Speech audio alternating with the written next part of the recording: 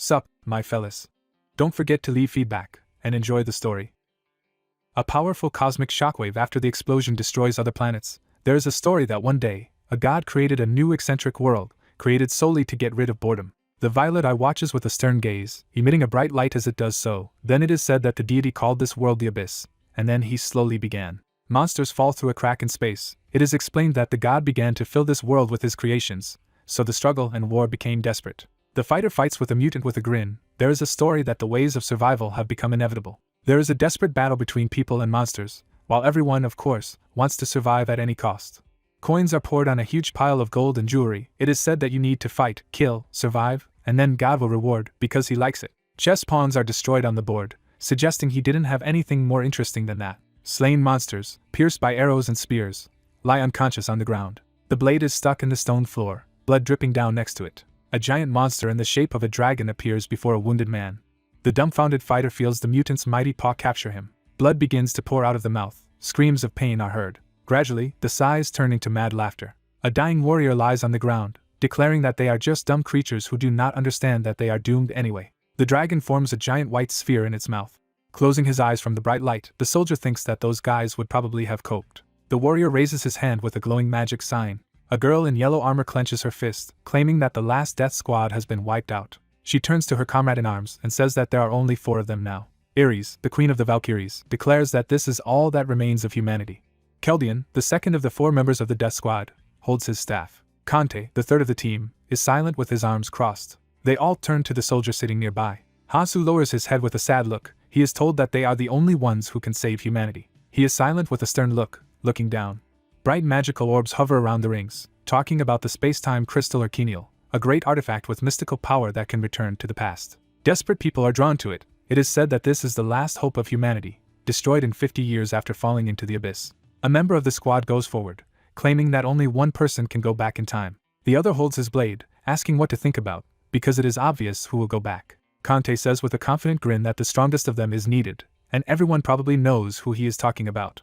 Keldian adjusts his glasses and expresses the hope that his colleague will say something sensible at least once in his life. He regrets that he expected anything from him at least for a second. Ares approaches them with a spear and advises both of them to keep their composure. The warrior looks at the protagonist, stating that since most of the Valkyries sent to fight the golden dragons have fallen, it is only a matter of time before he arrives. She comes closer to MC, saying it's unfair, but they have no choice. The blue-eyed girl looks at her companion and claims that the only one who can return to the past is him. Hansu looks up with a stern look when he hears his name. He looks at his hand and begins to speak. There is blood on his hands. The guy is sure that he fought for too long. The main character with a blade confronts wolves. He selflessly chops down skeletons, realizing that every day, for many years. Blood is splattered on the canvas. The protagonist realizes that he has fought again and again. There are dried blood stains on his hand. He understands that dying this way is not so bad. Ares puts her hand on him and asks him not to say that. She leans towards him, declaring that the fate of humanity is now solely in his hands. With a sincere smile, she asks him not to give up. The protagonist looks at her with a tired look. Other teammates stand nearby and watch. Keldian, with a serious face, claims that the girl is right, because the fact that he started 20 years later than them, but is still here, in itself proves the choice. Ares holds Hansa's hands and asks to start it a little earlier, at least 5 years, then the current situation would be different. Kante says with a snow-white smile that they are right, because even he recognizes his skills, but if the guy really doesn't want to go, then let him just tell him. The bare-chested warrior confidently declares that if he returns on his own, he will be able to get all the things that he missed in his time. With a smile, he raises his fingers up, exclaiming that MC can get them, because he is the only one who can go back in time. Hansu looks down with a serious face and is silent. He gets up from the stones. A magical sphere with rings hovers in front of the guys. The protagonist and his companions look at this artifact. Bright light fills everything around. A small earthquake begins. It is said that he is already here. The stones begin to crack gradually. The crack is getting wider with every second. A giant dragon appears near the building. The ceiling gradually collapses. In his mouth there is a clot of yellow energy. Keldian addresses his comrades and loudly asks them not to be distracted by this. He releases light energy, confidently declaring that they will stop him. Rocks fall near the mage. He asks Ares and Kante to switch with him. A blond man in glasses with a serious face demands to detain the enemy while he prepares. The warrior takes hold of the rock, offering to leave him to them. The warrior with the spear flies forward, exclaiming that she will go first, and he needs to follow her. She deftly twists her weapon in her hand. Several other dragons penetrate through cracks in the ceiling. The lady lands and hits the ground with her spear, releasing energy. Ares activates a powerful skill, while shouting that now is Kante's chance. The warrior's blade begins to blaze with bright flames. He exclaims with a mad smile what she says. The fighter delivers a powerful fiery blow, claiming that he has long understood everything. He swings his mighty sword. Kante hits monsters with all her strength. Everything around explodes. A stunned soldier looks at the scene of the battle. Suddenly, the golden dragon grabs him with its paw and begins to crush him. He tries to resist him. Kelbian is sitting next to Hansu, who is about to go into battle. The mage demands to stop. The guy keeps his hand near the blade. He is told that his main weapon is broken, so there is no need to be distracted. Ares stands not far from them and claims that the blonde man is right. The lady in golden armor claims that the protagonist can leave the monster on them and go. There is no need to turn away from the people he meets. Just because he finds them annoying, it is necessary to take care of them as much as possible. The blue-eyed girl turns around with a genuine smile and asks if Hansu is listening to her at least this time. The protagonist with a bloody face declares that he will try to follow her advice. The warrior with a slight smile says that even in such a situation, he does not change at all. Ares holds the golden spear and declares that the rest falls on Keldian's shoulders. The mage stands next to her and holds a staff. He turns to MC with a serious look and says that he needs to listen carefully. Keldian begins to conjure with the help of a bright book. A blonde man in glasses with a serious face claims that there is no need for aimless killing, but there is no need to feel sorry for the parasites that will harm humanity during the Great War. A few bloody hands reach for Hansu boots, saying that only those who deserve to be saved should be saved. The image of a ferocious warrior appears. Kelbian declares that we should not forget about the berserker King Clementine. We need to kill him. The sorcerer stretches out his hand and asks the protagonist if he has understood. Hansu looks at him and nods silently. His companion smirks slightly. He continues to conjure with the help of a special book and asks to prepare in this case. Bright spheres gradually move in the artifact. A device for time travel rises in front of the main character. The protagonist looks at this with a serious look. Flashes of lightning scatter around the castle. The comrades turn around to see what is happening. Kelbian clasps his palms together, a sacred light bursting out of them. The dragons around the castle see a large magical seal. Powerful streams of energy burst out of the device. A bright flash occurs. The protagonist stands in the middle of other people who cannot understand where they have gone. Hansu raises his hand. In front of a group of people you can see an abandoned city overgrown with trees. The protagonist realizes with a smirk that everything has worked, so he will do his best not to disappoint them. Perplexed, people crowded on the street and at the same time do not understand where they are at all. A frightened girl suddenly shouts that she wants to return to her home. Another person asks others if anyone has seen his child. At the same time, the man grabs the other and declares that he is a bastard and it was him. The rival in turn asks him to let him go. Hansu watches them with a serious face, realizing that they are excited because they have just found themselves in a completely different world. There is a story that the year of birth of the protagonist was special, because then it all started with 100 people. But the number increased exponentially, so there were so many missing people that the situation got out of control. Astonished, Hansu holds a mobile phone in his hand. The events took place when he was just 20 years old. Through an incredible crack in the sky, a giant eye with a huge pupil is watching. The main character then also disappeared due to the impact of an unknown force. A smartphone with open news of the world falls to the ground and breaks. Particles of the screen fly to the sides. The raging warriors stay close to each other, in parallel. It is said that this is another world that absorbs the rest of the dimensions and is the midpoint of the abyss impact. So those who arrived first immediately learned the skills and were hyperactive. Ferocious monsters roar loudly with a terrifying sound, explaining that the mutants made this place simply nightmarish. So it was a world of cruelty and lawlessness. While people are swallowed up by the abyss, go to another world. A fighter with blonde hair looks around. At this time it is said that when everyone from the devoured world will be here. Above the crowd, the door to the abyss opens. Monsters devour the people fighting back in terror. It is said that in this case a great war will begin. Hansu realizes that he has only 5 years to become strong. MC stretches his arms. He calmly walks forward with a confident step. The protagonist looks at his hand, realizing that absolutely all of the skills he has learned and all of his power are gone. The guy stands in the middle of panicked people, realizing that in any case, an enemy must appear now. A small crack is visible in the sky, from which blue light is emitted. People are in complete shock from what they see. Moments later, a small creature crawls out of there. The beast fully protrudes from the crack in the sky.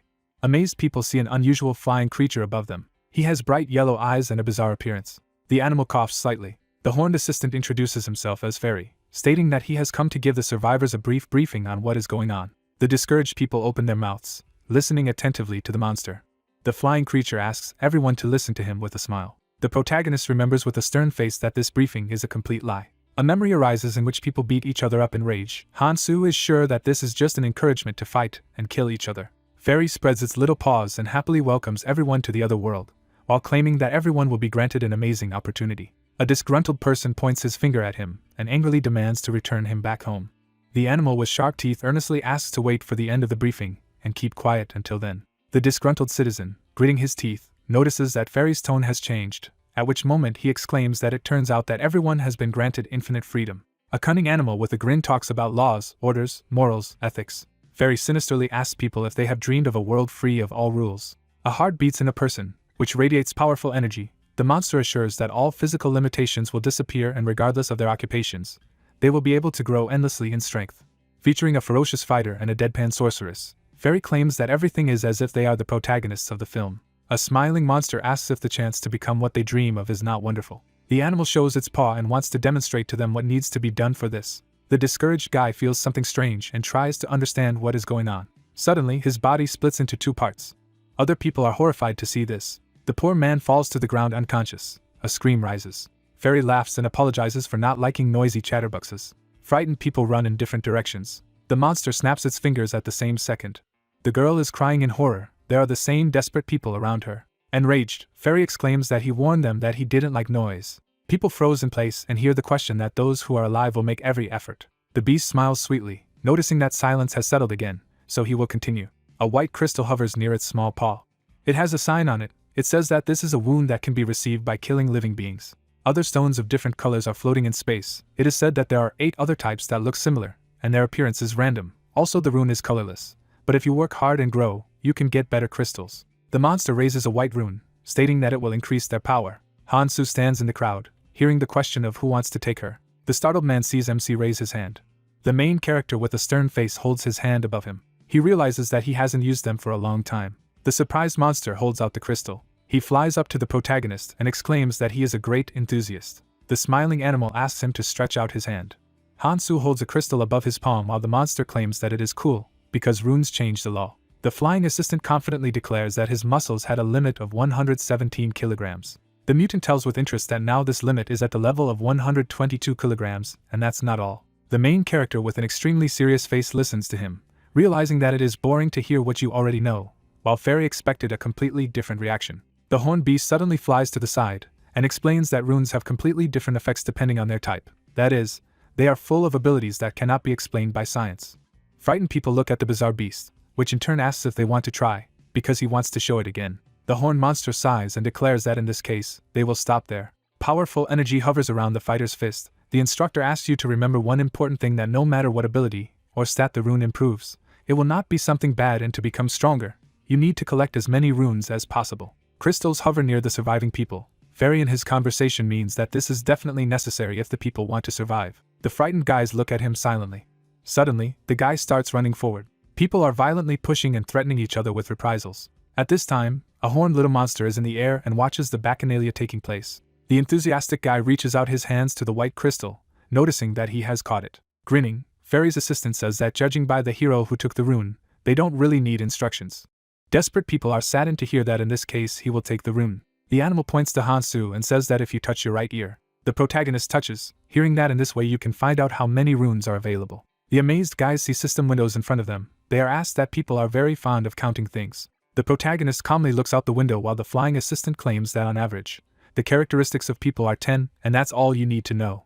In the system notification, MC's stats for strength, health, and perception are written, and he understands that his power has increased by 1 point, so if he collects more runes after hunting, the stats responsible for mana and magic power can also increase. Stones hover near people. It is said that runes can be obtained anywhere, you just need to kill a living creature. The killed soldiers lie on the ground. It is explained that it does not matter at all who will become the victim. The blonde man crosses his arms and hears that the initial conditions may be somewhat unfair. The amazed girl covers her mouth. It is said that it was about the same in the place where they lived before.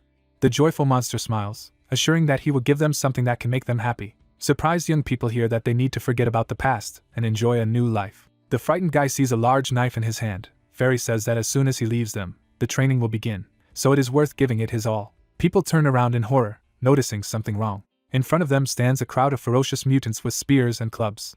The goblin opens its large mouth and begins to growl. The astonished people stand in front of the monsters. The discouraged guy holds the blade and wonders if this is really training. The people turn to the strange glow, declaring that something strange is happening. The goblins are standing still and are not attacking yet. Fearsome mutants show their sharp fangs. Frightened people hold knives with trembling hands. A crowd of people stands in terror in front of a horde of monsters. Someone raises his hand and offers to calm down. The girl looks back at other people and suggests not to aggravate the situation and slowly step back. The protagonist stands confidently in place while the others behind him back away. Hansu turns to look at them with a serious face. People are beating their backs against each other. The indignant man asks the other what he is doing, who, in turn, assures that something wrong is happening. A discouraged guy in a hat touches the energy barrier, declaring that they are all trapped here. He knocks on it in horror and shouts for them to be released. The excited guy stops knocking after noticing that something is wrong with the barrier. The people raise their heads in amazement and cry out. Stunned, the poor guy shouts that the walls have begun to get closer. At the same time, a horde of monsters can be seen behind them. The goblins begin to move towards humans with a frightening grin. One of the monsters opens its mouth and begins to roar very loudly. The guy in the hat holds the blade with both hands and declares that he will not die like this. He is shocked to see something with him. The guy notices that the other participant is on the other side of the barrier. He asks how he managed to get there. The bewildered man scratches his head, exclaiming that he does not know how it happened, because he just walked in this place. A surprised guy nearby notices the number 49 on the barrier. The guy in the hat walks through the energy wall and exclaims that he also passed here. The number 48 appeared on the barrier. Everyone notices that the number has decreased. The frightened guys are shocked to realize that only 50 people will be able to get out. A crowd of people in panic rushes to the exit. At the same time, Hansu froze in place. The main character sighs and thinks that they are non-entities. Because everyone could get together and fight the monsters, perhaps someone would have been wounded, but there would have been fewer deaths. In a flashback, MC is sitting in the middle of a mountain of corpses. He thinks about how last time about 40 people died at the hands of goblins. Out of all those who did not make it through the wall, only 10 survived. The protagonist frowns unperturbed, confident that this time will be completely different. He grabs the handle of his knife, knowing that he must first clear this area and move on to the next one. A horde of goblins rushes to attack in a rage. Frightened people turn around and see the attacking monsters. The blade of the knife flies in his direction. He does not have time to call for help. Blood splatters fly to the sides. The stunned guy lies on the floor and sees something terrible. It turns out that Hansu masterfully killed the goblin, then another one attacks him. The monster swings his club. The main character with a stern look catches his hand at the same second. He delivers a powerful blow to the opponent with his blade. The bloody mutant falls to the side. Hansu holds a knife in front of him with an intimidating look. Frightened people are backing away, not understanding what is happening. The tired protagonist sighs. He is slowly moving towards the energy barrier. The warrior wipes his face, realizing that his body has become the same as it was decades ago, which makes it feel uncomfortable. The guy sits down and stretches out his hand to the ground. He looks at the system window with a serious look, realizing that he is quite lucky, because his agility has increased by a 10th. The window contains the characteristics of Hansu. It says that agility does not just increase speed, but time itself is perceived differently, increasing the speed of reaction. The wounded goblin rises slightly. Hansu realizes that in this scenario it is possible to do all the same, but a little faster. Suddenly, the monster throws its knife right at the guy. The protagonist, activating the ability, immediately notices this attack. In a split second, he dodges the flying knife. The protagonist swings his sharp knife. He sticks it right into the head of the evil mutant. Discouraged monsters near them see this. Opening their vile mouths, they prepare to attack. MC sees several enemies jumping directly at him. Clutching his sword, Hansu realizes that he knew that as soon as the goblins noticed the blood, they would immediately go berserk. He holds a knife tightly in his hand. In a couple of moves, the main character kills several targets. The frightened goblin feels a cut on his body. The protagonist strikes at this time. Hansu clenches his fist, sighs. Other people are in shock, wondering if he will really fight alone. The guys run to the horde of monsters, declaring that they don't care in this case. The goblins frown at this. A group of people engage in a fierce battle with mutants. The protagonist calmly strikes, realizing that there is usually no need to rush so much from the beginning. Hansu suddenly turns around at a strange sound.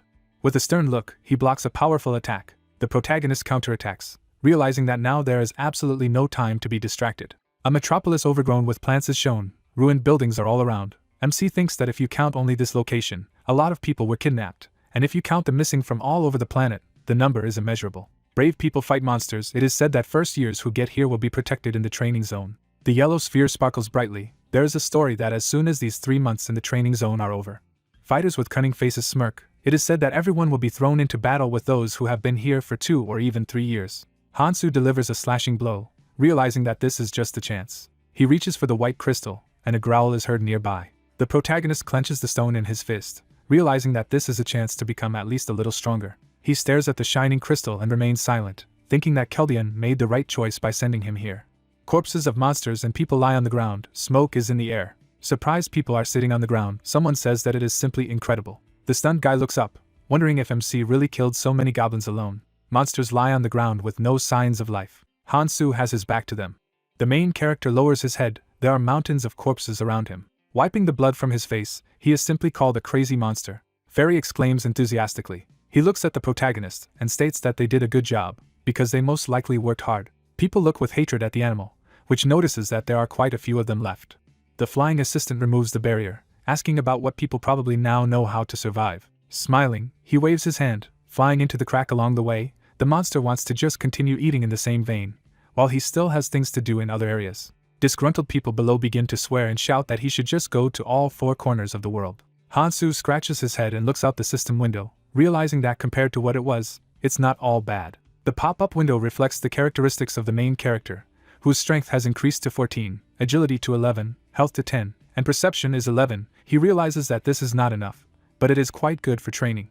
Hansu holds the blade in his hands, aware that he has found something that looks quite useful. A curved sword glitters in his hands, the system saying that it is a blade received as a symbol of care. A guy with a bloody face wonders what to do next, while realizing that first of all, he needs to find a way to become stronger in the shortest possible time. The protagonist closes his eyes and thinks about what his teammates would do in his place. He recalls that there was one guy who told a very interesting thing. A long-haired fighter holds a mug of drink and asks if they've ever heard of the hidden dungeon. Hansu sits next to him and asks again, not understanding what he is talking about. A tall tower stands in the middle of a dark world. It is said to be a dungeon of increased difficulty, hidden in the training area. The guys fight with mugs. The interlocutor declares that he cannot clean him up, and to be honest, no one could. The main character sits next to him and wonders if he has become so strong anyway. The joyful interlocutor smiles, specifying in response that he would be here differently as one of the Valkyries. MC listens attentively with a mug to the fact that if the guy was in the past, he would definitely try to clear this dungeon, and if he succeeded, he would surely be able to defeat the protagonist. A ferocious snake crawls through chests of gold, telling you that the higher the difficulty, and the less likely it seems to win, the greater the reward if you succeed. The question is whether he is really not interested in finding out what happened at the end. The main character frowns, realizing that his goal has been chosen. The brave guy looks back at the destroyed world and thinks that if he wants to succeed there are a few more things to do in advance. The group of people is divided into two parts. It is explained that the first stage of training is the earliest, where 100 people unite and work together. A bright sphere fills the space. It is said that everyone acts in the designated area for a week, then the zone changes, and so on for 3 months. After that, as soon as the second stage of training is completed, the safe zone will cease to exist and there will be a possibility of contact with those who arrived earlier. Large steel chains close the doors. It is explained that in the first stage of training, 2 parts are hidden and no one has ever reached the end, because in order to reach the end of the hidden dungeon, you need to get them, and this is the only way to quickly become stronger. The main character mentally exclaims that first you need to find the hidden part that is closer to him. He is standing on the road and realizes that it must be somewhere here. At this moment a scream is heard asking what he is up to. The protagonist turns around and sees people. The man tells the girl that he just offered to go with them. She in turn exclaims that they are on their own. He grabs her hand. Hansu realizes that conflicts are beginning everywhere. The villain asks with a smirk where she went. He assures that they need to work together to survive. The frightened lady looks at him. The man wonders if she wants everyone to survive. The protagonist watches this, realizing that he does not have time to pay attention to such trivial things, because he needs to find the hidden part in a week, otherwise it will disappear. Suddenly someone calls Hansu by name. He turns to a guy nearby who asks if that's his name. MC realizes that he has been spotted when he needs to leave. The protagonist with a bloodstain on his cheek asks if they know each other. He opens his mouth in shock, asking again. The blonde man approaches them in a rage and indignantly declares that he is crazy, because they were together right before arriving here. The perplexed protagonist silently wonders how they know his name. MC looks at the guys carefully and remembers everything. The comrade points his finger at him in a rage, asking if the protagonist is listening at all, who, in turn, realizes that these are his college classmates. The imperturbable guy remembers their death and the fact that they used to study together, but after their death, everything was forgotten. The girl brushes off the man, claiming that she is coming with them. The frightened lady looks ahead. The protagonist realizes that it is Mihi. Hansu stands next to her and realizes that with such an appearance, her friend will quickly get into trouble. A group of angry people stands in front of the guys. Their leader asks how they dare to ignore him at all. The head sees a dark-haired guy, then thinks and understands who is in front of him. The man is excited to realize that this is the same guy who single-handedly dealt with a pack of goblins. The villain looks back at his comrades with a smirk, realizing that if they attack right now, when he is tired. A group of students turn around after being called. The guy in the jacket smiles, asking where their manners are. Because he hasn't finished talking yet, then he wonders who this guy is. Because he looks shabby, so he probably can't do anything in such a state. The head of the hooligans with a sinister look stretches out his hand and offers to approach him, while they ask in an amicable way, because it is better to do it before they themselves approach. The protagonist stands next to his comrades, stating that such scum operates everywhere. MC states with a stern look that the rivals are just overexcited from the first battle. Hansu takes the lead, stating that they don't understand what kind of opponent they are climbing, because they are simply blinded by the idea that they can win. The stunned scoundrel stares at him silently. The protagonist approaches him directly, and wonders madly if he understands what he is talking about. The guy shoves him with his elbow. He is in complete shock. Gritting his teeth, the villain calls him a bastard. He is amazed to see a shining blade in the hands of the protagonist, who asks if there is anything to say to this. Suddenly, a man in a red shirt and jacket appears and asks him to calm down. It turns out to be a real boss who claims that they are not bad people. A bald man with his associates behind his back invites the main character to go with them, because given the situation, they will all find something to do. His gaze is confident and stern. He suggests that it is better to act together. The protagonist is imperturbably silent, noticing his gaze. A sinister boss stands in the middle of the henchmen. The protagonist notices that he has already adapted to this place. The villain smirks, a red aura hovering around him. Hansu realizes that he no longer sees the point in hiding his true nature, behaves like a hyena in his habitat, and eventually becomes a criminal. The protagonist holds his sword tightly, wondering if he should deal with it right now. A flashback arises with Keldian with a book in his hands. MC thinks about Erie's words that there is no need for aimless killing, but there is also no need to feel sorry for the parasites that will harm humanity during the Great War. The warrior told him with a smile that he should not turn away from the people he met. He should take care of them as much as possible. The protagonist with a bloodstain on his cheek lowers his head, realizing that his companion has saved so many lives. A group of villains are standing in front of the protagonist with a blade. Hansu thinks about how he doesn't have time to deal with all these guys right now, not to mention that such people have a habit of self-destructing over time if left alone. The protagonist calmly turns around and asks them to leave, while the boss's assistant exclaims that he is completely confused.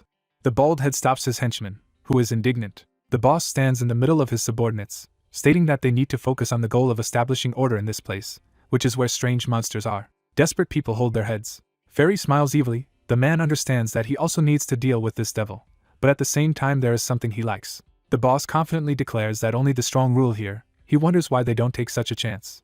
The bandits and a group of students go in different directions. The head orders Sungo to move on. The blonde turns to them and wonders how it happened that people are scarier than monsters. He looks at the protagonist and realizes that he always knew he was a strange guy, however. The protagonist wipes his face while his comrade wonders if he has always been like this. Hansu is sitting at a table in a black cap and hoodie. The blonde man realizes that he was an orphan, that he always sat in the corner with a gloomy look, so they didn't pay much attention to him. The blonde guy approaches MC and wonders why he acted like he doesn't know them. The disgruntled protagonist only keeps silent in response. With an important look, he assures that it was just a loss of memory. Classmates look at him in bewilderment, wondering why the guy talks like some old man. The main character in response asks if this is obvious. The protagonist turns to Mihi, who laughs loudly. He does not understand what is wrong with her. The girl bursts into loud laughter. The protagonist thinks that a good life awaited her. MC with a stern face comes to the conclusion that beauty here is still a double-edged blade, because if used correctly, it is a fairly powerful weapon, so we can hope that everything will be fine with it. The guys are walking along the overgrown streets of the city. The guy behind walks next to the girl and declares that for all their walking, they did not say a word. He clarifies where they are going at all. Mihi turns to Hansu with a smile and asks where they are going, who replies that they will understand once they see him.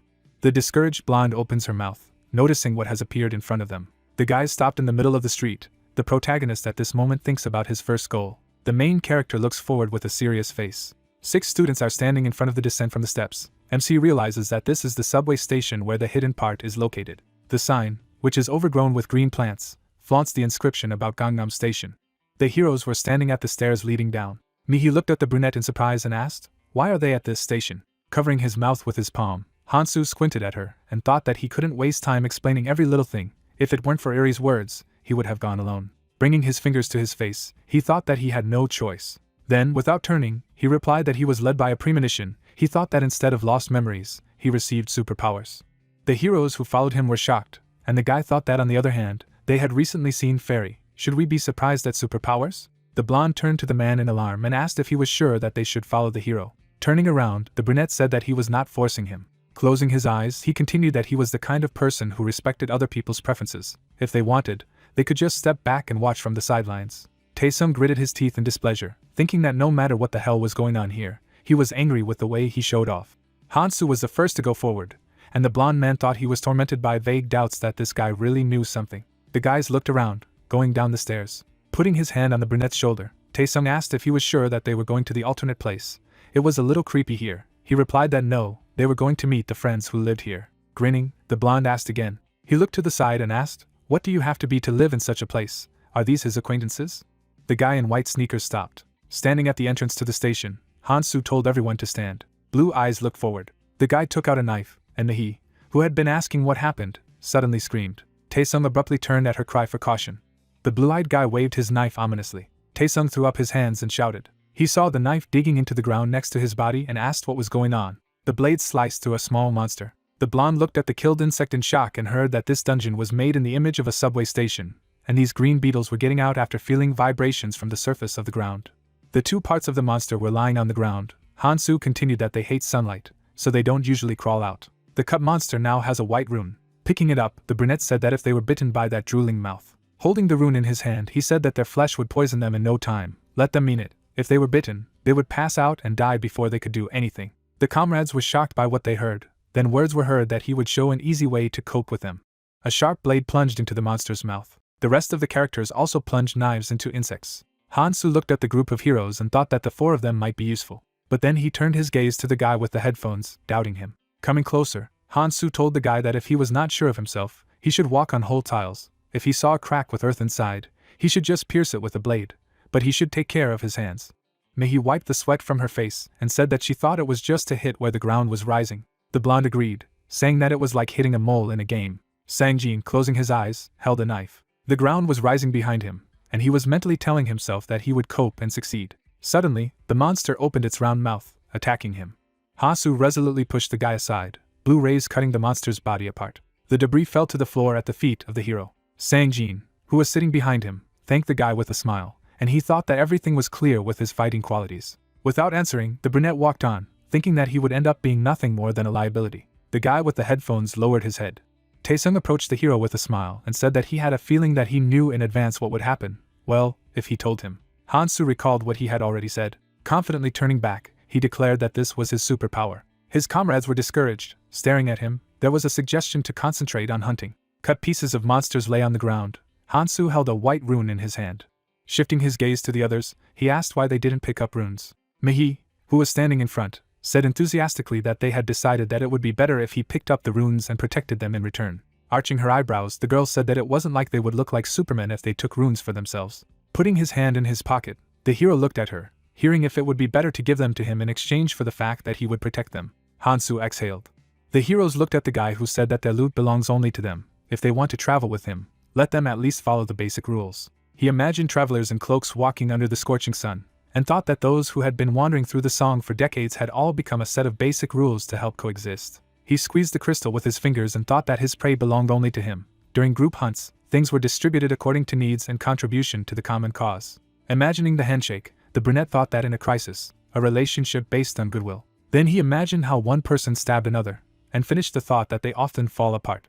The comrades looked at the guy in surprise, and the hero thought that soon they would realize how cruel and vile this world is. Looking at them resolutely, Hansu said that they should rely on their own skills first. If they were useless, he would simply throw them away. The heroes looked amazed when they heard that this was one of the basic rules. Mehi was the first to run forward. The remaining guys looked at each other.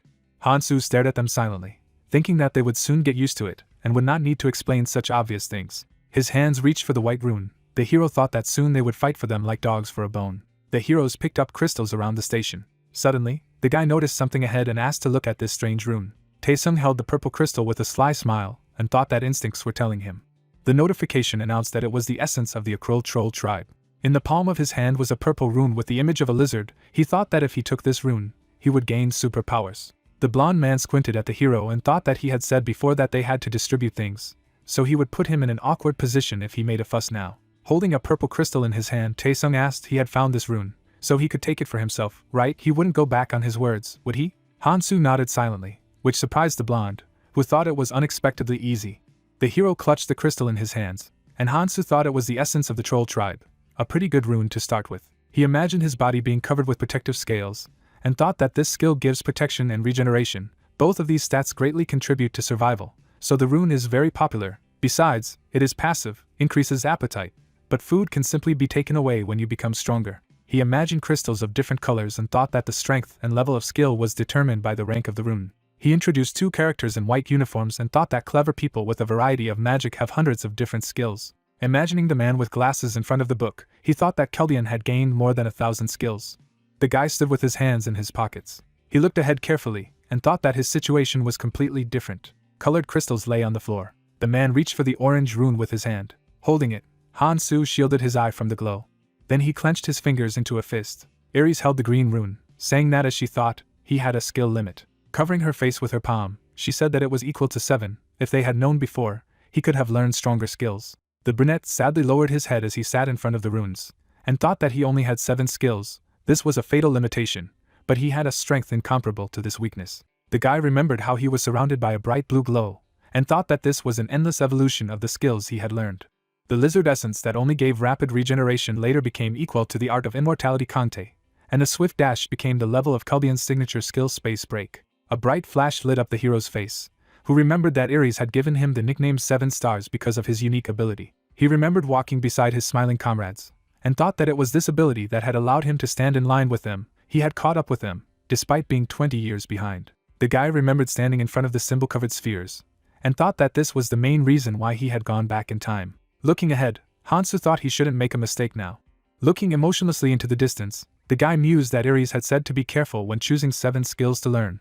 If everything went according to plan, he would be trained like walking in a park. He looked at the guy holding the rune in surprise, who said that he would use it then. The purple crystal in his palm shone brightly. The system reported that the physical resistance characteristic had been created. The troll tribe essence skill was mastered by 1%. Taesung looked at the lizard silhouette of his palm with a sly smile, and thought that he had received a new characteristic. Opening his stats window, he read and thought that the other stats had also increased. Looking at the brunette with a grin, the guy thought that he was a fool, and he would never give such a thing away. Smiling slyly, Taesung thought that his opponent was just waiting. He would catch up with him before he could even blink his eyes. Han-soo waved his hand and called for the others to go. Taesung put his hand on his shoulder and said that it would be dangerous now, so they would go together. Turning to the others with a smile, he continued that it was logical for strong people to go to the front line. It needed him, right? He wondered why he was looking at her saying this. Han-soo glanced sideways at the blonde man and thought, even though he hadn't been told that he considered him his rival, even though it was a little cute. Throwing the guy's hand off his shoulder, the hero thought that this did not mean that he would turn a blind eye to this. The guys were going down the stairs. Looking ahead in surprise, he asked why he was going lower. The brunette replied that in order to go to the subway. Looking at him in disbelief, the girl asked if the trains were still running, and the hero replied that she would see. The guy took a step forward, and the heroine thought that he had never made a mistake before. The hero remembered how the brown-haired man sat on the ground, said that considering how many dungeons he had visited. The brunette retorted that he was sure that the dungeons he was talking about would not be close to those he had visited. The guy looked at the interlocutor with displeasure and asked, who is interfering in other people's conversations? The brunette stood with his arms crossed and said that he had heard him boasting about his non-existent knowledge. Pushing it aside, he sat down next to Han-soo and decided to tell them the fastest way to gain power. Raising his finger, he said that he needed to lay his hands on one important thing in the training area. It was somewhere in the subway. Looking at the entrance to the station, the hero thought that they were located and lined up in different ways, but essentially the same way up to the 3rd floor. If you go through the portal in the center of the stairs and go down to the end, you can find a train standing in anticipation. Imagining the light at the station, he continued that if he was in time for it, then he could consider that he had won. The only problem was that it was difficult to get to him. The heroes were surprised, and Han-soo calmly thought that the train left the next day, so he had to get to the right place today at all costs. They stopped in front of a shining blue portal. The hero decided to see what was there. He stretched out her hand in surprise, thinking that this was not Gangnam Station. She had been to this station many times. Looking at the blue entrance with blue lightning, she thought that she had never seen anything like it. Arching her eyebrows in alarm, the girl asked if he wanted to go there. He didn't know what awaited them there. Without turning, Han-soo replied that he was going where his instincts told him. As he had said before, anyone who wanted to leave could do so at any time. Taesung smirked and said that he would go with him. Resolutely touching her breasts, he stated that she would go as well. Han-soo squinted at her and thought that she seemed to be starting to worry. He remembered how the bully grabbed her hand and thought that most likely she was well aware of the situation. Remembering how the man pulled the girl with him, the guy thought that someone like her was in even greater danger than the others. He was determined to look forward, and the hero thought that this was why she wanted to become stronger, even if it ruined her beauty. The blonde raised her hand in alarm, saying that they would stay here. After all, no one forbade them from just continuing hunting, and the brunette said that he was coming with them. Looking down anxiously, Sangjin said that he would go too. He looked at the smiling Taesung, who asked where he was going. He had been too scared to do anything at all. Looking at him from under his forehead, the guy with the headphones replied that he shouldn't care. Turning to the blonde, he continued that no matter what he did, it didn't concern him. Taesung indignantly pointed his finger at him, and shouted that he had said somehow too much, was not there, Until such a useless fellow traveler he would not clean up after him. Words were heard stopping him. Hansu closed his eyes and told him to stop the useless chatter. He confidently walked forward, saying that time was short, so they could do what they wanted. The girl and the guy left the blonde man behind. He gritted his teeth in displeasure, looked at them, and wondered how they dared to insult him in front of Mihi. The person took a step out of the portal, thinking that there were 1,000 mobs in the learning area, and the terrain was also different. Walking ahead, Hansu thought that common factors were still present. The Sangjin standing behind looked ahead in surprise, saying that it couldn't be. Where did the convenience store come from? In front of them was a small shop with broken windows. The guy reached for the goods on the shelf in surprise. Hansu touched the window, thinking that the rumors that there was always a store on the second floor of the subway were true. Was this some kind of reward? With a thoughtful look, Taesung examined the knife and asked if he should take different types of weapons. The guy looked at the glowing refrigerator. Looking at the goods on the shelf, he reflected that he had said that it was more of a supermarket than convenience stores, but it literally had everything you could possibly need. The guy took a saucepan. Surprised to see him put her on the fire, Mihi asked what he was doing. Hansu took out a bag and replied that he was cooking. The heroine opened her eyes in amazement and asked, "What is it?" Hansu poured a green liquid out of the bag, and she realized that it was the blood of green worms. She remembered how the guy sat on the remains, and thought that she was not the one who guessed what he was doing then. The hero then put parts of insects in a bag. With a satisfied grin, Hansu tore off a part of the monster and thought that goblin skin becomes extremely poisonous when it comes into contact with green blood. As he threw the pieces into the pot, he mused that goblins had evolved to survive against green worms, and their venom was quite potent. Taesung approached with a big smile, saying that it smelled wonderful. Would he give him a piece? Hansu calmly replied that it was poison. The blonde jumped back in shock and exclaimed that he hadn't said it was poison before. The hero retorted that he himself came up to the smell. Taesung was angry, and he said in surprise that they would never think of making such a thing. How does he know how to brew this poison? Hansu turned to the gritting guy and said that this was his superpower. His mind was just filled with knowledge. He thought that he could clearly see how he evaded answers. Remembering the pointer that knocked on the diagrams hung on the blackboard, it seemed to the hero that his head would explode while he remembered it. Back then, it was said that even if he could go back in time without knowledge, it would be useless. All the important information was here, and not only the information where to get the items, but also how to enhance them. Kelbian slung the pointer over his shoulder and said that if he had any brains, he understood why it was important. He shouldn't share this information with anyone. Slapping the notes with his palm, the comrade demanded to remember all this. He imagined the sand that was pouring from the broken clock, and said that the knowledge of the future would only accelerate the destruction of the abyss. He should not become Prometheus. He should share knowledge only according to the plan, when necessary. The hero's face was reflected in the green liquid. He thought that he did not know the exact proportions and cooking time. The recipe was useless, so everything was fine. He poured the purple liquid into the bottle. Then he applied it to the blade. Mihi opened her mouth in surprise and asked if she could use this poison too. The heroes were surprised and delighted to hear him say that of course. And then they looked at the outstretched palm and heard that the price was half a rune of strength, or endurance for each use. Opening his mouth in displeasure, Taesung shouted, asking why he was so petty. Turning his back on them, Hansu said he could give them poison for free, but in the long run. Without turning, he added that he didn't think it was a good idea. The rest of the comrades stood behind. The hero thought that one-sided relationships always quickly collapse. The blonde man glanced sideways at the girl, who said that she would give him the runes later. Let him at least try. He turned to her with a smile. He handed her a bottle of pomp and warned her to be careful. If she got into her arms, it would hurt a lot. Sangjin squinted at the disgruntled brunette, who thought that if he continued to behave like this, he wouldn't even be able to steal the poison from him.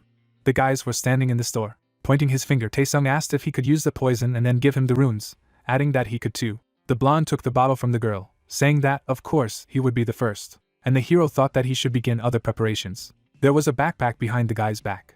A ray of light fell on the guy holding his belongings, who thought that these preparations were enough. He turned to his comrade, who said that they were ready, and why was he looking at them like that? The guys loaded themselves with suitcases and bags. The question was heard, are they going on a hike or do they want to become bait? Why did they hang so many suitcases on themselves? Hansu crouched down touching the ground and said that if they didn't want to fight for the rest of their lives, they should bury their things here. Besides, if they swept everything around like that, they would be chased by other people who also needed things, so they should leave at least something.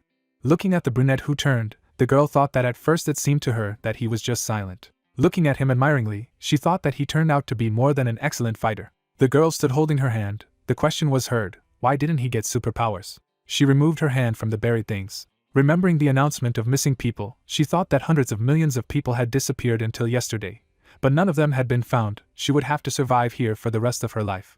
The girl was on her knees, resting her hands on the ground. With her fingers bent, she thought she didn't want to die. With a resolute knitting of her eyebrows, Mihi mentally said that she would do whatever it took to survive. Then she looked at the brunette, and thought that it was better to be next to him.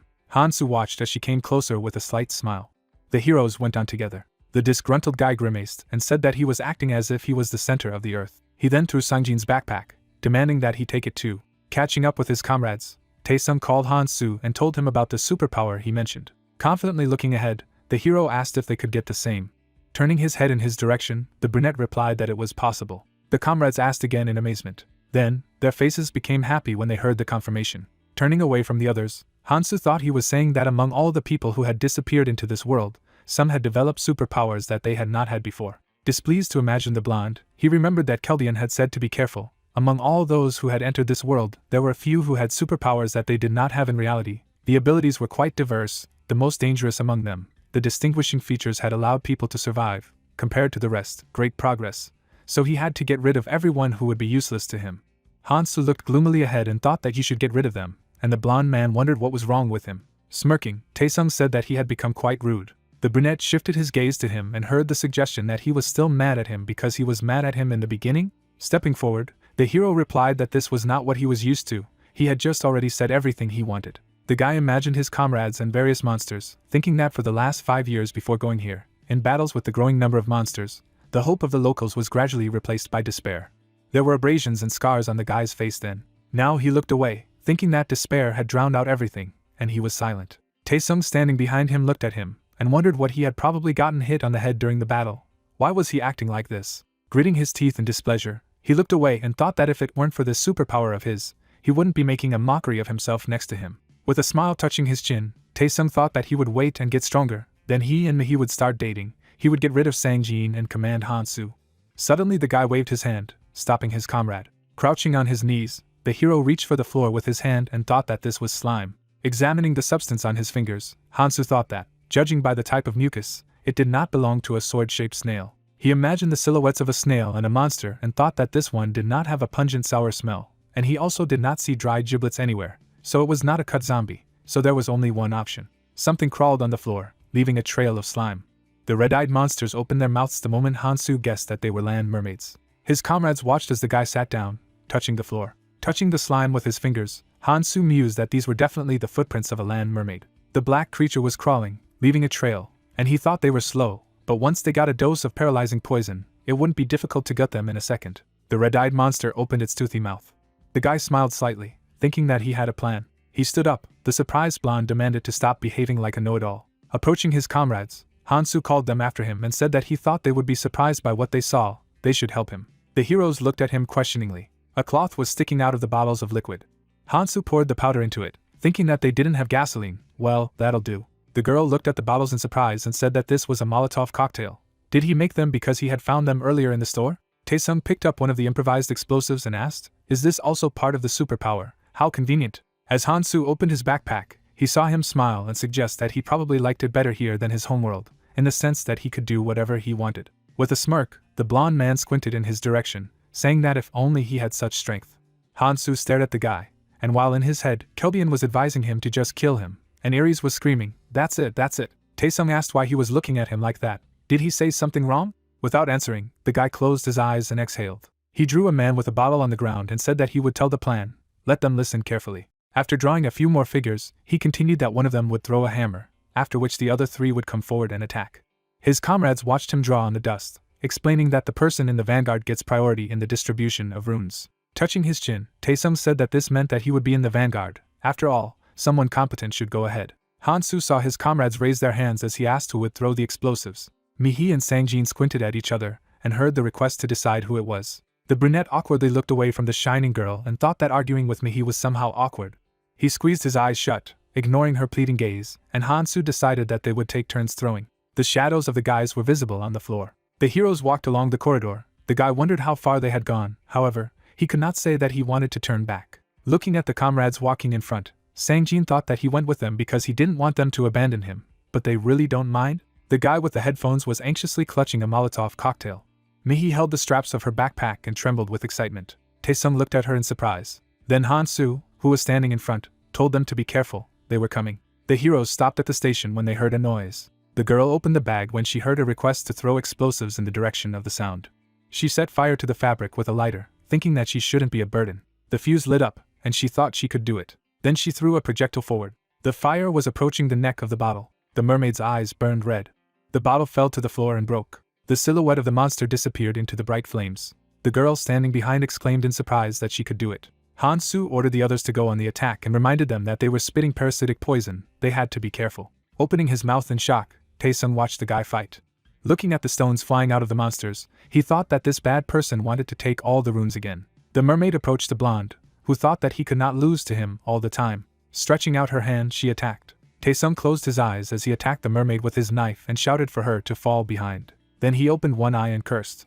The monster's body fell to the ground beside him. Looking at the knife with a smirk, the guy exclaimed that this poison really works well. Hansu held a couple of runes and said that the poison he gave them was worth it. The blonde's face was reflected in the tip of the blade, and he thought that thanks to the poison, he would be able to quickly catch up with his opponent. The heroes all together confidently fought against the attacking monsters. The burning mermaid opened its mouth. The hero thought that, as expected, in a battle with an opponent who uses a flammable paralyzing poison, the guy with the knife rushed forward. The attack left a bright trail, and Hansu thought it was a good idea to use Molotov cocktails. The blade was already dull, but it didn't really matter. The burning mermaid opened her mouth and screamed, and the guy thought that this was what he was preparing this poison for. The blonde man behind him was smiling. He smirked at the white crystals lying down. Reaching out to them, he thought that all these runes belonged to him. Suddenly, one of the mermaids spat poison at him. The liquid got on his leg, and the guy screamed. Falling to the floor, Taesung saw the poison burn through his pant leg, and thought that everyone had seen it. It was very humiliating. A clawed hand descended nearby. The red-eyed monster stared at him ominously. A lot of predatory mermaids crawled out of the darkness. Taesung opened his mouth in horror and shouted for them to leave him alone. Mihi turned to her comrade when she heard his cry for help.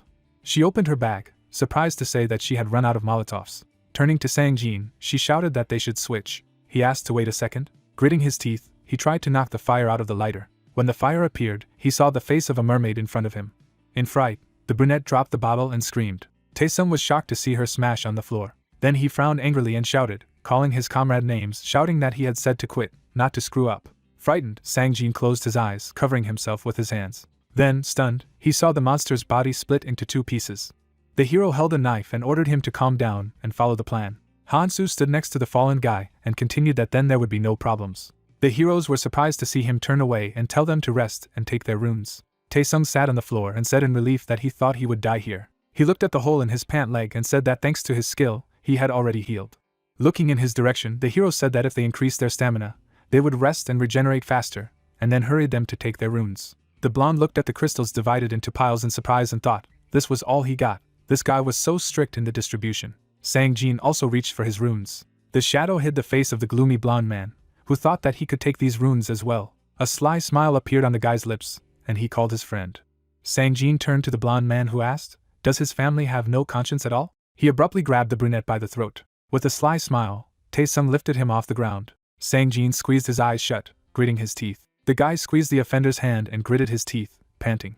The blonde man grinned and reminded him that he was not even able to throw a Molotov properly, and almost killed his comrade. The interlocutor sweated and opened his mouth, trying to answer something. The girl ran up to them and demanded that Taesung let the young man go at once, or she would strangle him. He obediently threw his teammate away and said that he was lucky. Sangjin coughed and rolled over, and the blonde advised him to be more careful and sensible next time.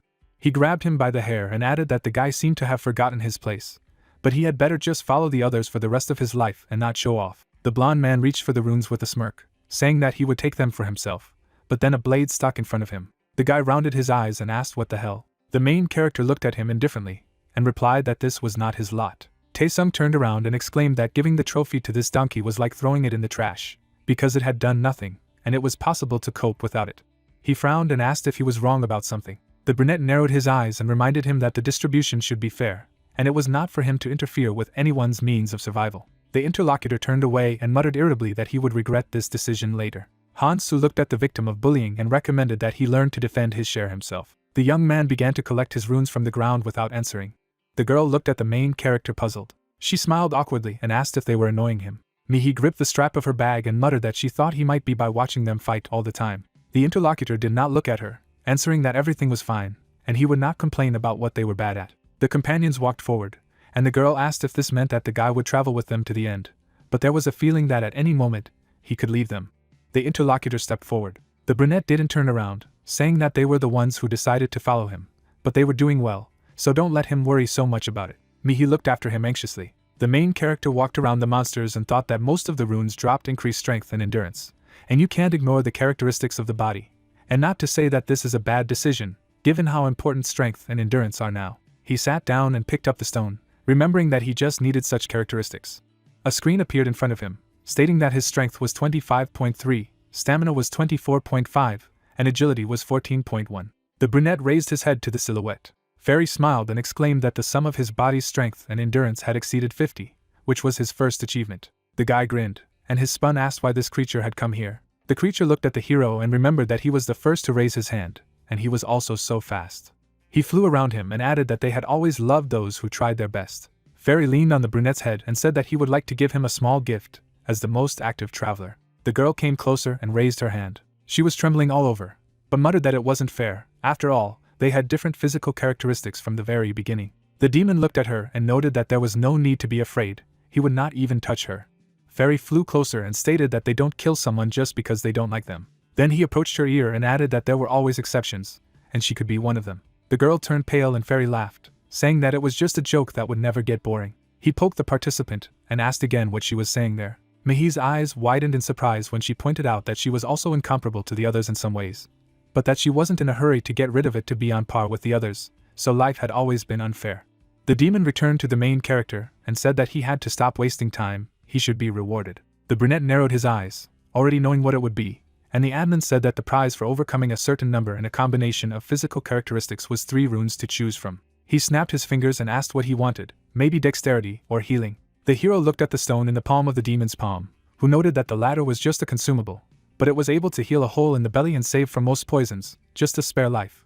But the brunette thought that it would be useless with a severed limb. The rest of the team stared dumbfounded at the guy when they heard about the healing rune that could help him survive a deadly situation at least once. The guys looked at the hero with hope, each thinking that in a critical situation, Hansu would spend 1 rune on him. However, the warrior looked at the demon and asked if the rune was immune to magic. The interlocutor snapped his fingers in surprise. He created some stones and answered in the affirmative, and the rest of the guys were upset. The protagonist accepted the reward, thinking that the healing runes were useful, but immunity to magical and physical damage is difficult to get in the tutorial zone, unless you are lucky like Kangte. The stones emitted light, and the guy remembered that the increase in stamina simply affects the cost and recovery of strength, while resistance to magical and physical damage is a much more fundamental defense, and even immunity. The brunette touched his ear and mentally noted that with experience he would be able to resist physical attacks, but magical ones were a completely different matter. A stat window appeared in front of him, with a line about magic immunity, which was enough to avoid immediate death. The demon opened the rift and said that he was now leaving, adding that he was counting on him. The trio stared in shock and opened their mouths when Fairy said goodbye to the main character, calling him handsome. Hansu put his hands in his pockets and invited the guys to move out. Everyone turned pale, and he asked what was wrong with their faces. The signs read 3F. Another monster fell in front of Mihi. She wiped her sweat and thought that she seemed to feel better. The girl sat down to pick up the rune, and noticed that the main character was doing something again, possibly poison. Her face was surprised. The brunette turned when she muttered that his movements had not changed. The hero glanced sideways at his companion, noting that she was observant, when she asked why he had the same speed, although he had received many runes. Hansu showed off the marks on his wrist. The 3 of them looked at him in surprise and asked what it was. The brunette took the stone and explained that it was a way to store runes. The girl sat down and asked how he knew this, to which she received an answer about superpowers, and wondered if it was worth trying it too. The interlocutor stood up and advised not to repeat after him. There were stones near the monsters' bodies, and he added that this slowed down the hunt, so it would not be possible to store many runes. The guy collected another stone and noted that the runes would also lose their meaning if he died. Sangjin looked at him in bewilderment and asked why he would collect them then, and he replied that he planned to exchange them later. The hero imagined 2 hands and thought that even though it would be problematic to do it now, but once the rules settled, they could be used as a substitute for money in the training area, after which he said aloud that they should not do this, just let them use it one by one. Taesung leaned forward, pushing his comrade, and was indignant that the brunette dared to look down on them. Why couldn't he do what he wanted? The protagonist sighed and thought that it seemed that they never understood where they were, but they would come to their senses when they came down and were cursed. He looked at the blade and decided that he needed to rebuild everything first. Everyone else turned away and looked tense. They turned around when the guy asked them to listen carefully. The brunette stood in front of them and said that he didn't care if they followed him, collected runes or not. He threw his blade on the floor and repeated that he wanted to be heard right now. The guy stretched out his hand and asked to give him all his weapons. The blonde arched an eyebrow and asked why he decided to rob them, especially since he had his own blade. The weapon was at the hero's feet, and he replied that they could not fight with it, since the blade was too rough and almost useless, and he needed extra blades. The interlocutor frowned and exclaimed that this was some kind of nonsense. He made a gesture with his hand and clarified how they should fight back then, because everyone needs to fight. The guy grinned and suggested that the hero just wanted them to hide behind his back. Sang-jin looked at them uncertainly and muttered that he would still give up the weapon. The blonde man nervously turned to him and demanded to shut up. They stood opposite each other. The protagonist knitted his eyebrows and asked if he really wanted to fight. Taesung looked at him and confirmed, stating that he had always hated his condescending gaze. The brunette rubbed his chin and thought that he had expected his opponent to refuse. But again he forgot that he did not know what awaited them below. He narrowed his eyes and decided that this was where he would draw the line. The guy raised his finger and said that he would give 2 options, and in the first one he would just leave, and they did everything on their own. The hero pointed to his companions and added that otherwise they would have to stand aside and watch while he coped alone. Hansu looked at them calmly and said that the choice was theirs. Sang-jin looked away and decided that he would stand aside. The girl arched her eyebrows and agreed, since the brunette claims that it is very dangerous there. The blonde man turned to her and exclaimed that this was why they should all fight together and help in these dangerous times. He sneered and stated that this bastard wanted to leave his friends behind and take all the trophies for himself. The guy clenched his fist and thought that he didn't care that this loser Sang-jin was cowardly. But since Mihi also decided to step aside, it puts him in a difficult position. The main character narrowed his eyes and mentally smiled at the word friend, deciding that the blonde was just lucky that Keldian did not return to the past. He thought of the mage, and assumed that he would already be wandering around the blue or purple zone, so he shouldn't stay here either. The brunette frowned, realizing that he had to get there as soon as possible. He turned around and said that there was no time and they would think about it downstairs, but he wouldn't have to say anything if they could fight. Taesung grinned and replied that he should have come to something long ago, and he thought that since the brunette was so eager to go alone, he must know what was below. There was a stairway to darkness in front of them, and the guy decided that only a fool would refuse such a chance. After a while, the trio rushed upstairs screaming. The girl closed her eyes and exclaimed that she had said it would be dangerous, and the blonde man opened his mouth in shock and cursed. A few minutes before, they had stared dumbfounded in front of them. A huge snake loomed over them, and the guy thought that he did not even imagine that the monster would be of a completely different level. Taesung looked back, not believing that the protagonist was going to fight this creature alone. He was definitely out of his mind. Hansu raised his eyebrows resolutely. The enemy's pupils narrowed. The guy threw his backpack on the floor and took a fighting stance. The serpent straightened up and pouted. The brunette shuddered, guessing what he was going to do. He quickly hid behind the column. Then he pinched his ears. In the next second, the monster opened its mouth and shot out powerful energy. The attack fell on the column behind which the hero was hiding. It could not withstand the pressure and fell apart. The brunette's eyes flashed and thought that he expected this, and he succeeded thanks to his immunity to magic. The monster grinned, and its strong sound waves were generated by magic. Scales sparkled in the darkness, and an ordinary blade would not be able to penetrate them. The serpent turned to his opponent. The tail struck next to the brunette. He jumped away, realizing that this was not an easy enemy. Hansu dodged again and gripped the grip, remembering that he knew his weaknesses. The blade plunged between the scales, piercing the flesh. The monster arched and howled in pain. The main character jumped away from the enemy. The serpent opened its mouth, its eyes flashing. Another blow fell on the guy, but he managed to dodge. The monster loomed over the warrior. A powerful pillar of magic attacked the guy. The brunette closed his ear and closed his eyes. He noticed late that the tail was approaching him. He was thrown into the wall as if by a whip. In the cloud of dust, the silhouette of the hero could be seen. The guy frowned, blood flowing down his face, but said that finally the opponent began to react to the wounds. The serpent was trembling. Blood was oozing from his wound. The protagonist stood up and thought that this was a training zone, so despite having high physical defenses, he was still vulnerable to poison. The warrior clenched the hilt, noting that there were only 5 blades left. The brunette took a fighting stance and narrowed his eyes. Then he abruptly rushed to the attack, thinking that until the effect appeared, he could have fun. The girl shuddered, feeling a vibration. She looked deep into the corridor and thought that they were quite far away, and yet the echo reached all the way here. Mihi cowered, wondering if the protagonist would be okay. The blonde man knitted his eyebrows and asked why she had stopped. He looked at her and reminded her that they didn't even have a dagger with them, so they had better run back to the store. The girl squeezed her hand nervously, thinking. Taesung opened his mouth in surprise and flinched when she announced that she would go to see the brunette. The other person gritted his teeth, annoyed to realize that those fucking pieces of shit had been ignoring him ever since they had come here. The guys also followed the girl as Taesung cursed doomedly. The trio ran back down the corridor. Mihi came down first and asked if the protagonist was okay. Her eyes rounded. The serpent clenched the brunette's hand between his teeth. His fangs sank into the flesh. There was blood everywhere, and the girl screamed. The trio froze on the stairs, looking at them. The guy frowned and thought that he had wasted too much time. He clutched a knife in his hand. Then he stabbed the monster in the face. The serpent opened its mouth in pain and howled. At this time, the brunette managed to jump back. The opponent shook, and the hero was glad that he had managed to plunge 3 daggers into him.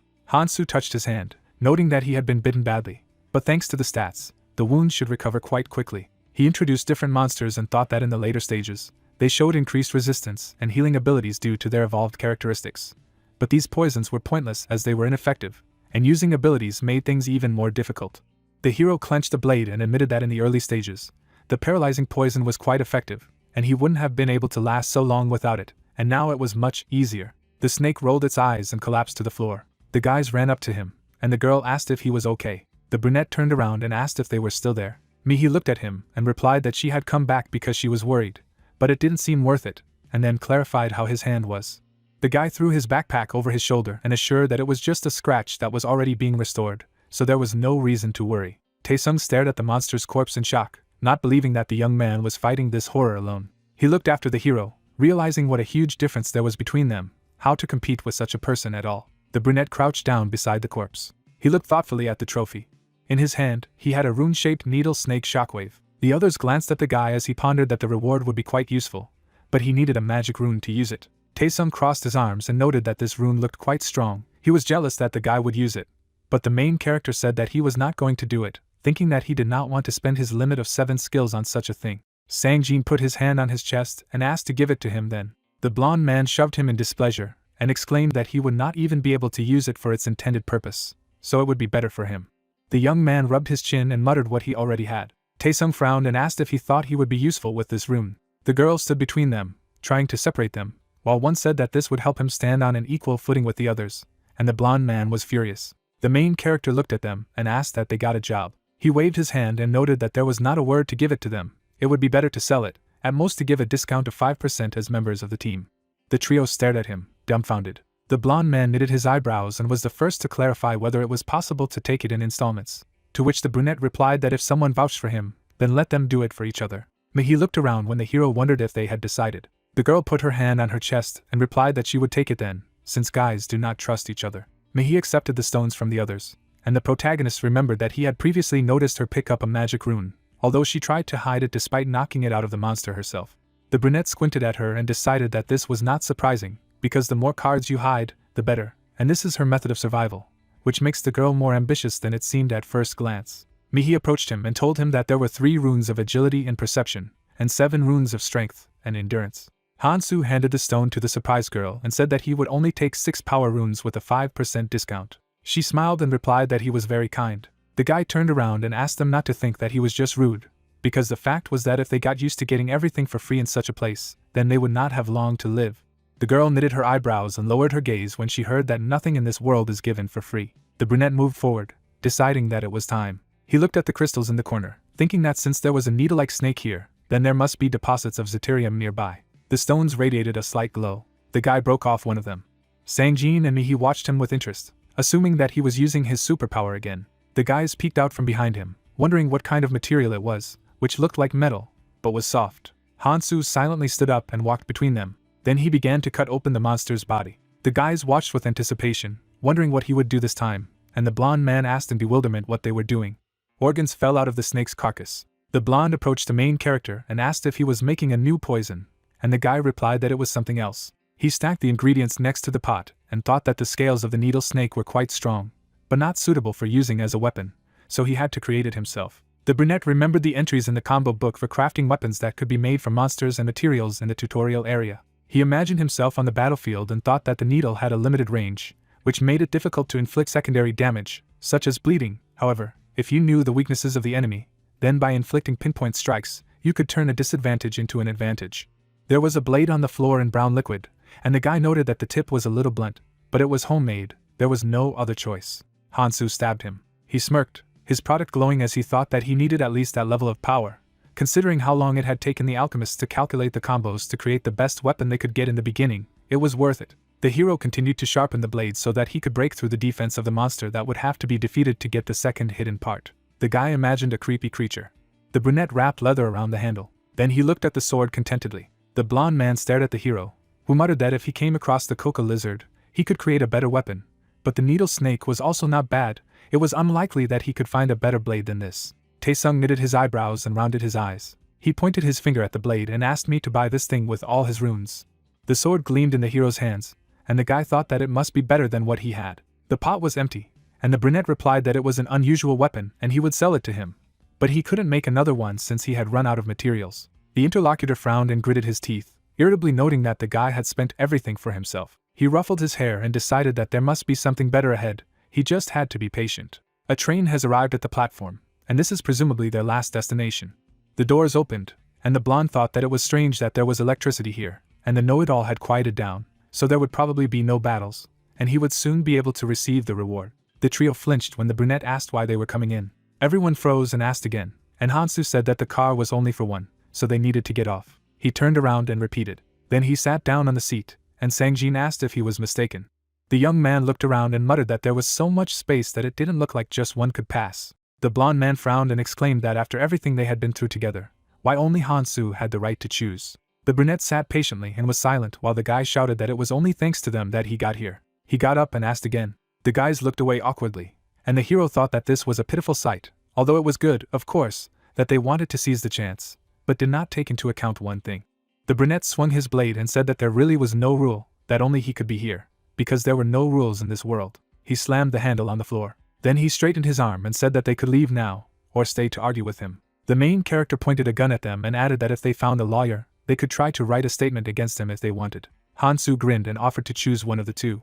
Taesung gritted his teeth dumbfounded as he looked at the weapon. The train sped away, leaving the guys on the platform. The blonde gritted his teeth in fury, and the girl lowered her head. He frowned, only realizing that the main character had been serious all along. The guy turned to his companions and thought that the three of them had a chance to defeat the brunette and take all his items. His hand reached for the weapon as he suggested that in case of defeat, they would simply ask for forgiveness, and the hero would not kill them. Taesung turned pale and shuddered. In front of him stood Hansu. His blue eyes gleamed menacingly, and there was not a drop of pity in them. The blonde man stood on the platform, realizing that he would have killed him immediately if he had tried to move. So the hero just turned away and said that they would see each other later. He rubbed her hand and muttered that they shouldn't have pressed him so hard while Taesung was angry at being frozen by the brunette's gaze. The girl scratched her ear and added that it was also impossible to provoke, because it was he who helped them all this time. She turned around and offered to leave here. Taesung remained standing, thinking that these morons would not live long, because there is nothing wrong with striving to be stronger. His eyes went mad at the thought that this was why they had come here. The carriage was empty, and only a bluish light illuminated it. There was a diagram on the wall, and the main character noticed that the train made a stop at 20 stations during the journey. Each station has a random artifact, such as a diadem, and it was also impossible to return to the previous station. The brunette closed his eyes, crossed his arms, and thought that this was a structure that caused psychological conflict, and even if he made it to the end of the road, there was no guarantee that he would survive, so he had to be careful. The guy squinted his eyes, noticing that he was already at the 12th station. Hansu presented the trophies and listed that he had already collected 8 weapons, which are quite good for a beginner, but useless for him. He stretched his legs and thought that the Larun bracelet, along with the perception stat, could help identify the monster's weaknesses, but he already knew that, so they were of no use. The guy stepped onto the platform. The hero closed his eyes and noted that he also already had weapons, so he hoped for something else with increased movement. He approached and thought that he needed something that he could move freely with during the fight. His eyes rounded. In front of him lay the maniac's cloud snack. It was a pack of cigarettes, which after the first puff increased their characteristics, and as long as you continue to smoke, they will continue to grow. They were black, and the hero remembered that after smoking one piece, all the stats would be increased by 20%, and the effect lasted 10 minutes. He grinned and decided that this was the way to go. The guy took the pack and thought that even though they couldn't be used outside the training area, there was nothing better than this artifact. Hansu looked at them and muttered that they hadn't seen each other for a long time. The image of a girl who exclaimed that she was tired of telling him that with every cigarette he was aging faster than he looked. The man just looked at her silently.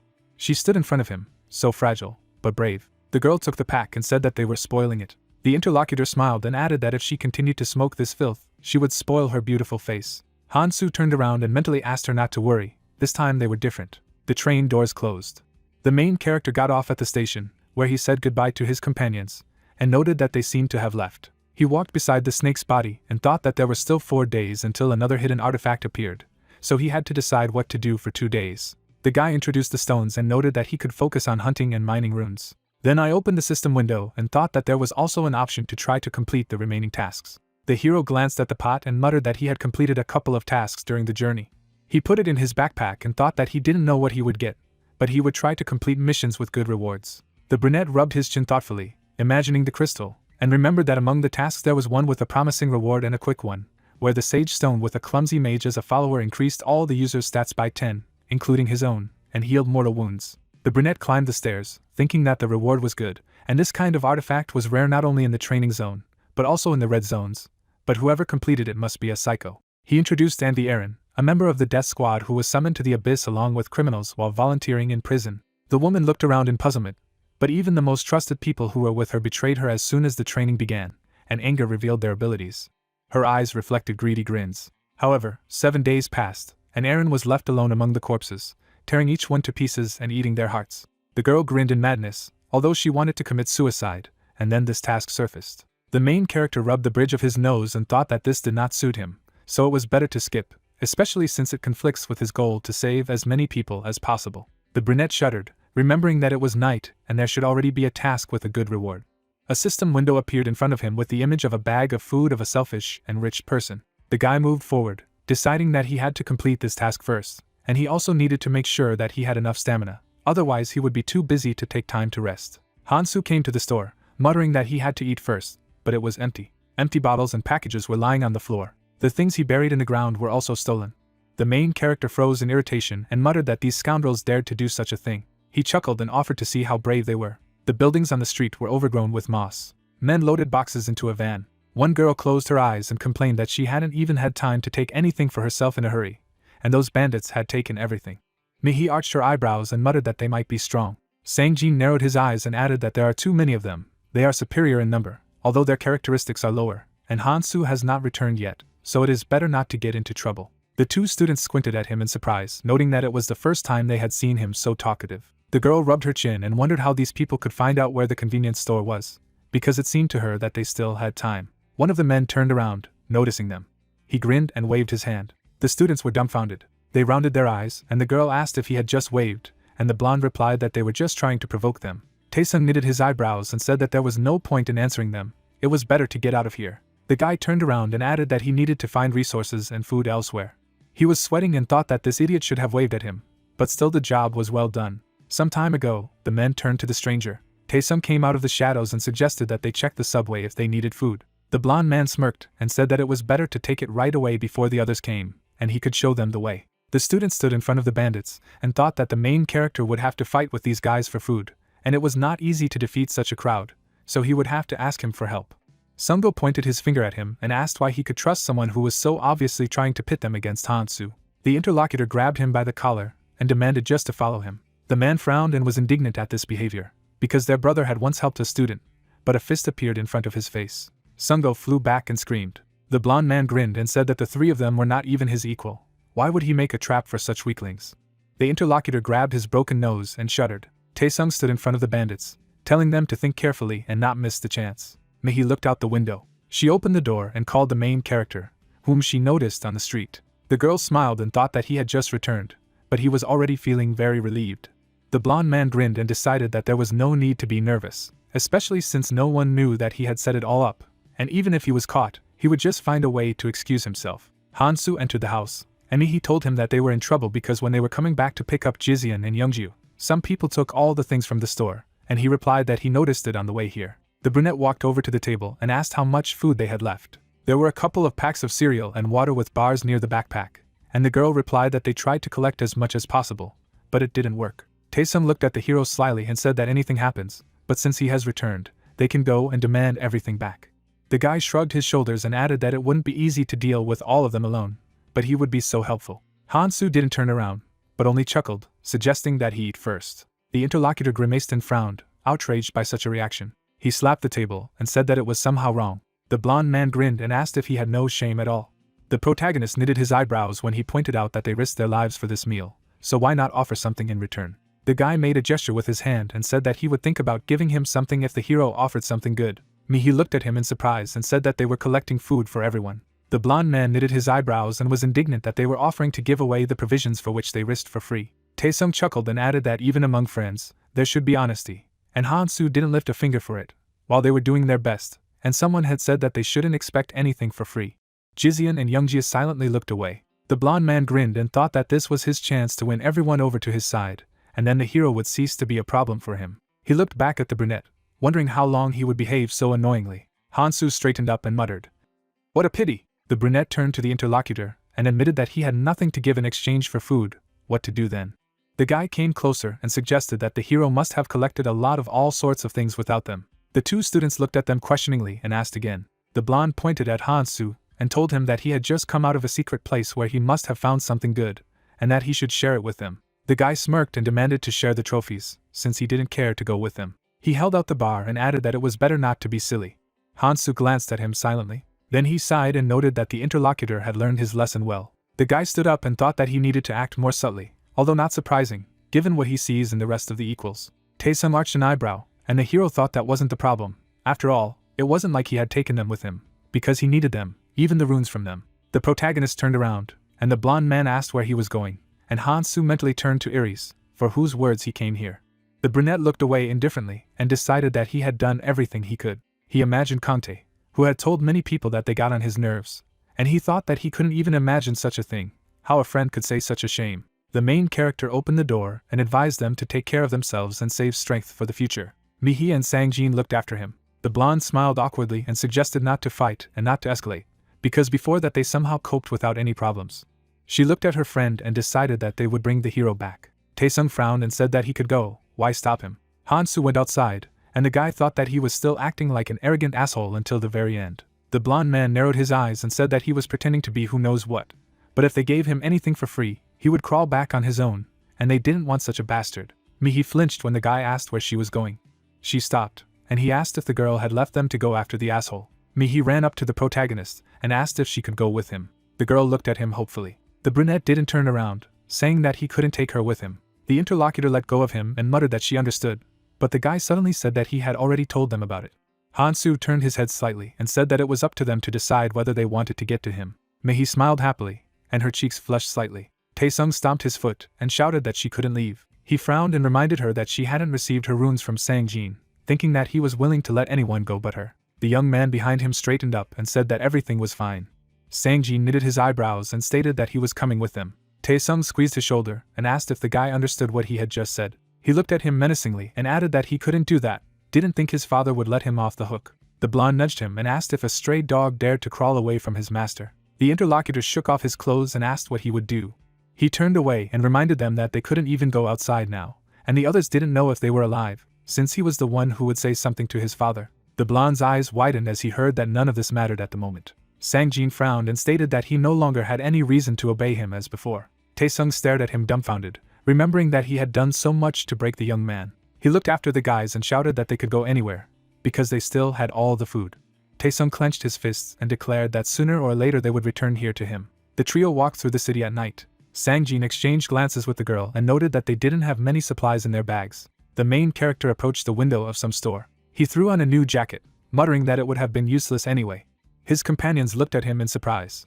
Hansu adjusted the new clothes and suggested that they move on as they still have things to do. Sangjin stole a glance at the hero, trying to understand what he was thinking. The brunette walked in front, and the young man thought that he had the strength to do anything, and if he got into trouble, everything would be pointless. Hansu glanced sideways at his companion, reading his thoughts.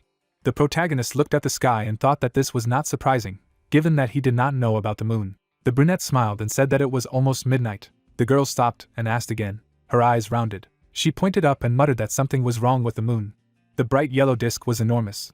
A slit appeared on it. In a second, a large creepy eye was already looking at the city. Mihi looks up at the sky with surprised eyes, noticing that moon has opened an eye. A frightened guy is holding a pack of sand near her. He does not understand what is happening. The student looks at his food in shock and states that it turns to sand. The girl hurriedly opens her backpack and exclaims that this simply cannot be, because then all their food. Her briefcase was filled with yellow sand. The guy looks ahead in amazement and notices that something is glowing there. Silhouettes of people are visible on the buildings. They can be seen from everywhere. Mihi and his partner examine their hands, not knowing if they are also glowing, while his friend assumes that this way it is impossible to detect people nearby, but everyone can be seen from a distance. The stunned lady hears that this is happening even through walls. She realizes that everyone can see where everyone is, and this literally pushes people to fight each other. The frightened guy asks Hansu if he knew this would happen. The protagonist with a smirk asks not to say such nonsense, because although he has superpowers, it is impossible to know about this in advance. Frightened comrades in arms look around. An indignant cry for supplies is heard, while Comrade MC thinks that he is too calm for this to be true. Dilapidated buildings stand under the dark sky. People are indignant at the loss of food and shift the blame onto each other. The disgruntled protagonist stands still. While at this time someone insistently demands to give up all the remaining food, the other replies that they themselves have nothing. Hansu understands that this is truly a bad world. He looks up, realizing that this is why he advised not to take too much food. A giant white eye looms over the city, and MC realizes that when moon, which exists only in this world, appears, all the food that anyone has simply disappears. The main character goes further along the road. His companions do not understand where he has gone. The protagonist turns around and states that he intends to do what needs to be done. Blonde and the other students look at the table of sand in horror. He exclaims that all their food has simply disappeared. The worried girl looks at the guys and asks what they should do now, whether it is worth looking for food somewhere else. A brunette in a blue sweater stands next to him and assumes that all the food from the store has already been sorted out, while the blonde decides that this bastard probably knew everything in advance. The enraged guy clenches his fists, thinking that the opponent decided to beat him, and this is probably his superpower.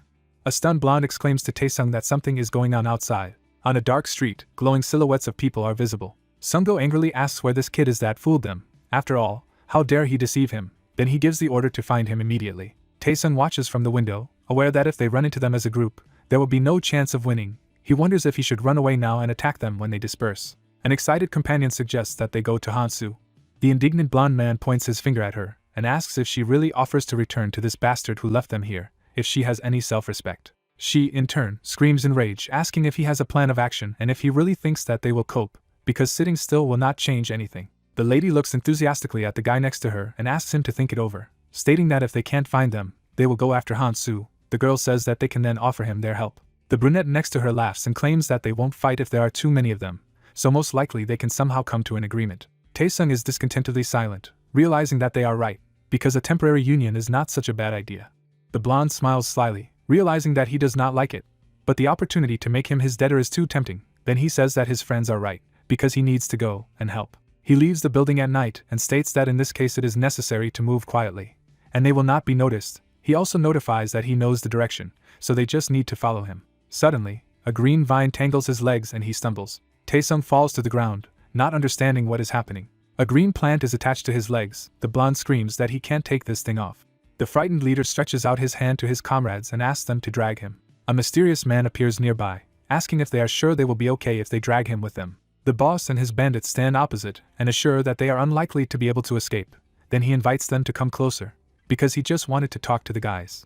The discouraged students froze in place. At the same second, they turn around and run away. Taesung shouts obscenities at them to stop. The man does not understand how he can use such rude words. The boss leans over to the indignant guy and claims that he is still too young for this. The villain in a red shirt and jacket looks at him and declares that this is duct tape, and while the blonde was engaged in his cunning plans, they also did not sit still, because when there are a lot of them, everything becomes not so interesting. He stands up and declares that there is enough chatter for now. The boss looks at the hostage attentively, wondering why there are only 3 of them and where the others have gone. Taesung is silent with hatred in his eyes. The scoundrel raises his leg. After a moment, the student begins to shout loudly. A powerful kick fell right next to him and left a crack in the asphalt. Taesung raises his hands in fright and with a nervous smile declares that he will tell anything, even where everyone else has gone. The boss turns to Sunggo, noting that the guy quickly understood the situation, but before that, someone wants to talk to him. The assistant with a band-aid on his nose smiles. There is an offer to go after they solve this issue. The villain leans over to the blonde man and remarks that this is not their first meeting. Then he claims that he is unlikely to get better until he does the same to him. Taesung clenches his teeth in anger, thinking about what if only he hadn't been abandoned. Sunggo smiles like a hyena. The boss leaves and says that they will still work together, so there is no need to get too carried away. The henchman remarks to his comrades that they should not get too carried away with beating him. Several bandits begin to kick the guy. He tries to close. His comrades at this moment run away. The guy cannot believe that they just abandoned him. The blonde makes a hate promise that he will kill them all. Stunned students stand still and do not understand what is happening. Hot soup cools in the bowl. Han-soo is sitting on the ground with his friends, eating a freshly cooked dish, while the guys try to find out what they are doing. The blonde woman asks in shock if they really had a picnic. The worried student suggests that they knew after all that all the food would go bad. They approach their former comrades. The girl exclaims that it worked just fine and now they can eat together. Han-soo puts the spoon away and begins to stand up. With one movement of the blade, the main character draws a line along the asphalt. The discouraged girl does not understand what happened just now. MC points his weapon at her and strongly warns her not to approach. The protagonist turns around and goes to his friends who, in turn, shouts that this is just childish, Besides, it is all Taesung's fault. Worried students stand still. The question is what will happen if they do come up. The main character states with a smirk that his superpowers say that it will not end well for them. The brunette with a disgruntled face asks if this damn ability really tells him everything in the world. Han-soo, holding the blade, states that she does tell him a lot, such as that they have brought danger with them. The stunned guys turn around. Someone says that the protagonist is quite observant. In front of them is a crowd of bandits, led by a boss in a red shirt. He looks at them calmly. The main character stands next to the other students. His face does not reflect an ounce of excitement. Mihi next to him was on her guard. She looks at her friend excitedly. A brown sack of food from a selfish and rich man appears in the frame. A mysterious eye looms over the dark city, revealing that the conditions for obtaining this item are quite simple, namely to cook and eat as much food as possible while the moon is in the sky. The protagonist understands that this condition seems simple, but there is one more but. On the board there is sliced meat. It is said that it is necessary to be selfish, that is, the one who does not share with anyone, cooks and eats more food. The meat falls into the pot. Many people watch it. It is explained that such a person will be the only one who will receive the reward. The boss, together with his henchmen, watches with a predatory gaze. It is told that in a situation where everyone is frantically running around in order to lay hands on food supplies, they will have to overcome all obstacles and greedily eat food. A sharp knife plunges into the meat. The protagonist thinks that the creators of this task have a strange sense of humor. The amazed guys see Han-soo with food. The main character is sure that you need to remain calm even in such circumstances. Suddenly, a guy comes out of the crowd of bandits. The beaten Taesung walks forward, asked if he is okay. The blonde man angrily shouts for them to shut up, because they just abandoned him. The worried blonde assures that they ran for help. Taesung exclaims in fury that there is no need to talk nonsense if they hadn't run away. The blonde suddenly hears that he needs to calm down. The boss puts his hand on his shoulder with a smirk and offers to calm down a little. The leader of the bandits states that he is very pleased to see them again, while clarifying that the young man is quite skillful, so let him tell where he got the meat. The main character eats with pleasure and says that there is meat everywhere, while he wonders if he needs to be told what meat looks like. The discouraged scoundrels look on silently, not understanding whether he is really eating it. Han-soo stands next to his friends and continues to eat. The boss reflects on how they made some people try such meat, and they still suffer from dehydration due to poisoning, but he eats as if nothing had happened. The head of the scoundrels stands opposite and assumes that he has figured out how to cook meat without harm to health. Han-soo replies that if you cook goblin meat in monster blood, then everything will be fine. The boss silently watches him. He remembers the frightened Taesung, realizing that he is sure that the main character had superpowers, and also said that he got something important at the station. The protagonist forms a red cloud of energy in his hand. The head decides that now is the right time to attack. Next to him are henchmen in suits. The man understands that despite the difference in skills, they have a numerical advantage. Besides, the opponent is only a 20-year-old civilian. The boss of the bandits smirks, realizing that MC may be used to fighting monsters, but this does not mean that he knows how to fight against humans. The surprised blonde looks away. He is asked what he is waiting for. The leader strongly recommends that he go to his friends, eat, talk to a friend, because this is normal. Taesung nervously wonders why he would want to be a friend and why he gives orders in the first place, but it is still wise of him not to show off in front of the crowd. He rises from the ground in amazement. The beaten blonde goes to the guys and offers to talk. The girl anxiously shouts that he needs to stop and not cross the line. Taesung with bruises on her face continues to walk forward, stating that she needs to shut up. After all, they are all the same. Han-soo holds his blade and calmly says that this seems to be the end. The blade slices through the beaten guy's legs, and MC mentally apologizes to Iris. The blonde sighs, feeling that something is wrong. He falls to the ground. The guy is terrified and tries to understand what is happening. His white shoe lies nearby. Taesung's sobs are heard. He holds on to the severed leg and begins to scream in pain at the top of his lungs. The discouraged boss and his henchmen see this, and the question is whether this bastard has gone crazy. The guys look on in horror as Taesung tries to understand how the protagonist could do this.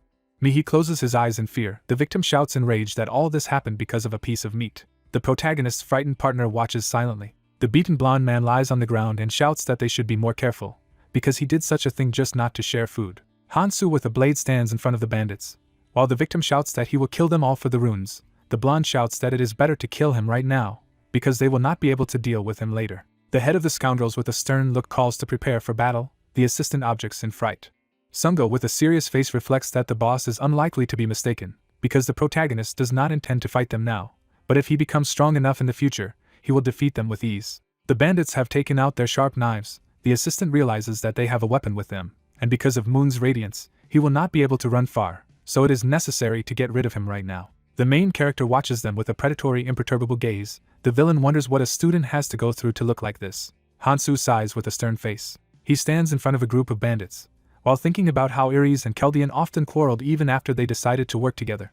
Images of his comrades appear. The protagonist recalls that Ares said that it was not so easy to make enemies, but Keldian said that if the enemy is already near, then he must be completely defeated, because if this is not done, then the enemy will crush himself. Hansu smirks, realizing that Ares and he agree with this statement. He looks at his hand, the magic signs faintly visible on his sleeve. The main character holds magical runes in his hand with a frightening grin. He is asked what kind of tricks he decided to use. The bandits go on the attack in a rage, and Sungo orders him to be beaten properly. Ferocious scoundrels hold knives. The order to kill this bastard sounds. MC clutches the blade in his hands, saying that if they started it anyway before the end of the night, the fighter prepares to attack. In a split second, he takes off. Hansu flies towards the opponents and offers to test them for the conditions of the task.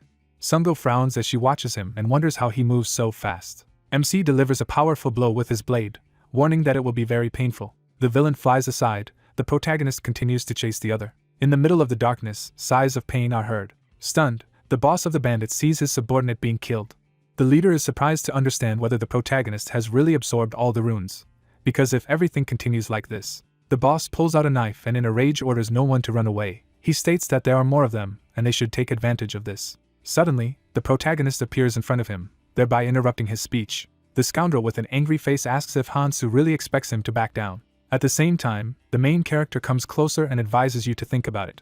The boss with a crazy smile wonders if the guy really thinks he'll be okay if he takes someone's life, because it's not the same as killing monsters. A dark red silhouette of the main character is shown. He is told that he is committing a murder. The worried leader tries to convey that this is not something that a guy like him should take so lightly. The frightened boss of the bandits holds a blade in front of him. Suddenly a powerful blow passes through his body. The protagonist leads his sword with a professional movement. The scoundrel flies to the side along with a splash of blood. The protagonist calmly appears before him, holding his weapon. Hansu's gaze is cool and stern. Wounded bandits run on the ground and scream in pain. Terrified students watch. The protagonist sticks a sword into the back of a defeated enemy, while noticing that they are still there. Hansu smiles and asks them if this should be taken as a desire to fight. The guys look at each other in horror. The main character pulls out a blade. The students run away from him in panic. MC walks past Mihi and his other partner. Discouraged, the girl watches as the protagonist continues to eat with pleasure. He bites into the meat and wonders what is wrong, while the guy thinks that he will never share. The girl with a sweet smile excitedly replies that everything is fine. Friends are sitting next to the main character, who continues to eat. The sun rises over the ruined city. A giant white eye rises above him. This creature has a strange yellow pupil. The eye closes. The main character walks with the guys, realizing that he has eaten about a 3-day portion of food. The guy realizes with a serious look that he has failed all the tasks focused on people. In his hands is a brown bag. He is sure that it was worth it. Fairy happily explains that this bag protects food from the gaze of moonlight in the subspace where everything can be stowed, and it is also 5 times more spacious than it seems, so almost a 2-week supply of food will fit there. Mihi, along with another guy, walks behind the protagonist. She stops and asks if Hansu is sure everything will be fine. The girl looks at him carefully and says that the protagonist did not kill them. The main character is only silent in response. He calls her a terrible woman with a stern look. MC smiles slightly as Mihi exclaims that she's not like that, because she's just worried about him.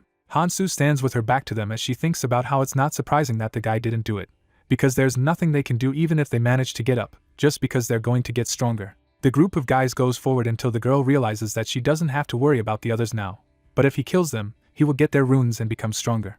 Hansu, putting her hands in her pockets, goes further and realizes that if you take into account what she is thinking about, then she fits perfectly into the new realities. This is how you should perceive the new world. The protagonist realizes with a serious look that he could do this if his goal was to increase his strength. He has a cold-blooded look. The guy understands that he went back in time in order to save as many people as possible, minimize conflicts and join forces. So the most important task for him is to set the rules. There are corpses on the ground. The first rule is not to kill people for the sake of runes. Magic stones are floating in space. Hansu realizes that he could kill those people and take the few runes they had, but he still can't replace their contribution to the common cause. The fighter holds a blade in front of a mountain of corpses. The protagonist realizes that it will be difficult to impose these rules, but they will be more willingly followed if the one who has the power imposes them, and that's why it was impossible to allow someone to see how he thoughtlessly kills people. Close glances are turned to the person. It is said that cleaning is of course necessary, but there were too many extra eyes. The companions follow the protagonist, who is sure that sooner or later someone will stumble upon these runes anyway. The guy suddenly stops and tells the others that he will stay here. Mihi tries to find out why. A partner with headphones around his neck declares that he can no longer walk with them. The surprised girl in shock asks why now, while the main character advises him to do what he wants. Hansu, closing his eyes, assures that he respects the personal preferences of everyone. The partner slowly turns around. A second later, he runs away from them in terror. The girl stands behind the protagonist, who asks why she doesn't do what she really wants. MC comes closer to her, she is scared. The protagonist notices with a stern look that she is afraid of him. Amazed, Mihi is sweetly surprised by this. She looks away and partially agrees. The image of the protagonist appears, lowering his head. Mihi looks down guiltily and realizes that she just needs to not cross the line.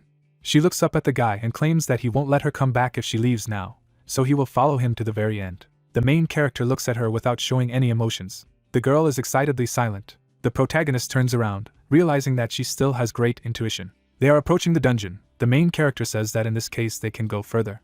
Taesung is lying on the ground, with a corpse on top of it. The enraged guy trembles with anger and declares that they are all useless bastards who should have been killed. A blonde without a foot crawls along the road, realizing that the main character has made a mistake. Because his wounds are already healing, and as soon as he is healed, he will kill all the non-entities and go after him. He continues to crawl through the pain, wondering how they dared to abandon him. Suddenly, a black shadow appears in front of him. He raises his head in amazement. A guy in boots stands silently in front of him. Sang-jin looks at him sadly. The blonde remarks that he has been watching him all this time, and why approach him in the first place. Taesung points his finger at it with a smile and asks him to pick it up immediately, because he knows this is his chance. Sang-jin stands in front of him and asks him if he really should do it. He in turn shouts enraged that the guy won't leave him here after what happened. He offers to shake hands. Sang-jin calmly remains silent while the victim assures that this is his chance to improve. Not far from them, the boss sits. Taesung mockingly asks if he is really trying to look intimidating, since he himself is almost dead. Sang-jin reaches for the knife. The former partner without a leg offers to kill the idiot first. The guy is holding on tightly to a large knife. He stands in front of the blonde, who continues to mockingly praise him and explain what to do with the runes after killing the boss. Sang-jin stands in front of the lying guy, stating that there is no need to worry, because he will give him half. He grabs the collar of the frightened Taesung, who in turn asks why he approached him in the first place. He grips his clothes tightly. The stunned blonde man in shock tries to figure out what the hell is going on. The guy looms over him menacingly, stating that he now understands everything, while the opponent wonders when he became so strong. The villain looks at the opponent in horror, who says that he is trying to take a chance, so he should have done it much earlier. Sang-jin stares at him calmly, listening to the screams and pleads to leave him alone. Discouraged, Taesung feels the knife in his stomach. He reaches out to his opponent and calls him a bastard. The blonde winces in pain and whispers how he dared to do this. The guy holds him by the collar, reminding him that he himself said that he needs to know his place, so now he will be shown it himself.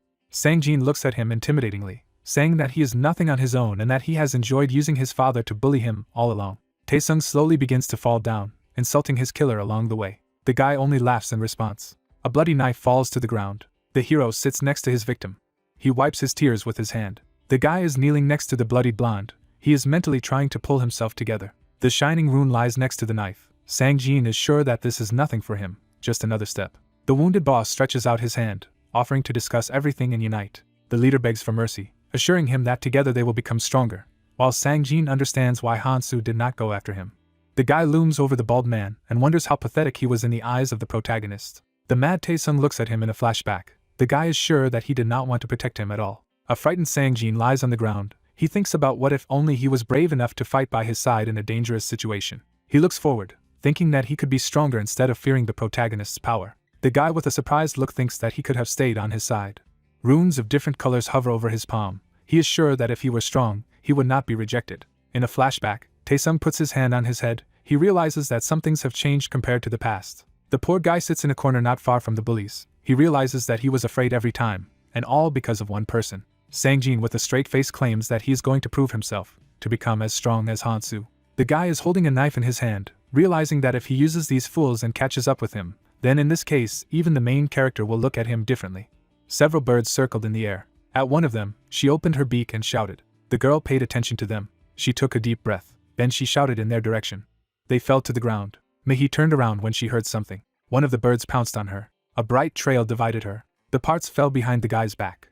The companion smiled at him, saying that she needed his help again. Going forward, he replied that not depending on anyone and doing everything alone were different things. Han-soo handed her some crystals, saying that if there were skill problems, it was only logical to ask for help from a friend and that it was her lot. Mihi smiled at him upon hearing that she needed to try and understand the strengths and weaknesses of her skills, noting that he was strict about distributing trophies, as always. The girl opened the system window, thinking that this was their third day since arriving here. As she flipped through the menu, she wondered what she could buy from the hero's skills that would increase mana and stamina regeneration, which was a good idea, as without them it would be quite difficult to catch up with his level. Looking away, she realized that she was still trying not to rely on him. After that, she only sighed heavily.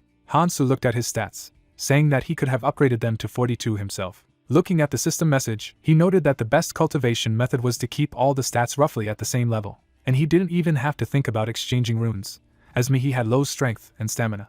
Two looked at the screen in front of them, having heard that the connection was being checked, and after asking if the announcement was heard. The companion looked up when it was announced that it was necessary to return to the starting position immediately, and that latecomers would be punished. The hero moved on when she thought it was Fairy. The two of us continued our journey. The girl glanced at Mihi. She was embarrassed when he told her that if there was anything to say, then let him speak. Looking at him embarrassedly, she agreed. Then she closed her eyes, asking if he had a girlfriend. Looking up, she suggested that perhaps this was too personal a question. Watching the hero keep his hands in his pockets, she thought that although she knew that she should not think so, he seemed to her unusually generous, and therefore she could not restrain herself. With excitement and shuffling her hands, Mihi realized that she had originally wanted to ask a completely different question. The guy turned away, thinking that although she was shy, she still spoke directly. He introduced Conte, thinking that he would be happy with the question, even if it was empty politeness. Afterwards he remembered his trembling companion, and how afraid she was to even speak. Afterward, he remembered the blonde woman, thinking that he hadn't even met her now, but he couldn't lose her again. Mihi glanced at him, hearing that he didn't remember. Then she lowered her head. The two of them continued their journey. People gathered in a group. The hero and his companion passed by. Looking at those around him, he said that he saw many familiar faces. Fairy opened his mouth wide. He hovered over the people, asking if everything was in place and that, unfortunately, they had gathered here too quickly. Those present looked at him attentively when he proposed to go straight to the dialogue and that there was too good news for them. He held up a finger as he spoke of the first one. Fairy spread his arms, saying that if they held out for another 72 hours, they would be able to leave the place. Then he folded his palms, adding that this was wonderful news, and he would be pleased to hear joy and applause. But the people looked at him in silence. The creature froze, noticing the lack of reaction. Everyone began to applaud convulsively, and he was pleased to see their happiness. Fairy pointed with his hand, saying that it was time to introduce the star of this event. The stones on the ground trembled. People were frightened by what they saw. Someone's shadow hung over them, hearing that this was the most important place of this event. A red tower appeared in front of them, which the creature called a magical altar. Mihi looked up. Someone's paw stepped on the bars. The monster made a heavy sound. He said that it was a very cute animal. Fairy threw up his hands, asking if everyone could see him. The monster's eye appeared behind him, and he named it a carnivore. People opened their mouths in fear, hearing that they had not fed him all day before. The tower shook as the creature noted that the monster was eager to break free. Hitting the altar, Fairy noted that while it looked adorable, it wasn't as sturdy as they would like it to be, and would likely break soon. The beast opened its mouth and let out a loud roar. Fairy wondered how many of them would survive. The beast rushed inside the altar. The hero thought that if he came out, he would have to fight him. Their narrator smiled, suggesting that they move on to the second news. He rested his head on the pillow, saying that fortunately, there was a way to make him fall asleep, and if he fell asleep, he wouldn't even scratch the altar because he wouldn't try to escape. Sending people a kiss, he asked if they had any assumptions, and offered to receive a blessing if they guessed. They thought that they did not need it. Fairy threw back his pillow, noting that the actors were the most boring. Raising his finger again, the creature noted that the method was simple, and it was 5 a day. Showing a grin, he said that you just need to feed the animal 5 people a day. Mihi frowned when she heard that they could last 700,200, which meant that they would have to be fed 3 times. There were people behind him. He thought that there were only a little more than 60 of them left, and if he did so, a quarter of those here would be used as sleeping pills. Snapping his fingers, Fairy noted that the choice is up to them to take the advice or not, but for those who doubt their decision, he wants to remind them of something. An image of a huge monster appeared on the screen. He crushed people with his hoof. His eyes shone brightly. The monster threw the man into its mouth. Fairy folded his hands behind his head, saying that this recording shows people from another training zone who decided to try to defeat him together. People looked at each other in fear, saying that fighting such a monster didn't sound like a funny joke, and so they were told that they had only one way out. Someone raised his hand. The man was visibly nervous, asking how to choose people. Everyone looked at him, but the creature did not understand why he had asked him. Hovering in front of the guy, Fairy talked about what they decided for themselves, by arranging a vote or forcing them. Squinting, he added that either option would work if living people were used. Then snapped his fingers again, saying that they had to solve everything within an hour, offering to set a timer for them and that way they would be safe for the next 24 hours. And then there would be another hour to pick the next victims. The timer showed a countdown with the words that they would make the right choice. People around them fell into despair, saying that they were finished. Mihi looked at the hero with a smile, wondering what was the right choice for him. Hansu closed his eyes, not understanding what the difference was, because everything had already been decided. The man in the hat looked at everyone, saying that they had to be honest. He raised his hand, suggesting that they draw lots, because then they would be able to choose 5 people for one day and then 2. Someone smiled, asking him why he would do this. Everyone turned to him. He looked at him in surprise. Sang-jin smiled slightly, not understanding why they should be honest. Together with a group of people, he stepped forward and, as for the indignation at what he said, replied that everything was so. Looking through his thick hair, he asked everyone again what reasons for being honest. The guy pointed at him, asking what he proposed to do in such a case, because you can't say such a thing without offering an alternative. Sang-jin walked to the side. He put his hand on the post, saying that he had to use the most reasonable method. Clenching his palm, the guy broke it. The others were shocked. Part of the pole fell to the ground, and he suggested starting with those who do not bring any benefit. Standing in front of the broken rest of the pillar, he concluded by saying that they would choose 5 of them. Sang-jin turned to the others. Noticing the looks of the hero and his companion, the guy thought that he had received power, and now everyone listens to what he says. He smiled, realizing that he liked it. Sang-jin withdrew his hand, saying that they couldn't waste time. After all, another 100 people had disappeared in the distance, and they also needed to defeat those in front. Han-soo folded his hands, hearing that nothing would work alone. Blows were heard from the altar. He was talking about how they might have to fight the monster soon, and so they should unite. He then glanced at the man in the hat, saying that they didn't need weaklings like him in this union. Looking at him in this way, he suggested that the weak be sent into the mouth of the beast first. Han-soo stared at him silently as he asked for his opinion. Sang-jin stood in front of the hero, thinking that he was no longer who he was before, and Han-soo should have noticed this, and that he would help him, because he did not want to become an enemy. Remembering how he had been grabbed by the hair, he decided that he could start a new life here, but for this he needed his help.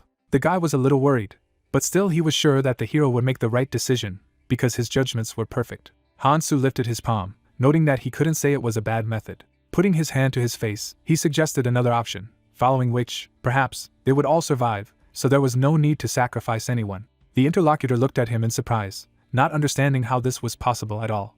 Sang-jin stared at him, guessing what he wanted. The other man raised his hand, not believing that the hero was inviting them to fight together, because it was impossible, because he had seen the tapes himself and should understand it. Remembering how the monster devoured people, the man did not understand how they would defeat him, because his health increased from each eaten. Han-soo looked at him questioningly, noting that he had not offered to fight. He opened his mouth, clarifying that he wanted to defeat him alone.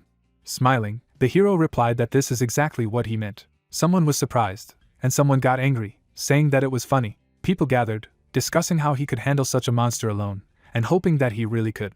Everyone looked at the man, who pointed out that this was nonsense. After all, these were not goblins. Then he pointed to the hero, noting that they would not cope, and in an hour they would all die. The timer showed 49 minutes. Sang-jin stood behind. He looked up, thinking that he thought he had almost caught up with the hero. He turned his head away when he thought about how the guy had become so strong that he was able to cope with such a monster alone. Han-soo looked up, saying that he was going to fight him, but it was problematic to do so now. Sang-jin hoped that even someone like him would need help in such a situation. He smiled, specifying that the strongest should come out to fight, and offered to fight together, but I heard that he did not let him finish, and let you listen, but first. The guy pursed his lips, not understanding what he wanted. Then he withdrew his hand, asking what he was proposing. He looked at the hero with a smile, assuming that he would want to take her with him. Seeing his thoughtful look, she still decided that he would not do it, but the guy replied that everything was simple. People looked at him, hearing that if he increased his strength and stamina by 30, he would be able to defeat this monster in a one-on-one fight, and asked for one offer. Sang-jin and the girl looked at him carefully. The others also looked at him, hearing that they could give him all of their stat enhancement runes. Introducing the monster in the altar, he added that he undertook to kill it. The hero kept his hands in his pockets, hearing questions about whether only the weak should turn in runes and how many they needed. Han-soo lowered his head as he counted his strength, stamina, and perception, deciding that if he used his items, he would definitely be able to handle it, and he also knew how to deal with this monster thanks to his combat experience. The hero presented 2 hidden treasures, deciding that he could get their hands on them. He imagined a man with a bright sphere in his hand, remembering that Kante and the others had failed, and the one who had figured it all out, the Berserker King, even though his features were perfectly suitable, had obtained the treasure by nearly dying. He clenched his fist now, deciding that his motivation would be a treasure, but this time he would become stronger and faster. Standing among the others, he said that he didn't care who gave the runes, but as soon as he had them, he would also go to the altar. The timer showed 41 minutes, and he noted that putting it off wouldn't do them any good. The man put his hand on his belt, saying that weaklings like them didn't have so many runes. After all, if it were otherwise, they themselves would be much stronger. Someone came up from behind when he demanded to give their runes, or they would draw lots if no one dared. He turned around when he heard someone call him selfish. The girl walked towards him, saying that it was obvious that if you started with the weak, he would be the first to be thrown, so it was not clear why someone would give runes like him. Standing in front of her, she said that the difference between the first and last places was significant. The girl hovered over him, asking that it was because he was weak in spirit. She smiled, saying that as expected, weaklings like him were trying to escape, because they couldn't even give away runes. He gritted his teeth, indignant at the way she spoke to him. A knife flashed on her belt, and she warned him to shut up, otherwise he would break all his limbs and throw him into the altar. He stepped back, noting that it was all about strength and that elders should be respected. He trembled with fear and remembered that they lived in a democracy. The girl approached him again, offering to vote in this case. Looking at him with a menacing look, she offered the choice of giving up the runes to save herself or being eaten. The others looked at each other in horror when they heard that the vote would be anonymous, just like in a democracy. Then the man approached the hero. Hansu looked at him, hearing that he could easily take the runes of the others. Someone hit the man while he was talking about what if the hero just kills a few strong people, outraged by his words. A guy in a hat grabbed him by the clothes. He shouted that he had to survive, because he had a family. Hansu saw 38 minutes on the timer when he heard suggestions to throw that person first. Then he took a deep breath. Seeing how people began to fight, he realized that they did not know when to stop, just like he thought, so he would have to resolve the conflict that had arisen. Everyone stopped when they heard the demands to calm down. Raising his hand, the guy wanted to offer several options. He pointed to the others, saying that there were only 5 of them and that it was order for the weak. The man was shocked. The man said that this could not be. Another man hugged his family when someone resented that they would be sacrificed to this monster. Hansu smiled when he heard being scolded for wanting to throw them to be eaten just because they were weak. The timer showed that there were 30 minutes left. The gate to the altar was open. Mehi stared at them silently. Someone came up behind her, saying that if she was going to behave like that, she could go with him. Sangjin stood beside him, saying that perhaps this was how the hero would allow people to approach him. The interlocutor was embarrassed, asking him that he still did not understand what Hansu really was. He looked at her. Mehi raised her head again, saying that she would like to go with him too. Smiling, she added that she couldn't just follow. The guy, looking at her, thought about not being left behind all the time, asking what she was going to do and if she would continue to look for him. She turned around, answering no. Turning to the other party, Mehi added that if she did so, she would only make him dissatisfied, because she would not be different from everyone else. Hansu stood in front of the crowd, asking them what they were doing while the others were working hard and that he didn't care how hard it was for them. They lowered their eyes, hearing that they understood what the consequences of their decisions were. The guy frowned, also saying that it wasn't them who left them behind because of their weakness. It was just that they weren't strong enough to catch up to them. Others looked away when they were asked that they were waiting for someone to take care of them, and that if they didn't want to have a chance of survival, then let each of them take 2 runes. So, standing at the entrance to the altar, he noted that this was all he had to offer, talking about who they would be hunting for the next 3 days to find the runes to return. It will take a long time to decide only for them, but let them inform if someone decides to run away without paying. He stretched out his hand, warning that he would tell them that they could try if they were not afraid. Now Mehi was leaving, saying that the hero always keeps his word, so he will deal with everything on his own. Frowning, the girl decided that she should hurry up to catch up with him. Looking after them, Sangjin offered to join them. The interlocutor stopped when she heard that the others would also be happy if she joined. Smiling, she replied that she would give her answer a little later. Then she silently went forward. The guy looked at her. Seeing her in the sunshine, he knew that he didn't need to see her fight to say that she had grown stronger since their last meeting. Sangjin clenched his fist, deciding that he had to show results, and what he had now was not enough. He visibly tensed, thinking that he would show what he was worth, when someone called out to him. The strong girl pointed at him, saying that they needed to talk. She stared at him. Sangjin looked up, asking what was the matter. Someone put a hand on her shoulder, not understanding why she was so tense. The man stepped forward, saying she was just shy, and introduced himself as Seo. He pointed to a group of people, clarifying that the guy was their leader, and he thought that they, as leaders, should discuss something. Sangjin shuddered slightly, surprised that he was mistaken for the leader. The interlocutors shook hands. The guy said that they were just friends, but he really followed him, to which the man replied that this is what makes him a leader, and also quite cool, given how strong they are. He replied that he was embarrassed by such words, but Seo noted that from what he had seen, he was familiar with Hansu. The interlocutor smiled, asking to talk about the hero, if the guy did not mind. He lowered his eyes and agreed. The hero was at the top of the altar. He put his things down, noting that the goblin poison would not work on him. Taking the items in his hands, Hansu decided that he would have to use a paralyzing poison instead. A message appeared in front of him about the rosary of a flying cat. Then the hero had a snack, thinking that it was a pretty useful thing, despite the fact that he got it on the hunt, and they would help in battle. Going down the stairs, the guy thought that in general, the odds were not in his favor, but there was no choice. The monster opened its mouth. Hansu knew that this was not enough to fight him. He took out small items, deciding to use a lot of cloud snacks. The snack was in his mouth. Looking down, The guy noted that he hadn't done this for a long time. Putting the pack back, he hoped for understanding. A glow appeared next to him. A bright light surrounded him. Frowning, he realized that a rune had been created that was suitable for this world. After imagining the runes, the hero reflected on the fact that when their characteristics exceed 100, both the color changes, and the colorless rune itself becomes red, red becomes orange, which in turn turns yellow, and the numbers begin to change, starting with colorless. A window appeared that contained the characteristics of the rune. The guy noted that although the difference between 99.9% of ordinary runes and 0.01% of colorless runes was not large, the higher the rune level was, the greater the gap between the two would be. Smoke was coming out of the monster's mouth. Sangjin thought about the fact that as far as he was concerned, he wasn't even one to be released during the first tutorial round, so a colorless one wouldn't work here. Standing on the platform, the guy noted that if he had the essence of a troll, he would have coped faster. Hansu pushed off with his feet. Attacking the enemy, he knew one thing for sure, that only one person had managed to find the hidden treasures. A bright light came from his eyes. The monster noticed him, and he thought about what he now understood after coming to this cursed world. The more difficult and impossible the task seemed, the more delightful the reward. The hero pulled the blade aside, deciding that it was time to begin. After imagining the various creatures, he reflected on how monsters like the carnivorous beast are born with racial skills. The carnivore was born with 2 racial skills. The monster struck. Looking at it, the hero decided that this was it. The beast's eyes shone brightly. Now there are 3 of them when using deterrence. Hansu felt his gaze. The enemy stretched out his hand to him. The hero saw huge claws in front of him. Jumping, he dodged the attack.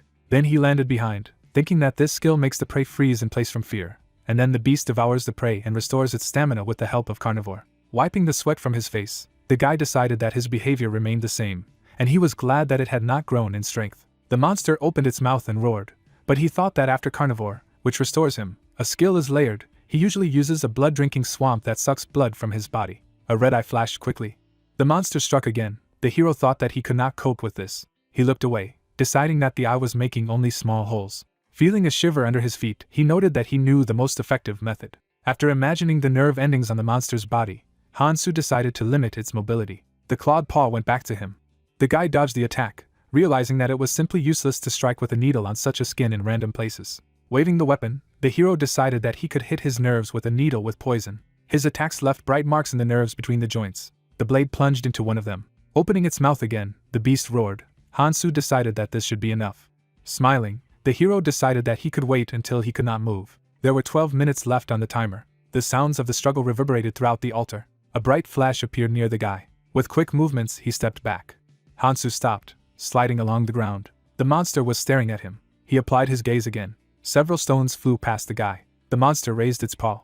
The guy put the blade in front of him, thinking that the effectiveness of the unique skill intimidation depends on the individual willpower of the victim, and immunity to magic also helps. Standing still, he noted that compared to the monster he had fought after advancing further, it was just a dummy. Hansu spat the snack out of his mouth, realizing that he was therefore confident of victory. The enemy had struck a wall, and in order to survive being different from the rest, he had honed his senses with combat experience and knowledge for years. As he pulled out a new snack, he thought about how when Kante said that anticipation was the most important thing in a fight, it made him laugh. But by this point he understood.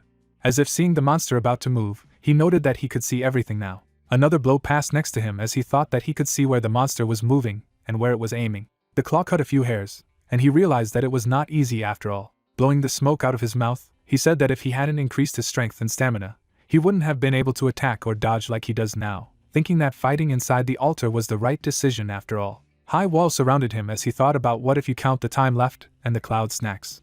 Suyo watched from the stairs, saying that it was clear that the hero was not joking. His companion grimaced, saying that she couldn't believe that he was fighting alone, calling him crazy. The man replied that the guy should have been sure since he came here, and even now he looks quite relaxed. Sangjin stood behind, hearing from the others that it wasn't like the hero needed to take their runes, which meant that he had taken them on purpose.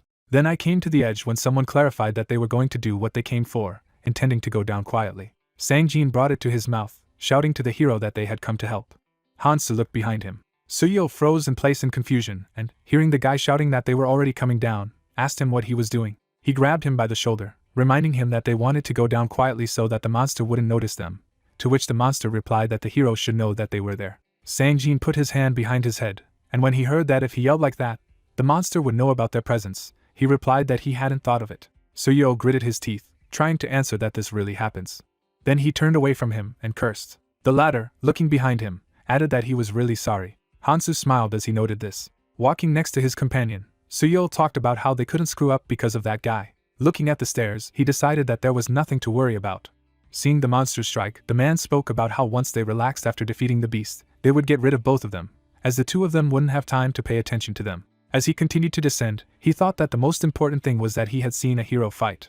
Looking at him, the man noted that he was dangerous. Suyol saw his gaze, deciding that he was not like the others, and compared him not to a human, but to a well-fed wild beast, a monster that behaves calmly only because of satiety. A little nervous, he thought that it wasn't even a matter of strength, but of the fact that he simply could not forget what he had seen once. The man remembered how the guy ran to people on the first night. He fought everyone alone without hesitation. Many wounds remained on the human body. He remembered his smile, realizing that in fact he even liked it, and he could not allow such a dangerous creature to exist. As he continued to descend with Suyol, he thought that when he got rid of the hero, he would have the others and even Mihi under his control, and that she would be quite useful. Turning to his partner, the man told her to go down and check what was happening there. The girl went downstairs, hearing that if things continued like this, they would have nothing to worry about, because the carnivore's movements were already slowing down. Sang-jin looked down silently. Afterwards, a smile appeared on his face. The girl turned around, noticing that he had fallen silent. But then she looked up. The ground beneath them trembled. A huge stone struck the stairs. Someone shouted that it was collapsing. Together with the others, the girl fell, not understanding what was happening. After a while, they rose from the ground, wondering why the ladder suddenly collapsed. Looking at the remains of the steps, she thought that they had already been discovered, but the beast was starting to get tired. The tail shot up into the air. The monster was in front of them. He directed his three-headed gaze at them. People clutched their heads, realizing that the pressure here was much stronger than at the top. Opening its mouth, the monster growled at them.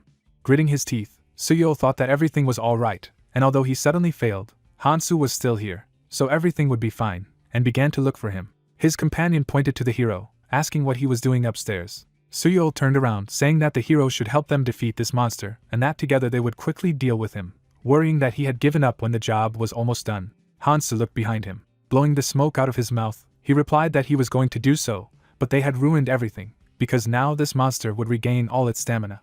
He looked at the people below, thinking that he had barely dodged his attacks, and that was thanks to a cloud snack. Then he turned away, realizing that they would definitely not be able to cope with him. The man opened his mouth in surprise.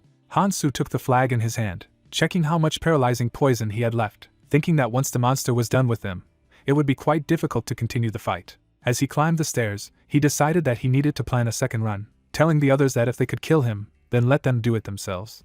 As he continued to get up, he heard a question about trying to escape. Frowning, the girl reminded him that his comrades were also here. After that, she looked around, threatening that she would use him as bait and demanding to bring him. The guy took a step up the stairs, asking who she was looking for. Sang-jin smiled at them, replying that he thought they had all fallen down the stairs. Looking at him in surprise, she thought about how it wasn't surprising that he wasn't heard, and perhaps he had broken the ladder by overhearing their plans, and then shouted that he would kill him. Looking down, the guy replied that he was willing to bet she wouldn't have time for that. Behind them, the beast licked its lips, waiting for them to freeze in fear of him. A monster loomed over a group of people. Looking at his grin, they knew that this monster was enjoying what was happening. Everyone raised their heads, Suyol saying that it would be worse if the monster regained its stamina. Frowning, the man shouted that if the hero left them, it would only get worse, thinking that they should cooperate with him as much as possible. Hansu looked behind him, saying that now he should not be afraid that the monster would break the stairs, since they themselves had voluntarily come here on donations. Everyone froze in surprise. A shiver ran through their bodies. They remembered how Fairy smiled, saying that the method was simple. A toothy mouth hung over them with the words that they needed to feed 5 of them every day. The monster attacked the people. Watching this, the hero thanked for such a noble sacrifice. Later, he was again at the top of the altar. Hansu approached Sang-jin, asking why he did this. Looking at him, he said that he knew that he had deliberately brought them here, noting that he should choose his words carefully. Standing opposite, the interlocutor replied that he understood something. Sang-jin smiled slightly. Then he looked up, saying that he understood how useful he could be. He frowned, suggesting that he use it. Hansu stared at him silently. The main character stood in front of the guy and asked why he would do this. He took a thoughtful puff when the interlocutor replied that he knew that his goals were different from those of others. Sang-jin knitted his eyebrows and added that it was because he always thought a few steps ahead and acted non-stop, and he thought that he was finally convinced of this when the hero fought Tae-sung and those bandits.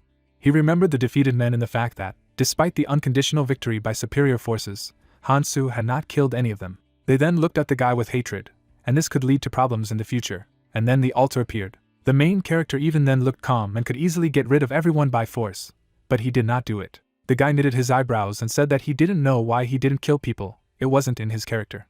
The brunette stared intently at his interlocutor. He stretched out his hands and asked to use it, and he would get dirty instead of the hero. Sang-jin frowned and added that in return, the hero would take him with him, or rather, allow him to travel with him. The interlocutor only closed his eyes and grinned. He walked past and muttered that he didn't even know after all he had done, and the guy clenched his fist and said that there was no other way to deal with them that time, so he was caught. Sang-jin turned around and promised that he wouldn't let this happen next time. He looked at the hero and exclaimed that he swore that everything would be different.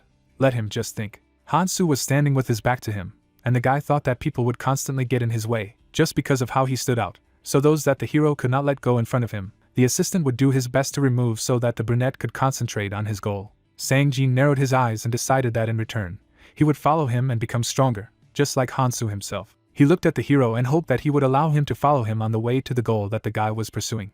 The swordsman turned. Then he looked attentively at the interlocutor and asked what he would do if circumstances did not allow him to join him. He smirked and added that he might have to fall behind. The brunette came closer, guessing that this was a hint and something would happen in the second training. Sang-jin smiled and said that he would then become stronger and find him, let him accept him as an ally when it happened. The main character closed his eyes and with a smile asked the young man to leave. The interlocutor shuddered, upset that the guy still refused. He sped up and asked to be given another chance to correct all the mistakes he had made. The brunette stepped on a cigarette butt. Then he calmly looked at Sang-jin and noted that he had misunderstood his words. The guy turned around and asked to meet him here tomorrow. He took out a pack of cigarettes and added that then this monster would no longer exist. Sang-jin stared at him questioningly as the hero asked him to pick up the runes below. Hansu checked the number of cigarettes and explained that the young man had killed that dozen people, so the runes belonged to him, and later they would greet each other with a smile. After these words, the hero left, leaving the interlocutor alone in complete bewilderment. Hansu walked away from the jubilant young man and thought that he was still not sure about him, but he would really need him later. The brunette remembered Iris, who said that his most important task in the past was to save humanity. She knitted her eyebrows and added that it was ironic that there would be people who would prevent him from doing so, and for such purposes he needed a punisher to act in his place. He imagined a squad of Valkyries and thought that not only the Ares, but any monarch had such a necessary figure. The hero visualized Eren and other people getting their hands dirty instead of the master, helping him get closer to his goal. The brunette crossed his arms, thinking that he had originally thought of electing Eren for the role, but would give this young man a chance. The guy picked up runes from the corpses below, while Hansu wondered how much Sang-jin could be trusted. He introduced the participants, and remembered that when the second training began, all those present would be forcibly scattered to different corners. The guy looked up, and the hero suggested that he might change his mind. The protagonist smirked and decided that with a few runes and 8 cloud snacks, if he got a useful punisher, it would be a pretty good investment. He turned away and muttered that nothing could be done if he failed, but now he should focus on obtaining the second hidden treasure. The monster howled, receiving blows, and the hero wondered what he would get from defeating him. Hansu leaned on his sword, thinking that if you look at the conditions for obtaining the second hidden treasure, they are simple. Small windows were painted up to the top of the tower, and the boy noticed that before the carnivorous beast destroyed the altar and broke free, he had to destroy it. The brunette stood on the corpse of the monster. He leaned on his sword and grimaced, muttering that this was simply not meant to be met. A door to subspace appeared nearby. The main character went there, having received a notification that the hidden task was completed. He stretched out his hand towards the glowing trophy. The brunette narrowed his eyes and grinned. The guy twisted the ring of the vampire king, Nirmaha, in his fingers. Hansu took a closer look at the jewelry and muttered that he had been wondering where the ugly berserker queen had gotten it, but now it was clear why no one could get it. A white stone sparkled in the black frame. The hero introduced different items and remembered that there are different standards for indicating the level of artifacts, but the most important one is color, and ordinary ones cannot be more valuable than those with superior color. However, there are always exceptions. The guy thought about the stones and noted that just like travelers gradually evolve runes, an absorbing type artifact absorbs runes and changes its color. He introduced a trophy stand and decided that the most coveted for everyone were single artifacts. In his hands now was number 9, the Nirmaha ring, symbolizing Clementine. The hero visualized a man with a ring and remembered that single artifacts were named so not because there were only one of them, but because each of them had only one owner. The brunette thought about the frightened people and noted that it was no coincidence that the ring had become a symbol of Clementine, because in the face of his 8 authorities, people were literally torn to pieces, so it was hard to believe that such an artifact was in his hands now. Hansu smirked and thought that this was just great. He put it on his finger and muttered that, given how difficult it was to get it, it was understandable that it wasn't some small thing thrown away in a random place. The brunette clenched his fist and grinned, and the system announced that at the moment 1 power can be used, and there are 8 of them in total, but the artifact is now colorless, so it allows you to use 1/8 of its power. A window appeared in front of the guy with a characteristic, saying that the power of destruction deactivates the opponent's features and abilities, including even passive ones, and skills. The hero imagined attacking someone, and noted that for this he needed to make contact with the enemy. Then he thought about the timer and realized that the power has a time limit, after which the effective power will be removed. But even so, the very fact that he can reset the strength of his opponent at the first desire is a huge advantage. Hansu opened up his stats and muttered that in order to use the ring to its full potential, at least one stat must match the colorless rune. The brunette touched his chin and concluded that he would need a huge amount of magic runes, and the leveling of stats could be done later. He stepped back out of the portal. Leaving the altar, the hero went straight down the street. Familiar faces were waiting for him there, and he immediately ran up to the guy. She smiled and asked if he had really killed a carnivorous beast. Everyone immediately shuddered, feeling the vibration of the earth. The participants raised their heads. The numbers on the timer reset to 0. Everyone looked ahead and exclaimed that the altar had disappeared. The girl looked at the hero in surprise. Hansu smirked and recalled that he had said that he would take responsibility for its destruction. He blushed at these words. She turned away in embarrassment, straightening her hair, and nodded. Sangjin smirked, mentally noting that the hero still managed to do it, which means that he did not trust him in vain. The brunette looked at the girl and said that there was clearly some time before the next training began, so she should go hunting. After that, the guy turned around and walked on. He lowered her head and turned to him, stating that she wanted to take a different path. The interlocutor looked back at her. The girl rubbed her hand and muttered that she wasn't good enough to be around him, so sooner or later she would start relying on him. She smiled and added that fortunately, Sangjin had offered to go with her. The guy glanced sideways at his group and confirmed that they could go with them. Everyone was only happy. The main character looked at her and thought that this was a little upsetting, but now it was really better to separate. Hansu narrowed his eyes and said that it was a good decision, thinking that starting the second training would separate them anyway, so she was thinking about her position and her path. The girl silently looked after the departing hero. She took a step forward and called out to him. He smiled resolutely and stated that she wouldn't give up the next time they met. The girl smirked and offered to meet again. The interlocutor grinned. He then went on, agreeing, and left Mihi and Sangjin behind. He, in turn, shuddered when the hero turned to him. The brunette did not turn around, reminding that the young man had asked to be used. Sangjin smiled happily when he heard that Hansu was leaving that choice to him. A week later, Fair appeared in front of the participants, and the second training began. The demon smiled and cleared his throat. He looked at the people and noted that there were many more of them left than expected, but who cares? Fairy grinned and said that he was looking forward to it. The main character narrowed his eyes, exchanging glances with him. The demon snapped his fingers and suggested that they change the scene first. He spread his arms, and a light appeared under the feet of the people. Sangjin and Mihi looked down in confusion, and everyone around them wondered what was going on. The schoolgirl grabbed her father's hand in fright. The main character knitted his eyebrows and thought that everything had finally begun. After a couple of moments, the guy leaned on the floor. People were transported into the room and looked around, trying to understand where they were.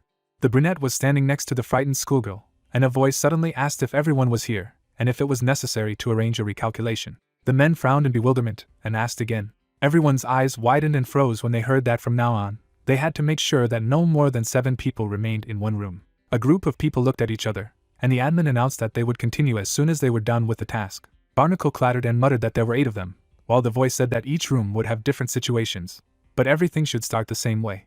The man crossed his arms and thought that he was not surprised, because it had been too easy lately, but what to do now? He glanced at the strange needle-like weapon of the main character.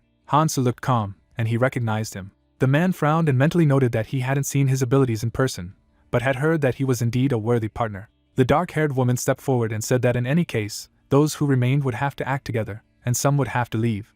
She smiled and offered to introduce herself and tried to impress. The brunette spread her arms and added that everyone should demonstrate their own importance as a person. Someone stepped on the side and said that he would start. He demonstrated a flaming dagger, sneering that no one had ever seen such a thing, and introduced himself as Dichio, not forgetting to add that no one in this room had the skills to defeat him. Everyone glanced sideways at the man, who said that he was certainly not useless.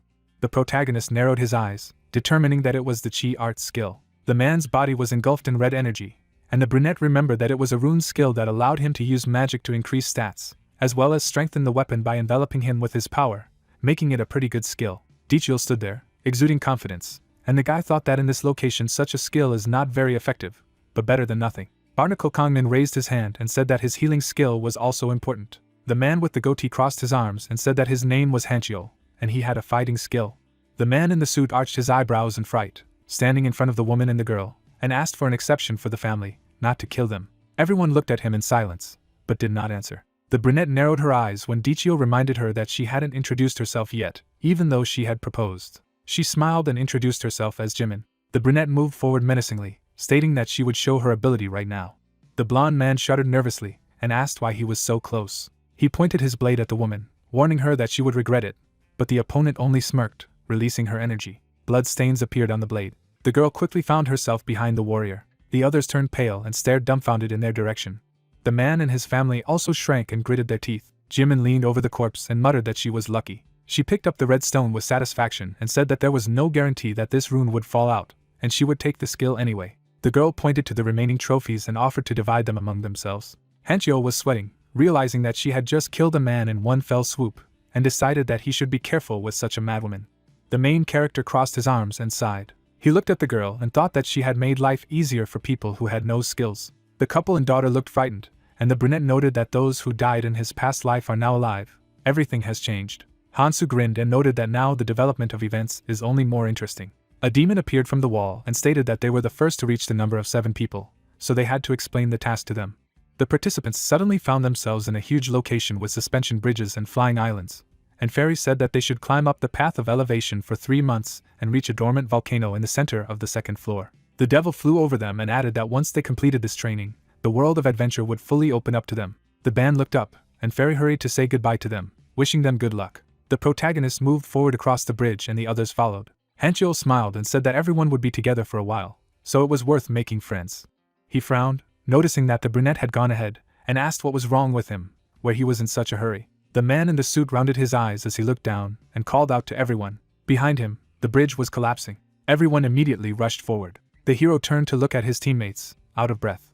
Fairy appeared above them again and said that he had forgotten to mention that parts of the lower islands begin to collapse over time, and the bridges are even faster, so you should be careful. The participants squinted at him, annoyed that they had not said this beforehand. Hanchio looked at the hero and asked where he was going again. He gritted his teeth and thought what kind of antisocial bastard he was. The brunette smiled and offered to follow him, because he looked like he knew where to go.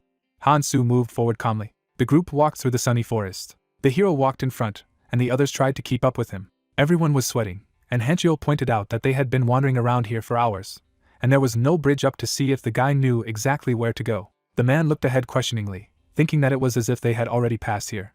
The protagonist turned around when he asked what he was chewing all the time. Hansu demonstrated oak bark and explained that this thing acts as an antidote if eaten. Something flashed on the tree as Hanchio wondered what the antidote was for. Scales flashed in the light. The man rounded his eyes and frowned as he was grabbed by the breasts, and asked what the hell the guy was doing. The brunette threw his teammate aside, and immediately a huge snake appeared in his place. The main character narrowed his eyes and noted that he had found her. Hanchio looked at the guy dumbfounded, and wondered how he knew they were about to be attacked. The brunette chewed on the bark and calmly replied that these were all superpowers. The interlocutor rounded his eyes in bewilderment, and asked again. The man frowned and cursed as the monster bit into his arm. He pushed his opponent away from him. The serpent was nailed to the ground with a dagger. There was an image of a runic snake on the system window. The man looked at the wound and muttered that they were being attacked nonstop, and they were not even given time to heal. And although Hansu told him how to catch them, but the body simply could not withstand such a pace. He turned to his family and asked them disgruntled why they weren't fighting, but were just hiding behind. The father of the family was sweating and asked them to understand, explaining that he had those whom he had to protect, so he could not risk helping others. Hanchio squinted at him in annoyance and thought, what difference does it make if everyone here is trying not to die? The bespectacled boy was standing by the tree, and the brunette asked what was wrong with him, because he had no family here. Kangmin adjusted his glasses and asked with a smirk if he wanted the healer who healed their wounds to suffer in battle, and the other wondered if he had a sword for beauty. Hitler raised his finger when the man had already resigned himself to his answer, and stated that the treatment would cost 3 runes of strength, or 1.5 runes of agility, although a rune of magic would do. The man turned to him in irritation and cursed in his mind. Jimin looked around with a smile as the warrior asked if everyone would leave it that way. Hanchio stood at the center of his group, contemplating that he was the only one here who thought the situation was shitty. Barnacle waved his hand to him and hurried him back to the battlefield, and he thought that this bastard was only making a show because he had a healing skill. He narrowed his eyes at the voice of his friend, who asked if he could hear him. The man touched his ear when his comrade asked how he felt about the place in which he was, and the warrior replied that it was better not to even ask, after which he asked a question in response. A green screen appeared in front of him, and the interlocutor said that everything was not so bad, and there was a lifeguard upstairs, so let him exert his strength and climb up. Hanchio ruffled his hair when his comrade asked him to try to find useful recruits along the way. Next to him was the main character, who was considered a person with self-proclaimed superpowers. The man called the fighting Jimin a crazy bitch with a sword. The bespectacled boy looked boredly away, and the brunette considered him a cunning scoundrel doctor. And behind them stood a useless family of 3. Hanchio closed his eyes and decided to end the call by saying goodbye. Hansu stared at him. He noticed the mark on his comrade's hand and thought that it was too little time for those in whom the features of a monarch would have blossomed. The guy imagined the crown and remembered that part of the personality traits that all rulers, like Ares or the Berserker King, have is the ability to lead. He visualized warriors following a leader who gives clan members his symbol. The brunette thought of the glowing marks on the hands, the owners of which feel a strong connection with each other, which also allows them to talk to each other. The blade pierced another snake, and the hero reflected that there was a limit to the number of those to whom the monarch could give his symbol, so they were busy looking for worthy people. He took the rune and decided that if he wanted to compete with them, he should get down to business. The brunette tossed the crystal and reminded himself that if you want people to listen to you, you have the strength to do so. On the ground lay the corpses of snakes. The guy stepped forward, and his comrade noted that there were fewer monsters. They must have left their habitat. The brunette parted the leaves. Hansu looked ahead and assumed that the lair of the mutated rune snake was nearby, and he was already close to what he had come here for. A silvery, scaly monster was sitting on the tree. The rune-eater snake grinned and flashed its eyes. The main character looked around when the man called out to him, and stopped him. He was sweating and asked if he really needed to fight this snake, because it was unlikely to attack if you didn't get closer, you could just go around. Hansu looked at him calmly and replied that they could go. He was going to fight alone anyway. Besides, he didn't care if they climbed up first. The guy stood up, and the interlocutor leaned forward and exclaimed that this was not what he meant. He just needed to stick together and not do stupid things. The main character frowned and said that they did not understand that it was not him who was coming with them. The brunette turned around and added that they themselves were following him in the same direction, but the moment had come when their paths diverged. Jimin turned around and said that there was nothing to be done, and the businessman asked who would fight then. The girl smirked and noted that you can't force the guy to go with them, or he also wants to stay. The interlocutor turned pale and said nothing. Hanchio looked thoughtfully after the hero, and everyone decided to move on. The man rubbed his chin and thought that the guy was really copper-headed, as they said, but it was wrong to leave him alone like this. The healer looked at the brunette, and advised him to give up the idea if he thought of dragging the swordsman away with them. Kanmin sighed and explained that Hansu was the only one who had never asked him for healing, and in general, on the battlefield, he behaved as if it was a familiar environment for him, so such people did not listen to others, and judging by what he saw, he would not live long.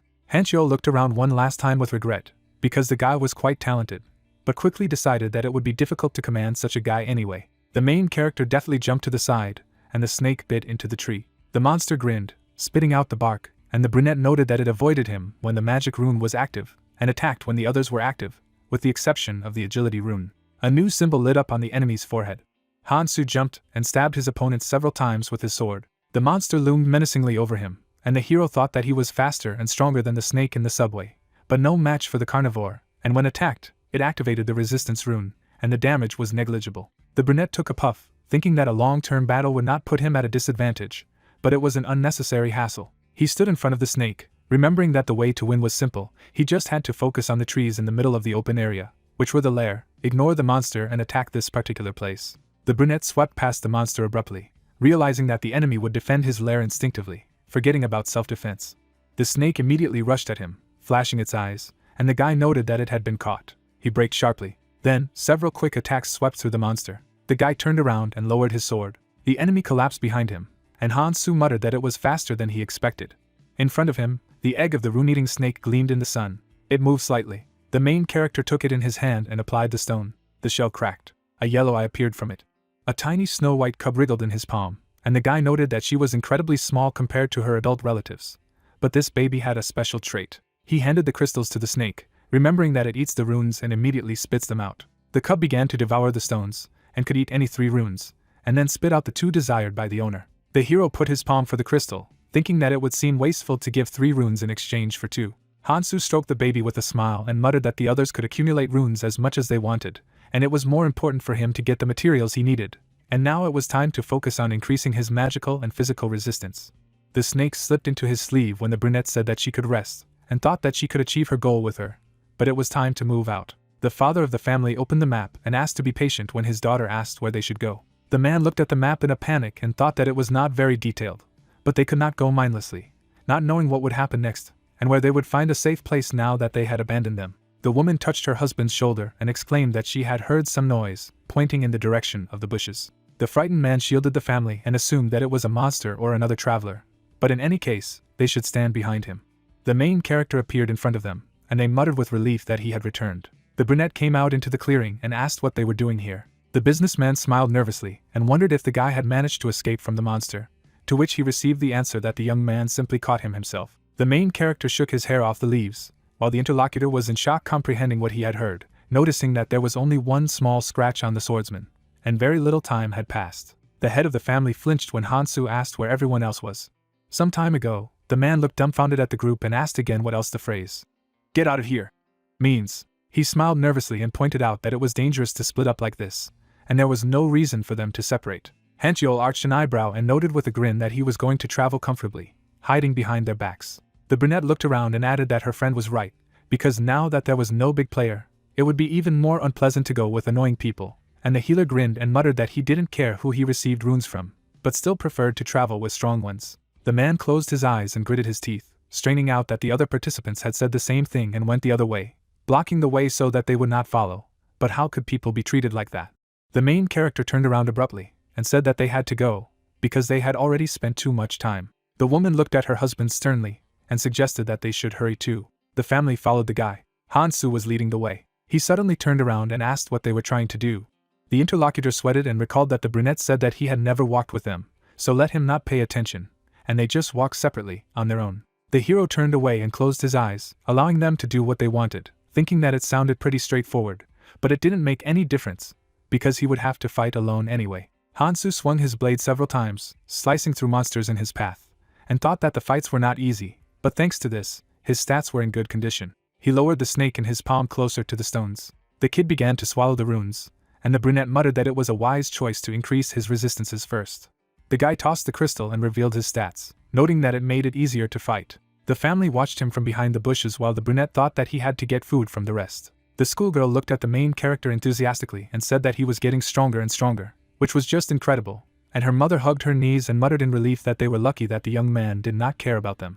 Un looked down in shame, suggesting that they fight as well, but her father asked her to calm down, explaining that it would be reckless to interfere, and that their family was together was already a blessing from the gods, so they needed to stay safe. The trio got out from behind the bushes and hurried to catch up with the main character, who had already broken away from them.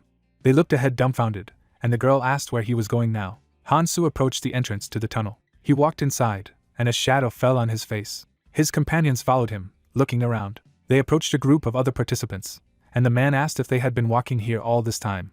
The family smiled happily and shouted that they had survived. Hancheol looked around dumbfounded, noticing the hero. The brunette stood quietly nearby, and the man noticed that he had returned, and even in good health, which meant that the rumors that he had fought the carnivorous beast alone were true. The demon flew up to the businessman and muttered that they were so noisy and happy despite being late, but since they were the last ones, it was time to close the door. A stone wall moved out behind them. Fairy snapped his fingers and offered to start one large-scale event. He looked at those present and greeted them at the first-floor dock, noting that there were about 75 people left. There were not many casualties. System screens appeared in front of the players, and the admin announced that they were waiting for a battle for tickets that could be used to move from this already collapsing island to the next one. Fairy spread his arms with a smirk and added that of course, some islands are infested with monsters and surrounded by lava, but if luck is on their side, they will end up on a southern or central island full of treasure. But if it was so easy to get there, it wouldn't be so much fun, so there are a few rules. Ships appeared on the water, and the demon told them that only 3 people could be allowed on a boat, and that would require at least 3 tickets. But if 3 people used 3 tickets, they would end up on different islands. He schematically introduced the participants, and explained that they could be sent to the outskirts, and maybe to the central ones. Then he visualized the island and said that if 2 people used 3 tickets, they would get to the same place, but they would not be able to choose where exactly. All the participants stared at the demon tensely. The businessman's eyes widened and sweated as Fairy said that if one person used 3 tickets, he could go anywhere. The main character still looked calm, not showing emotions. The demon looked through his telescope and reminded him that the islands would collapse starting from the outskirts. The difficulty of each was very different, so the more advantages, the better. There were 25 boats on the water in total, and the admin warned that there was about half an hour left before the destruction of this island. Fairy looked down ominously and told them to get started, telling them that they had to survive by any means necessary, because it was so much more fun that way. Participants clutched their electronic tickets in their hands and fought, taking trophies and shouting at each other. The main character remained in place for the time being, thinking that the inevitable chaos had begun. He looked away as his name was shouted loudly. The man collapsed to his knees. The brunette looked down at the businessman who was begging for help for his family. The interlocutor lowered his head, saying that they needed more tickets to reach the central island safely. The man was smiling madly, muttering that the young man was strong, so he could easily get tickets, or anything in general. He raised his head, grinning nervously, and stated that the hero could just take a couple of tickets from others and give them to them, and he thought that if Hansu did it, then this time they would easily get to the right place. The businessman dropped his head to the ground and shouted that this way the brunette would save innocent lives. The main character narrowed his eyes and replied that it was time to take responsibility and take care of his own business. Someone approached them from the side. When the man asked what was difficult about it, if the guy really didn't have a drop of sympathy, but then someone ordered him to shut up. Hanjo put his hands in his pockets and kicked the businessman, and his daughter screamed in fright. The man grabbed the winner by the collar and noted that he talks too much, which is annoying, and the hero is going to just listen to him when he just needs to pick up the tickets and end it. He approached the main character and invited him to go with them, promising to provide him with tickets if necessary. Hanjo knitted his eyebrows and added that the others were of course his teammates, but he didn't like any of them. The man clenched his fist with a green mark and decided that the young man thought so too, especially since he was really as strong as the rumors said, so why not join those who were similar to him in level? He stretched out his hand and said that it was a power awakened by his comrade, not a skill, but if the leader approved then the brunette could also get it. Hansu glanced at him as he said that he had already talked to the leader about him, and that it would be too much trouble to travel alone. The guy closed his eyes and shook his head, refusing. The man turned pale and widened his eyes, asking again, and the young man just turned around. He stopped when his interlocutor exclaimed that they were not the same as these non-entities, and did the hero still not understand how valuable the clan was? Hansu remembered his squad with whom he had fought in a previous life, and thought that he could not help but know this, but this time he would go after the monarch. The brunette knitted his eyebrows, realizing that otherwise he would be distracted from his goal. The man smiled nervously and noted that the guy wasn't even going to listen, so he had no other choice. A blue ticket fell at the hero's feet. Hanjo turned to the family and told him that he had stolen it from that non-entity. He passed by and said that it was very sad that the young man had refused, but could no longer waste his time here. The warrior smirked and added that he was going to meet the others on the central island, so let him consider it a gift for the future, since they would definitely have to meet again, and then he would ask him again. A ticket shimmered on the ground, and the main character thought that such tricks did not work on him, because all this did not matter now. Other participants squinted at the ticket under the brunette's feet, noticing that he would not take it. Everyone, like a herd of wild animals, rushed towards him, trying to get ahead of the others. Someone clutched the trophy in his hand. The businessman grabbed him by the leg and shouted that he belonged to him. The schoolgirl grabbed the man with a knife by the hand, trying to protect her father, and he only begged for mercy. The opponent grabbed her by the uniform, guessing that they were all family, after which he offered to give them a dramatic death together, and then a scream rang out. The parents sobbed, holding the body of their daughter in their arms, and a satisfied demon hovered from above, while the main character reflected on the fact that they deliberately placed this family in their group to force them to watch this performance. Because, after all, it is obvious what they want. The demon grinned, pulling the invisible strings, and the brunette understood that no matter how hard someone jerked on the stage they had set, even death happened according to the script. Hansu looked around when she asked why he had turned down Hanchio's offer. He looked at Jimin and replied that it was a personal reason, after which he asked what she wanted. The interlocutor smirked and said that she also wanted to propose. She showed a purple mark on her hand and called him to come with her. The hero immediately shook his head, and the girl laughed and said that it was expected. But before she leaves him, I want to ask one question. The brunette walked past and asked if it was because of clumsy sympathy that he was staying here. She narrowed her eyes and assumed that he was not so pathetic. The main character looked at her intently. The guy grinned, repeating her words. Ships were already hovering in the air above him, and Jimin was the last one on Earth, because everyone else who could climb up had already done so. There is only one boat left on the water, and no matter what happens here, no one will know about it. The people on the ground looked ahead in fear, realizing that they couldn't even defend themselves. They all pitifully reached out to the hero, begging to save them, and the guy thought that he had to save them all. The guy stood still, thinking that in the training zone, where Fairy's strength is great, he couldn't save everyone. He turned, deciding that he must therefore do what he had to do. The main character turned around and apologized to people, realizing that if he failed here, everything would be in vain. The brunette clenched the hilt of his sword, remembering the fate of those who could not go to the next island. Hansu imagined many bodies in acid rivers that melted alive, and the demon watched with pleasure, while the survivors could only watch and ask to simply save the unfortunates from torment. The guy moved forward, saying that they could be indignant as much as they wanted. The main character looked at them coolly and said that he was showing a kind of mercy, and he thought that he did not want to leave them to suffer for the sake of entertaining a demon.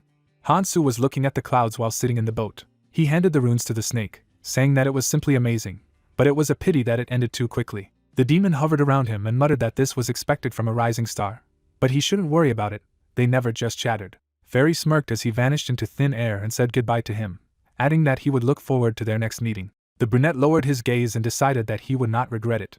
He clenched his fist and reminded himself that he hadn't come back to save everyone, but to win, so he shouldn't hesitate. Hansu threw back his head and thought that he had to keep going. In front of him, the next goal was visible: the central island. The tall silhouette of the building stood out in the sun, and a voice said that there were only 1921 travelers who had set foot on the land of opportunity, the central island. The building was a whole fortress with many towers. There was a purple crystal in the castle that needed to be protected. At the bottom, there were massive doors at the entrance to a dungeon unique to this region, where you can increase your own powers. The protagonist introduced the army of the undead and remembered that the third thing to know about the central island is that a wave of monsters is coming. The warriors sat on the fortress walls and fought off the enemies, shouting that they had almost no people left. Skeletons pierced the participants with swords and spears, and someone yelled that if they could hold out here, they would survive another day, so they had to try. A man in the ground reached forward and muttered that he couldn't take it anymore, and how could they expect him to last a month? Blades and blood splatters flashed in the air, and screams were heard everywhere. Someone slapped their hand on the table and said that they needed to set some rules. The man looked at the others at the round table and said that their defenses had been broken through on the first day, and they had already suffered serious damage, since they were going to sit here for a long time. Park Jungwook, the monarch of the MK clan, frowned and noted that if things continued like this, not only would they not be able to defend the crystal, but they would also be carved out by monsters. And Jahyun, the monarch of the Wajong clan, folded his hands and offered to discuss it when the rest of the monarchs arrived. Hong Xia, the head of the Noah clan, crossed her arms and replied that the strongest are already here, so the rest are not that important. Li Gukti, the monarch of the Smog clan, arched his eyebrows and asked what he proposed to do. The brunette turned to him and said that the biggest problem was the lack of protectors, so they needed to bring people here who had not yet joined the clans, and even by force if necessary. The woman frowned and noted that they had no way to control these non-aligned travelers.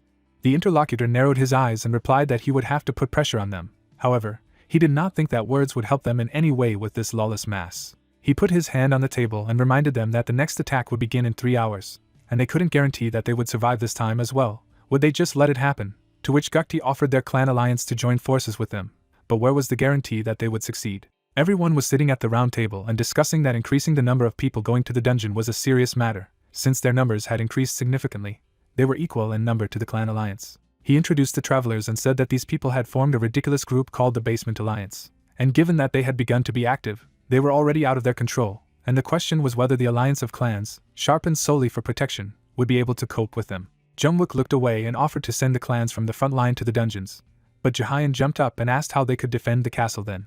The woman crossed her arms and thought that they were just discussing their wishes when the head of Wajong said that if this was their plan, then the small clans should go first to reduce the losses. Xia bit her finger and wondered what would have happened if only the first 1900 had focused on defense. She introduced the warriors and remembered that originally, everyone participated in the defense because survival depended on it, but after someone returned from the dungeon with powerful artifacts, becoming much stronger, the clans began to go there one by one. The woman frowned, trying to figure out how they would protect the crystal this month, and at that moment, Jimin ran into the hall, addressing the head. Xia waved her hand and muttered that it was better not now, and her head hurt as it was.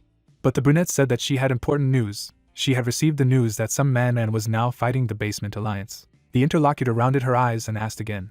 The heads jumped up and turned to the exit, from where they could hear shouts and cries for help.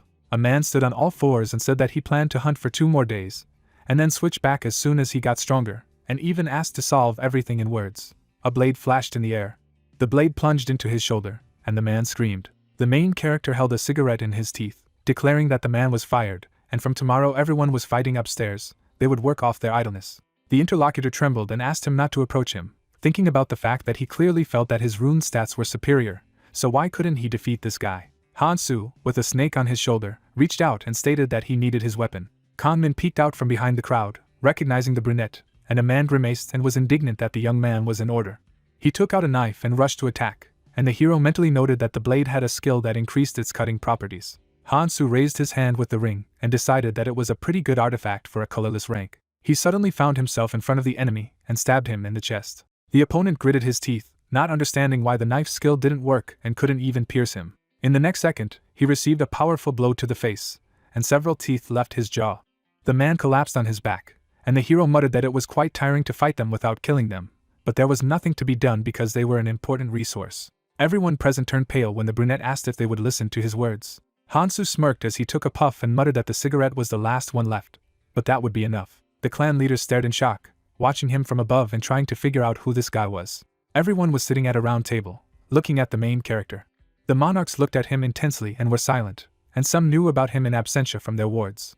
Hansu crossed his arms and said that from tomorrow the Basement Alliance and the Clan Alliance will join forces and change between defense and hunting, and if anyone has any objections, let them say right now. Everyone was looking at the guy, who added that they couldn't be commanded without their involvement, so let them take as many useful people as they could and make them join their clans, and he would make sure that those who remained outside followed their orders, so there would be no problem. Shia was sweating, realizing that it would be beneficial to them, not him. So what was the young man really up to? Gukti stared at the hero and asked directly what he wanted. The head of Smog smirked, and noted that someone unrelated to the plan, and with such power had made a fuss, but claimed that he had no personal motives. Hansu looked at him and replied that as long as the basic rules and systems worked, he had no intentions or motives. He stood up when the interlocutor said that you can never be sure, because suddenly the guy will suddenly change his mind and decide to get rid of the alliance. But the main character said that he has no desire to participate in a pathetic debate. The brunette's body suddenly vanished into thin air. The heads jumped up, grabbing their weapons, and exclaimed that the guy was going to attack. Gukti frowned and stated that it was a simple invisibility skill, and the young man couldn't leave his seat. Hansu put a knife to his throat and asked if they thought he couldn't stab him if he wanted to. The interlocutor sweated and rounded his eyes, realizing that this was not just some kind of trick, and he was so easily tricked. The man collapsed to his knees, and his subordinates ran inside anxiously, while the hero said that he got his hands on one thing just before he came here, so he would keep the trend going. Hansu closed his eyes and assured that he had no evil intentions. But now there was a situation in which it would be better for them to unite, and let each of them do their best in their place. The clan leaders stared at him tensely and remained silent. The main character left the hall, thinking about the fact that they have been fighting each other so far, so it will be difficult to unite, but there is time, so he will not put pressure on them, especially since this is only for starters. The girl stood in front of him and said that she would be upset if he just left. Jimin exchanged glances with the brunette, reminding them of their last conversation, adding that she wanted to hear a different answer now. The light came into the room through the window, and it was said that she had asked him before, but would he like to join their clan? Jimin approached the guy abruptly. Bowing her head slightly, she said that this time she wanted to give him a real invitation. Reaching for his shoulder with her fingers, the girl asked if it was too lonely to travel alone, or if he already had someone on his mind. Hansu stared at the heroine in silence. Squinting at him, the brunette said that she had heard him with a girl named Mihi at Gangnam Station, and thought to herself that he wasn't reacting in any way. She understood that meant no. Jimin then smiled sweetly and said that no problem, it would be great if he joined their clan. She turned around in shock, looking at the guy leaving, asked, would he even pretend to listen to her? Passing by the window, the guy exhaled tiredly, hearing a shout after him that he was annoying. The fortress wall was broken by monsters. The man asked to drag the bodies here and said that they needed more basic necessities. People with support skills should go in that direction. Hancheol turned to the guy after hearing that the southern wall was more or less fortified and replied that the wounded should go down, the rest could rest. Then he asked how their clan was holding up. Skeletons pierced by spears lay on the wall, and the answer was that this time they had managed to make a more substantial defense.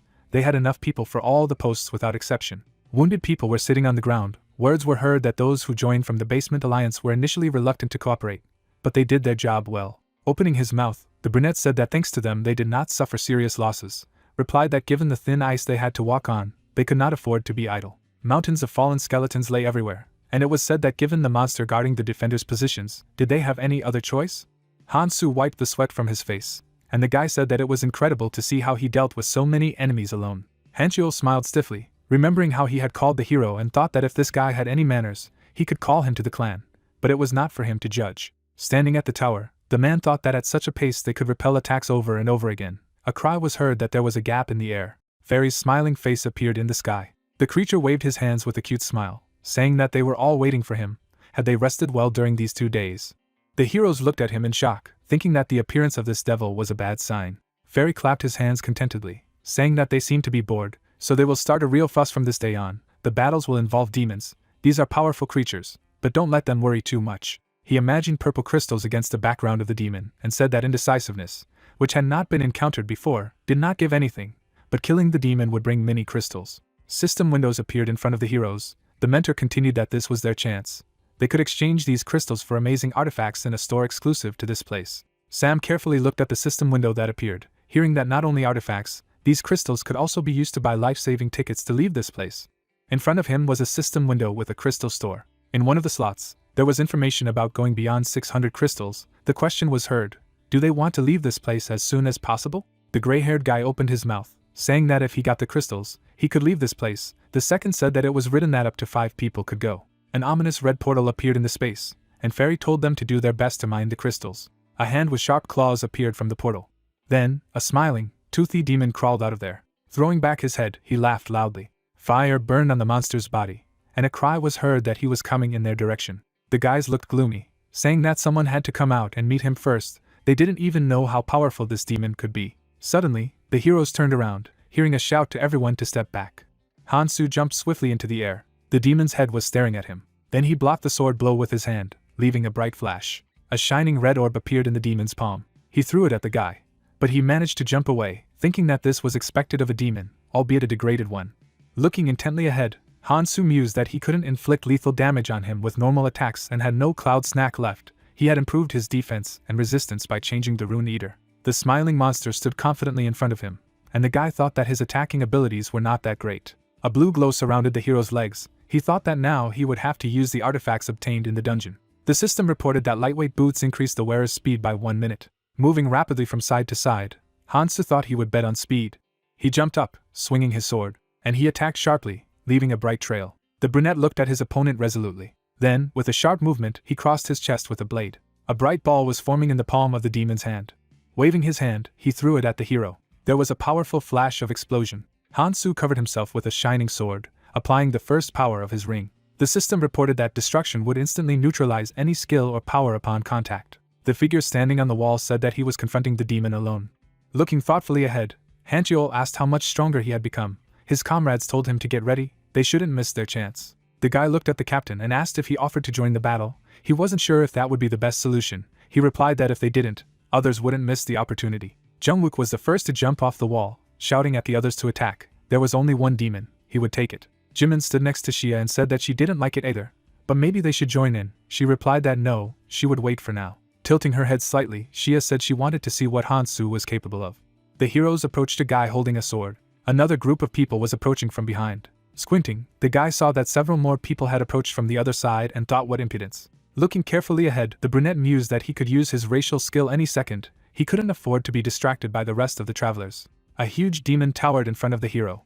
The monster bared his teeth in a smile as the brunette pondered that he had not used his racial skill up to this point. As the heroes surrounded the guy standing in front of the huge demon, Hansu mused that they had racial skills that were different from demons, making them unpredictable considering he hadn't used his skill until now. A glowing orb appeared in the palm of the monster's hand, and the hero assumed that he had a skill that deals damage in an area. Turning around abruptly, he shouted at the others to step back. They won't be able to deal with this demon. If they want to survive, let them hide behind it. Standing with a sword, Kannan said that he had a bad feeling about whether they should stand back and watch the battle from the sidelines. The brunette asked what he was talking about, and not vice versa. They should stand as close as possible to deliver the finishing blow. The demon clenched the sphere in his fist. He then threw it, shattering the ground with a huge flame while using the Hellfire racial skill. One of the guys was holding a shield, saying with a smile that it was very lucky. He had just recently obtained an artifact that would be able to protect him from those small tongues of fire. His gaze then turned frightened as he said that if he struck the final blow, the reward would be his. The flames rose higher and higher, and a cry was heard that they must run. Then the fire engulfed the body of the guy, who was screaming for help. Hansu stood with his sword draped over his shoulder as the others ran away, shouting that he was coming in their direction. A silver ring flashed on his finger, and he knew that it was Hellfire. Clutching the brightly shining blade, the hero thought that it was time to use the power of the ring to the fullest. He swung his sword, slicing through the flame wall with the skill of the power of destruction. The guy then heard a surprised shout of what it was. He destroyed the flames with his sword. A deep hole was left on the ground. The hero thought that he was not an ordinary opponent. His fingers gripped the hilt of his sword tighter. Still smiling, the demon raised his hand, thinking that right here and now, the only person who could fight him, the one who could match the abilities of the 3-meter demon Inferno, was him. The monster curled his fingers. Lightning flew from his red eye. Hansu looked at his opponent confidently. The demon raised a flaming hand. Gukti covered his face with his hand. Looking ahead in surprise, he asked, as if an ordinary traveler like them? Watching the sword strike stop the huge fireball, the red-haired man thought that they were definitely starting all together. So why was there such a big gap between them? The heroes watched the battle in surprise, thinking that they needed to come up with a plan. The girls also watched what was happening. The demon swung his hands at the hero, and the man thought that if this continued, they would lose all the advantages they had. A man brought in a box. A shout was heard. Prepare for the next wave. Clan members gather and prepare for a change of garrison. Jimin stood against the wall with her arms crossed, and she heard the words that if she waited for him, it wouldn't work out today either. Shifting her gaze to the side, the girl asked what he meant. Scratching his head, Hancho replied that he said there was no point in waiting here, because he too waited in vain every time. Turning away with displeasure, the brunette asked who he was waiting for. The guy replied that of course Hansu, Who else should we expect here? He stood up, resting his hands on his hips, and said that something told him that she was here on the orders of the monarch. The captain constantly gave him similar tasks. Squinting at the girl, the hero said that since it was just the two of them here, to be honest, she herself knew that the alliance of clans had been shaking lately, and she probably knew the reason too. Looking at him, the brunette asked why he was telling her all this. The question was not obvious. The heroes turned to the side in surprise. The brunette said that this was their proposal, and the girl asked what it was when she heard the answer that it seemed to him, and that someone was watching them. The heroes were standing next to a pile of boxes. The guy asked if it really seemed. Gupti looked at them out the window, saying how long it had been since Han-Soo had monopolized demons. Then, turning to the side, he continued that he hadn't done anything strange until then, considering that they hadn't received a single report about it. It was said that she had ordered the clan members to keep him under constant surveillance. The heroine stood next to the red-haired man and replied that in addition to defending the fortress, hunting demons and occasional trips to the dungeon, he only rests a little. Thanks to him it has become much easier to defend himself, but there is still another problem. The girl looked at Gupti and said that those who had not joined any clan continued to fight the clans. He replied that this was what he expected. Words were heard in the space that considering that a figure of his magnitude continued to refuse to join the clans, the appearance of such troublemakers was quite natural. So far, the clans were forced to follow Hansa's words. A lot of people were walking down the corridor. The guy continued that that's why he had prepared something. A smile appeared on the guy's lips. He said that if the power was shaken, they would not be able to control them normally. For the sake of their future plans, they could not allow this to happen. A group of people entered the room. Turning to them, Gupti waved his hand and said that everyone had gathered just in time. The guy in the red cloak offered to discuss the future of the clan alliance. A huge sword protruded from the body of the defeated monster. Han-Soo stood crouched next to the remains of the monster. Throwing the weapon on the ground, he said that it was also useless now. A snake peeked out of his collar, and Han-Soo said that thank goodness it was 60, he finally got the right amount. Looking at the two identical crystal shops, he thought that the top-tier artifacts were sold in the crystal shop. Most of them were exclusive to clans and had amazing effects. Scratching his head, the brunette pondered that if the crystals fell into the hands of the clans, there would surely be a serious rivalry, so he had to stop it at the very beginning. Looking down, he said that there was a more important goal. The system reported that the exchange was made, 60 crystals were debited from the account. A chain surrounded by purple haze appeared, and words were heard that he could use most weapons. At the end of the chain was a sharp sickle. The hero said that he liked it the most. With a determined look, the guy clutched the blades called the Descartes' Judgment in his hands. Looking ahead, the brunette said that the battles would be easy in the near future. He twisted the chain in his hand, saying that in this case it was worth trying out the purchase. The brown liquid on the ground boiled. From there, the hands of monsters began to appear. With a slight smile looking at them, Han-Soo thought that there were about 10 days left before the siege ended. He was very curious to know who would make the first move in the remaining time. A red seal appeared on the palm of the insidious Gupti. A blonde woman stood in the crowd of people. 10 days later, Fairy held out his hand with a sinister smile, and said that this time it was quite interesting to watch travelers. The people at the tower felt a powerful earthquake and asked what was happening. It wasn't even time for a new wave, and the demons said that for those of them who had survived the longest, they had prepared a special event. Monsters were lying on the ground, pierced by swords. Suddenly, a purple eye lit up in one of the skulls. Various monsters burst out of the purple portal in the arch. Screams were heard that the corpses of demons were gathering inside the fortress. The fragments, surrounded by a purple glow, were connected. A huge shapeless monster stood in the center of the hall. The hero thought that it had begun. Surrounded by black fetters, the monster raised its head. The demon woman then raised her head, waving her hair. The hero thought that this was the hidden quest of the central island, the battle against the demon queen. The smiling woman had 4 eyes on her face. 2 leathery wings appeared behind him. The space was protected by a red barrier. A warning was heard that if he were in their place, he would not approach the walls of the fortress. In any case, he would not escape like that. Fairy hovered in the air with his arms crossed and said they only had 2 options. The skeleton would rise, resting his hand on the ground, the guide telling him to either stay here and try to withstand the approaching attack of the undead. Imagining the purple crystal, he said that it was possible to escape by using it. He would notice that the new undead were different from the previous one, so they should wait impatiently. Or if they didn't want to do so, they had 2 choices again. The huge tower was surrounded by a purple glow. He continued to meet the summoned demon queen inside the fortress. Johayan looked ahead in shock. The demon queen asked. The second girl exclaimed that he hadn't mentioned anything like that. Fairy indifferently filed his claws with a file and said that he didn't want to mention the demon queen, as there was a good chance that they wouldn't live to see her. But there was nothing they could do. Few travelers lived to see that point. Henchio opened his mouth in surprise, heard that the crystal would activate half an hour after the undead attack and could only carry 500 people. The gloomy people looked at each other when they heard that half of them would stay here. A red barrier net surrounded the space. The monster continued that if they defeated the demon queen, everyone would be able to leave. A timer appeared with a count of 10 minutes, and Fairy continued that since it was a special event, he would patiently wait for their response. Kangmin squeezed his eyes shut in displeasure, saying that he thought they only needed to hold out for a month. The man clapped his hands. Clenching his fist, Gukti exclaimed that they only needed to hold out for half an hour, then they would escape with the help of the crystal. Everyone should get ready. The alliance of clans should move towards the crystal, the rest to the front line. The healer looked at his comrade and asked if he really thought they didn't understand that he and the rest of the clan just wanted to escape. Kangmin gritted his teeth in displeasure. The red-haired man looked at him in surprise and said nothing. Then he turned around and asked, "Isn't it better to be defensive than to act recklessly? They need to think about how to protect the majority." Looking at him in displeasure, the bespectacled guy said that he had indeed voiced ideas worthy of a clan monarch. No matter what happened to the others, he was focused on keeping alive only those he could control. Staring at him, the guy with the red scarf asked, "Does he have any ideas?" Remembering the attack of the fire monster, Gukti said that even the demon that appeared on the first day killed dozens with a single attack. How does he plan to defeat the demon queen? Smiling ominously, the guy continued what the others would say. They would prefer to survive and go together to the next island or throw themselves into the arms of death like moths to fire. The blonde stood next to the healer, and they said nothing. Juhyun grinned wryly and thought that it was over. The atmosphere had already changed. Glancing sideways at the guy, she sneered and thought that they were in league with the Smog clan, so they would definitely escape. In front of him, a man stopped and said that the only way for everyone to be saved was to defeat the demon queen. The heroes opened their eyes in surprise when they heard this.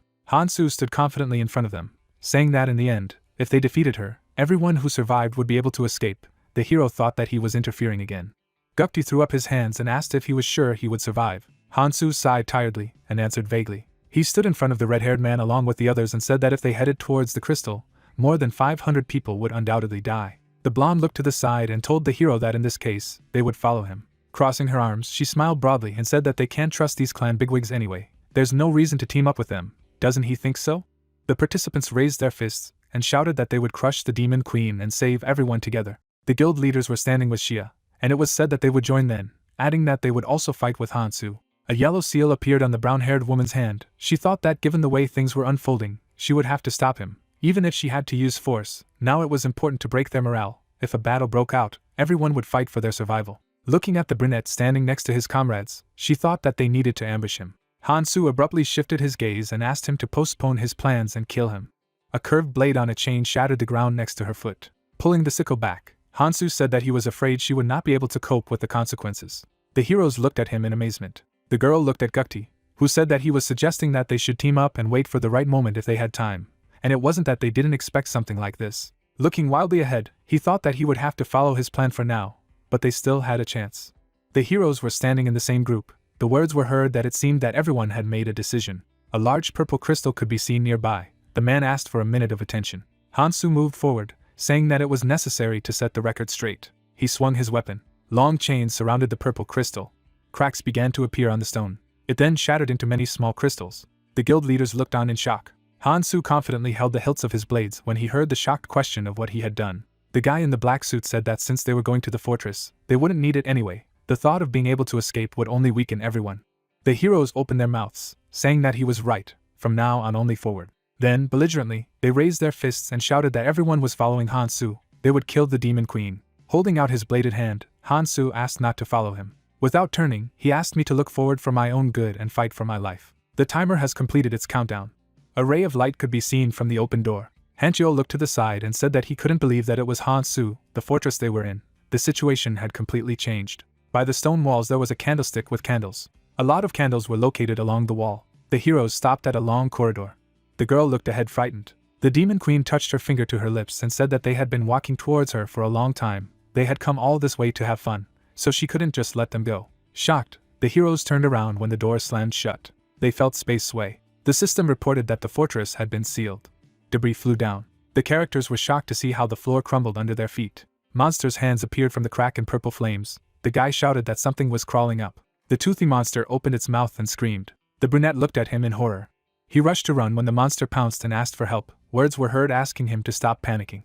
Hansu reached for the hilt of his weapon and said that these monsters were not much different from the ones they had fought before. Turning towards the frightened guy, he ordered him to pull himself together and fight. Turning away, the brunette thought that it was true. The real problem wasn't with them, but with the battle with the demon queen. The floor cracked, scattering the debris. The hero thought that they must pass through this gate.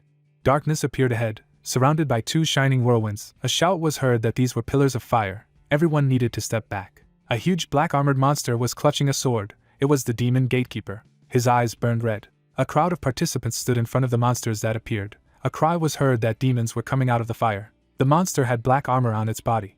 Purple flames filled the room, in which screams could be heard.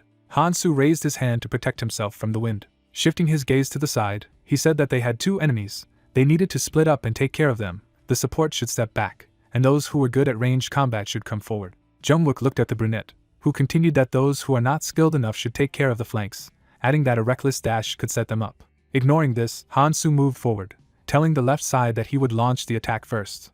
The man was outraged. Hansu held the blades as he approached one of the demons and thought that he was designed in the image of a gatekeeper in the abyss. He was much weaker, but his movements were similar so that he could predict them. A blue chain flew next to the hero. It was approaching the gatekeeper's head. The chain then struck the monster with force. Smirking, Hansu thought that he could use his weapon to the fullest. A blue chain wrapped around the demon's long blade.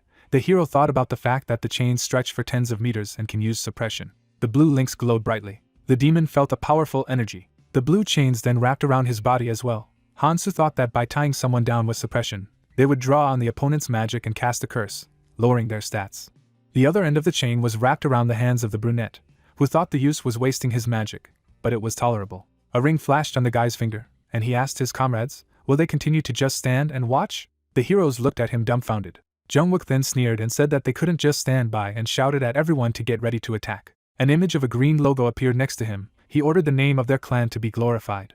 Shia put her hand to her ear and shouted for those with low resistance scores to help from the rear. They start. Jimin said she was going first. Clutching their weapons, the heroes rushed to attack. Purple flashes surrounded the body of the chained demon. His fingers gripped the black sword. Then the blade was surrounded by purple flames. The hero thought they were trying to summon hellfire. A powerful energy moved forward, breaking the floor. The links of the chain shone brightly, stretched. But then the demon gatekeeper managed to rip them off. Moving forward, Hansu shouted the order not to stop the attack. Looking at the chains around the monster, the hero thought that it would be difficult to hold out if they hit, but if he knew the trajectory. New explosion flashes appeared on the demon's body, and the hero thought that then he would be able to cope. Powerful energy tried to break the chains. Looking at him in fright, Jimin yelled at him to be careful. The flames would render his attacks useless.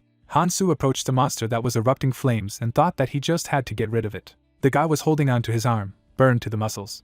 He reached down to the light stone, thinking that the place where the hellfire was coming from was the location of the ignition crystal. With a sharp movement, the hero tore the crystal out of the demon's body. Then he broke it in his fingers. Opening his mouth in shock, the guy asked what it was. The captain replied that the flames surrounding the monster had disappeared. Jumping off the demon's body, Hansu asked what he was telling them not to stop attacking.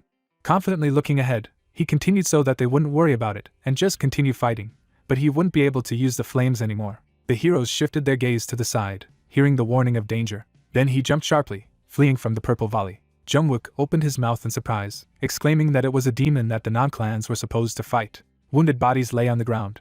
The heroes froze in front of the armed demon. Cries for help were heard and the question was heard, why don't they attack? The characters looked at each other anxiously. Discussions were heard that it was too dangerous to help them.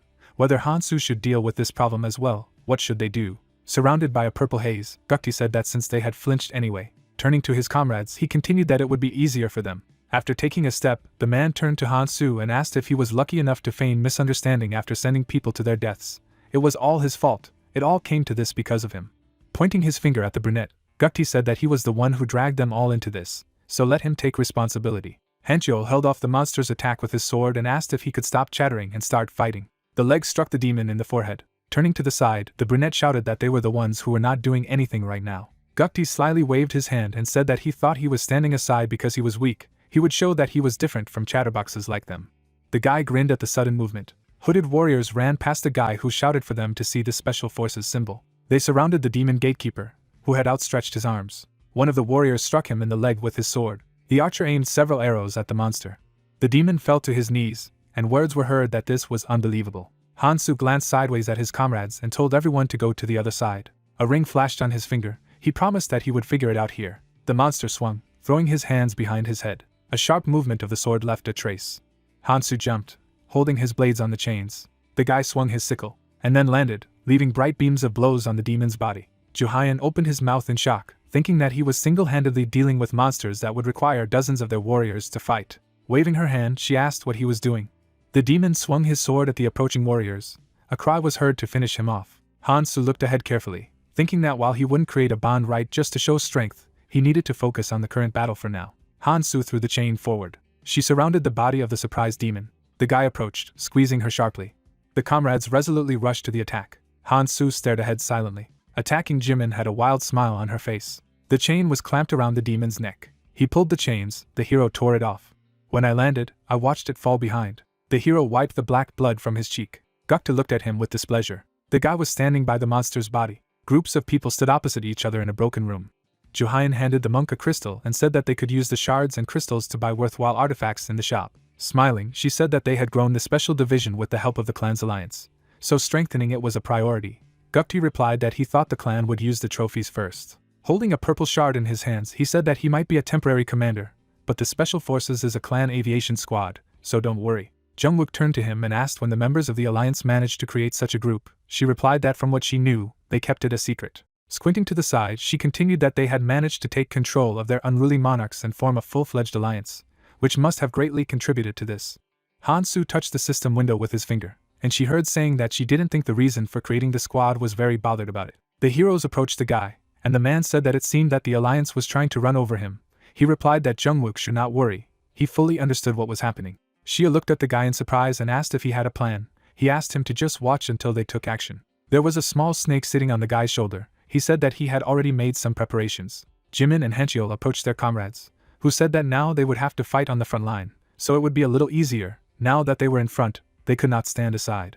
The brunette closed her eyes and asked if he was sure. What if they got back together and did nothing? Even if they helped them, they continued to ignore them. The girl put her hands on her friend's shoulders when she heard the captain say that in any case, to get out of here, they would have to fight the demon queen. If they wanted to live, they would have to fight. Shia shifted her gaze thoughtfully, saying that the current state of affairs should be taken into account. There were many wounded people sitting on the floor. The words were heard that he couldn't move his arm. Another couldn't fight like that. The third said that he thought he would only have to fight the demon queen. The fourth assumed that he would survive if he joined the clan. The girl continued. Would they be able to fully fight? The heroes were surprised to hear the demand to stop whining. The blonde woman opened her mouth and said that if they wanted to survive, then defeating the demon queen was their only way to do it. She came closer and clarified, didn't she? In front of Hansu, she said that she did not introduce herself. Her name is Yayan. The brunette, flushed with rage, squeezed her friend's shoulders painfully, and Yayan turned to Hansu. Pushing her hand away, the guy asked what she was trying to do. Curling her fingers, the blonde asked if he was heartless and replied that it was nothing special, just introducing him to someone. Waving her hands, she turned away and told him to let him know if he was interested. Sneering, Yayan continued that there was someone who was interested in him. Jimin looked in her direction with displeasure, asking what was wrong with her. Was she nasty? She had chased her away from her. The blonde stopped at a group of people. Words were heard that she ignored them when they tried to talk before. She only communicates with non-clans. The heroes were discouraged when Hansu just walked away, saying that if they finished cooking, they were leaving. Hanchiol said that now he was ignoring him again. The squad walked through the purple hall. They stopped at the protective barrier. Words were heard that as soon as they entered there. Suddenly, the heroes turned around in surprise when they heard the question, are they really going to fight the demon queen? Fairy wiped away tears of laughter and said that travelers are funny now. Good news for them. People opened their mouths in surprise when they heard that it was not necessary to defeat the demon queen to open a portal to the next island. The horn monster hovered over the figures, saying that they only needed to hold out for half an hour. The participants opened their mouths in surprise when they heard that they had to hold out under attack for half an hour, and the crystal on the throne would be activated. It's simple, a portal that would allow all of them to go to any of the islands without any restrictions. So easy. With a sly smile, Fairy touched his cheek and said that they could buy the right to pass through the crystal shards, but let them know that it was not a negative path. The guy stared at the creature tensely, thinking that he was only saying it now, as it was obvious. The guy clenched his wounded hand into a fist when he heard the wish to hold on and the words that they would see each other on the next island. The demon queen sat on a throne surrounded by gray monsters. Waving her hand, she ordered them to revolt. The gray creatures floating in the air opened their eyes. Skulls popped out, their mouths open. Ghost skeletons burst out of gray cannonballs and flew around the room. The spirits surrounded the demoness. Frowning, the hero thought about how this is a more than half-weakened version of the original sitting in the abyss, and he knows how it will come out to attack. The ghost rushed at him. There was a message about using mini crystals to buy the effect. The energy was gathering in the palm of his hand. There was a message about a pair of chain size. The hero threw his weapon forward. It pierced the monster's skull. Hansu intercepted the weapon after thinking that he would use two unique skills, namely split and return. So several daggers appeared in front of him. He directed them at the woman, but the monster covered her with his body. That hand took on a bright glow. Making a swing, she called the hero a nonentity. Her weapon struck the hero's weapon chain. Bright flashes appeared during their battle. The woman's hand was again surrounded by the glow, The bones nearby rose from the ground. The monster attacked Hansu when he heard the command to tear him to pieces. Someone stood in front of the monster. Hanchio, surrounded by spirits, heard that the hero would deal with the demon queen, and they should deal with the summoned monsters, and replied that there were too many of them. He looked away indignantly, asking the others if they would fight. Gukti turned around, replying that they were staying behind and avoiding the fight. Jimin looked at her friend, noting that she knew it. Hansu smiled slightly as he understood when they were about to intervene. Standing next to the girl, he told his comrades to detain the demon queen for a while, but she did not understand how they would do it without him. The demon queen smiled ominously. A huge hand appeared behind her. She rushed to the people. Hansu was surprised by what happened. Jungwook stopped her with his sword. Blood spurted out of his mouth, and he said that they would not last long. The hero strode forward, hearing that he should return faster. The two people stood separately from the group, discussing that humans and monsters collided on the other side. Nothing could be seen what was going on there. Another wondered if it was normal that they were not doing anything here.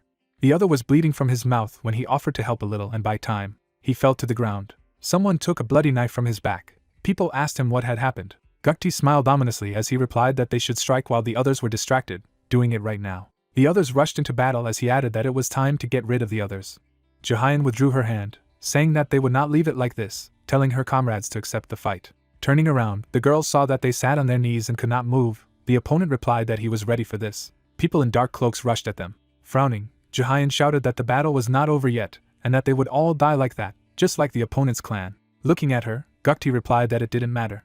A magical seal appeared on his hand, and he said that everything was just garbage collected for the extras.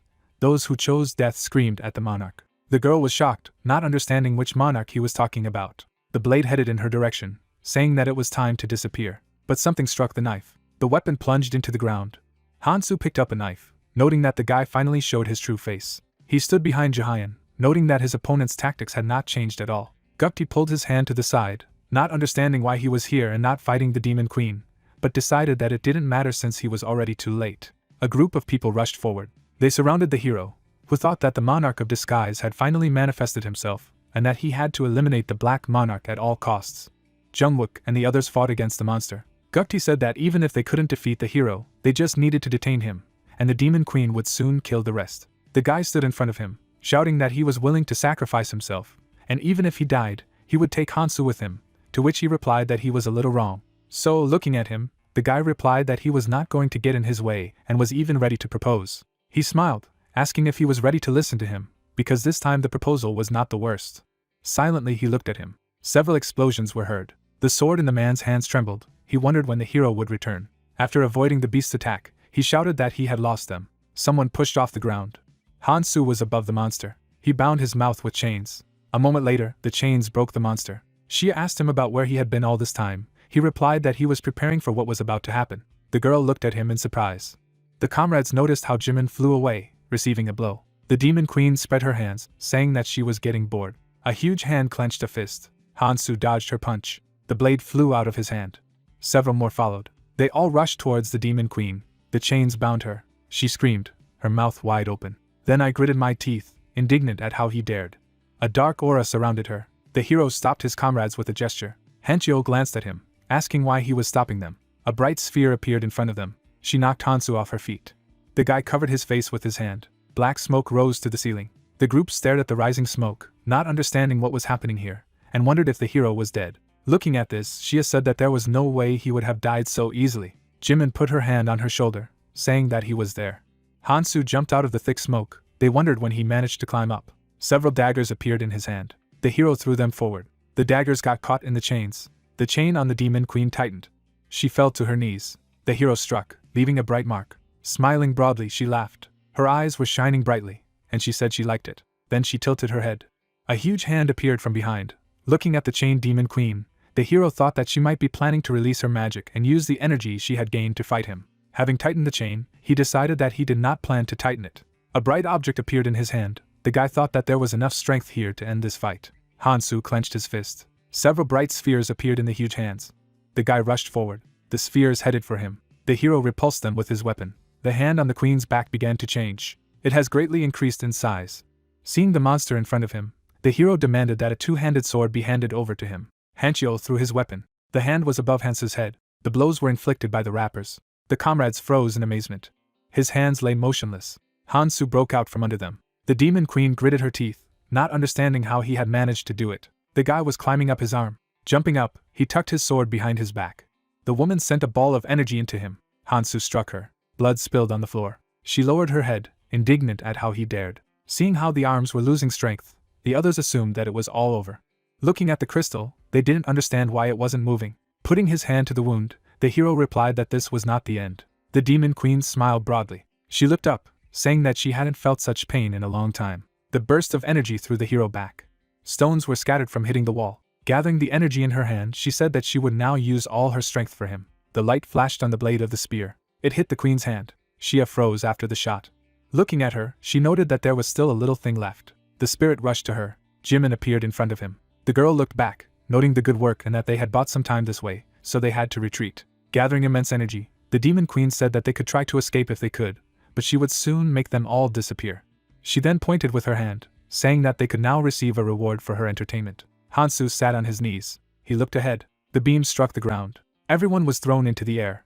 Smoke was rising everywhere. A man sat behind the barrier asking if Hansu had survived. Another could not believe that they had been thrown away by such a shockwave from the explosion. Through the smoke I could see someone's silhouette. Then the light appeared. The blade rushed forward.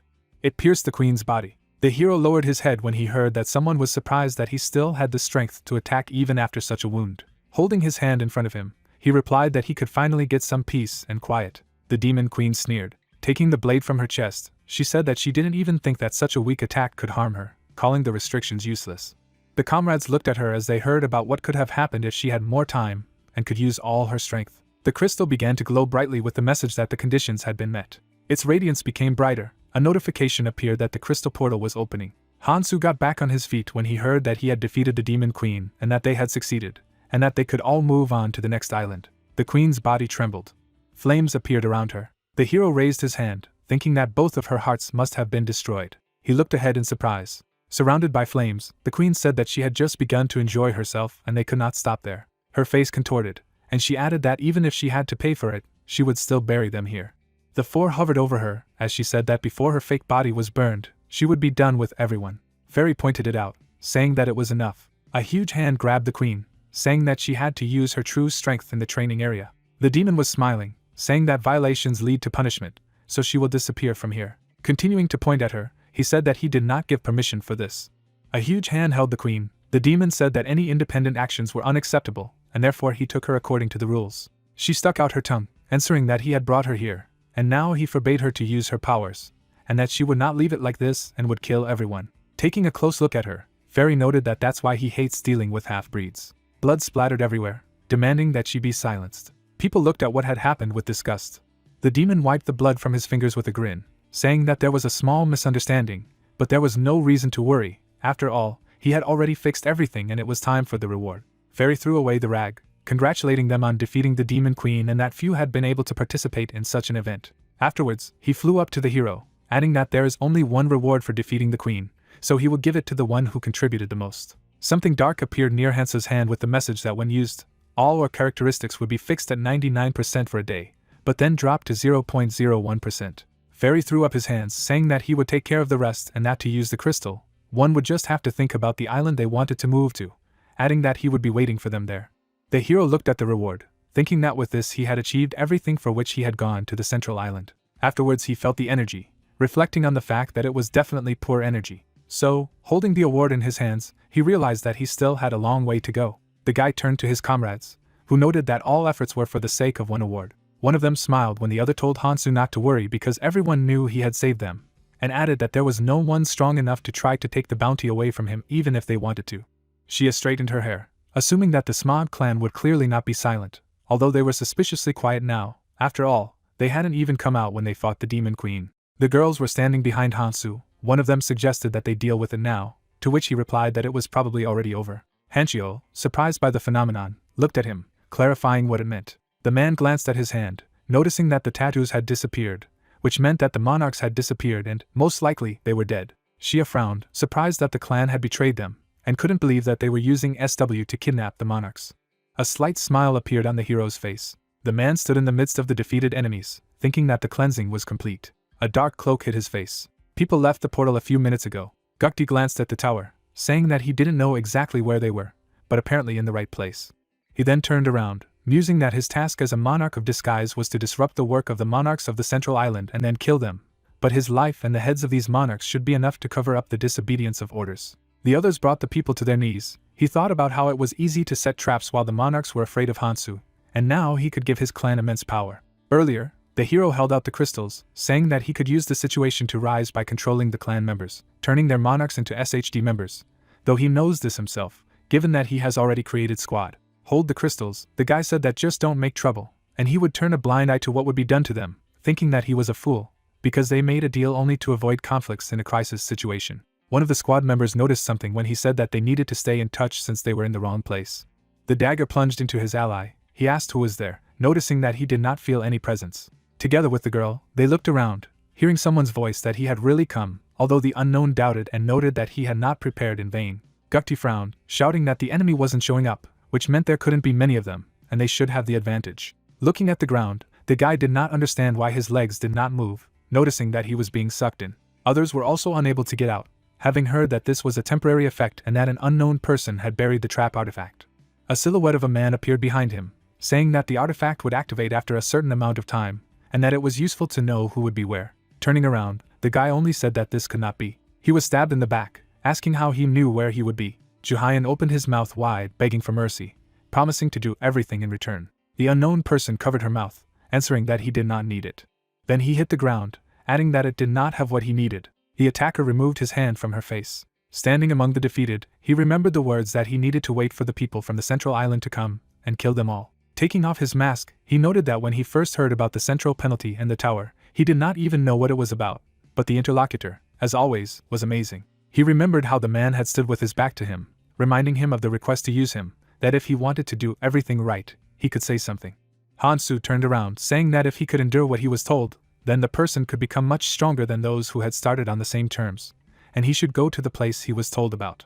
At that moment, Sangjin was leaving, hearing the words that he had to decide for himself whether he would follow the hero. Now, the guy smiled, saying that trusting him and following him was the best choice in his life. Seeing the bright crystal, Nam said that now he just had to wait. The man lowered his head, saying that someone was dead. The woman clarified that it was Gukti. Looking at the interlocutor, she clarified that the central island had collapsed. Without turning around, he replied that the last time he had been contacted was from the Demon Queen's fortress, so the guy must have died there. He raised his hand, adding that it was as he expected, so it didn't matter. However, they had an irritating factor. A seal appeared on his arm, and he added that they were coming to Tower Island as it had more rewards than the remaining islands, and there was only one way to get here after using the crystal. A group of people gathered around him. The man frowned, deciding that none of them would pass through them unharmed. Several islands were marked on the map, so it, given out on the way of elevation, shows those that need to be climbed. Bridges connected the islands with each other. It all started with the first group at the beginning of the ascent path. After the second group included the central island, and the third group was the completion of training, and it was said that among the islands of the third group there was one on which there were especially valuable rewards. The tower towered among the clouds. There were cities that would help you become stronger. The crystal lit up the room. Someone asked what the person meant. Hansu took out food from the canned food, saying that if they wanted to go to Tower Island just for good rewards, they should think twice. Shia, uncomprehending, stared at him, hearing that otherwise they would be destroyed as well, and he also reminded him of how it had ended when they rushed to the central island for the rewards. The hero raised his eyes, advising him to think carefully, noting that this was sincere advice on his part. The others looked at him when they heard that the same was true for them. After all, it would be much more difficult to survive on the island of the tower than on the central one, and there was no point in dying without any opportunity to become stronger. Standing opposite, they asked what they should do. Hanchyo looked at the girl, who clarified that he would go to the island of the tower. The hero's attention was attracted by a man near the column. The girl turned around when he replied that there was always a way to get a reward from any island, and that it was just a warning, but the decision to be made by him. The others glanced at Jungwook, who agreed with these words. Looking at the people in the hallway, he said that their clan had grown up by convincing the remaining criminals to join after the disappearance of the monarchs. However, everyone was tired and everyone needed to rest, so it was a good idea to go to a safer place.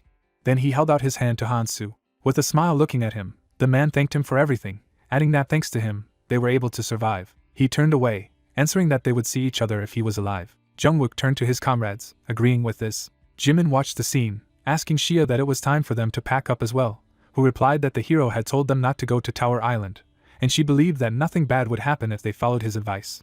The crystal glowed brightly. People gathered in a group, discussing that perhaps they should also go somewhere, because they were already tired of such places and that it would be stupid to go where even the hero could not cope.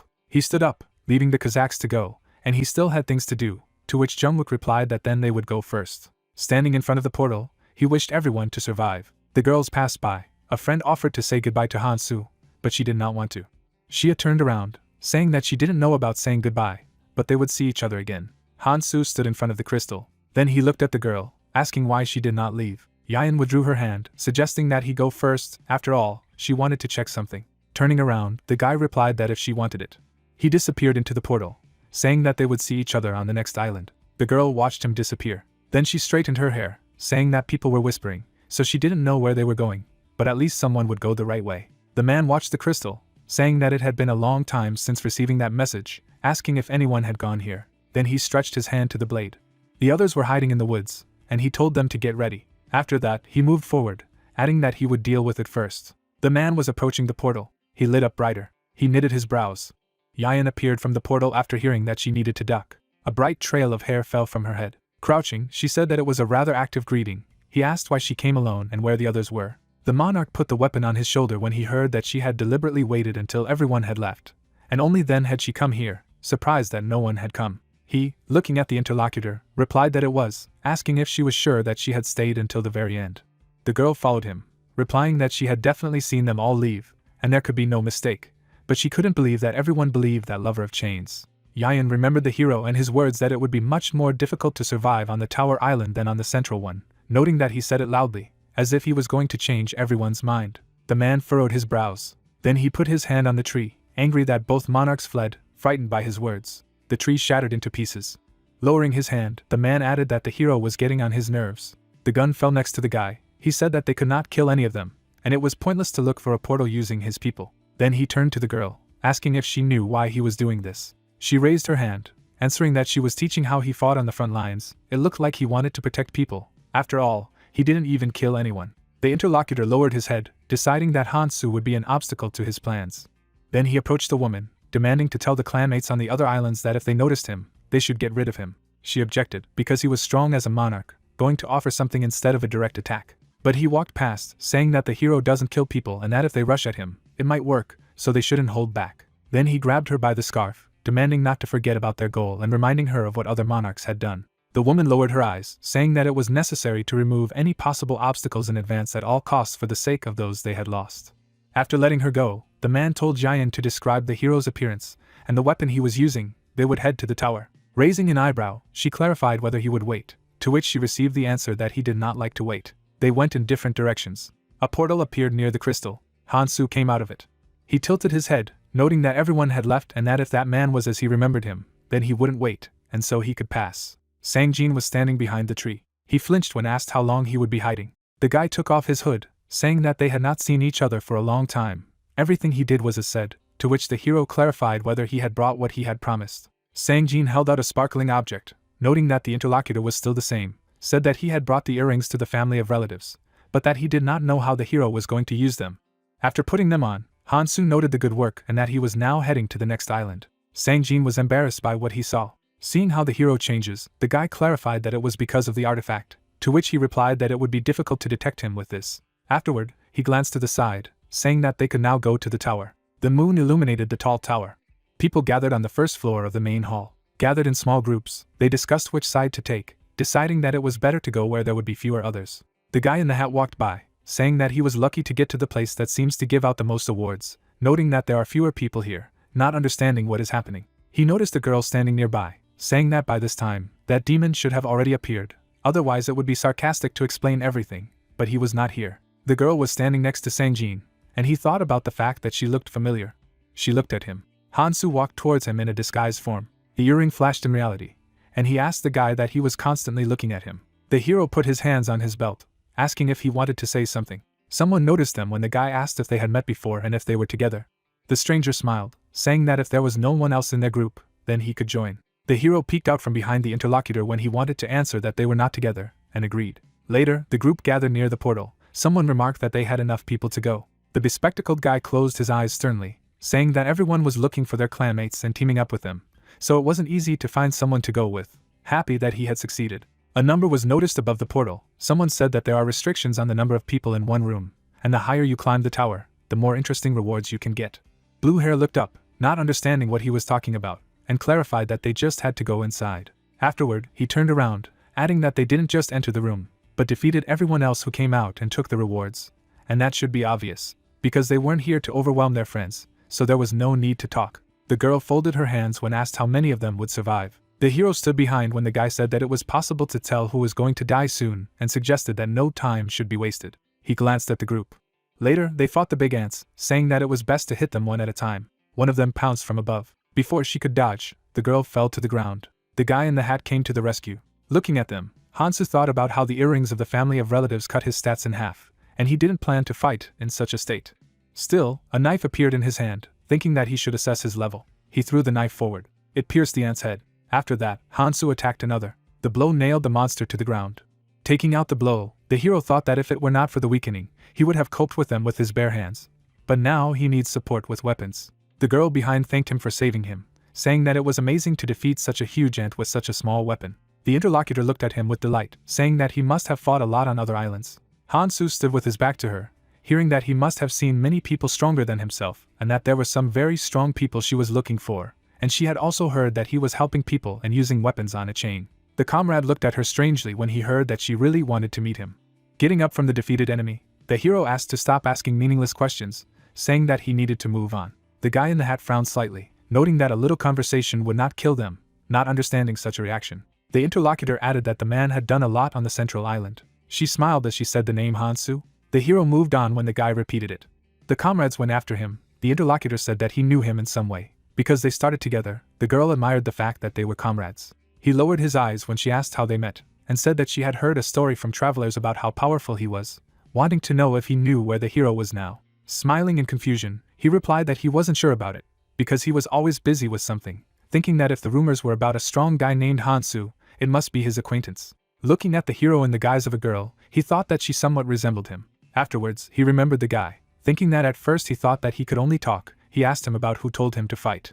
At that moment, the guy raised his eyebrows in surprise, asking him that he wanted to go fight alone. He remembered his smile, realizing that if he hadn't been there, many would have died. Most likely he was already far ahead. Meanwhile, the man picked up the reward, saying that ants do not leave artifacts, but only runes, and then only at best, and given the low difficulty and large number of people, the quality of artifacts is also reduced. The one with the glasses glanced to the side, noticing a door similar to the one they had entered through. The portal was emitting a bright light. Someone said that they could now move on to the next floor, suggesting that perhaps they would start receiving artifacts when they left here, deciding that they had to go together to find out.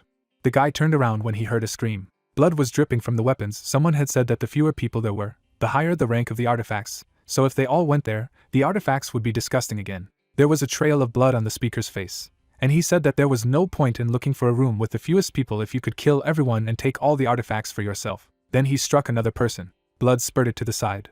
After that, this maniac attacked the hero, saying that they die only because they think about escaping instead of fighting, because they are all just weaklings who are easy to kill. Hansu grabbed his knife, but the opponent knocked him out. A moment later, the hero was lying on the ground. The attacker was surprised, because he considered him the strongest here, and he seemed weakened. The guy in the hat covered the girl with his body, telling her to hide behind him.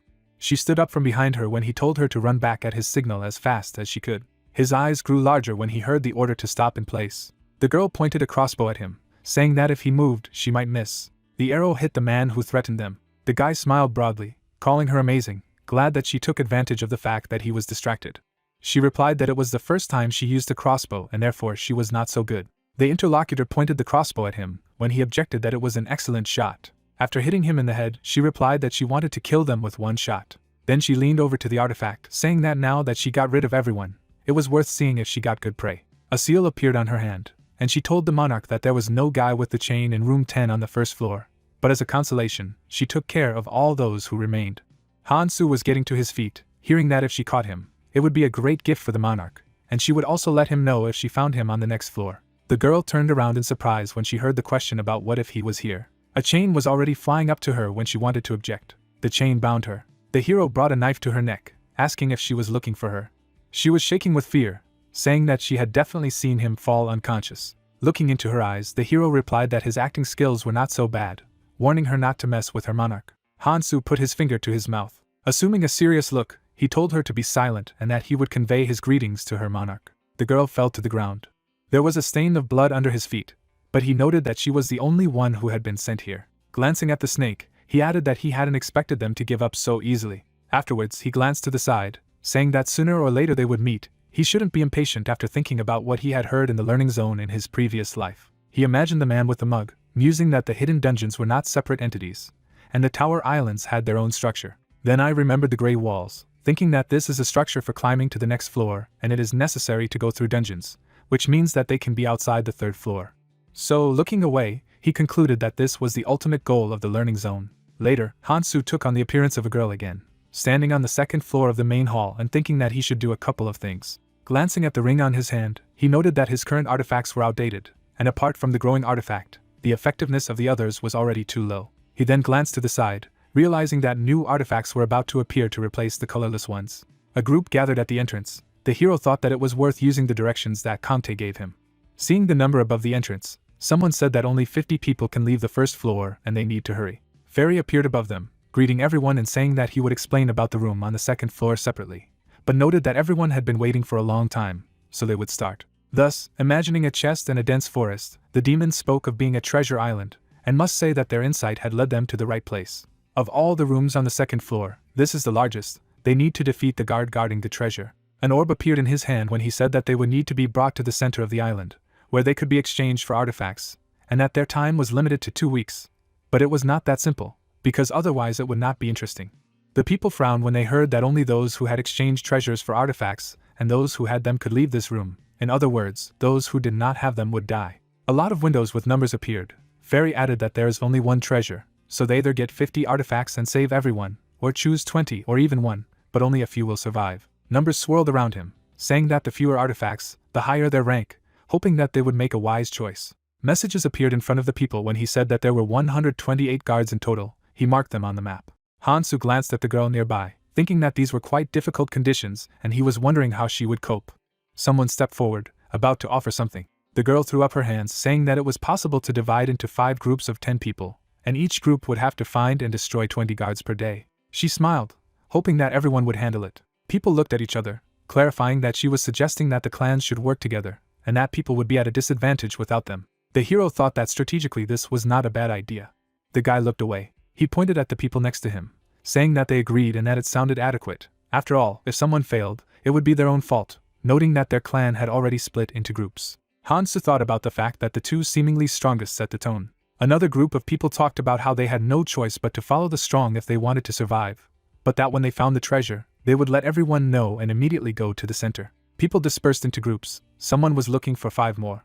The hero looked at the map, thinking about the fact that 128 guards were distributed throughout the area, and since the dungeon was large, he had to move out. When he reached the forest, he decided that it would be better for him to go alone. The blonde put her hands on her belt, asking where he was going. As he walked through the tall bushes, he thought that in this place he must find a hidden treasure such as the Philosopher's Stone. He remembered how the man pointed at himself, assuring that no one else had been able to succeed, and that he would say the following especially for Hansu. The interlocutor introduced the golden orb, saying that among the ones obtained for killing the guards, there were no standouts, except for one shining one, and the people were greedy for treasure, throwing away ordinary orbs that were of no interest to them. Conte folded his hands, saying that he had found that they were not useless. Then he raised one of them in front of the hero, saying that he found it out with his genius mind and that if you collect 32 spheres, you can exchange them for an artifact, which is quite successfully disguised as the Philosopher's Stone. The man was jubilant, saying that finding hidden events was very easy for him. The other noted that he was too talkative for someone who simply collected the discarded orbs out of greed. Hansu pulled out a chain weapon, saying that it was not a fake and that it had the same effect, so he should get his hands on it, thinking about how the dungeon was not easy and the number of times he could encounter them was limited. The weapon and the arm lit up blue. The guy took on his real appearance, deciding that in order to cope faster, he had to go alone and that if he was far enough, he would not be caught. The monster was visible among the trees. He began to move, so it turned out to be a one-eyed golem. His eyes shone brightly. People raised their heads when they heard the sounds coming nearby. The blonde looked up, hearing that 2 guards were dead and that since 2 fell that day, they would quickly cope with it. The girl looked away, heard the call not to lose concentration, replied that she knew about it herself. The monster flew over her. Then she sent a kick at him. The monster flew back. An arrow pierced him. The archer standing behind noted that she was able to dodge without even looking in his direction, not understanding why he was helping her. She replied that he had to deal with him alone. The guy put the weapon behind his back, saying that they hadn't even found 1 guard, and someone had already defeated 2. The interlocutor frowned, saying that neither the first nor the second guards were defeated by any group, but by a lone wolf. She turned away from her interlocutor when he called her monarch, saying that if she said so, then it was true, and demanded not to call her that, because it was annoying. Afterwards, she opened the map, ordering them to stop talking nonsense and hurry up, noticing that there were no more guards in front of them, so they would turn right. A lot of marks. The monarch stopped everyone, noticing that something was coming in their direction, and she felt this ominous aura at the very beginning. A group of people made their way through the forest. The man glanced away, repeating that they shouldn't hunt the guards, because even if they found the treasure, they wouldn't be able to get it to the altar. Everyone followed him as he said that there were a lot of strong travelers on the other teams. The other was supportive, noting that they still couldn't do nothing. He then turned to him, saying that while the others were looking for the guards, they would take the chance to become stronger. Smiling ominously, he added that even hunting the monsters that roamed nearby would give them enough strength to fight, and then they would simply attack those who returned with the treasure, as it was unlikely that anyone would notice that a few people were missing. The blonde woman and her friend were peeking out from behind a tree, hearing that if those people couldn't find the treasure in 2 weeks, then everyone would die. Following them, she said that if others began to act like this, there might be problems, but that strange feeling was not because of them. Hansu tilted his head in agreement. In the guise of a girl, he stood nearby, saying that in such situations, order is paramount. He was asked who she was. Looking at her intently, the monarch thought about the fact that she was covered in bruises, but still traveling alone. Frowning, the blonde realized that she was the source of the strange feeling. The hero looked at her. The guy pulled the bowstring, asking why she had crept up behind them and what she wanted, noting that she had better answer honestly. The hero stood by the tree, answering that he just wanted to do one favor, but he did not understand why he should listen to him. Looking at him, Hansu said that being on guard was the right thing to do, but they were wary of the wrong person and he wasn't there to talk to them. The archer glanced at his companion as he added that he wanted to speak with the clan monarch. Looking at her, he noted that she knew it herself, given her high intuition characteristic. Unchai frowned, thinking that she was the cause of the strange feeling earlier and that it was not easy to recognize the monarch, but she was sure of it. Sensing the dark aura of the hero, the girl thought that perhaps her intuition was as strong as hers, and that not only her appearance, but also herself, was only an artificial shell. Hansu put his hand on his belt when she thought that whatever it was, something sinister was hidden inside him. Unchai frowned when she heard that she shouldn't strain herself so much. Looking at her intently, the hero said that he was there to propose. The archer was still holding the arrow, asking what he was trying to do, but the monarch ordered a retreat, saying that she wanted to talk to her. Looking in her direction, the guy thought that she had never been so excited and agreed. The blonde pulled her hand away, saying that the interlocutor seemed strong enough to handle it alone, and didn't understand why she would strain to make some kind of proposal, and she wanted to know the reason. The archer lowered his weapon. Unchai clarified that even though she was strong, they would not just retreat. Closing his eyes, Hansu replied that everyone had their own reasons and needed someone to fight in the front rows instead of him. Afterward, he looked at the interlocutor again, hearing that she wanted them to deal with the group that had recently passed here. But this was impossible, because they could not cope with 40 people. Everyone looked at the hero, who didn't understand what she was talking about, clarifying that they would need to deal with a dozen people at a time, and they were also weaker, so they could use the monarch's trait by starting to turn the weakest group into members of their plan and increasing its numbers. Unchai felt her intuition catch her attention, thinking that managing even a small group was no longer easy, and she wanted her to recruit even more people. Not understanding who she thinks she is, but saying it out loud can be dangerous. Her friend also thought about the fact that a large number of people were already complaining upstairs. The girl, closing her eyes, replied that she wanted to quietly go through this room without doing anything, but it seemed that she had no choice, so she would try. Afterward, she glanced at her companion, hearing that the hero would be watching, and told him that it wouldn't work. A window opened in front of the hero when he said that someone with intuition, which is difficult to get in the training zone, can easily cope with such a task. Afterward, he looked up, noting that now that he had easily killed the guard and obtained the treasure, it was the perfect time to prepare for the next step with the Scout King. The man crushed the other to the ground. The archer approached the monarch, saying that people refused tattoos, to which she replied that they were already part of the clan, and since there were only 4 of them, so they could just tie them up. The captive raised her head, saying that it was not necessary to tie them up, to which her comrade was surprised by such an attitude just because they were from a different clan, although they had done nothing themselves. Unchai frowned and thought that she didn't want to do it herself, but she was told to do so. So, after introducing a group of people, she also thought that apart from these people, she had made everyone here members of her clan. Unchai put her hand on her head, saying that it was tiring and that she didn't want it, but all because of this feature. They looked around, hearing that a treasure had been discovered, it could be taken away for exchange. The monarch looked ahead, saying that everyone was here, and did not understand who could have discovered him. One of her comrades called her. There was a bright sphere in the man's hand. He said that he found it under a tree. The light of the treasure reflected in her eyes, and she remembered the girl's words that this would allow him to leave this place with ease. Chai reached out to him, asking if he was real. Fairy took it for himself, confirming that it was, saying that he was sorry that no one died, but they did well. Looking at this treasure, the demon noted that they did not receive it directly, to which the girl clarified whether there would be a reward. A system window appeared next to him, and he replied that there was no need to rush and worry, because it would give enough time to choose. A few numbers appeared in front of her, asking which one she would choose, and saying that since she was the leader of the clan, she would not get the one and only golden cape. The others were nervous, mentally asking to choose so that everyone would receive an artifact. She brought her hand to her face, thinking about picking one and killing everyone else. The man opened his eyes wide, asking to save everyone. Chai had heard that she had saved everyone and that they would serve her as their monarch. The girl turned to the others, noticing that she was getting bored, and suggested a game of survival. Smiling ominously, she told the clan members to kill themselves or kill the others, because this was her order. People looked at her angrily. The marks on the hands became brighter when everyone refused. They collapsed at the moment when people were surprised that they would carry out this order just because she was a monarch. Afterwards, looking at their hands, they realized that the clan tattoo had disappeared, and if they were no longer members of it, they could act freely. Fairy flew over them, surprised that the girl believed that such a suicidal order would work without the slightest loyalty, and ordered them to leave this place, as this place would soon be sealed. A portal opened nearby. He added that the path to the 3rd floor was already open. Everyone rushed to the exit. The previously bound girl raised her hands, saying that she would now release the others and that they should report to the monarch as soon as possible. Han-Soo, closing his eyes, heard that he had already gone ahead, so he should be on the 3rd floor now. Then he looked ahead. He was standing behind a tree, watching the group who were reporting to their monarch that they could have killed everyone here, but they were interrupted. The stranger held her hand to her face, hearing that she was to come at once, and replied that she was already leaving. The hero glanced to the side, hearing that everyone needed to go to the 3rd floor, because their monarch was in danger, so there was no time to mess around, and decided that they were caught, so they could lead him to their leader. The group rushed forward as he thought about how the path to the 3rd floor and the floor itself was quite extensive since it was a dungeon. He went after them, realizing that it was almost impossible to find a specific person, and there was only one solution. Earlier, several entries had been pinned on the blackboard. He was saying that if they didn't grab the Dark Monarch in the training zone and went to the red one, then everything they had done so far would be meaningless. Han-Soo looked down thoughtfully when he heard that they had to block all the tracks and point him in one direction. The man in front of him threw up his hands, saying that the island of the tower was the perfect place to do this. The two looked at the girl, who said that he was right and that it would be impossible to do so on the first 2 floors of the tower, but the 3rd was suitable. She raised her hand, saying that there were hundreds of starting points on the 3rd floor, but once he got there, he would need the help of his comrades, so they would start creating them from everywhere. Raising a finger, Ares concluded that this would be the only chance, because the 3rd floor is the threshold of the present and new world.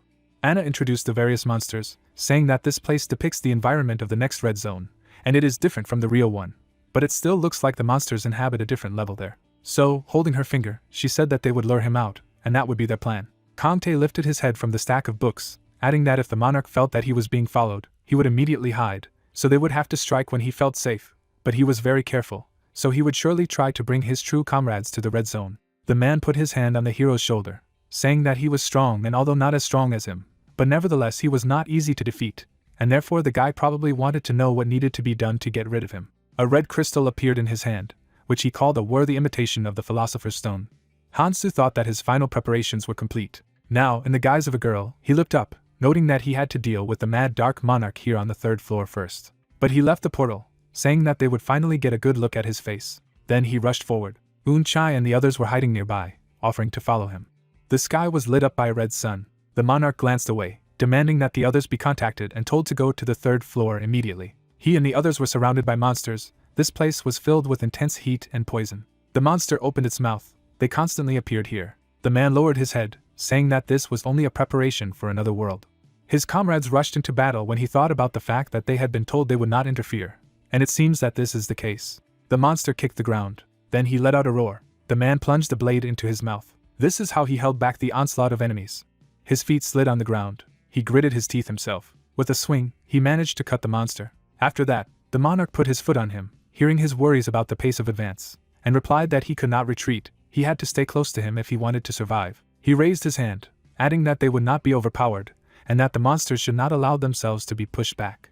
He frowned, thinking that he should not die here and could not retreat. Seeing the others rush into battle, he thought that his clan was the strongest of those who had entered this tower, and he had destroyed all these people to get here, so he couldn't make a mistake in his calculations, and they would cope. Later, he looked around, saying that there were a lot of monsters here, perhaps all because of some kind of shard. Looking ahead, he noted an unpleasant aura, as if that shard was alive. A lot of people were reflected in the shrapnel.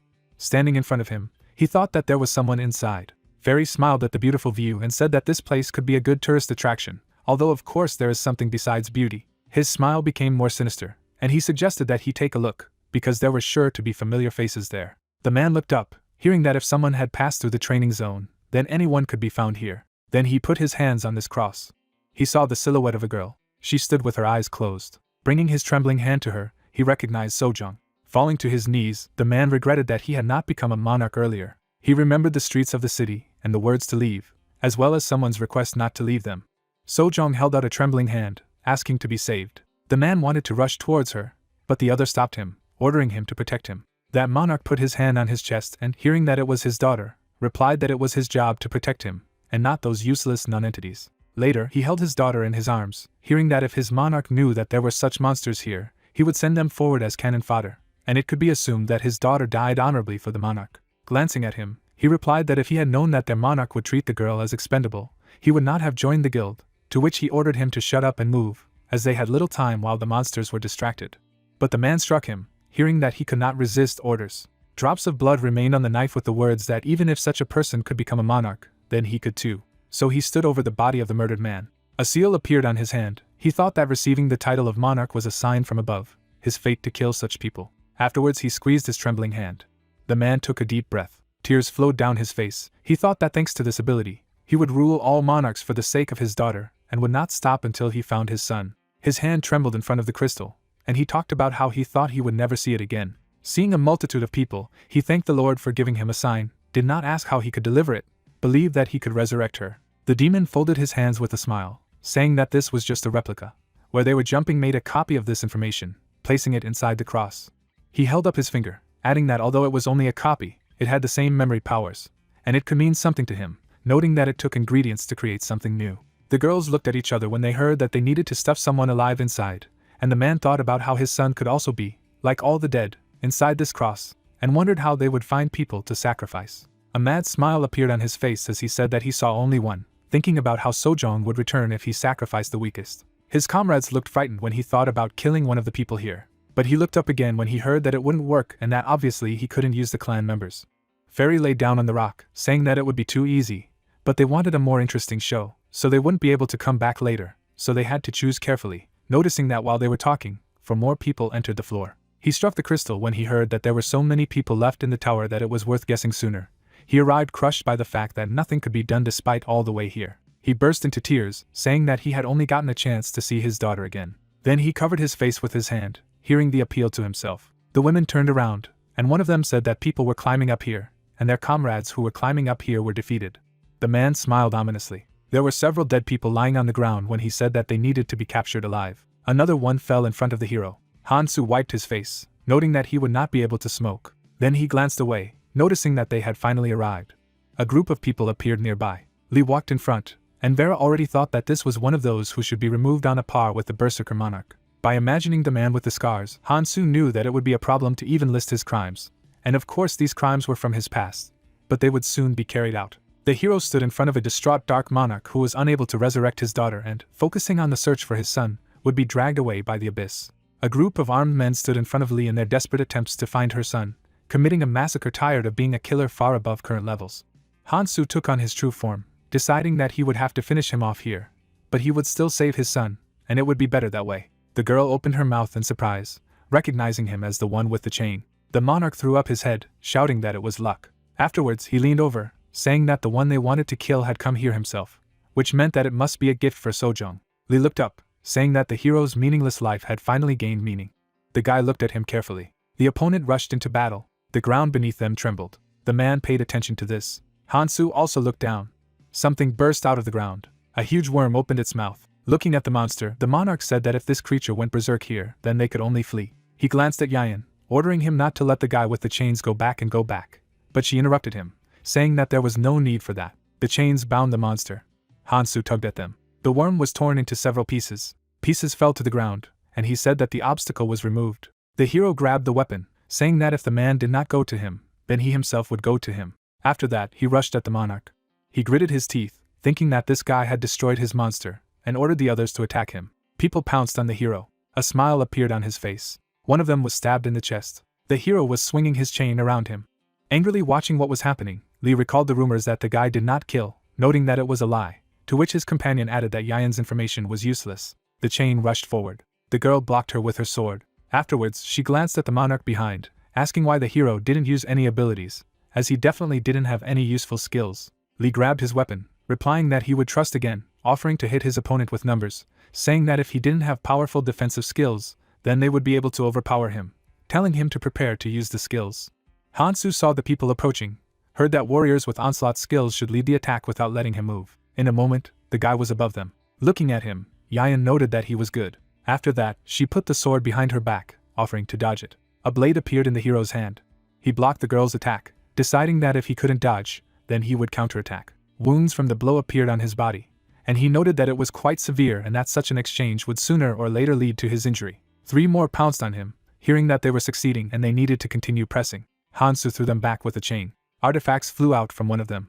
Something gray flashed in the air. The snake grabbed the artifact. She handed it to Hansu's hand. People were shocked that he was carrying a monster with him. How was it possible? It ate runes. Lee frowned, ordering to stop the monster from absorbing any more runes, thinking that the hero wanted to use them to become stronger. A cloud of smoke appeared ahead. A bright light appeared in the woman's hands. Magic circles appeared under the hero's feet. Something wrapped around his leg. Yayan immediately pounced on him. The guy put the chain in front of him, repelling the attack. The monarch's eyes lit up brightly. He demanded that they not stop, because they had gone too far to take revenge on the clans that had driven them into the mud. Seeing the others attacking the hero, he shouted that they must destroy all the parasites that stood in their way, for their fallen comrades and for their dead families. He raised his hand, saying that his words would guide their lives and their deaths. Seeing the enemies grab their weapons, Hansu thought that if necessary, he would force them to fight regardless of their condition, and even though it contradicted the words that he did not see his subordinates as expendable, he would still try to weaken them before joining the fight himself. Seeing the woman in front, he also thought that the longer the fight dragged on, the more injuries he received. Lee smiled ominously. Dodging the attack in front of his face, he thought that it was not the time to relax, and that he needed to stop. Jumping up, he heard that they wanted to tie him up. A blade appeared in his hand, and he replied that it would not happen. Afterward, he thrust it into the magic circle. The woman glanced at her hand, saying that the skill had stopped working. Hansu threw the others back with the chain. He attacked the woman. She smiled broadly, saying that he was caught. Something appeared from the magic circle. It grabbed the guy by the leg. A few more tentacles appeared in front of him. The woman was surprised that he really believed that she did not expect him to rush towards her. The monarch stood behind, saying that no matter how hard he tried, he was still one man and could hardly breathe. He then placed his sword on his shoulder, saying that it was time to pay the price. The man's swing left a bright mark, and the sword plunged into the hero's shoulder. Looking at him, Lee said that he had won. The guy sat on his knees in front of him, but again repeated his victory and remembered his daughter, saying that she would live again. He opened his mouth wide, saying that this was the first step towards his goals, but the hero asked if he had finished speaking. Hansu grabbed his blade. He took it out of the wound. After that, a smile appeared on his face with the words that the opponent did not understand that it was he who had fallen into the trap. Intercepting the weapon, the guy added that there was no one to protect him. He gritted his teeth, hearing that it was unlikely that he would be able to escape from such a distance. The guy was smiling. The knife knocked off the chain weapon. The man put it in front of him, saying that he had a spare blade, and he had also seen all the tricks of the hero, so they did not work. Looking at him intently, he replied that he had the wrong impression. A dagger appeared in his hand, and he said that he never mentioned that the chain was his only weapon. Lee saw the dagger rush at him. Blood spurted from his mouth. The frowning woman turned to the monarch. Hansu got back on his feet, hearing the demands to get away from him. The man raised his head, noting that he didn't think he would use himself as bait, and that this was his chance to kill him before he recovered from his wounds. Several people have already attacked the hero when he said that if there is a desire to kill someone, then you need to be ready to die yourself. So, lowering his eyes to him, he asked if he had enough determination for such a thing and if he could watch his subordinates die, as he always did. Later, Yayan was on her knees. He was holding her shirt. The monarch leaned his hand against the wound. The monarch raised his head, asking why the hero went so far as to prevent him, and what he had done to him, that now he was being treated like this. Hansu looked at him when he was asked if it was because of the rules he had set that you couldn't kill travelers. The hero lowered his head, listening to the question of what it was because they had broken the rules created by his organization. He remembered how Kante stood behind him when that man also passed, why the hero had been chasing him for so long. At that time, the man also lowered his head. The comrade asked the monarch how many hundreds of people he had killed, just so that the hero could move away and he could crush his skull. A wounded Lee sat by the cliff, not realizing what it would change, because this world is what it is, and those people would still die even without it. Blades protruded from him. He did not understand why his children had to die first, asking what bad they had done. Because the hero says that he saves people, he has no right to say this, because he could not even save either his son or his daughter. Opening his mouth wide, he shouted that it was all because of hypocrites and vile monarchs, and that it was all the fault of this world, and that was why he was trying to destroy everything. Now, Lee also raised his head, asking why he would follow such laws. He lay on the ground, offering to look around and noting that the guy himself was like a crazy maniac, and this was hypocritical, since his rules did not apply to himself. Hansu replied that he wasn't killing them because they were breaking his rules. He closed his eyes, asking if he thought he had a lot of free time. Then he looked at the man again. The hero leaned towards him, saying that there was a limit to increasing strength by mere hunting, and they were just a stepping stone in his path. He remembered the blonde man who had said that his goal was not just to unite humanity. He put his hand on the books, saying that in addition to the 3 tests, they must prepare for the upcoming future by any means. Aries stood nearby, hearing that even if it meant killing everyone in the training zone. The girl frowned when he asked her about her objections. She looked silently in his direction. Kante put his hand behind his head, saying not to worry and that he would deal with such an important matter himself. His fist was heading towards his face as he said that he would kill anyone who stood in their way and take their treasures for himself, becoming a famous hero and ladies' man. Afterwards, she folded her hands, answering that she didn't agree to sacrifice less for the majority. They really needed to become stronger, as they didn't know what awaited them in the hidden dungeon. A friend said that it was painful. Kante pointed to his face as she added that they had to find a way other than killing everyone for the sake of strength, and asked what he had said. A magic circle appeared next to him as he pointed out that there was no one better than him for this task. A moment later, smoke was coming from his face. Hansu asked what they say about the calculations. Kante was lying on the floor when Keldian replied that the hidden dungeon of the tower must be cleared for a good future, but that it would not be possible to clear it by hunting. The blonde man looked up, noting that there were people who needed to be dealt with before the end of the training. He would need to get rid of them anyway, so it could be done usefully. That guy got up from the floor and agreed, saying that if they killed all the bad guys by getting their runes, they would definitely become strong enough to clear that hidden dungeon, and they would strengthen their bodies by becoming heroes, which was amazing. Hansu looked at Keldian, replying that if they all agreed, so did he.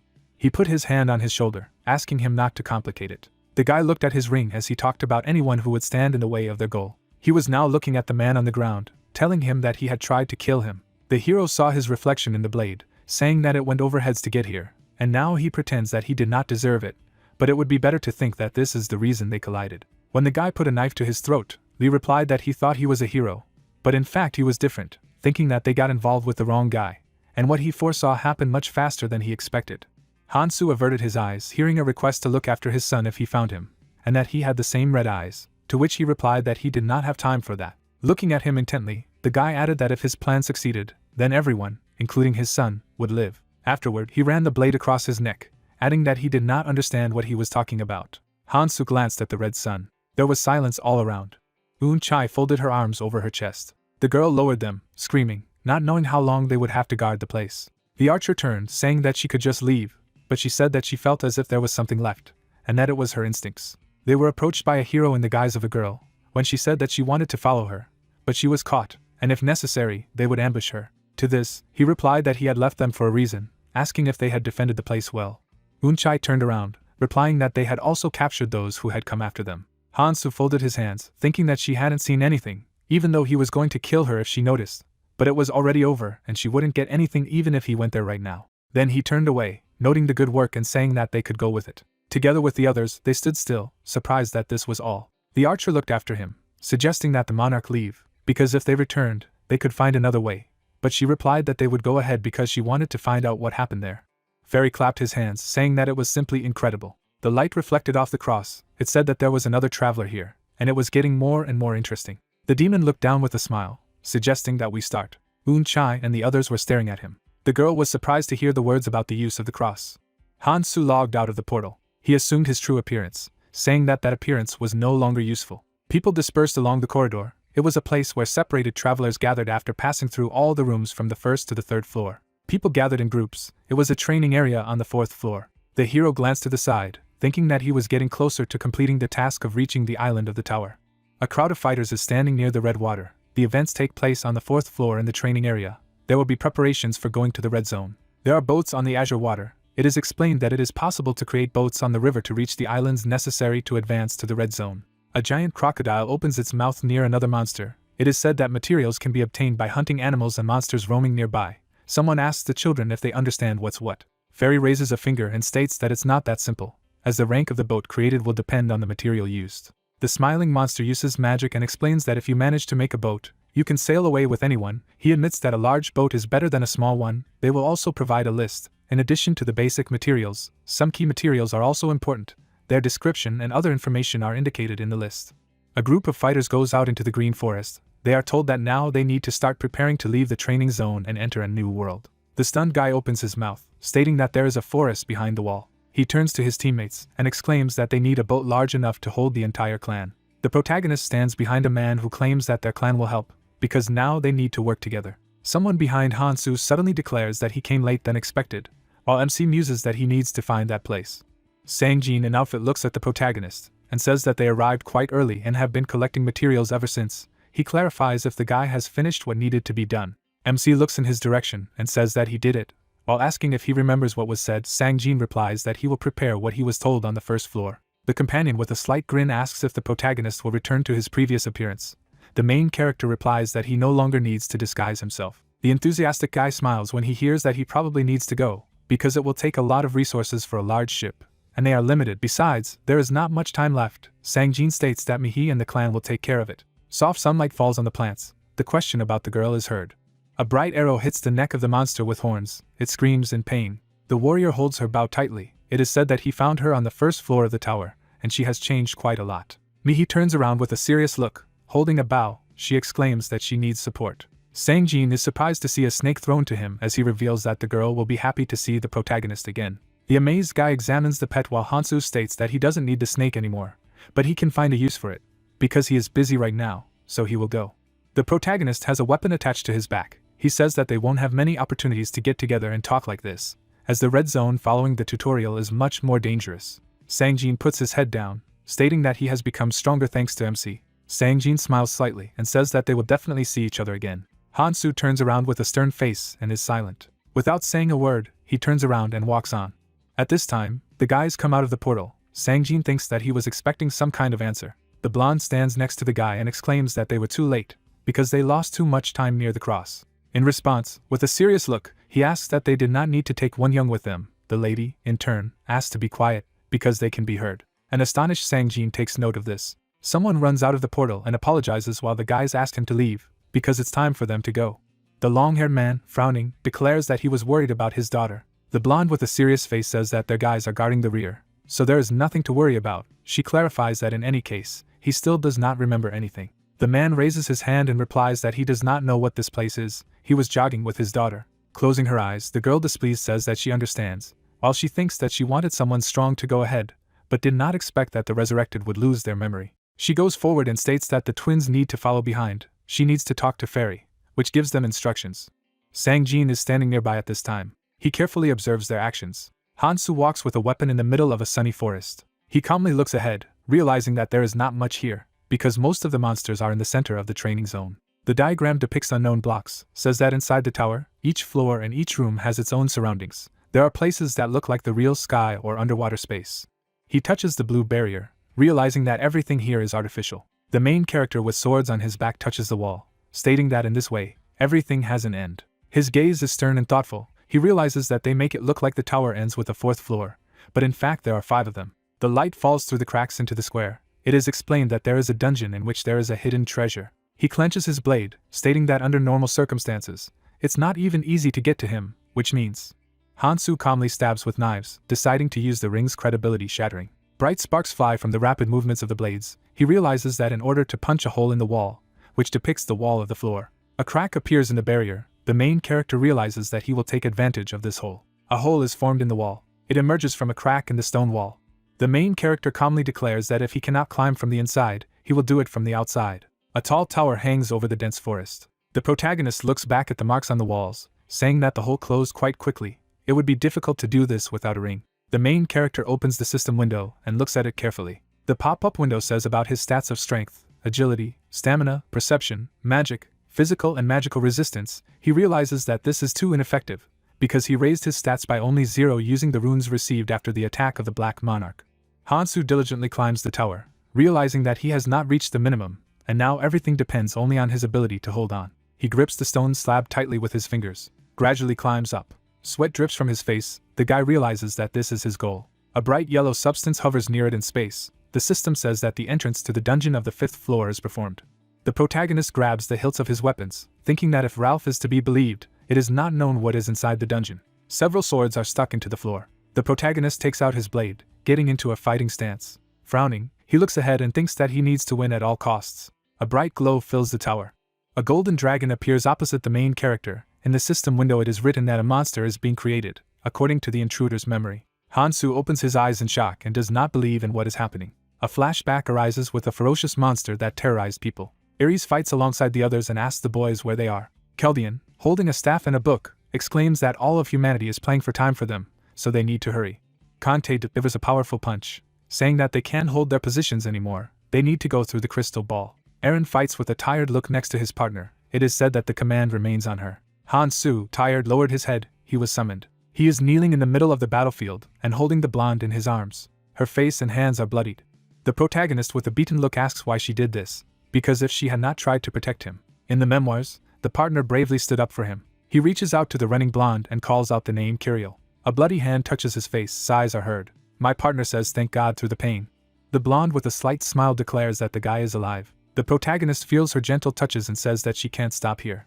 Hasu, wide-eyed, hears that he needs to make a promise. He does not hold back his emotions and begins to cry, clenching his teeth. The main character holds his partner in the middle of the battlefield. He lowers his head. MC suddenly opens her eyes in intense surprise. A ferocious golden dragon is reflected in its pupils. The giant monster shimmers with golden color. The main character is mentally glad that he has finally met Bel-Liam. Hansu stands in front of his powerful opponent, realizing that the hidden dungeon recreates the opponent in the memory of the person entering, while being grateful for the opportunity to defeat him. Lowering his head, the main character thinks that although this is a weakened version, fitted to the red rune, he will have to give his best. Red crystals hover over his palm. The guy realizes that all the items he brought are needed exclusively to clear the hidden dungeon. They shimmer with a red-purple light, and the system window says that this is a worthy imitation of the Philosopher's Stone, a consumable item obtained during a treasure hunt. A flashback appears in which Hansu accepted orbs from Fairy and thinks about exchanging 32 treasures for the Philosopher's Stone on the 2nd floor. The bright crystal begins to crack. The protagonist realizes that although it is not perfect, but if you use it.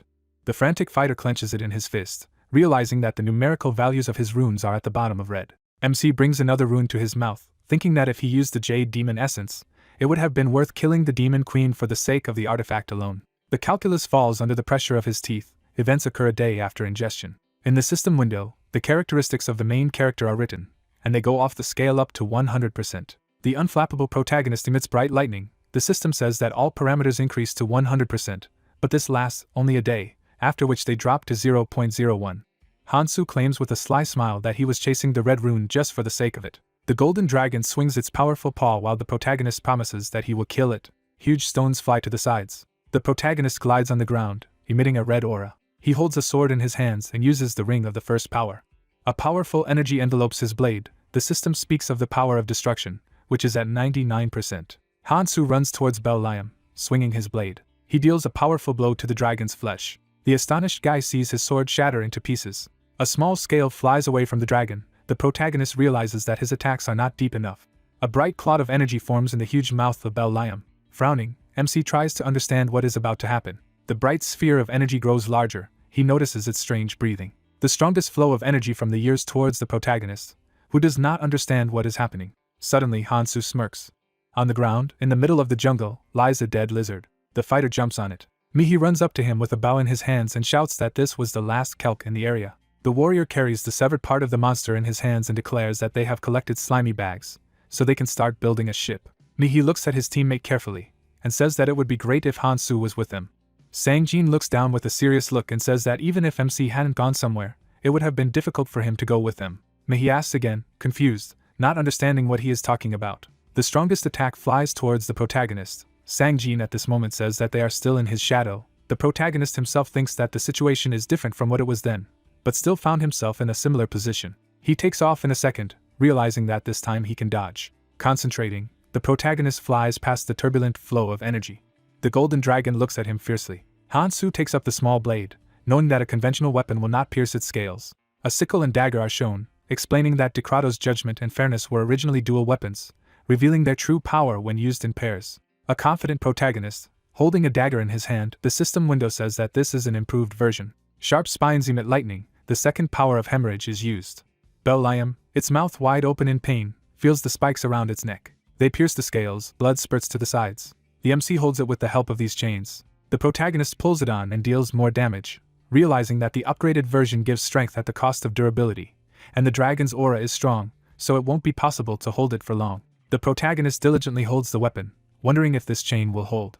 He resolutely looks ahead, realizing that she definitely should. Bell-liam tries to break free from his shackles, while Hansu thinks he can't weaken his attacks. Even if it means sacrificing weapons, he will strike even if it strips him of all weapons. The dragon's big tail moves towards the guy. The monster's tail blows the protagonist aside. The main character flies away with all his strength in the opposite direction. Hansu sighs in displeasure. There are blood stains on his face. He holds a spike chain in his hand, while emitting a red aura. The chain flies along the sword stuck in the ground. It clings to the blades. With a deft movement, the main character points his swords towards the dragon. Bell-liam flaps its giant wing. With a deft movement, he breaks them into pieces. After a moment, the golden dragon begins to roar loudly. MC, hold a blade in your hand. Red lightning shoots out from it. A large monster opens its mouth and exposes hundreds of sharp teeth. The protagonist bravely heads to attack directly on Bell-liam. It is said that even now, most likely, his power is growing. Sang-jin puts on a hood, stating that they must prepare themselves to follow him. He turns to his partner and encourages them to move on, saying that they need to do something. The lady walks beside him and listens to the fact that there are several people they will take with them on the ship. He clarifies which ones. A group of people is standing in the middle of a dense forest. It is said that they are acquaintances, but this is not entirely accurate. A man with long hair grins. It is said that they are likely to be useful. Fireflies fly in the middle of a dense forest. Red spots are spreading on the ground. The fighter steps into them with his boot. Johan runs forward and exclaims that the poison has spread even here. He runs inside and calls out to people, stating that they need to wait, as he is not on board yet. Suddenly, spears are stuck in front of him. The guy in shock asks what is happening. The bully remarks with a smirk that he missed, because this dwarf is very good at dodging. Johan stands downstairs and claims with displeasure that they deceived him, saying that they would take him on board if he helped with the materials. He replied that they had no reason to take a clanless one. Gritting his teeth in anger, the guy thinks that they are still bastards. Johan turns around and runs away, shouting after him that he may still have time to build himself a boat. A desperate guy runs through the forest. The hooligans assume that he would rather die from poison, while he thinks that he should not have trusted the clansman, and if that cursed creature warned about the time limit. The disgruntled hero in a raincoat declares that he urgently needs to kill someone. A desperate guy argues that somewhere there must be a slug bag of a kelk. Surprised, Johan turns around, not understanding what the noise was. His face is horrified by what he sees. Unfazed, Hansu breaks through the barrier. The guy falls to the ground and does not understand what is happening. The main character with torn clothes gets out of a hole in space. He is asked who he is anyway. MC, with blood stains on his body, looks around and notices that the ground hasn't been soaked in poison yet, so there's still time. Hansu shakes himself off. Johan stands by in shock and asks who he is. Discouraged, the guy pokes at the barrier and asks how it got through the wall, because he didn't even know that he could break through it, since he couldn't even scratch it with attacks. The main character, not paying attention, goes on. The guy calls him. MC replies that he needs to hurry and there is no time to talk. Johan with a serious face notices that he is really in a hurry, while clarifying whether it is true to walk without clothes. Hansu turns around and explains that he needs to build a ship. There is no time to lose. The guy closes himself from the strong wind, not having time to say that he cannot cope alone. The protagonist soars high into the sky. A stunned guy stands downstairs and cannot believe what is happening. At this time, the man flies into the tree. A ferocious crocodile monster stands in front of a group of people, and his companion shouts to him that he needs to get together, because they cannot afford him to lose consciousness. The scales of the Galapagonian crocodile have sharp spikes. The main character runs near a frightened guy who says that they can't cope with this creature on their own. MC states that if they are not going to fight him, then in this case he will take him for himself. Hansu is a masterful fist. There are drops of blood on his hands. The guys around are wondering if he really threw himself on this creature literally with his bare hands. Blood splatters fly away. The question is who he is. Johan runs up with a tired look and shouts that he is too fast. The guy tries to catch his breath. He is asked if he is really with him. He denies it, stating that he has just met him. Powerful fists fly across the monster's body. The frantic protagonist rips out the organ of a crocodile. A bloody mutant lies in the middle of the forest. Hansu walks through it. He examines its spleen, thinking that he caught a monster because it was on the way. But the crocodile parasite is not really needed. A man near MC calls out to him and asks if he would mind pooling resources and building a ship together. Johan stands behind them and states that he will add his own materials just to let him in. He replies that the crocodile parasite can only be used to build a ship with 20 seats. MC descends from the monster while the guy assures that he needs a ship and he can exchange, while the other exclaims that he met this person first, so he will take it. The parasite flies towards the frightened guys. The main character claims that he does not need him. Hansu calmly turns away, stating that he is making a ship with 500 seats, so they can do whatever they want with the parasite. A ferocious lizard-shaped monster emits blue energy. It is said that the key item for building a ship is the heart of a stone lizard. The difficulty of obtaining materials for larger ships is growing exponentially. Johan, frowning, looks at the swearing guys. He realizes that the 4th floor is filling with poison faster and faster, and it is not clear how much time is left. The guy wonders if MC is really going to create such a ship, hunting the elusive mutant alone. Hansu points his finger and orders them to tell everyone else that if they bring materials as a toll, he will allow them to sail with him. Astonished, Johan asks if they will really be able to get on board. A group of people are standing next to each other. They are discussing whether the protagonist will take them with such materials. Dozens of people stand in the middle of the training area on the 4th floor. Johan crosses his arms and realizes that he has brought everything that has been said, so this is the latest adventure. Something is approaching the guys, until he hopes that he will not be deceived again. The astonished people turn around, not understanding what this strange noise is. A giant monster appears in front of them. Johan is horrified to think that he is attacking them. A stone lizard holds another mutant in its teeth. People scatter in shock. Hansu stands on top of the defeated monster and notices that everyone has already gathered. He jumps down and orders them to get ready to leave. Discouraged, Johan realizes that he really defeated her alone. The protagonist goes to the resting fairy and claims that he has brought the heart of a stone lizard, so they can arrange an exchange. The flying animal looks at the watch and states that the protagonist still has time left. Then he clarifies if Hansu knows that he needs other materials too. The imperturbable guy replies that of course he knows. The protagonist takes out of the bag, stating that it is a kelp slug bag, the Arun tree, materials brought by the others in payment for permission to go on board. The main character is on his knees and says that the last thing he has is the silk rope of Iraq. Frowning, Fairy asks where the heart of the stone lizard is. Johan wonders what kind of artifact he has instead of a backpack. He replies that he can take it. Fairy, closing his eyes, congratulates him on collecting all the necessary materials. After all, there are still materials left. But he is the only one who brought so much on his own, so he wants to reward him. The frightened guys see a red liquid on the floor and exclaim that the poison has almost reached them. The flying assistant enthusiastically invites the other guys to congratulate him with applause. They say that they need a ship. Fairy notices their haste with displeasure. A giant light ship hangs in front of a group of people. It is said that they will all sail on it. Johan looks up in amazement and asks if it is really a vessel with 500 seats. Hansu remarks that everyone will fit there, so it is necessary to bring those who have come there with materials. The joyful guys run to the ship, exclaiming that they will gladly follow it. Fairy smirks confidently and advises them not to worry about steering the ship, as they will take care of their journey as a reward. The bare-chested protagonist stands on the deck. The animal calls to sit down and rest, because the expected arrival time is 3 days. The ship plows through the red poison. The mate claims that he will no longer interfere. Fairy smiles and says he's very glad he sent them to the red zone, so that his efforts don't go to waste. A huge ship with white sails sails on poison. The assistant advises them to try to survive as long as possible. Several ships sail through the endless sea. Fairy talks about the red zone they will get into after the training zone. The fighters are standing on the deck and watching the ships. One of them asks if this is the entrance to the red zone, because there are many other ships there. The other notices a rather impressive view. A red deadly liquid beats against the ship. It is said that this is not just a colored ocean, but poison. The guys enthusiastically discuss how they should be grateful to have been taken on board, otherwise they wouldn't have seen it. The main character looks thoughtfully ahead. One of the guys says that he let them in without setting difficult conditions, so he is a good person. The other is interested in his name. MC leans on the edge of the ship. The system says that all his stats are greatly reduced. He understands that it is good that he has taken into account the consequences of taking the essence of demonic jade in advance. Hansu looks at the bandage arm and realizes that he didn't expect to get it here, however. Yellow energy streams from his palm. The guy thinks about how this is the first skill he has acquired in this life, the dragon energy art. After all, everyone despised this skill in the past. But considering that he can only learn 7 skills, the dragon energy art is a pretty good skill to be his first. A shocked guy stands not far from the main character, looks ahead and suddenly asks what it is. Broken parts of ships float in red poison. The frightened guy holds onto the board and shouts for help. Johan is shocked to notice that these are the same guys who dumped him last time. Someone approaches the poor guy swimming in poison, who at the same time shouts that he must get out immediately, and besides, there are still people there. The trident pierces the guy's back, piercing him through. Scarlet blood drips down the weapon. The monster lifts the poor guy on his trident. Ferocious predators are overboard the ship. People are screaming about it. The soldiers stand near the cannons. Johan watches in amazement. The question is who changed the direction of the ship. Hansu calmly holds on to the steering wheel. The guy wonders what he is up to this time. The ship with white sails sails on. The question arises why they changed course. Frightened people stand below and ask what he is doing. Johan points a frightened finger and wonders if MC hasn't seen all these broken ships. Because if they are attacked in the poisonous sea, no one will be safe.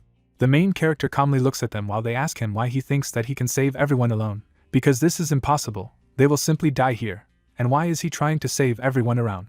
Images of Chaldean and Ares arise that speak of their mission. The main character is thoughtfully silent. He turns away, stating that this is enough. The guy below shouts that it is dangerous to approach the islands, so they need to stick to their original course. Johan hears in disbelief that now they will succeed.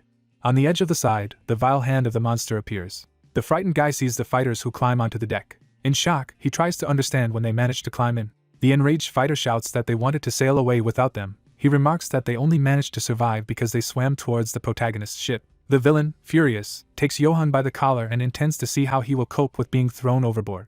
Suddenly, a powerful blow blocks the path of the villain. The blade sticks next to him. He angrily asks who did it now. Hansu asks them to stop chatting with a serious look. Because they are already walking, he is immediately asked who exactly. Suddenly, the enemy jumps onto the deck. Everyone is in shock. Mutants with tridents are swimming in the depths. The guy understands that the guards are already at the entrance to the red zone. Ferocious monsters go on the attack. The system states that the skill of the cursed survivor is used. The underwater monster attacks with the trident. It is explained that these creatures live exclusively in the poisonous sea. Attack in a simple but effective method, namely, break a hole in the bottom of the ship. People run around the deck in panic and shout that the ship was attacked from below, and thus they can drown. An excited man stands next to the main character and tries to figure out how they can get to them. Because you need to attack them with long-range weapons, not letting them get close to the ship. They also block all attacks, so more power is needed. Hansu stands with his feet on the edge of the deck, stating that if the enemies are not going to go towards them, he will do it himself. The main character is rapidly flying towards the poison. People around him claim that he has simply gone crazy. Red spray rises above the waves. The stunned fighter says that MC jumped into the poisonous sea without any equipment. The main character slowly sinks into the abyss. The people on board are sure that he is already dead. The protagonist swims underwater and notices monsters with tridents. Hansu begins to use magic, realizing that the poisonous waters of the sea are easily repelled by the art of dragon energy. A light aura gradually seeps out of his fingers. He resolutely clenches his fist, realizing that his magic stats are red, so he will handle it. Ferocious underwater monsters begin to hit him. The protagonist watches as they gradually approach him. The frantic protagonist collects energy. It is said that this art allows you to harness the energy of dragons, and in addition to this, the skill gradually changes the user's body, making it more dragon-like. Scales appear on Hansu's face, and he realizes that such legendary skills and items are called null numbering. MC clenches his fist, which has turned into a dragon's paw. He realizes that art definitely deserves such a title, but so far he will not be able to use its full power. The main character delivers a powerful blow to the enemy. A deep hole is visible in the monster's chest. The protagonist notices that even now the penetrating power is quite good. The underwater mutants see this in shock. Mermaids with tridents quickly swim away. The main character notices their retreat.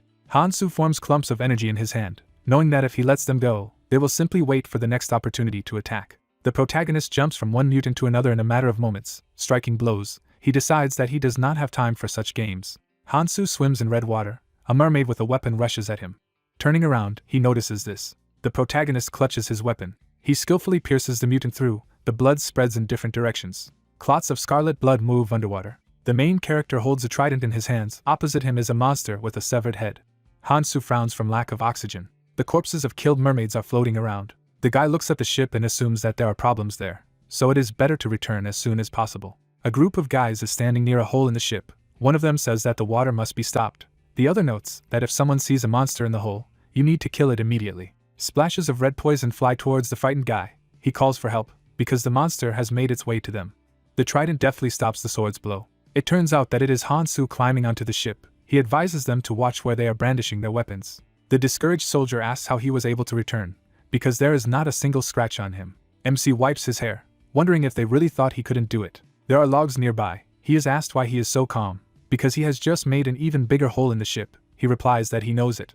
The main character tears a log with his bare hands. The interlocutor tries to understand what he is doing, because now is not the time for this. A blonde man near them calls on them to stop the monsters. They, in turn, are shocked by the protagonist's actions. Hansu deftly nails a tree to the hole. The guy exclaims that he is making planks out of logs to repair the hole. The guys walk through the puddle, intending to find even more planks of the Arun tree. The protagonist notices that they will still need the slime of the Celts to close the hole, while one of the onlookers clarifies whether MC really broke the logs with his hands. His companions tried to help him patch up the holes. One of them says that he needs to get down to business, because he also needs to do something with the accumulated poisonous water. The protagonist notes that there is no need to do anything with it, because it will evaporate by itself, and if you stay here, You can breathe in vapors, so it is better to return upstairs. Hansu goes on deck with the guys. He sighs, realizing that he has used up all his strength. But everything turned out well, and he also got a good replacement for his broken weapon. The cursed shining trident is shown, and the boy thinks that this weapon is strong enough to withstand the poisonous waters, so it will be used for use. A group of tired people come out on deck. They are told that if they look ahead, they will see a good view. The perplexed comrade-in-arms will look up and wonder what to look at besides water. Suddenly, their faces become shocked. They do not understand what it is in front of them. Opposite their large ship is an island. The roots of the trees grow into the water. The guys shout that they finally swam to the red zone, because they did not even expect to swim so fast. The ship sails past the island. The question is raised why the ship does not stop, because it seems that it should act automatically. Johan tells his astonished partner that the ship must sail for 3 days, which means that the time has not yet come. The protagonist stands behind them and claims that this is not the land. Giant roots grow into the poison. Hansu explains that it is the root of the world tree. He is immediately asked what kind of tree it is. Johan clarifies with a smirk that this is probably the view that the main character was talking about, who, in turn, encourages you to look further, because the most interesting is just beginning. The world tree begins to make a strange sound and rumble. People on the ship stagger and almost fall. Discouraged, Johan looks up, not understanding what is happening. A giant monster with a huge mouth appears in front of the ship. People do not understand what it is at all. A giant wave rises near the ship. People are horrified to see this, but the protagonist's face is unfazed. The monster appears before them. The guys on the ship are trying to understand who it is. He has bright yellow eyes that radiate energy. The monster opens its mouth and flies to attack. The frightened sailors shout that they are about to be devoured. The mutant bites the ship and thereby destroys it. A powerful wave is moving towards the ship. One of the guys shouts for the others to be careful. They can barely stand on their feet. Red poison splashes on the deck. The guy looks ahead in horror. There are drops of poison on his face. He says that the monster did not try to eat them at all. The root of the world tree is visible. He claims that the monster ate it whole. The excited guy states that this little root was the size of an entire island. Hansu, frowning, realizes that a ship sent from the training zone will stumble upon one of thousands of roots depending on the route laid out by ferry. A giant monster swims in the abyss of the ocean. It is a fish devouring the world tree, one of the 5 disasters that dry it up. Creatures with long nails stretch their palms to the magic sphere. It is said that they lived in the red zone.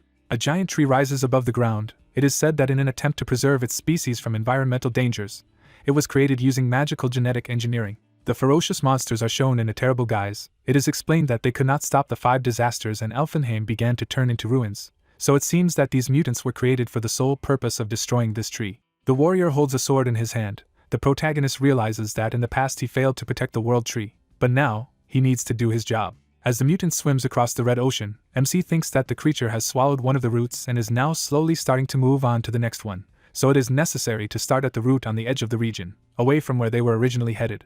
Johan runs up to the protagonist in shock and asks what the hell he is doing. Nervously, he shouts that Hansu sent the ship right after that monster, because although MC is really strong, he is not capable of such a giant, and he also needs to ask the others if they are willing to fight. The main character with a thoughtful look says that there may indeed be dissenters. He, in turn, is shocked to realize that he has only now realized this. The surprised guys suddenly hear from him that in this case, the dissenters can get off the ship. Hansu points his finger back and says that he needs to follow that mutant, so those who want to get off the ship must raise their hands, and then he will instantly lower them.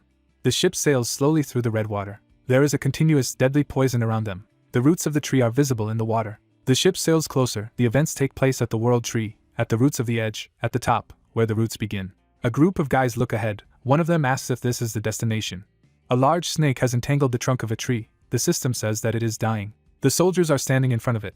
One of the guys is interested in where the roots grow from. The other notes that it is a real Hulk, and it is difficult to say how high it has grown. The protagonist puts his hand on Johan's shoulder and remarks that it is better than in the water, while he encourages her to smile. Because they still have 2 weeks, they will be safe if they continue to climb. A man nearby asks if he won't go, while Johan states that the demon says they need to head to the world tree. The excited guy replies that he will go too, while Hansu states that they can't just sit there, because he has to follow them even if they want to leave.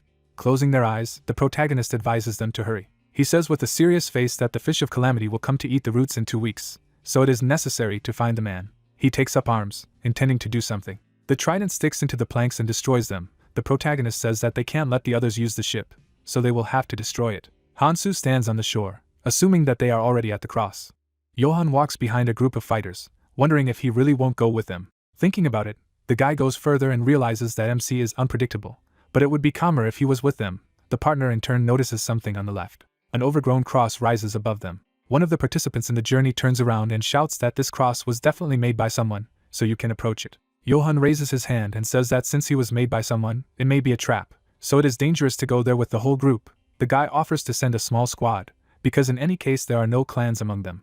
People are standing opposite and hear that several people in pairs will go to reconnoiter the area. Astonished, Johan looks up when he hears that this is why someone thinks cautious people are problematic. The mysterious stranger with a smirk states that it may be better for survival, but it only causes them problems. The people from the ships see the fighters at the top of the tree. The long-haired fighter claims that he's the only one here who thinks it's a problem, so it's best to keep quiet or they'll misunderstand.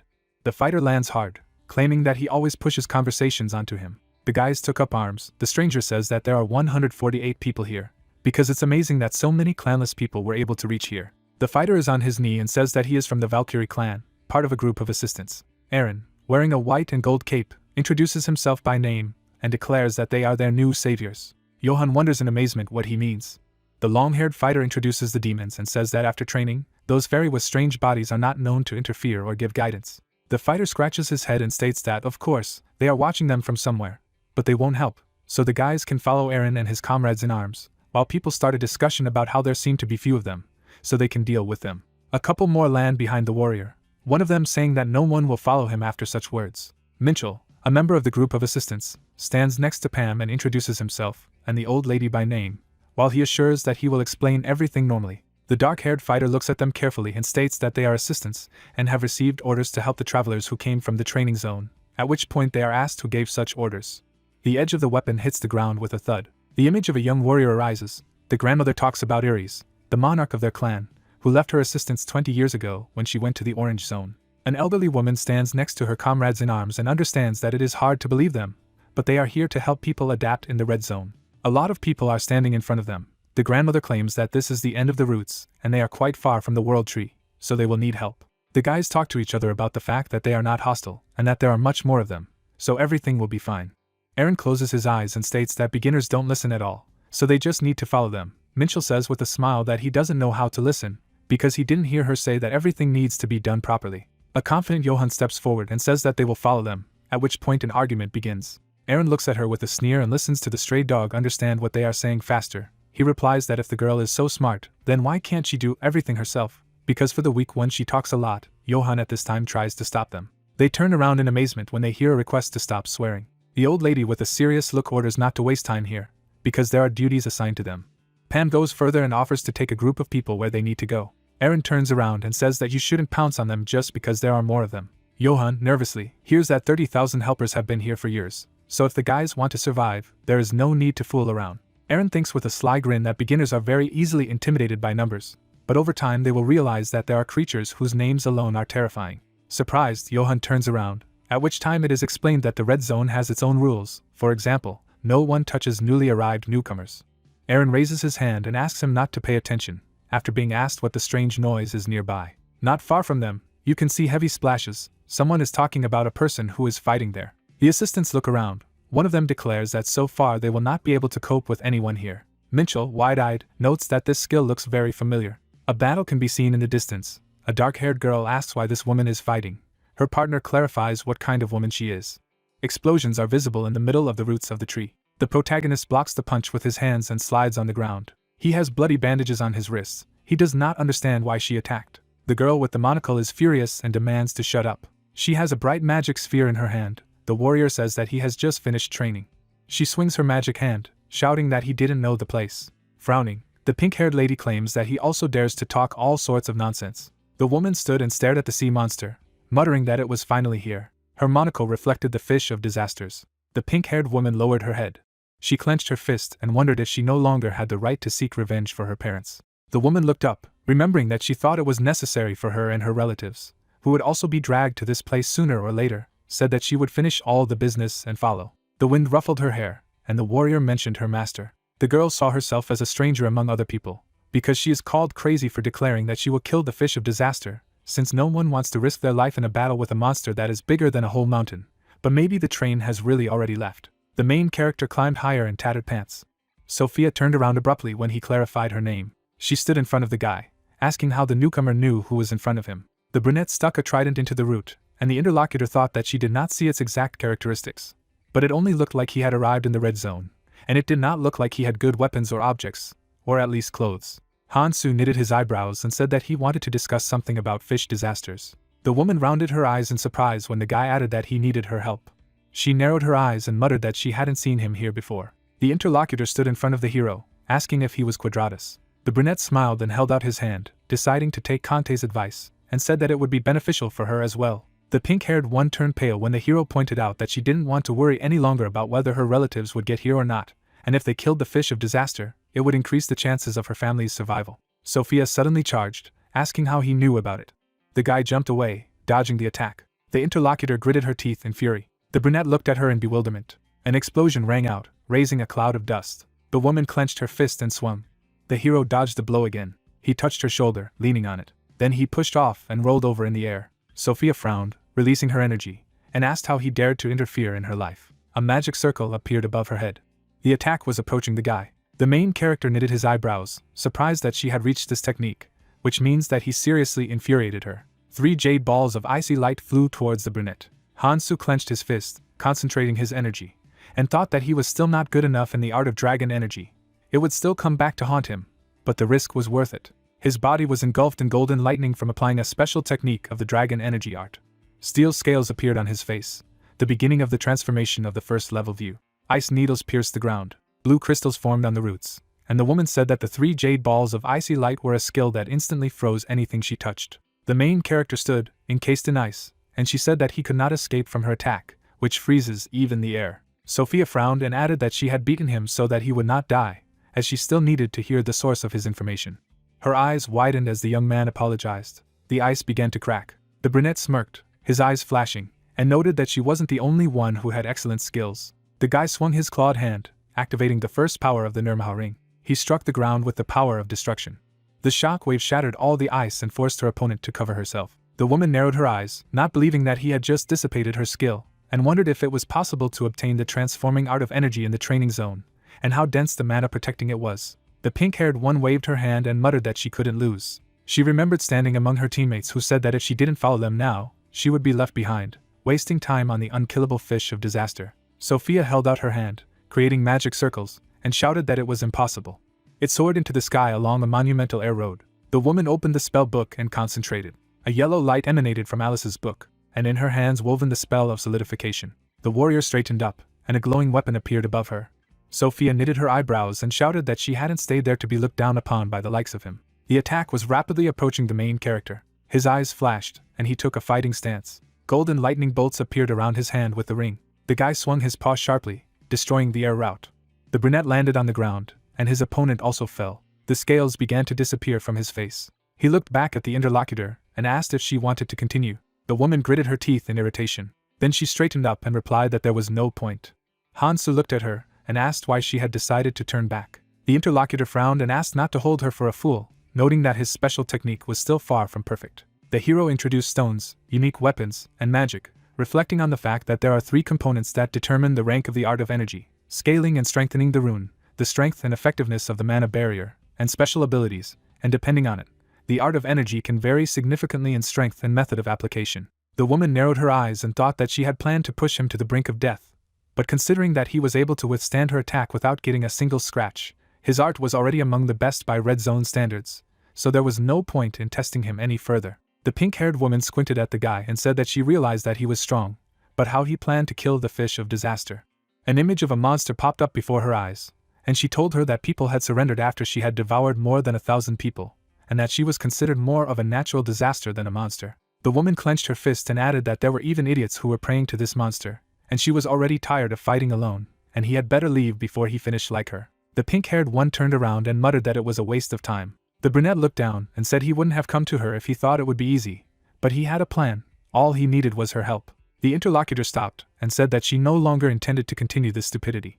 She flinched when the hero asked if she had decided to give up on the 14th attempt to kill the disaster fish. Sophia turned around and exclaimed that she would not fight, no matter what he said. The guy imagined the girl at the beginning of her journey, when her parents were eaten in front of her eyes, and she began to challenge the monster over and over again. For the first time, a large detachment of warriors fought with her. In the second, there were significantly fewer people. And in the third, fourth and subsequent years, she was already facing this huge jaws face to face. On her 13th attempt, Sophia, covered in blood, sat on the ground, sensing the senselessness of her actions. The protagonist looked at her and said that she might not have succeeded, but she had escaped the fate of being eaten so many times, and now she had him. The pink-haired woman rounded her eyes dumbfounded when the guy said that he would make sure that she would kill the fish of disaster. The woman remembered a man in glasses who said that she did not need to go with him. He knew that he could cope, let him only believe. Sophia lowered her head in thought. The interlocutors were standing opposite each other, and she wondered why the guy was so determined to catch the monster. The brunette looked away and replied that he just wanted to save billions of lives. He turned around, and the woman asked again in surprise, and then the guy muttered that it would rather be 1.5 billion. The warrior stared at him questioningly. They stood opposite each other against the sunset, and Sophia said that he was even worse than most madmen. Aaron peeked out from behind a tree, wondering what the fuss was. He looked at them from afar and thought that all this seemed strange. If only they would not be dragged into it. The man turned around, about to leave before he was caught, but the trident had already nailed the hem of his cloak to the ground. The man frowned and thought that this could not be. The main character, still bare-chested, looked at the spy and asked if he was leaving without even saying hello, and he kept thinking about how he was discovered. The woman noticed Aaron and asked what he was doing there. The interlocutor smiled awkwardly and muttered that it was a pleasure to meet him. Hansu narrowed his eyes as he remembered that this man had been here at the time. Not far from the cross, a camp was set up, and the brunette asked to show them the way.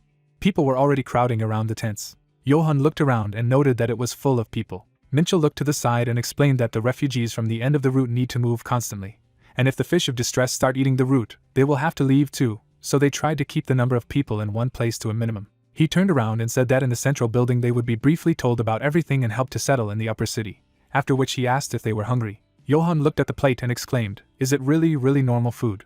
The cook smiled at the suspicious-looking green jelly, and said that she had tried to choose the freshest for them. The guy leaned on the table in displeasure and asked if they really wanted travelers to eat this strange slime, to which the interlocutor replied that everyone here eats it, but it has all the necessary nutrients. Nearby, several men were vomiting, and the woman noted that she had warned them that the monsters of the red zone were quite poisonous. Johan and the others were sweating and looking away, but they were no longer indignant. The guy began to stuff the goo into his mouth, and the cook said that she would then give them devices so that they could get mucus themselves.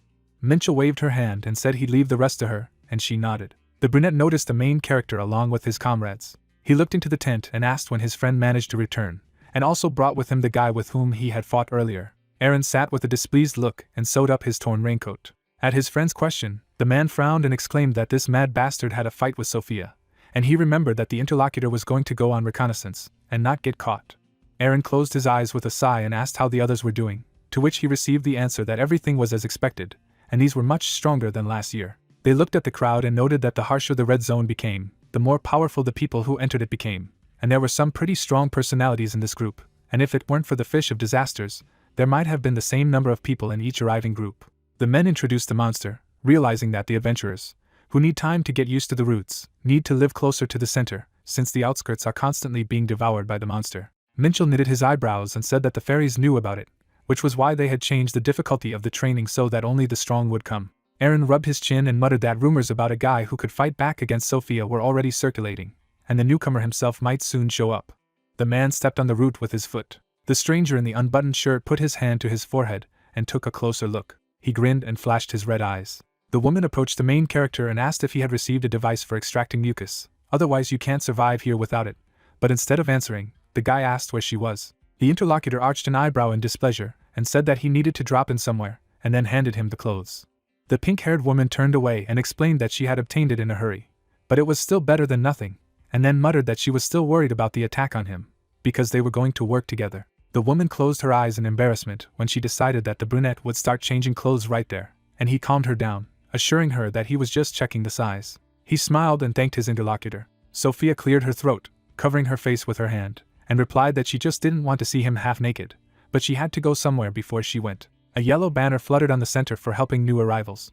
The pink-haired one waved her hand and asked the hero to wait here, in a place created for those who are waiting for their families, the founder of which was Iris. A girl with a short haircut noticed Sophia and exclaimed that she hadn't come in for a long time. The woman stole a glance at the hero and asked him to clarify the list of newcomers, as well as to ask about the artifact she left here. The interlocutor smiled and agreed, opening the system window. She was looking for something in the table, and the pink-haired woman thought that the help center not only helps newcomers, but also provides various services to those who sponsor the place.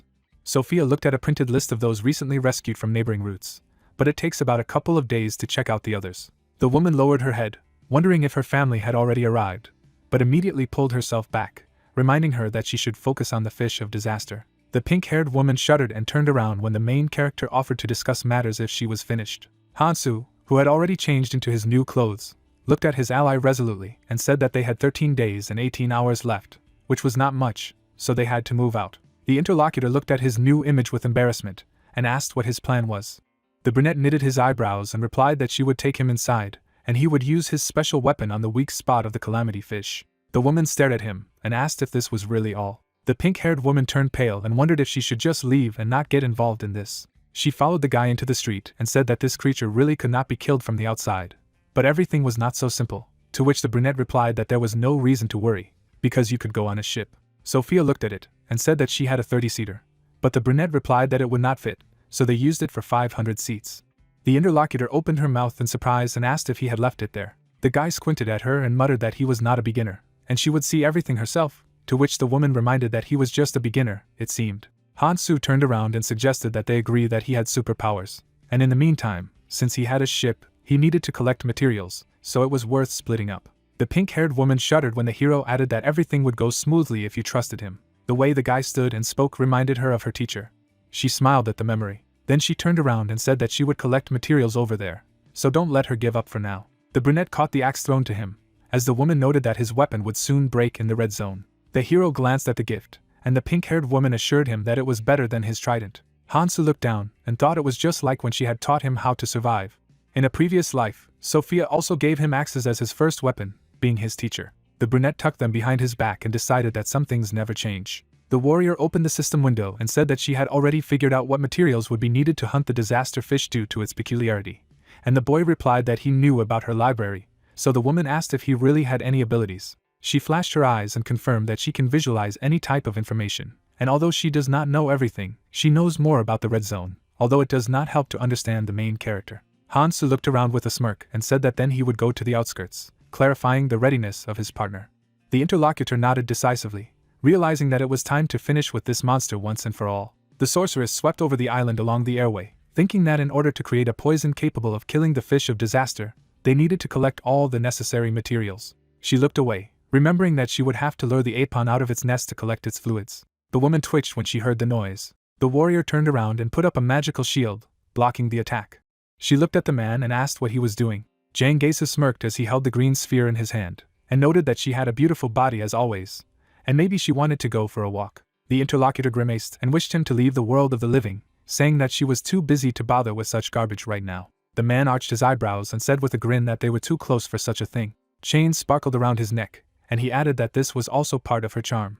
Gaesu took out his whip and exclaimed that his partner, who had returned with him from the belly of the calamity fish, should not say that. The man waved his weapon. The sorceress stood and watched the approaching attack. She opened the book and concentrated her magical energy. Blades appeared from the golden inscription.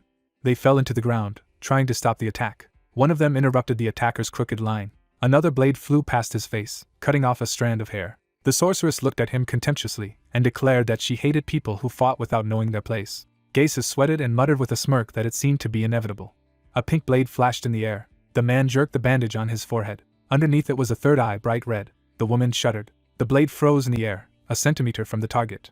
Gaesu chuckled and muttered that she was thinking quickly. He smiled and reminded his rival what kind of eye it was. The man made a gesture with his hand and asked if she really thought that he would think that he would come up with an attack without having a backup plan, and a whole organization was working with him in this way. And he had not only a beacon, but also something related to it. The sorceress frowned and thought that his skill thousandly eyes of a person gripped by envy was truly an annoying thing. The interlocutor looked at her and said that he didn't mean any harm, but just wanted to test her skills, thinking that she might rust after all these rookie losses. Sophia turned away while the man said that her skills were perfected as always, which meant that the rumors were somewhat exaggerated, and she replied that it was none of his business, and that his chatter made her tired, so let him. The man pulled back the bandage and assured him that he would leave as soon as he found out one thing. The pink-haired looked around in exasperation when the other party asked where the rookie she was fighting was, and replied that she wasn't going to say anything. Gaesa held out his hand and said that he knew so. He touched her and added that that's why he used the investigative skill. The woman jumped away and asked when he managed to master such a technique. The opponent sneered, arching his eyebrows, and noted that she could block him if she tried, but she was too soft for such a thing. The sorceress looked at him with hatred and said that it would be better for him to die in the belly of the fish of calamity that day. The man jumped back and said that she was so cold, although he was right here. His 3 eyes flashed as he said that she should have joined Quadratus when given the chance, but what she did was stupid. The woman imagined the monsters and remembered that this organization had turned fear of disasters into reverence by serving them, and they did not care that these creatures could lead to the destruction of humanity. Sophia looked at her interlocutor and asked if he really expected her to join their dubious office. The pink-haired one frowned and resented that they were sacrificing people under the pretext of showing the power of the calamity fish, and then selling the relics of the dead, and after all that, he continued to call himself a human. She remembered how the man had interacted with the newcomers and noted that he did not even realize how many travelers had been deceived by his lying words, promising the safety of the upper route, only to end up in the belly of the monster. The woman remembered how ships disappeared into the jaws of a monster. Geisa grimaced and asked what it was. He closed his eyes and sighed, saying that he earned money using his abilities and participated in religious ceremonies. The man chuckled and added that those who had bought into his speech were just idiots who wouldn't have lived long anyway, so they should be grateful for the opportunity to live in such a posh place as the belly of the fish of disasters, even if only for a short time. Sophia frowned, looking at her interlocutor with fury. The opponent arched his eyebrows and expressed the hope that she would soon find out and be able to understand as she tried a few more times. After these words, he quickly pushed himself off the ground and said goodbye. The pink-haired woman frowned, looking after him, and muttered that the man was definitely a professional in escapes. The sorceress remembered him as a beginner, and thought that if only she had known then what he would become. The man changed, his look, behavior, and thoughts, after barely surviving in the stomach of a fish of calamity. She was sweating, wondering if she should give chase.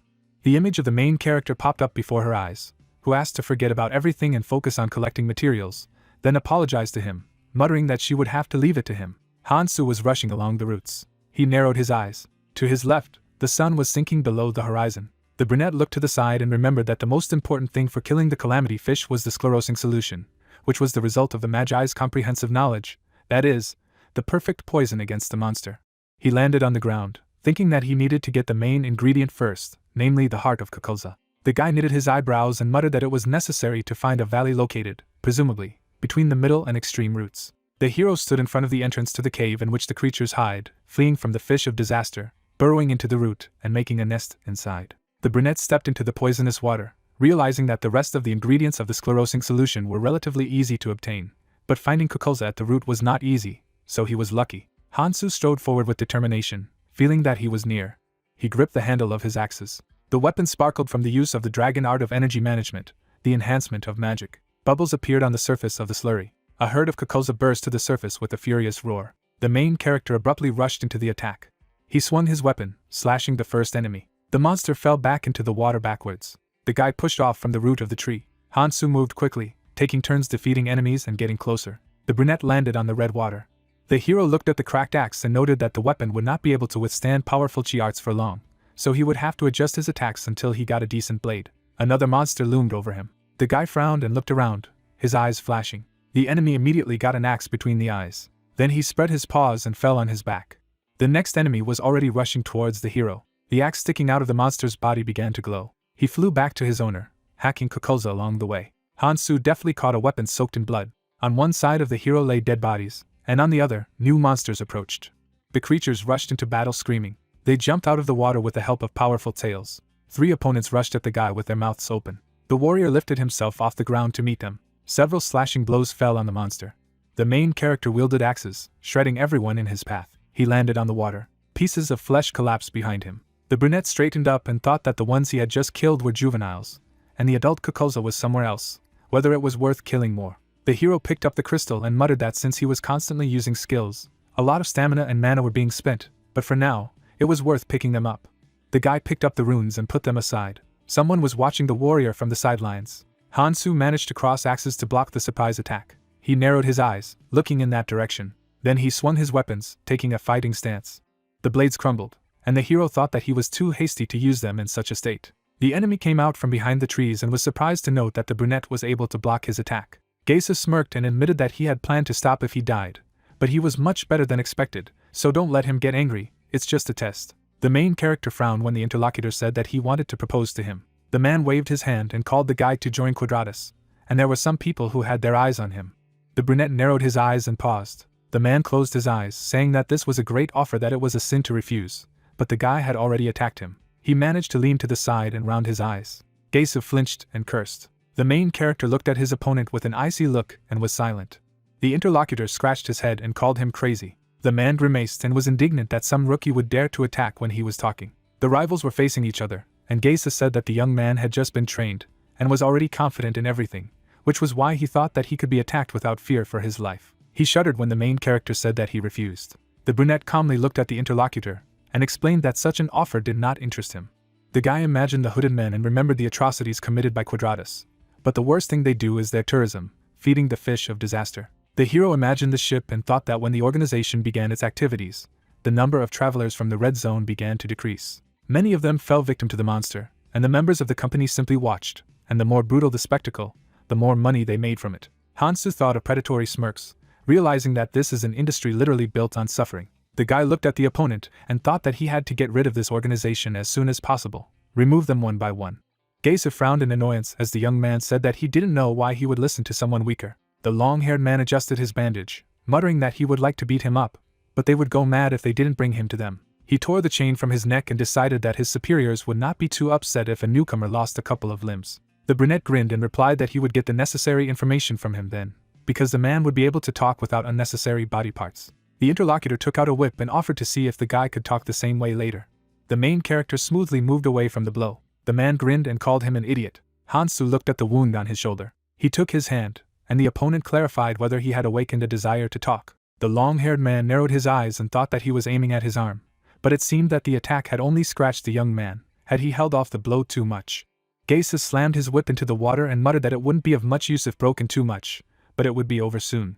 Hansu touched the wound from which the energy emanated and admitted that he was too conceited. He smiled and noted that he had never fought him last time. The opponent pulled his whip and asked what kind of nonsense it was. The man swung and shouted that the guy needed to shut up and stand at attention. A sharp blow to the stomach made the attacker bend over and stare at him. He was thrown back. He crashed into a tree and screamed. The brunette stood in front of him, concentrating energy in his hand. The hero grabbed an axe and decided that he needed to update his knowledge.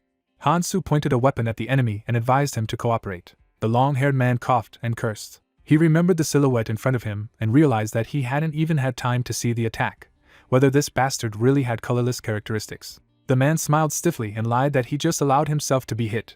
There was no need to be conceited. A symbol lit up on the guy's wrist, and he replied that he had just started, so it was a good thing. Stones appeared in the palm of the hero's hand, and he clarified whether his opponent had yet surrendered. Geisa frowned and asked if the guy really thought that a small stat upgrade would change his skills. Hansu raised his axe above his head and replied that stats in battle were not everything. The weapon spun in the air. The axe plunged into the tree above the enemy's head. He sat down on the ground, and the young man asked what had happened. The main character grinned and asked if the man was really scared. The opponent, trembling, leaned on his knee and muttered that this could not be. He swung his whip and shouted that he was not afraid. A green rope spun in the air. It turned into a blade forgotten in the hands of its owner. Geisu abruptly rushed into the attack. The guy looked at him calmly, and the ring on his finger radiated energy. The green blade glided through the water, and the villain thought that his side cut divided everything in two within the length of the blade, so that he would cut the hero's arms. The blade approached the brunette's neck, but the brunette activated the first power of the Nirmaha ring. The man grinned and shouted that he had won. The main character caught his sword with one hand. The green blade shattered into splinters, and its owner was thrown back. Geisu rounded his eyes, saying that it was simply impossible. He looked desperately at the wreckage of his weapon. His trembling hands gripped the handle as he thought that even dispel specialists couldn't break high mana techniques so easily. The long-haired man sweated and screamed when he was grabbed by the shirt. The main character threw the enemy to the ground with force. The opponent rolled his eyes and exhaled from the blow. Blood gushed out of his mouth, signaling damage to his internal organs. The brunette clenched his fist as he slowly approached and asked not to pretend to be dead as he was holding back. Hansu lifted the man up and asked if he had lost consciousness. He touched him with a hand covered with brown substance, and the hero noted his good reaction speed. Geisu arched his eyebrows and gritted his teeth, and the guy noticed that he had used the skill to block the blow, and now his face was partially protected. The enemy smirked and was mentally glad that the bronze jade had held back the blow, but it severely limited his movements, so he didn't want to use it before, but now he had no choice. He looked away, wondering how he could get out of this guy's grip. The brunette raised his hand with the ring and said that it was a good attempt, but was that all? Geisu received a blow to the face, which caused him to lose a couple of teeth. He stared at his fist in fright, not understanding how his skill could be broken. The main character began to methodically beat the opponent with his bare hands. Geisu looked at the guy pitifully and asked him to stop, promising that he would say everything. Hansu stopped, hearing that the man had no choice, because you can't earn much from tourism. The opponent trembled and lied that he was just following orders, but in general he was a good guy and did not want to harm anyone, and if the brunette let him go, he would give him runes. The main character bent over him, and he added that he would even say who ordered him to be brought. Hansu looked at him coldly and said that he was too much chatter. The enemy was sweating, not having time to react to the rapidly approaching fist. A powerful blow hit him exactly in the nose, throwing him back. The guy looked down and muttered that he was annoying him. The long-haired man rolled his eyes, which were filled with tears, and thought that the young man seemed to have told him everything. He frowned and exclaimed that he had already told everything he knew. The hero looked at the interlocutor, who asked what else he was waiting for, and had already beaten him like a dog. The man looked down and admitted that this was all he knew. He would sit on his knees in front of a brunette and tell them that Quadratus worshipped Calamity, and in addition to the regular tours held in that zone, they also hired different clans. And this time it was tasked to find Hansu, who had completed the training. He introduced Carls Morin, a beacon member who submitted the request. The protagonist visualized the roots and remembered that this is a union of 6 clans that control the 6 upper roots of the world tree and are at the pinnacle of power. The guy touched his chin thoughtfully, thinking that beacon seemed to be subordinate to Miyamoto, if there were more than a couple of clans involved in this. He looked at the other person and said that right now these guys were preparing for a new tour. Could it be that the one who gave him this information was part of the assistants? And he confirmed that they sometimes participate in this. But this time the order was directly from Carls. The brunette crossed his arms and said that he got everything he wanted from him. But the man immediately began to mumble that there was still a lot to tell him. Geisa pointed to his forehead with a smirk and exclaimed that the guy was finished, and he had no idea what it was.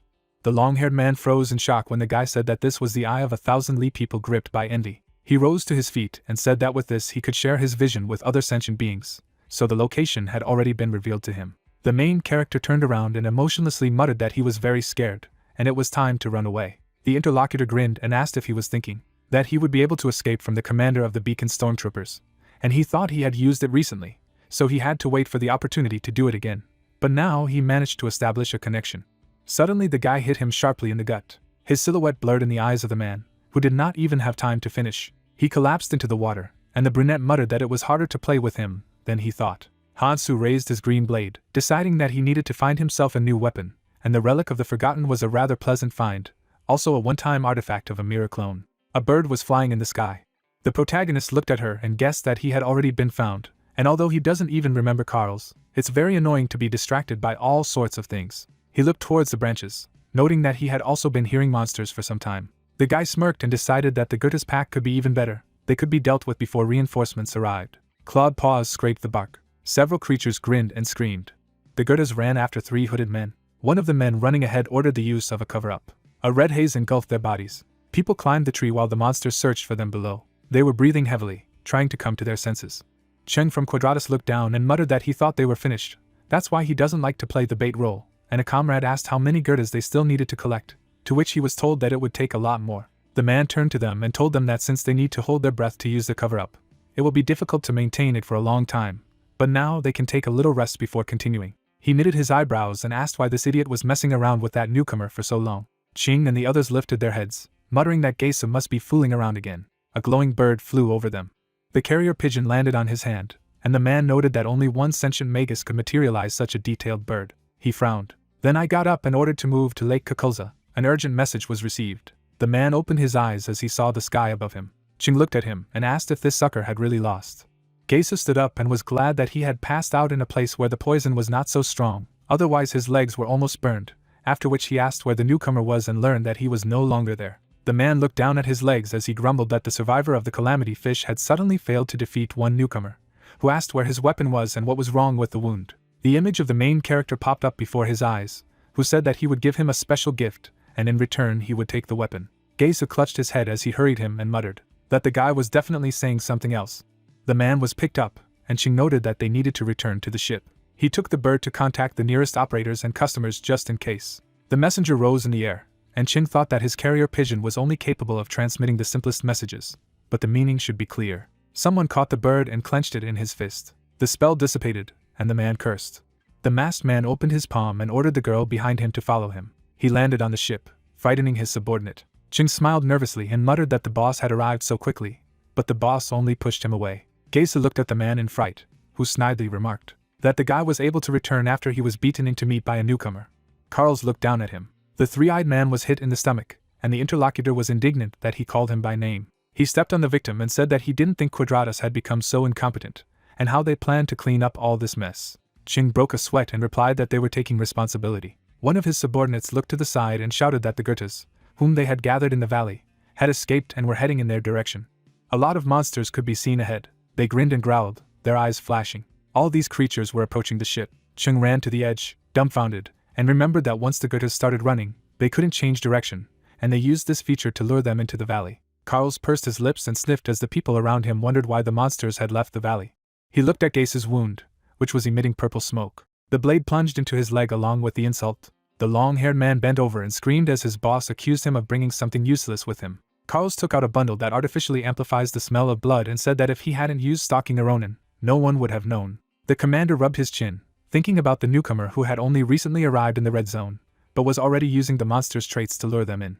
The man spread his arms and laughed, shouting that it was getting interesting. He looked at Qing and ordered the main character to be brought to him, otherwise he really wanted to look at his face. The interlocutor looked at the monsters overboard and hesitated, noting that the ship would not last long. The commander snapped his knuckles and strained what he would have to repeat. Purple energy appeared around his hands, and he said that he would deal with everything here. Then he grabbed his subordinate by the breasts, and noted that he did not like to repeat it. Sheng looked at the flaming fabric in fright and cried out. Carl's eyes flashed menacingly, and ordered him to move and bring him a guy if they didn't want to be Gota's fodder. He grinned and assured me that he would sort it out. Then he let go of the man, who immediately plopped down on the floor. The commander created a sphere in his palms, and a powerful energy engulfed his body, after which he said that if Hansu thought that would be enough to stop him, he had made a fatal mistake. He smirked as he held the dark force in his hands. The man with a smile directed the magic forward. Below, the explosion scattered monsters. They died immediately, and the shock wave threw them into the air. The main character stood, feeling the breeze. He raised his head and noted that his trap had worked. The brunette smirked and muttered that he had bought himself some time, but he still had to hurry. The guy pulled the needle out of the wood. Hansu frowned and noticed that there were no nutrients at all, and he hadn't eaten in 2 days, which had taken too much toll on his strength.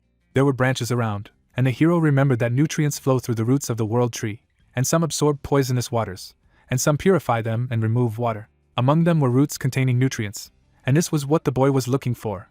But since the death of the world tree, the number of suitable roots has decreased significantly. The brunette held the selfish and rich man's food bag in his hand, saying that he had gathered most of the necessary materials. Water was splashing at the roots, and the guide decided that it was better to leave here as soon as possible. All that remained was to go to the deep lake where the adults of Kokoza lived. Hansu looked down, noting that the water was deeper there than here, so a bridge would have to be made.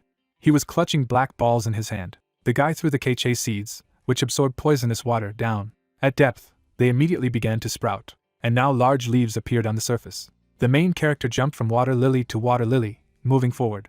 He reached for the green blade and muttered that it would be easier to direct them upwards, but it would pass on its own. Huge monsters emerged from the water, and the brunette noted that it was time to start hunting. Carl stood among the corpses of monsters. He crossed his arms and asked his assistant if a carrier pigeon had yet arrived. The man turned around, and the interlocutor said that he was still on the way. He glanced at Gesu and said that even the best scouting skill could only be used once a month, and because of it, it was a waste of it. Carls lifted the prisoner, and added that if he had not been their guide, they would have left him in the poisonous sea. Rachel squinted at the leader, who ordered them to be taken to the last known place, and the girl asked if the man would go there himself. The commander grinned and replied that there was some pleasure in hunting with his own hands. He grinned and muttered that Hansu had nowhere else to run. The bodies of monsters floated near the jugs. The main character wiped his sweat and muttered that he was too tired. He was unlikely to even be able to swing his sword. The blade in his hand was trembling. The young man bent over the last of the Kukul's hearts he needed, but he was watched from behind. The brunette's eyes widened as a flash appeared behind him. He managed to deviate to the side when the arrow pierced the monstrous. The flesh was torn apart instantly. Chung frowned, missing. Hansu frowned as he recognized the accuracy skill, which is not so easy to dodge. A few more arrows flew at him. The brunette swung his sword, deflecting them. Several cuts appeared on his arm. The attack still hit him. Blood was dripping from his fingers. The monsters immediately leaned out to the surface, sensing its aroma. Kokoza rushed to attack. The guy squeezed his hand and jumped away, thinking that this was an unnecessary problem. The shooter took aim and muttered that the agitated monsters would make life difficult for them, after which he ordered his ward to go down and grab the newcomer. Miller coquettishly touched her lips and asked if he really wanted to send her to this horde of monsters, and the splashes of water would ruin her hair. The interlocutor jumped up and shouted that the guy would run away if she didn't move her lazy ass, and the monsters only attack those whose blood they smell, and she had nothing to fear. The shooter created a carrier pigeon, repeating that the girl must not let the hero escape, and he must be captured alive. The blonde jumped down on the water lily, answering that she understood everything. Miller pulled out a dagger and stated that Hansu needed to entertain her until they both got tired. Qing knitted his eyebrows and shouted at her just to make sure he couldn't escape. The girl's body was enveloped in red energy, and she muttered that she hadn't had such a good scene in a long time. The opponent abruptly rushed into the attack, offering the guy to play. They began to exchange blows. A monster rushed at the hero from the side. The brunette frowned and shifted his gaze to the side. With one deft movement, he sliced the kukulza. Miller was behind him, asking where this handsome man was looking. The hero frowned. He dodged the cutting blow. Then he immediately attacked with his foot. But the girl managed to put out her hand. She flew to the side and screamed. The blonde jumped back onto another water lily and admitted that it was not bad for someone who was falling off his feet. The rival wiped the blood and added that he would have to show something more outstanding to leave a scar on her face. She licked her lips and warned him not to expect mercy, even if he surrendered. The protagonist turned pale and breathed heavily, thinking that the enemy was getting closer to the attack of the blood-attracted kukuls, and if he hesitated, it would be dangerous. The brunette stood in front of his opponent, realizing that the situation was on her side, and the more it dragged on, the worse it was for him. He clenched the blade and closed his eyes, unleashing the power of the ring, determined to turn everything around in his direction. The guy swung his sword. The blonde frowned and took a fighting stance. The whip reached out in her direction, but was repulsed. Miller clenched her blade and said she thought he had a cunning plan, but the results weren't impressive. She smirked at recognizing Gase's weapons and noted that it was not good to take other people's belongings. The girl looked at the cut on her arm and wanted to say that it was about to heal. However, the blood flowed into the water, and she began to panic, noticing that the scratch was only growing. A monster jumped out right in front of her, and she screamed. The archer looked down at her and ordered her to get ready, and the girl squealed that they could feel her blood. The brunette squinted, and the Nirmaha ring was shining after the second power, hemorrhage. The girl gritted her teeth, trying to prevent the monster's mouth from collapsing, and the guy thought about how the second power unlocked by improving red stats was not a simple bleeding, but a prolonged loss of blood in battle, which clouded the mind and drained the body. The hero was sweating and breathing heavily, realizing that maintaining a hemorrhage wasted a lot of mana, so he wanted to avoid it, but given the presence of monsters attracted by the smell of his blood, now they are on equal terms, and he will be able to escape from the current situation. The brunette turned around and ran. Ching bent down and ordered 3 more of his men to come down and help the girl. The gunslinger pulled the bowstring and muttered that if they let the guy go, Carls wouldn't let them down, and he didn't want to go through it again. Red arrows flashed in the air. They pierced Kukulza, and the man shouted for the others to focus on the hero. Miller and her colleagues rushed to the attack. The brunette put his hand in the pouch and muttered that they were too clingy, but he had a gift for them. A monster's head appeared between them. The blonde cut it open and exclaimed that it would not be possible to run away from her. She looked at the limb that belonged to Gertis. The guy smirked and revealed that the blood of Gertis is the perfect remedy to drive the kukuls crazy, so they won't hesitate before rushing at them. A herd of monsters jumped out of the water, and the hero suggested that they think about what they would do, given that they were all covered in blood. Miller's eyes widened and muttered with a grin that he was just crazy. Hansu climbed up and wished them a good time. The guy ran his hand over the bark and noted that this root was also dried. The brunette walked through the forest, realizing that at this rate, wherever the helpers went, there would be dried roots everywhere, and the process was fast, so he needed to check the roots from above. He closed his eyes and sighed, muttering that it wasn't that far to go, and he also thought that everything would be easier after the red zone. Hansu walked forward, promising Keldian to kick his ass when he met him. Some men looked at the rookie squad, noting that fresh blood was wandering around without understanding anything. Man crossed his arms and sent them to the lower roots, because that's their territory. Johann and the others looked emaciated, and the guy replied that there was no food there, and they were on the verge, so he asked them to be a little friendlier. The interlocutors sneered and said that they should have conserved resources better, but this root belonged to their clan. His companion took out a knife and asked if the newcomers were confident that they could fight them for him. The guys turned pale and looked with hatred at those who said that it was only natural for beginners to starve a little. Johann turned around and thought with annoyance what awaited them after everything they had been through to get here. He imagined a branching plant and remembered that this world tree was rotting. Naturally, the lower roots could not provide enough food, and the upper ones contained a lot of nutrients, but those places were full of monsters, and every time they tried to climb, the other clans blocked their way. So would they really starve to death? They turned when they heard a disgruntled exclamation. The man was hit in the stomach while chasing someone away. Johann's eyes widened and opened his mouth to recognize him. The main character held the opponent by the breasts. He threw the local captain to the ground, and his henchmen hurried to retreat in fear. Other travelers were delighted to see their retreat, and decided that they could finally get their hands on that nutritious slurry. They climbed the root and began to use their foragers to get food. Johann smirked and muttered that Hansu had solved their problem in one move. The young man looked at the brunette upstairs and shouted that they hadn't seen each other for a long time. The brunette jumped down to him and asked him if they knew each other, and he replied that he had sailed with him on the same ship. Hansu drained the bottle in one gulp, and the interlocutor asked what he had been doing all this time, because they had not seen each other since their arrival. Johann smiled and admitted that he was glad to see him again, after which he introduced himself, and thanked him for not letting them die of hunger.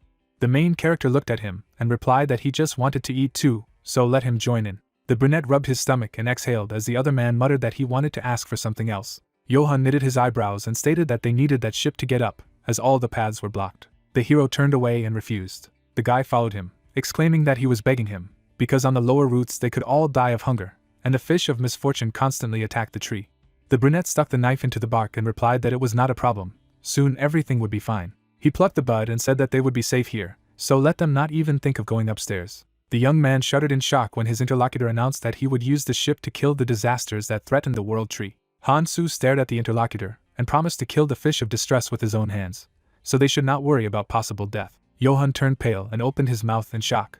He looked at the guy in confusion and asked for a normal explanation, while the hero thought that if there were no disasters, the red zone would prosper and everyone would be safe. The young man ruffled his hair and muttered that he didn't quite understand what he was talking about, but since he was hearing this from someone who had done so many incredible things, it might be worth believing. But there was another question. The main character stopped when the interlocutor asked why he was trying his best to save everyone. The brunette lowered his head and said that he had to save as many people as possible, which was why he had returned. He looked at his hand and wondered if this was really what he desired.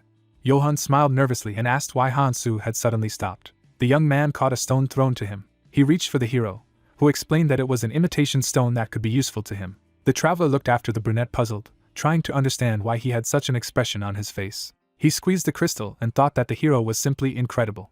Memories from the ship surfaced in front of him when the guy had saved everyone, even though they thought it was impossible. Han-Soo then saddled a strong monster, proving that he could make anything possible. Johann looked ahead and muttered that he really gave him hope.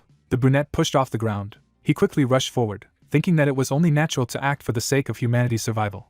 So why did he feel so strange? But it was better to focus on business. Sophia looked around when he called her. The guy landed opposite and noted that she was early, and the woman said that she had collected everything with 2 exceptions, but had come here just in case. The sorceress looked at him and said that he looked alarmed if anything had happened. The brunette looked away and replied that it was nothing, but they were being tracked by some people. The pink-haired woman introduced Quadratus and replied that they were targeting the guy, so they came for her. Han-Soo turned around and said that he had met with them and Carls was looking for him. The interlocutor rounded her eyes and was surprised that the commander of the beacon attack aircraft was doing such a thing. The brunette knitted his eyebrows and said that he was able to hold him back, but he was quite adept at going after them soon, and Sophia admitted that he was no match for other opponents, and even a guy couldn't handle him alone. The hero pointed to the interlocutor and then offered to work together. Han-Soo held up a finger and said that one would collect materials and the other would act as bait for Carls. The pink-haired one leaned forward in alarm and exclaimed that the beacon was one of the clans that ruled the red zone. She imagined a group of warriors and thought that not only were they large in number, but there were many veterans among them who had lived in this place for years. The image of the commander of the attack aircraft with the squad, which were the strongest and most aggressive, surfaced in front of her. Carls, with his magic and terrible grin, was the most dangerous. Sophia looked at the brunette and stated that they needed to deal with them together. She stepped closer and added that it would be best if they collected the materials now, while they did not know their exact location, so it was worth hurrying. The interlocutor grinned and replied that it would be too difficult, because he had left an artifact there, but judging by the current situation, they had already been caught. The man squeezed the young man's throat. He held Johann, saying that he would give them another chance. Carls concentrated the energy in the palm of his hand and asked if they wanted to burn alive or quickly, telling where Han-Soo was. The stone fell out of the pocket of the young man, who thought that he did not even notice the approach of the enemy. The guy gasped for air, but stubbornly said that he did not know who it was. The interlocutor narrowed his eyes in displeasure. Then he let the traveler go. He sat down and clarified the name of the young man. Then he put his hand on his head, and he slammed at the ground, noting that it was quite stupid even for a newcomer who had recently come here. Carls picked him up by the hair and was indignant at such impudence. He pointed to his nose and said what he smelled of when he was lying, because tracking a Ronin worked flawlessly. The aroma of the main character stretched around the guy's clothes, and the man said that he erased most of his footprints, but he still managed to catch the smell he left. The stormtrooper commander picked up the bundle and noted that it was his mistake to leave a trail by setting a trap for it. Johann looked up in fright when his interlocutor suggested that he get down to business. Tears flowed from the young man's eyes, and the man again asked where Han-Soo was. The villain threw back his head, listening to him muttering that he didn't know the truth. The interlocutor's eyes flashed and said that then he could only die. He swung with a terrible grin. Suddenly the man stopped. Carls grinned and laughed. Then he turned around abruptly and shouted that he felt him. On the dais, the silhouette of the main character stood out. The guy stood clenching his fists. He grinned and narrowed his eyes. The hero was standing on a dais. A cry was heard that there he was. Smiling slyly, Han-Soo asked, was he looking for him? The guy's body was transparent. The man behind him asked if he was Han-Soo. The guy replied that he should look for more. Suddenly, someone else's foot crashed into his forehead. Breaking the illusion, Carl said it was an obvious trick, A mirror clone, a one-time artifact that created a crude illusion. Holding the blue stone in his hand, he said with a smile that this fool had also been robbed, but the smell remained. A man in a red mask with a treacherous look said that it was a great bait, he liked it. The guy was lying face down on the ground. Blood was running down his face, and he called Hansu with tears. Gray roots descended into the green water, the Kukulza spawning lake, the artificially created Kukulza spawning ground. Hansu sat by the water and thought that it was created by eating the root of the world tree and filling the void with a nutrient solution. The poison in the upper layers of the water is almost completely neutralized, so it is almost safe. Looking happily at his palm, the brunette said that the nutrient solution helped, and the wounds healed. With a smile on his head, Hansu said that the illusion had just disappeared, and he was already here. The man in the pointy-toed shoes took a step and asked, "Has he decided not to run anymore?" Carls waved his hand, saying that the rat would never hide as long as its tail was visible. Hansu looked at him confidently, saying that he thought he was a disgusting hunting dog for not being able to find him sooner. The masked man grinned and asked again, then his smile widened. And then he laughed, spreading his arms, and said that it was really fun. Wrapping his hand around the shining fist, the man said that he would see if it was as good as he had heard. A bright glow enveloped his body, and he continued that if it was all a lie, he would die quickly. Hansu reached into the bag on his belt and said it sounded tempting. And then he rushed away, saying that if not today, they would continue next time. The masked man gritted his teeth furiously and asked how he knew how to run away from him. He thought he would just let him go. The bandit rushed in pursuit. A red ball was forming in Carl's palm. He threw it forward, leaving purple feathers, and used jasper flame. The guy jumped, letting the cannonball pass under him. In his palm there were several large seeds. He threw them into the water of the lake. Green water lilies began to sprout from the seeds. Jumping on one of them, Hansu thought that there was a large concentration of poison in the lake, so the plant would not last long. It did not need it. He was running fast forward, jumping from one leaf to another. A scream was heard. Is he thinking of running away on the water? The man held his hand, forming a magic ball, and shouted for him to come and fight. Hansu turned around to watch his opponent jump onto the sheet, and thought that it was great. He went after him. A green blade appeared in his hand. The hero remembered that he had covered the sword with the bodily fluids of the monster. He swung his blade, slashing his palm, and thought that he would mix it with blood to enhance the smell. Drops of blood fell into the water, and he thought that this was the smell of prey. During the spawning period, Kukulza's sense of smell is sharper. Waves rose sharply on the lake. The guy jumped away from the water lily and thought that they would do anything to destroy. He jumped, avoiding the attack of the fang monsters that emerged from the water. The monsters looked at the approaching man, and the hero continued the thought of the intruders who attacked the lake. Carls held the purple spheres with a smile and asked if he was using Kukulza. Did he think he would be scared of them and let him go? Still smiling, he looked at the attacking monsters and used jasper flames. Purple flashes blew away the bodies of predators, and the man said that he would simply tear them apart. Pieces of bodies fell past the crazy opponent, who said that as he could see, he got rid of them. Hansu looked at him confidently. Pointing his finger at the guy, Carl stated that he was next. He could try to hide underwater, but that wouldn't work either. Grinning, the hero assured that of course. The smile disappeared from the man's face. He asked why he was so calm. A silver artifact glittered on the bandit's chest, which was very convenient for use in the water. The hero thought that Carls would definitely follow him underwater. Turning to his opponent with a slight smile, the brunette asked him to take care of his thing a little more. Then he dived into the lake. The man smiled broadly and asked, "Does this fool think he won't chase him underwater?" A purple shimmer appeared in his palm. He continued that sooner or later he would run out of air anyway, and he would surface. But his hobby was hunting, not fishing. Purple rays crashed into the water of the lake, and the enemy offered to see how long it would last. Hansu puffed out his cheeks, holding his breath. Purple projectiles were approaching him. Turning to the glow on the surface, the hero thought that he planned to shoot until he surfaced. As soon as he came to the surface, he would fry it. Remembering how he cut the plant, the hero thought that he couldn't use the demonic dragon's enhancement for now, because he didn't have enough mana, but he had something hidden away. The system reported that the bag of Arkham is a flower bud that always contains air and blooms when it blooms. Hansu inhaled the air from the rosebud and thought it would allow him to hold out for a while. Dark silhouettes of monsters appeared in the depths. Kukulza approached with their mouths open. The brunette, bending his legs, looked at them. He took a pink object out of the bag, thinking that the fish of destruction are not the only and natural enemy of Kukulza. Finding stinky monsters that are difficult to approach was easy. It was Arhan's gallbladder, the monster's organ that gave off a special smell that Kukulza avoided. The guy decisively crushed the organ in his fist. The shocked monsters opened their mouths. Then they turned away, sailing back. The hero thought that they had sorted it out. Hansu swam towards the pink glow below and thought that before reproducing, the monsters mix poisonous water with a nutrient solution to dilute it, and create nesting lakes, all nests connected to the poisonous sea. He needs to go there. Surrounded by the glow, the man stared at the silhouette in the depths. He channeled purple attacks downwards. Hansu looked back, thinking that the direction of this skill was finally easy to see in the water. Suddenly, A flashing whirlwind wounded his arm. The guy gritted his teeth in pain and thought that he had only lightly touched. Moving my hand sharply, I thought that there was an opportunity to attack, and he threw forward a green whip. The man gritted his teeth as he recognized this artifact. Looking at the guy below, Carl said that he was too powerful for that fool. Perhaps he would take him for himself. Then, the guy's fingers squeezed the chain of the pendant. A shout was heard. How dare he steal his artifact? As he put the pendant around his neck, Hansu reminded him that he had told him it was time to pick it up. Surrounded by a purple dome, the guy declared that it belonged to him. His fingers gripped the hilt of the green blade tightly. Pointing the blade forward, the hero confidently declared that he would give him something else in return. The guy's hand with the blade was surrounded by red lightning. He thought about the second power of the ring. Then, the green whip flew forward. It coiled around the opponent's arm, breaking it, and the hero applied a bleed. Gritting his teeth, the wounded Carl said it was a pathetic trick. A huge monster appeared behind him, opening its mouth. The man barely managed to dodge his fangs. Hitting the monster with the purple vortex of the skill, he cursed in his mind. Many silhouettes of monsters appeared around the man. He thought that everyone had jumped out of their nests. A purple ball flickered in his palm. The man thought that he was at a disadvantage. He needed to retreat.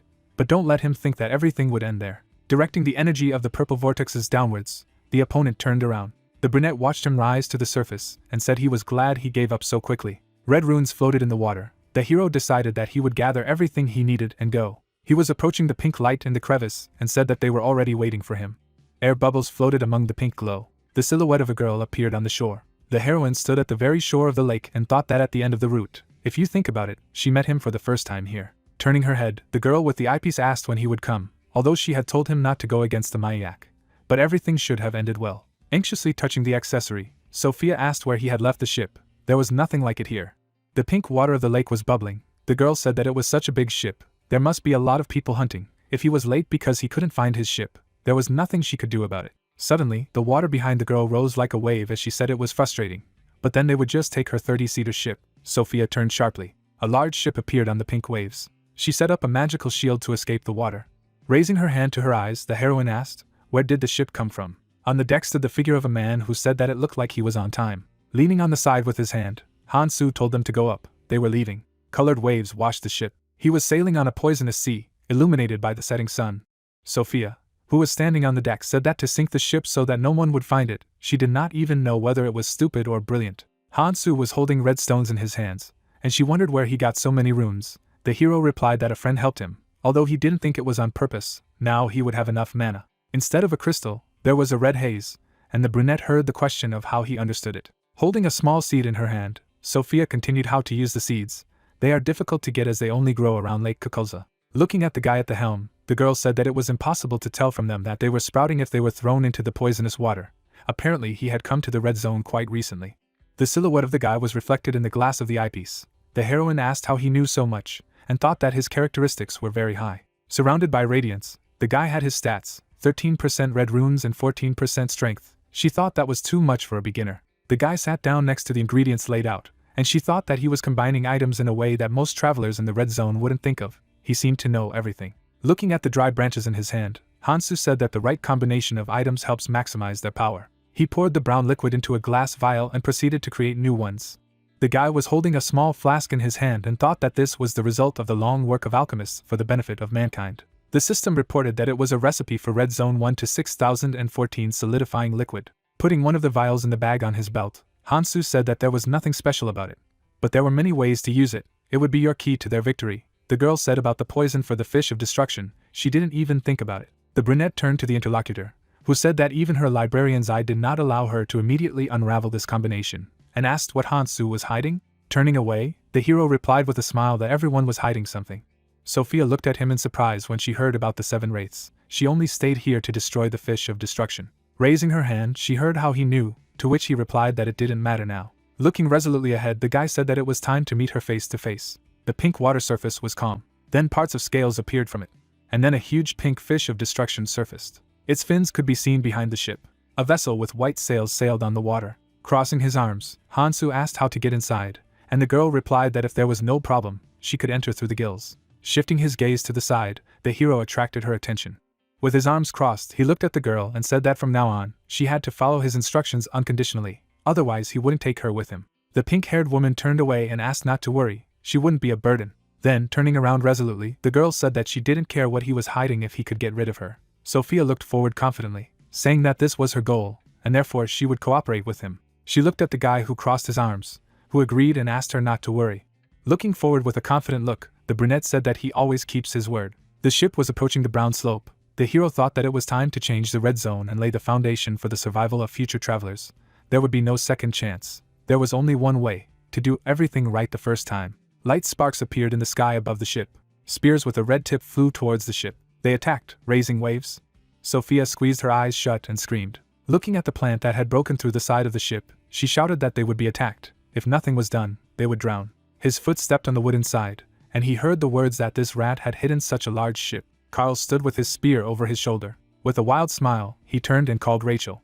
A trace of the rapid movement remained. Words were heard that he had specially prepared a weapon. The man's eye glowed brightly red. He offered to test the strength of his ship. Spears approached the white sails, and then they fell into the water, raising splashes. The heroes tried to hold on, feeling a sharp push. Sophia stretched out her arms and shouted that they should attack them right now. However, Hansu stopped her with a gesture and asked her to wait. Maybe it was dangerous. Some of the spears crashed into the ship, and it was said that although it was a vessel created by a fairy, it had already been damaged. It was only kept afloat by the lotus leaves. Looking down, the pink-haired woman said that he would drown soon, but the guy interrupted her, saying that the fish of destruction is very sensitive to mana. Looking away, Hansu said that normal attacks, even those that can sink an entire ship, don't interest her, but she knows that she reacts to mana and skills. He imagined a huge monster head, thinking that the world tree itself contained mana, which was why it was so sensitive to it, and even the slightest fluctuation was deadly when the fish was in close proximity. Touching the fence, Hansu anxiously said that it was true that the odds were stacked against them. The girl exclaimed, "What would they do?" The girl raised her hand to her chest, thinking that she did not want to be a burden. She needed to come up with something. The guy reached for the bag on his belt and asked not to worry. He took out a ball tied with a rope to his arm and confirmed that they would not be able to attack them from a distance, but they could resort to the help of monsters. The eyes behind the eyepiece opened. The heroine thought that this was another new combined object. Pink waves rose up. The question was heard whether the bait would be enough, and the answer was that they only needed to hold them. With a smile, handing the girl a stone, Hansu asked if she wanted to go some fishing. Sophia looked at him happily and said that she hadn't trusted people for a long time. They would do it. The white sails of the ship were torn. Carls, who was standing next to the girl, said that he would sink to the bottom soon, nothing special, and ordered to bring him all the remaining harpoons. He would sink him. The man with the red stripe on his face asked what was going on there. Wooden boxes fell into the water. They were floating on the surface of the ship. A question was heard. Are they throwing something? Is it a trap? Standing on the deck, Carl shouted for them to destroy all those boxes and clear the way. White flashes of explosions appeared on the water. On one knee, Hansu shouted, "Hold on tight." The shell shattered one of the boxes. The wreckage split into two parts. The words that had already bitten were heard. Golden glitter spread across the rose water. The purple creature opened its yellow eye. The man, together with his comrades, felt a sharp movement. In front of him was a huge purple monster with tentacles, and he shouted that it was the Kraken. Tentacles surrounded the ship. Someone shouted that they had been attacked. A Kraken appeared from under the water. Carls gritted his teeth as he said that he usually doesn't rise to the surface, to which Geisa pointed out that if they didn't deal with him quickly, the disaster fish would swim back to the depths, and they needed to hit its gills before that happened. The ship was approaching the gills. The man added that at this rate they would miss Hansu. Rachel took the sword, saying that she would deal with everything. Its sweep sliced through the tentacles. The Kraken sank into the water. Anna stood behind. The captain had heard that if she was ready, she had to move out, because they had already lost enough time. Carls put his hand on Geisa's head, telling him to stop being distracted and focus on the path. The man looked ahead, saying that the sudden appearance of the Kraken could not be a mere coincidence, suggesting that the hero was going to use dastardly tricks until the very end. The ship swam into the gills. It was announced that it was diving, and it was necessary to hold on tight. The ship moved on.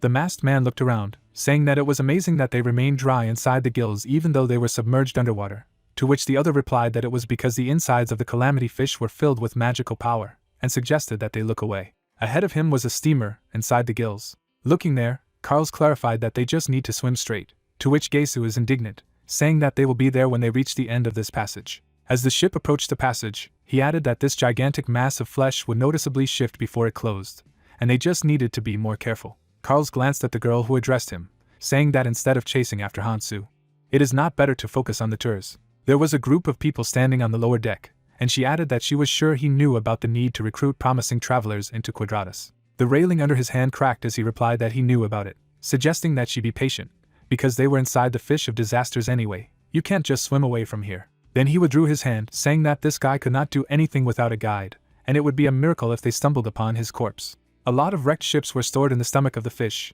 It was a pocket dimension where everything absorbed by it fell. A giant island was formed. Someone noted that it was not much different from the dungeon. People went down to this island. Carl's was considered, thinking that the flow of magic here is distorted, which makes it difficult to isolate a specific smell. Then he looked ahead, noticing that he did not like to be here again. Geisa smiled as he heard the people's outrage that there were only dilapidated ships and half-digested corpses, which was not what they had paid for here. He spread his hands, saying that they didn't quite understand this delightful place, calling it the blessing of the fish of calamity itself, and that it was the highlight of this place. The man moved forward, reasoning that the only thing fully digested inside his stomach was the sap of the World Tree, and the remains of Elfenheim, the creators of the World Tree, were collected here. The dagger was thrust into the skull. He called it a treasury hidden inside the fish of calamity. Smiling, Geisa held out his hand, saying that there were many remains resting here, asking the others what had happened to their artifacts. He showed the amulet, saying that he was able to escape alive from this hell only because he found it here by asking people if they wanted power. People smiled broadly when they heard that if they were willing to serve the fish as part of the Quadratus, then here was everything they desired. Geisa held the amulet in both hands, saying that they thanked the fish for the blessing and that the Quadratus was always ready to greet them. Hansu appeared behind him, when he asked not to use offensive skills or make loud noises, as they could be attacked if they were heard. Standing behind, the guy heard that as long as everyone followed the Quadratus direction, they could be safe, and asked how loud they were talking. The hero smiled when he heard in response that only something like an explosion could disturb them. The ship shook. Blocks of ice burst out of it. Hansu turned around, clarifying whether he was talking about such an explosion. The ship was bound by ice. The wind blew people away. Smiling, the hero praised Sophia for the perfectly chosen timing. Carls pushed Geisa away, who said it was bad. Then he pointed to Hansu. The man threw up his hands, saying that he had come to die by his hand. Then he turned to his partner, not understanding what was wrong with him. Because he had to run, someone noticed that someone began to move. The blade dragged along the ground. The skull glowed brightly. When he saw the army of the dead, he said that the corpses were moving. Geisa was greatly frightened, thinking that they had come and that it was Elfenheim's forces that had been sent to destroy the calamity fish in the past. Seeing the skeleton holding onto the sword, he called them the cursed army of ghost knights. The dead rushed to the people. The man repelled the attack, saying that they had been told to just take the artifacts that had accumulated inside the fish. He could hardly hold back the onslaught, remembering that they had not been told about such a thing. There was an explosion. One of the dead fell to the ground. The crew rushed into battle upon hearing the order to attack them. A sweep of the blade left a bright mark, and a clot of dark energy appeared in his hand. Carls raised his hands above his head. A huge flame burned the dead. The man said that there was nothing that his art of fire jade could not burn. Everyone rejoiced, rejoicing at the strength of the commander of the lighthouse stormtroopers and the fact that he had dealt with them so easily. Geisa stood behind, thinking about how they couldn't have died so easily. The zombie's body stirred. His eyes widened, thinking that they were the guardians of this place. A hand wrapped around the skull. He realized that their cursed bodies allowed them to fight indefinitely. The dead man put the head back in its place. The zombie opened his mouth, Geisa noting that as long as the calamity fish was alive, they would continue to climb. The dead stood in front of the people. A battle began between them. They asked for salvation from someone. Geisa turned around when Carls ordered to hold positions. He gritted his teeth, realizing that it was a disgrace. But he couldn't risk his life here and had to escape. Then he looked around, not understanding where Hansu had gone, because he made such a noise and then disappeared. Not far away, the sounds of battle could be heard as he mused that the hero had come here for the same purpose as Sophia. Hansu ran forward, thinking that everything was happening the way Keldian had said. The guy looked up, realizing that he was ready for this, so he gave Sophia certain orders. For a long time I saw a gray mass of fish in front of me. 10. After the destruction of the ships, he decided that he would head for the next key point. The core of the fish of calamity shone brightly. It looked like an eye. The hero thought that her courage could not be damaged in any way, but the core inside her is a different matter. Hansu took the sword in his hands, saying that there was only one way to defeat this fish. Then he jumped high. Geisa was behind him, calling out to him. The man sent an attack at him with the words that he should die. The guy looked behind him. A sweep of the blade repelled this attack. Hansu rushed to his opponent, saying that it was him again. The hero knocked him to the ground, surprised that he didn't have enough last time. His hand wrapped around the blade. The guy was surprised. Geisa smiled broadly, saying that he knew everything, but couldn't believe that he had fallen on a fish core, and it seemed to him that the woman told him to do it, but he couldn't, and that Carls wanted to kill him with his own hands. Opening his 3 eyes wide, the man added that anyone who dared to attack the disaster would die. The archer aimed an arrow at the hero when he told him not to miss it this time. Chang's arrow flashed, and he replied that he saw him on the track. Things would be different, suggesting that the hero dodge if he could. Hansu noticed a shot flying at him. It hit him in the neck. Geisa smiled, saying that this time he was finished. The archer was shocked. Armor appeared on the hero's neck. Han-soo glanced in his direction when he heard that there was not a scratch on him. Only part of the clothes was torn at the point of impact. Lightning bolts surrounded his body as he cast his dragon transformation. Gaesu opened his mouth in surprise when his comrades talked about how the control shot was strong enough to kill even a monster. But he himself said that these were the same energy arts that he had seen the first time, not understanding how they had become so much stronger in such a short time. Cheng prepared a shot again, saying that since one was not enough, he would shoot until he achieved a result. Closing his eyes, Han-soo told them that they couldn't just leave him alone, but if they didn't want to let him go, then there was no choice. A clawed paw appeared on his hand as he said that the first dragon energy art he used had drained his magic too much. But that was a problem he had already solved. The hero's pupils began to look like dragons. He added that he would not be polite to them. People continued to fight the dead. The skull shattered under his foot. Carls turned to the others, telling them to keep attacking and not letting them regenerate. The blade pierced a man's chest, and another said that the dead were rising faster and faster. The skeleton's mouth was wide open. The man thought that if things continued like this, they would just waste all their magical and physical strength. He gritted his teeth, thinking about the fact that they were fighting an ever-recovering enemy, which left them at an eternal disadvantage. He wondered how Han-soo was.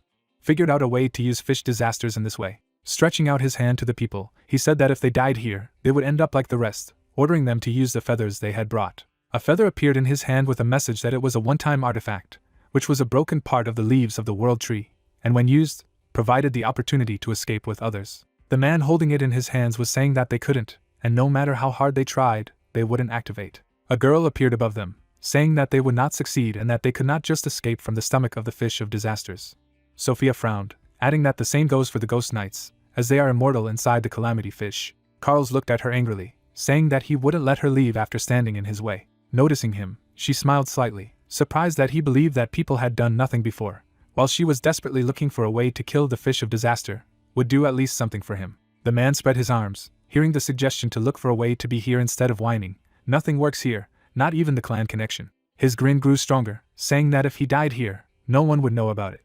A magic circle appeared in her hand, and she said that she would give him one last gift. Sophia looked at him, adding that he already had all the information he needed. Carls lowered his head slightly, replying that working with a young rookie had broken her judgment, reminding her that he was the commander of the Lighthouse Stormtroopers, who had been entrusted with the management of the Red Zone. He gathered the dark energy in his hand. Then he rushed forward, saying that she was nothing compared to him and the weakest of the 7 phantoms, so he could have fun with her all day.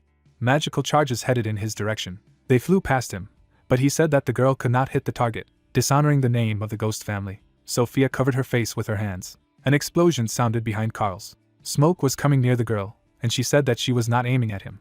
The man looked up in surprise. The ground trembled under their feet. People were surprised at what was happening inside the stomach of the fish. The flow of water increased, and someone said that the walls of the stomach were closing. Looking away, Sophia admitted that she had been playing for time to use her library to find a way to close the gills of the fish. Carls looked at her angrily, hearing that her part was now complete. She began to leave, hoping that this was the last meeting. The man swore at her. Then he waved his hand, ordering us to board the ship in order to leave this place immediately. Rachel wanted to say something about the ship, but with his mouth wide open, the commander interrupted her, asking where the Quadratus was and what the Geissu was doing instead of navigating. Seeing the approach of the dead, the girl said that the ghostly knights had overwhelmed them again. Turning to her, Carls replied that by the time they got to the gills, they would have begun to open up again, so they had to hold out until then, and she should provide support in creating distance. The man frowned, vowing that when he got out of here, Sophia would regret it. Dark energy gathered in his hand, and he, calling himself the commander of the Lighthouse Stormtroopers, said that he did not intend to die here. A dark beam threw back the fallen knights. He raised his hand, ordering them to follow him, but he was surprised by what he saw. In front of them stood Han-soo. The guy held Geisha after hearing about how he dared, and replied that showing up at a time like this makes him feel like a villain. The three-headed man fell to the ground, saying that the man would not have listened to him anyway. Carls raised his hand, calling him a fearless fool. The hero approached him, saying that he was going to accept him without harm, but everything changed, and he changed his mind. Han-soo was above him. The hero stretched out his hand, answering that words were no longer needed. Then he struck. The man was nailed to the ground. Rachel turned to him, frightened. Carls tried to get up, pondering what had knocked him back, despite the fact that he had been running all along, and perhaps the guy had become stronger by absorbing the runes of those guys from Quadratus. Taking a handful of stones powerfully, he decided that even in this case, the hero had no chance. Carls leaned forward, surprised that the boy believed that since he had absorbed the runes, he had become equal to him, promising to crush him and take back what he had taken from him. The commander drew his sword, and when he heard that the girl wanted to help him, he ordered him to move away, but was confused that he was considered so weak that he could not cope alone. Carls charged into battle, ordering the ghost knights to be held back. Hansu held out his sword in front of him, telling him not to worry, as he was planning to clear everything here anyway. The commander opened his mouth wide, answering that the guy was nothing more than a newborn puppy. Their sweeps left bright traces. Hansu blocked the attack with his sword. Holding back the onslaught, Hansu heard that this was all he was capable of after all his loud speeches. The hero gritted his teeth. Smiling broadly, the man thought about how he knew that the guy couldn't be stronger than him. Sparks flew from the blades, but he decided that he would never lose to such a novice. The ground shook under his feet. The commander withdrew his sword to attack, saying that this was the end. The blade headed for the hero. The blade pierced him. The man stretched out his hand, telling him that if he accepted his offer, he could become his subordinate. Hansu lowered his head when he heard that he could save his life this way. With a smile looking at him, Carls added that he would die for a simple reason. The guy dropped his weapon, hearing that he was simply weaker than his opponent. Blood flowed down the hero's face. He clarified whether this was true. Then he grabbed the blade with his hand. Looking at the man, Hansu replied that he would tell him the same thing. Blood ran down his arm. The hero continued to hold the blade, saying that the knight's artifacts were quite good. They were sharp enough to cut through the scales of the dragon energy art. Scales covered his face. Hansu thanked him for sharing them. He opened his mouth indignantly, saying that it had definitely pierced his heart. Seeing the clawed hand of his opponent, he exclaimed that the guy had modified his body. The guy pulled her back, replying that it was too late to realize. The hero punched through it. Blood was dripping to the ground. He wanted to say something, and his heart had changed with the change of race. There was a hole in his chest. Carls cursed about his skills. Hansu stood over the body of the defeated enemy. Later, he took the sword out of his chest, but then threw it aside. A rune appeared in his hands. Anix argued, and he noted that he only succeeded because he pushed himself to the limit to create 3 dragon hearts. And although there are few healing stones, there is nothing he can do about it. The young man remembered the dragon, thinking that the special ability of the dragon energy art was an imitation of the original owner of the art, and that the dragon energy art literally borrowed the power of the dragon. Blood flowed out of his wound. He thought about how it changed his body, and compared to the dragon's, the human body was too ineffective, and the return from the transformation was quite large, and he was still taking damage. Hansu picked up the sword, noting that his runes were about 35%, but he put the weapon in his belt. Closing his eyes, the guy said that he was still new to this art, so it was difficult to maintain the transformation. Then he clenched his fist, deciding that the rest was now only a matter of time. He frowned, realizing that if he didn't do everything instantly, he simply wouldn't have time. The guy headed forward. Gase's body was lying on the ground. The pupil of the third eye darted from side to side. Something was staring at Hansu as he left. The eye evaporated with the words that it would remember it. Seeing the fish core, the hero thought that the others had not yet come, so this was his chance. The guy quickly climbed up, thinking about the fact that thanks to Sophia, he had received information about the core of the fish of disasters. The core has closed. He noted that it is located high, so it will be difficult to reach it on your own, but the platform will be ready soon as it will react quickly. It opened up again. The guy thought that the fish did not have a defense system that could cope with external threats. However, there was one exception, seeing an internal defense mechanism for emergencies, and it was not only ghost knights. The tentacles headed towards him. It was a full-fledged defense system. Hansu avoided their attacks, thinking that any approach to the core would be immediately thwarted by physical attacks, and while simple, there was nothing more effective. He made a swing, thinking he could cut them down. The tentacles regenerated quickly, so considering the regeneration rate of the disaster fish, it wouldn't change anything. They rushed to the hero again. He took out a vial, determined to prevent them from regenerating. Then he threw it up, realizing that this was the only way to deal a decisive blow to the fish. A sweep of the blade shattered the vial. Then he struck the tentacle. Cracks appeared on it. Hansu reflected on the fact that the solution of forgetfulness is not simple. It strengthens things, but fastens everything it touches in a large area and prevents regeneration. Petrified, the tentacle fell apart. The hero took the second blade, noting that the composition worked as expected from the alchemist's recipe. The blade of the sword shattered another vial with the words that he was sure of the result. Liquid flowed down the tip of the blade. The hero put the weapon in front of him, saying that it remained to reduce the number of tentacles. Hansu rushed into battle. The monster opened its mouth, letting out a roar. 2 men watched him, one of them wondering what Ferris had said. Aaron frowned slightly, replying that the closest assistant needed to be nearby and ready. His interlocutor said that he had never seen a fish of disasters behave like this. She whirled, raising waves. They wondered what could make her so angry. Sophia was heading for the shore when they said that she had swallowed the fire, and was now thrashing in agony. Minchel shielded his eyes from the sun when he saw something, but his comrade replied that this was not the time, suggesting that we scout the area. The girl knocked him down when he talked about the possibilities. A mark of the blow remained on the guy's forehead. Looking at him, she said that a little more, and she would be finished. Minchel looked at her, asking where she was from. He was surprised to hear that now was not the time, and he had to run. The fish rose above the water, and they saw that it was shuddering more than before. Looking up, Sophia thought that she had never seen anything like this, and that she was really in pain. As she imagined her silhouette, she thought that it was just a ridiculous statement that anyone would have taken for fiction. Then she clenched her fist, angry that she could not do it with her own hands. Tears flowed down her face from the fact that she could finally be free from this feeling of guilt. Remembering Hansu, who held out his hand to her, the girl noted that he really kept his word. The fish opened its mouth again. Then she rushed to the shore. Sophia grabbed the interlocutor. She also grabbed Aaron. The fish of calamity hit the ground. The guys, shocked, opened their mouths. The girl dragged them with her. Various debris flew out of their mouths. They talked about how the fish of disaster spits out everything that it swallows, not understanding why. Minchell turned to the girl, asking what she had done. She, smiling, replied that they succeeded. Crying with happiness, she added that Hansu had won. Continuing to run forward, she said that they did not have time for this, because they could be washed away, so they needed to leave the roots as soon as possible. The man noticed the golden light in the sky after learning this skill. Michael looked up, thinking that it was Sophia. A girl came up behind, saying that if the rampage of the calamity fish worsened, then this area would suffer, and asked if she had sent a report. The guy turned around when he heard that she had just sent a carrier pigeon, saying that they would monitor the condition of the fish. He replied that this was not enough, demanding that another one be sent. Michael looked away tensely. The water was beating against the rocks. Imagining this fish, the guys wondered what this could be the beginning of the end of the balance that has been maintained in the red zone until now. Everything inside the fish was shaking. Liquid was dripping from its core. Hansu leaned on one knee. Raising his head, the guy noted that everything was as expected.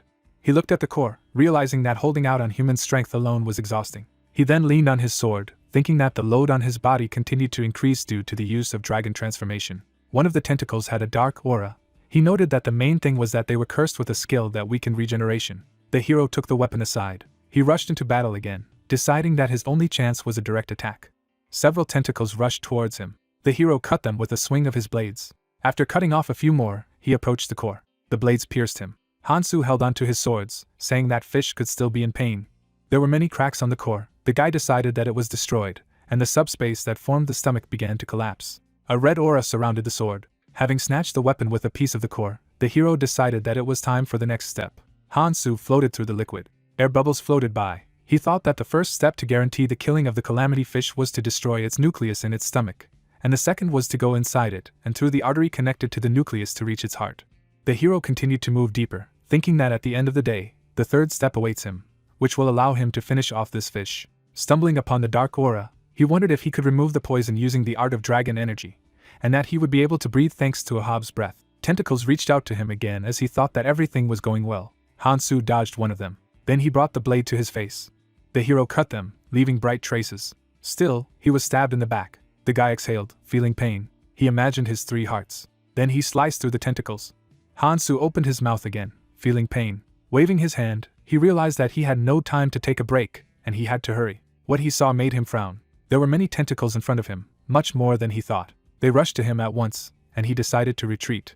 Hansu held back the onslaught. The guy gripped the hilt harder, thinking that if he retreated again, they would continue to retreat. Lightning bolts appeared around him, thinking that there was only a way forward left. The swipe cut off part of the huge tentacle. Rushing forward, he told himself that he needed to be a little faster. The hero pulled the weapon behind his back. Its sweeps left bright traces. After a moment, he saw a bright light in front of him. Seeing the shard of the divine stone, he reflected on the fact that it was the source of energy that powered the entire body of the calamity fish, and it had once been part of the base of the world tree, now shattered into shards placed in calamities. Looking at it, Hansu noted that it really complicates things. Then he began to swim closer. Tentacles formed near the target. The tentacles developed fangs. The hero looked at the many mouths. Clutching his sword, he noted that the enemy was marching to the very end. Then he picked him up, deciding that in this case he was not going to give up either. The guy rushed into battle. A swing cut off the monster's head. He left a bright trace of the attack behind him. The severed parts fell down.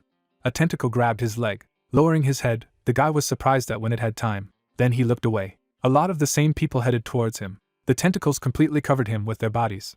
A sound came from the center of them. Cracks appeared on the tentacles. Hansu escaped from captivity. Frowning, the hero thought that this was not enough to stop him. He raised the weapon above his head, telling the tentacles that he would now watch them fight as he emptied their battery. The blade struck the defense. Surrounding himself with lightning, the guy noted that it was stronger than anything he had encountered so far. Continuing to strike, he decided that a direct approach would not work. The sword blow tore through some of the tissues as he thought about severing the arteries connecting the shard of the divine stone to the fish of calamity. Some of the arteries flew apart. Gritting his teeth, Hansu raised his hand above his head. The blow tore through the defense. He saw a stone in front of him. Taking it, the guy said that it was smaller than expected, considering its incredible strength capable of feeding such a fish. With a smile as he looked at it, he was glad that he had finally got it. The whole space around shuddered. Seeing how the exit narrowed, he realized that since he had taken the shard, the internal structure of the fish had begun to collapse, and at this rate, he would stay here. A tentacle floated over his head. Striking, it threw him back. Hansu dropped the prey. The hero lost consciousness.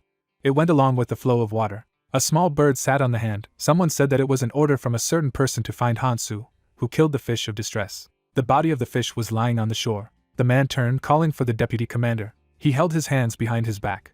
Lu looked inside, saying that meant it was true after all. Taking the mask to Yuroku, he noted that it belonged to the commander. Lu brought his hand to his face, pondering what had happened to him. A guy standing nearby said that they had found the bodies of the rest of the group nearby, and it was confirmed that they were all from the squad. The deputy raised his head, hearing that, as had been said, there were traces indicating that they had all been victims of the man, and wanted to know what they should do. Lu dropped his mask, noting that the commander was no longer with them, so they needed to update their rank. A smile appeared on his face as the assistant called him commander, and remarked that he liked the way it sounded, thinking about how different he was from the previous one, who had easily earned his rank of commander just because he had been here a couple of years longer than him. The sails of the ship were badly torn. He asked what had not yet been found and if there were any survivors. Lu stretched out his hand, hearing that the reconnaissance was still ongoing, but given the state of the wreckage, the presence of survivors was unlikely, and besides, they could not find any runes, but they were able to obtain artifacts that used to be inside the disaster fish. The blade fell apart when raised. He was surprised that something so large had died, leaving no runes behind. Given the situation, he asked how many things were left in working order. Discarding the thought of the previous commander, he added that more importantly, he did not know whether the hero managed to survive or not, but still ordered to search for any traces of him. Imagining the man with the third eye, he thought that he would have to test him. Lu stopped when he saw what was there. Looking at the fish's insides, he heard that this was most likely where its heart was. Examining the remains, the new captain asked what had happened here. Behind him, another man appeared as he marveled at how strong Hasu was, and addressed him as deputy commander. The man turned to him, answering that he was now the commander, and asked about what had happened. A huge crowd was standing nearby. The assistant said that the travelers were coming here. Looking at the subordinate, Lu said that they should keep what was happening a secret, clarified why he did not monitor the perimeter, to which the interlocutor replied that there were too many of them there, and they would not be able to restrain them all, waiting for orders on what to do about it. Seeing this crowd, he replied that everything was fine, because they must have come to see the dead fish of calamity. Sangjin was standing among the crowd. He added that there was no need to make a fuss, and as long as they did not approach, they could stand as long as they wanted. Questions were heard in the crowd about what had happened and who had killed the fish. The guy smiled as he told the others that he had heard that there were tons of valuable artifacts inside the calamity fish. He threw up his hands, telling everyone that this group of people planned to monopolize all the artifacts and take everything for themselves. The others looked at him attentively, saying that runes were already difficult to obtain due to the extremely risky hunt. They were angry when they heard that there was no need to stand. They could go and take some artifacts for themselves. The crowd rushed towards Lu. He frowned, shouting that it was disrespectful to the memory of that person. He was willing to let them be here, but now they had to go away, and that this place was under the control of the lighthouse. His men rushed forward when they heard the order to get rid of the others. The eye watched what was happening.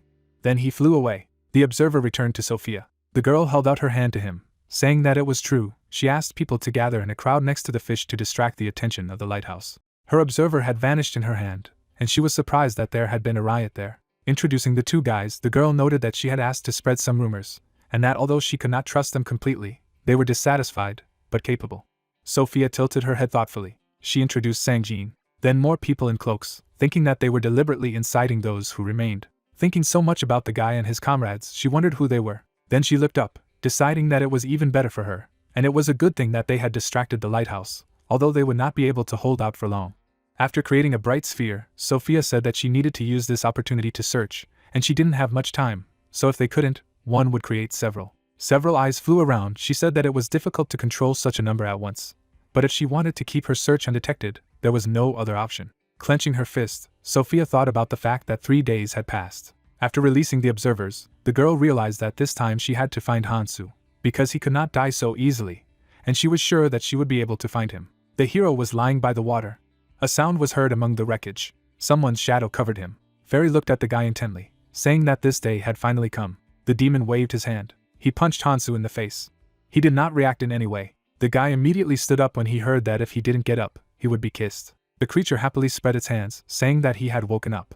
Hansu moved his hand and thought that he had managed to recover a bit before his draconification subsided. He reached for the award he received, noting that he had received everything he needed. The guy looked at the demon, noting that it woke him up. He replied that they had not seen each other for a long time and asked if he was bored. Looking intently at the creature, he asked again what he was doing in the red zone. Smiling broadly, Fairy noted that the person knows that they don't come down to them until something extraordinary happens. Hugging him, he added that it was true, but it was impossible to just sit and watch, since the situation was far from ordinary. The demon pointed to the side, calling it a masterpiece. Seeing the dead fish, he said that Hansu was the first traveler to kill such a thing, and that among them there was a rule of great deed, great reward. The hero looked at him with displeasure when he heard that the calamity fish was not intended as prey, so there was no special reward for killing it. He smiled, noting that it was strange because if he became stronger, they wouldn't be as interested. Seeing the sinister smile, he thought about how since they were sadists who adored violent situations, this parasite could not have come here with good intentions. Looking up, Fairy replied that he was quite right and that they had therefore thought carefully about the matter. Spreading his hands, the demon wondered what they should do to make the guy desperately jump straight into hell. Hansu watched as he rubbed his hands and said that they had thought about it carefully. The interlocutor flew higher, saying that therefore he wanted to make an offer and that it was not entirely bad for him. The demon withdrew his hand, saying that he could take the reward for defeating the calamity fish right now. A crystal appeared in the air. It was a skill that was in 8th place in the ranking of the Lord of the Dead. Looking at the creature, the guy thought about the fact that the skill allows him to turn the dead into phantoms and summon them. But that's not all. There was a magic seal on the crystal. He thought about the fact that there was also a magical enhancement effect, and even he couldn't comprehend how strong it was. For someone like him, who can only use 7 skills, this is just an incredibly lucrative reward. Fairy snapped his fingers, telling them not to be surprised ahead of time. Several runes appeared in front of him. He added that this reward has conditions related to the remaining disasters. Looking closely, Hansu realized that these were fragments of skills. A slight smile appeared on his face. The demon froze in amazement when he heard that this was enough, noting that there was more to come. With a smile, looking at him, the hero replied that he had heard enough and chose the second option. He held the crystal in his hands, hearing that unlike the first option, the second option would require him to kill all remaining disasters. If there was any left, he would not receive any rewards. The guy nodded when asked if he was sure of his choice. Then he stood up, adding that he was completely sure. Hansu jumped into the water, saying that they would see each other again. The demon smiled sheepishly, saying that he had made a choice without even listening to the full explanation, and that he really wouldn't disappoint. The man was diving underwater when he remarked that if he had chosen an easy reward, it would have been sad. Air bubbles rose to the surface. Fairy added that even detecting all the disasters of the red zone is no easy task, and he hopes that his struggle will last a very long time. The cave shook. The roots led to the tree. Eyes were visible on the trunk of the erupting root. The root stirred its sprouts, saying that it did not hear the voice of the fish of distress. Steam came out of his mouth. Opening his mouth wide, he let out a scream. The sun shone on the water surface. The hero went ashore. He shook the water from his hair. Remembering the conversation with the demon, I thought that maybe he readily accepted the offer. But in fact, the situation was quite complicated, and his existence definitely accelerated the corruption of the abyss. Looking into the distance, he decided that he had to complete everything faster than in his previous life. Introducing Conte, the hero remembered his words that if they set off without using the space-time crystal, then the more knowledge from the future they applied, the faster the corruption of the abyss would accelerate. The man gave a thumbs up, adding that the hero should act as quickly as possible and that it was more irritable than he looked, to which he replied that he himself could go back in time, but he didn't want to. Now Hansu looked away, noting that everything was blamed on him, and this was annoying. The guy looked at his hand, thinking that now that he thought about it, he realized that it was so, and they just left the task to him. Someone's hand touched him. The ghost of the girl looked at the hero with a smile. Then he went on. She vanished into thin air. Hansu clenched his fist. His eyes shone brightly. He looked at the weapons beside him, saying that each of those skills provided a great advantage. Approaching the body of the fish, the hero noted that he did not expect a reward for killing it at all. The guy grabbed a piece of it, saying that he would have to do it anyway to maintain the balance in the red zone and find the next disaster. So in his hand there was a part of the fish. He added that even a piece would be enough to lure them out. Hansu put the piece in his bag. As he moved, he remembered that unlike last time, he had killed a fish and got what he wanted, even paying back Sophia's debt. A group of people appeared from above, when he said that it was time to meet her, but first she had to go somewhere. 2 of them pounced on him, calling him a small fish and asking what he was doing here. A moment later, he was surrounded by a group of people. Hansu smiled, noting that they were just in time. Warming up, he added that he just wanted to clarify something. Hansu rushed forward, glad to have so many people to ask. The enemy became very nervous. Withdrawing his hand for a blow, the hero told them not to worry, because he would leave them the opportunity to speak. Later, he held one of them. Hansu glanced away. When he saw the tall tree, He said that 3 days had already passed, which meant that the rest of the disasters must have been set in motion. As he rushed forward, he thought that it was bad that he had been unconscious for so long. The hero frowned, thinking that he would not be able to take his chance if everything continued like this. A bright trail appeared in front of him. Something green touched the ground. Hansu looked up. A man appeared in front of him, specifying that it was him. Michael put his hands on his belt, saying his name. The interlocutor laughed. Looking at him intently, the guy asked about what he wanted. Noting that he was busy, he needed to go further. Several people gathered behind him. Aaron looked at him, thinking that Sophia was looking for a hero, but didn't seem to find him, which meant that he was just lucky to find him first. Michael leaned over to him, confirming his assistance in carrying out the orders of the 7 phantoms, as he wanted. Even though he himself was only an assistant to the Valkyrie clan, he still shouldn't try to pull something off. Then he jumped down. He landed with his hand touching the ground and said that he had to deal with Hansu first. Michael drew a sword from the magic circle. Something bright was descending to the ground. Sophia appeared next to the hero, glad that she had finally found him. She smiled, adding that he was really entangled in useless people. Then she turned her head away, calling it a relief that he was fine. Michael stepped forward, calling her name and asking why the one who was supposed to guard her place among the phantoms was helping him. She frowned, hearing that the man already knew what had happened here, and of course knew about her involvement. Lowering her head, Sophia replied that she had already decided everything for herself. A book appeared in her hand, and she told Hansu to leave and she would give him time, because he had unfinished business. Their opponent threw up his hands, saying that there had been a misunderstanding, and he wanted to know something. So, leaning forward, he clarified that the guy was indeed the one who dealt with the monster. Standing behind the girl, Hansu clarified why he would do this. Michael raised his hand, deciding that he had no choice. He handed it to the 2 of them. The others watched what was happening carefully. The guy smiled, offering to shake hands. Sophia looked at him in disbelief, not understanding what it was all about and why he wanted to unite. Hansu, folding his arms over his chest, wanted to know what he would get for such a handshake, noting that the same man would not get anything either. Their interlocutor threw up his hands again, saying that unlike this woman who was next to him, he could make sure that the hero received the support of assistants, calling it a good offer. The sun's rays fell on Michael as he talked about wanting this place to change and that the red zone hadn't changed since the day he came here. But he still managed to do it. Coming forward, Hansu listened to the fact that there was a need for a storm to disperse the stagnant waves, and someone like him. Covering her face with her hand, Sophia noted that this sounds suspicious, asking the hero if he is sure of this sentence. Turning to her, he replied that even now there are people who want an apology, and agreed. Michael smiled, saying that he had made the right choice. Looking down, Hansu interrupted him, feeling a vibration. The ground trembled under his feet, and he told everyone to dodge. Something burst out of the ground.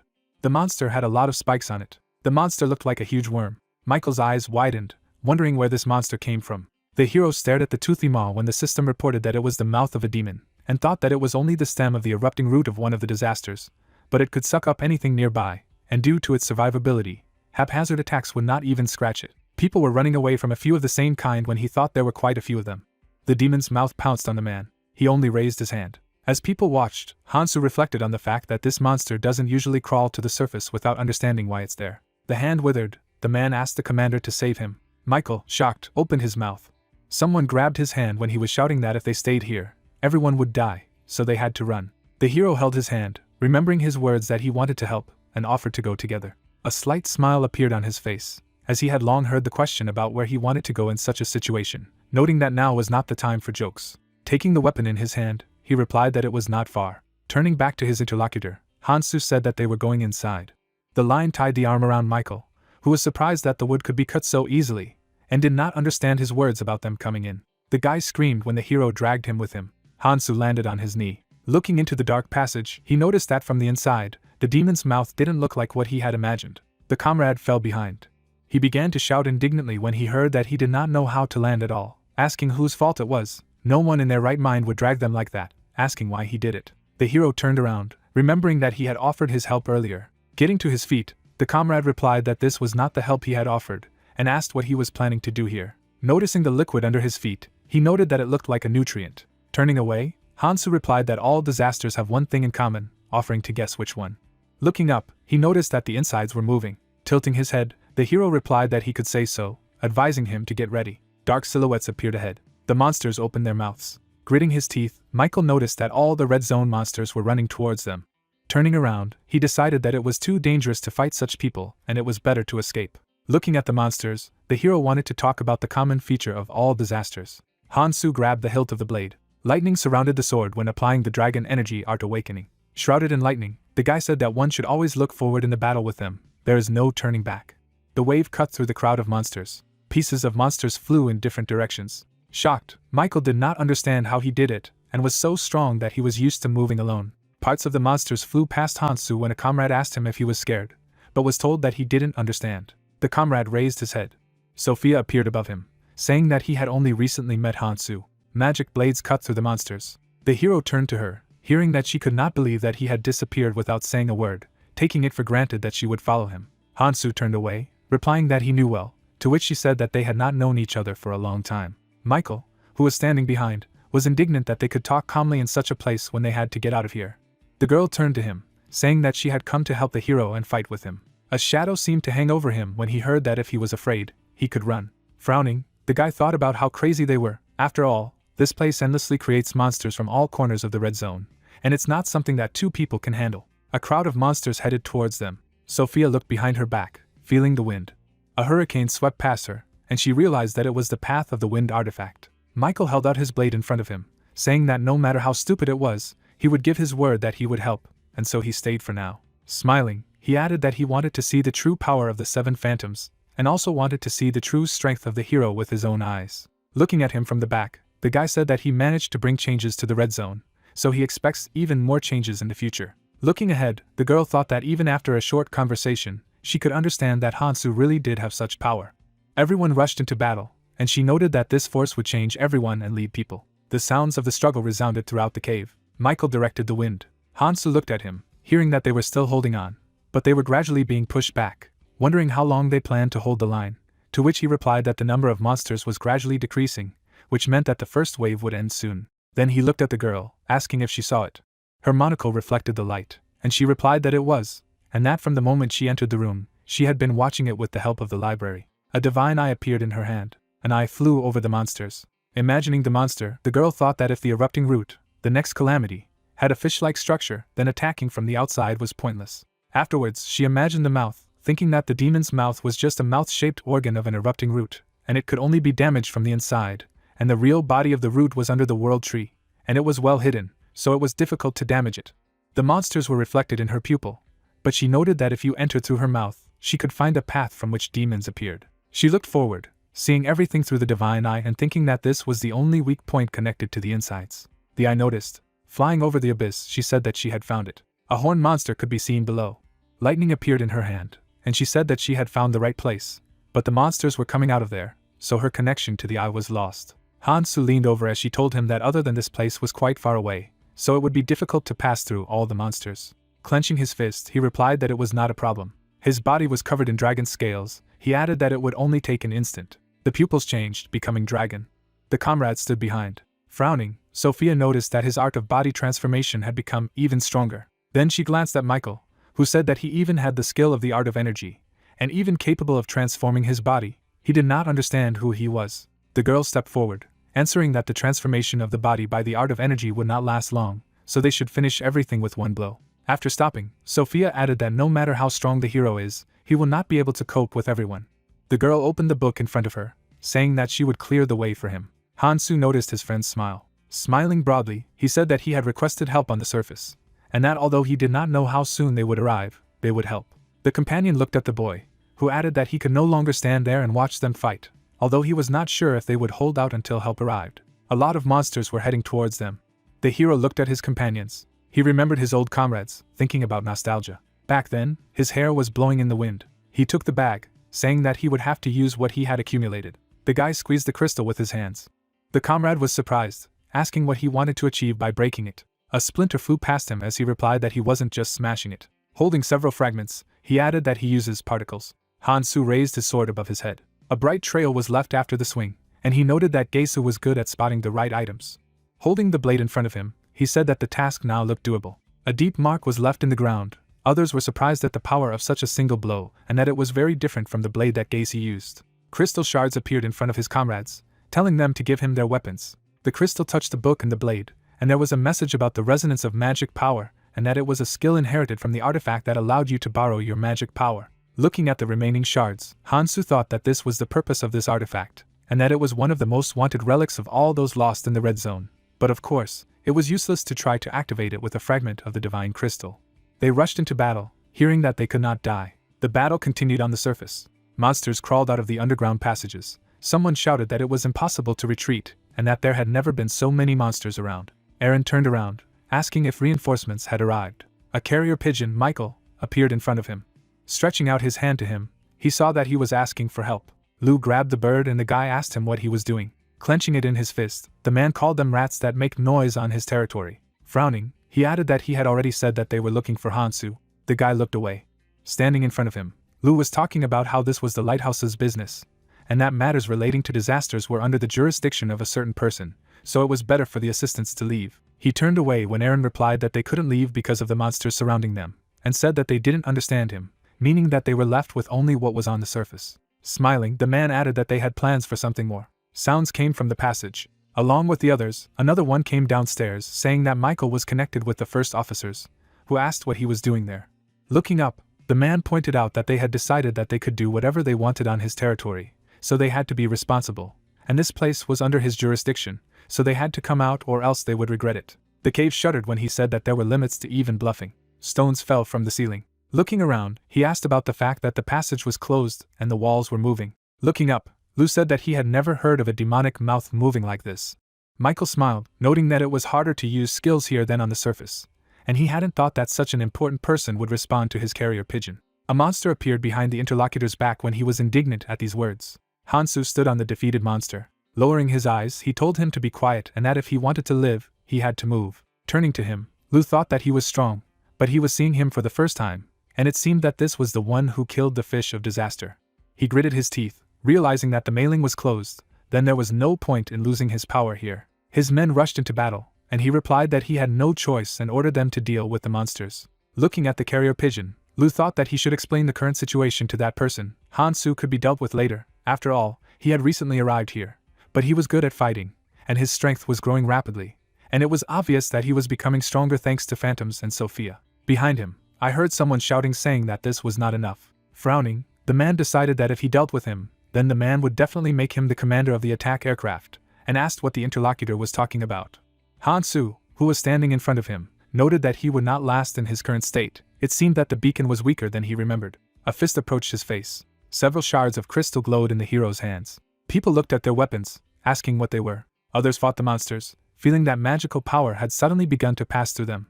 Everyone was very surprised. Lowering his hand, Hansu thought about how hard it was to channel mana through so many people. Lightning surrounded his face. Seeing the people fighting, he told them to focus on controlling their magic during the fight. The tree enveloped the cube.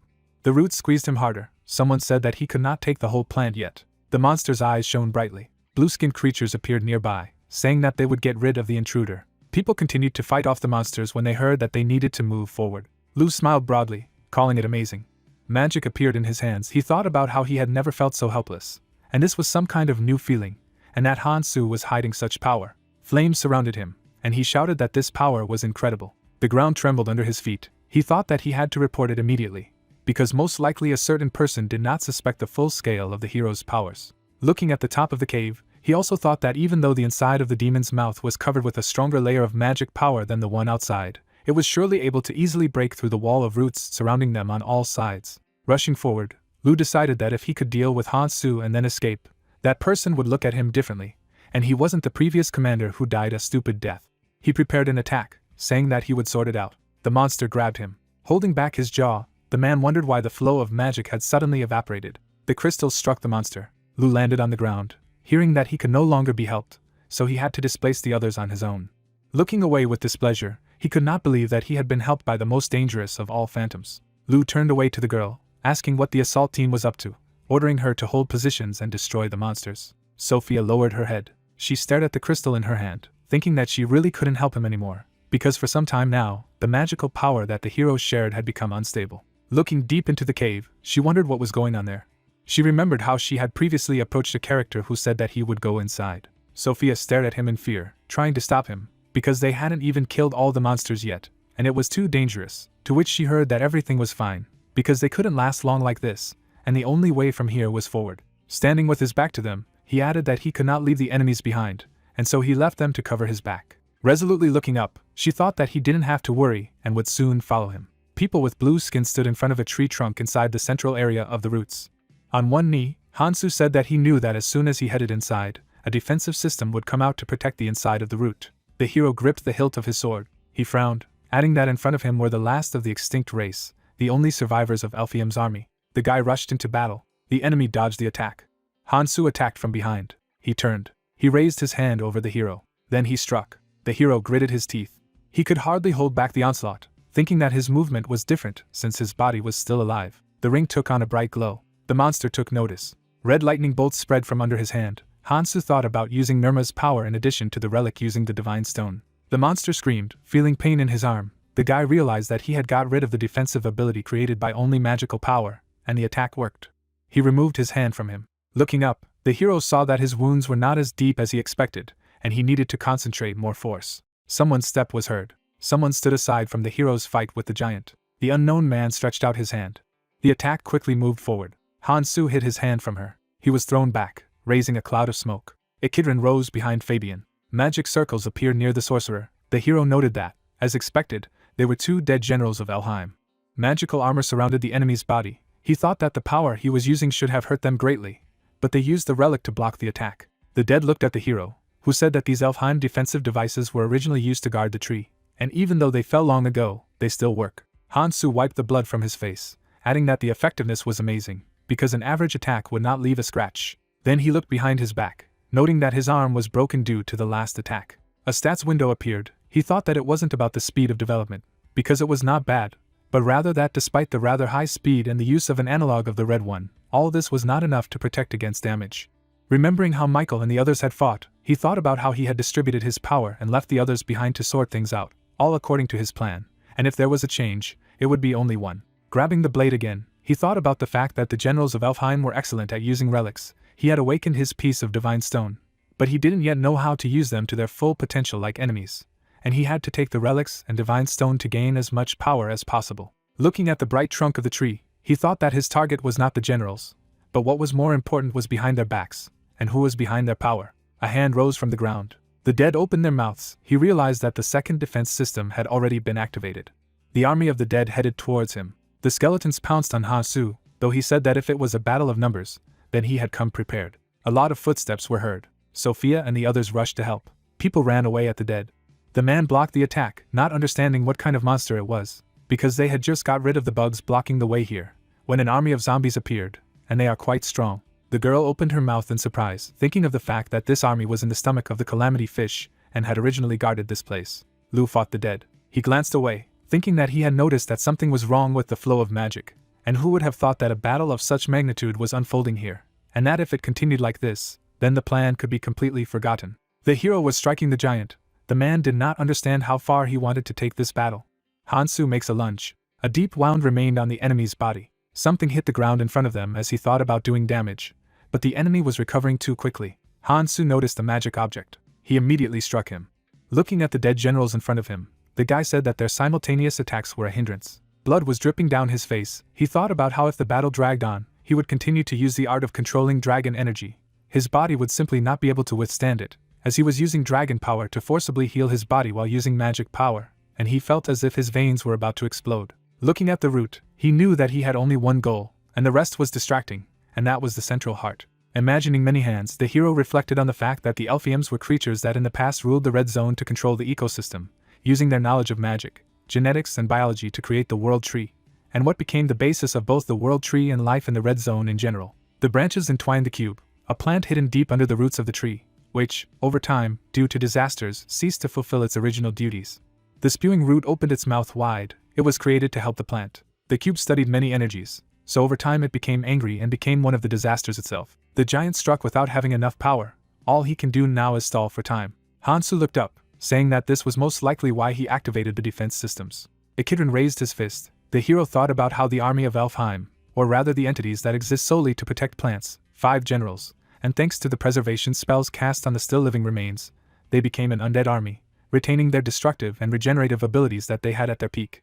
Seeing 2 generals in front of him, he realized that their bodies were much stronger than human ones, which made them heavy opponents. Taking the blade in his hands, the hero decided that if he used the art of dragon energy to carry out the dragonification, he could gain a temporary advantage. The bright root was surrounded by lightning. The energy surrounded the giant. Hansu reflected on the fact that most of all he should pay attention to their regenerative abilities, also strengthened by the central heart through the magical power of the plant. Fabian rushed at him when he thought about how it was like fighting a constantly recovering zombie, and said that it wasn't over yet. Putting his hand to his face, the guy said that 5 generals were only a distraction from the main goal. Lightning encircled the blade as he exercised the power of destruction. Gripping the hilt tighter, he decided to use draconification to maximize the output of magical energy and focus it on a single point. A huge fist was approaching him as he thought about how on top of the relic power combined with the power of the divine stone piece, he would cast the power of the ring and gather all his strength to rush forward. Hansu stared ahead. The sweep of the blade left many bright marks. Many wounds appeared on the enemy's body. Withdrawing the weapon for the strike again, the boy said that although it was Fabian armor made from relics, it was not able to completely block the power of ring destruction. The hero struck another blow with the words that the enemy should just stand still while he regenerates. A deep mark was left on the body of the Fabian. Hansu looked behind him. He managed to block the magic projectile. The orb struck the blade, and he recognized a rosary, each of which was as strong as Fabian armor, which meant he could break it. The guy cut it open, adding a little more strength. The sphere split into 2. He was surprised that he didn't even hit with all his might, and she did it on her own. Ikidran surrounded himself with such. The hero thought he was shrewd and deliberately enveloped the relic in fortified mana to provoke him into attacking. Seeing his gaze from under the mask, he thought that as long as the main body was cut off, the relic was invulnerable. Several attacks were directed towards Hansu. The guy cut the spheres. One of them stabbed me in the back. Falling to the ground, he wondered that even if the relic was damaged, its power would not change. Ikidran soared above the ground. The hero felt great pain. The rest fought with the army of the dead. One of the guys plunged many daggers into the zombies. Lowering his head, he asked how much longer they should do this. Then he looked at his palm, saying that for some time the magic power shuddered so that he could not move normally. And even without this, he had already turned over at least once. The dead man raised his hand. He drew a dagger from himself as the man asked the commander how long they would have to fight like this. The zombie pounced on the guy while he was talking about how they were fighting without rest, but the number of enemies was not decreasing. Michael saved him by hitting the dead man and told him not to relax as they were coming back to life, to which Michael replied that it was all because of him and his men. Flashes surrounded the man's hand as he replied there was no point in complaining. Ice blocks struck the dead. Looking up in embarrassment, the boy recognized Sophia. Placing her hand on his shoulder, she told him to forget about everything and concentrate on fighting the army, otherwise they would all die here. Lou exchanged glances with her, thinking that she was one of the people who had struck down the disasters.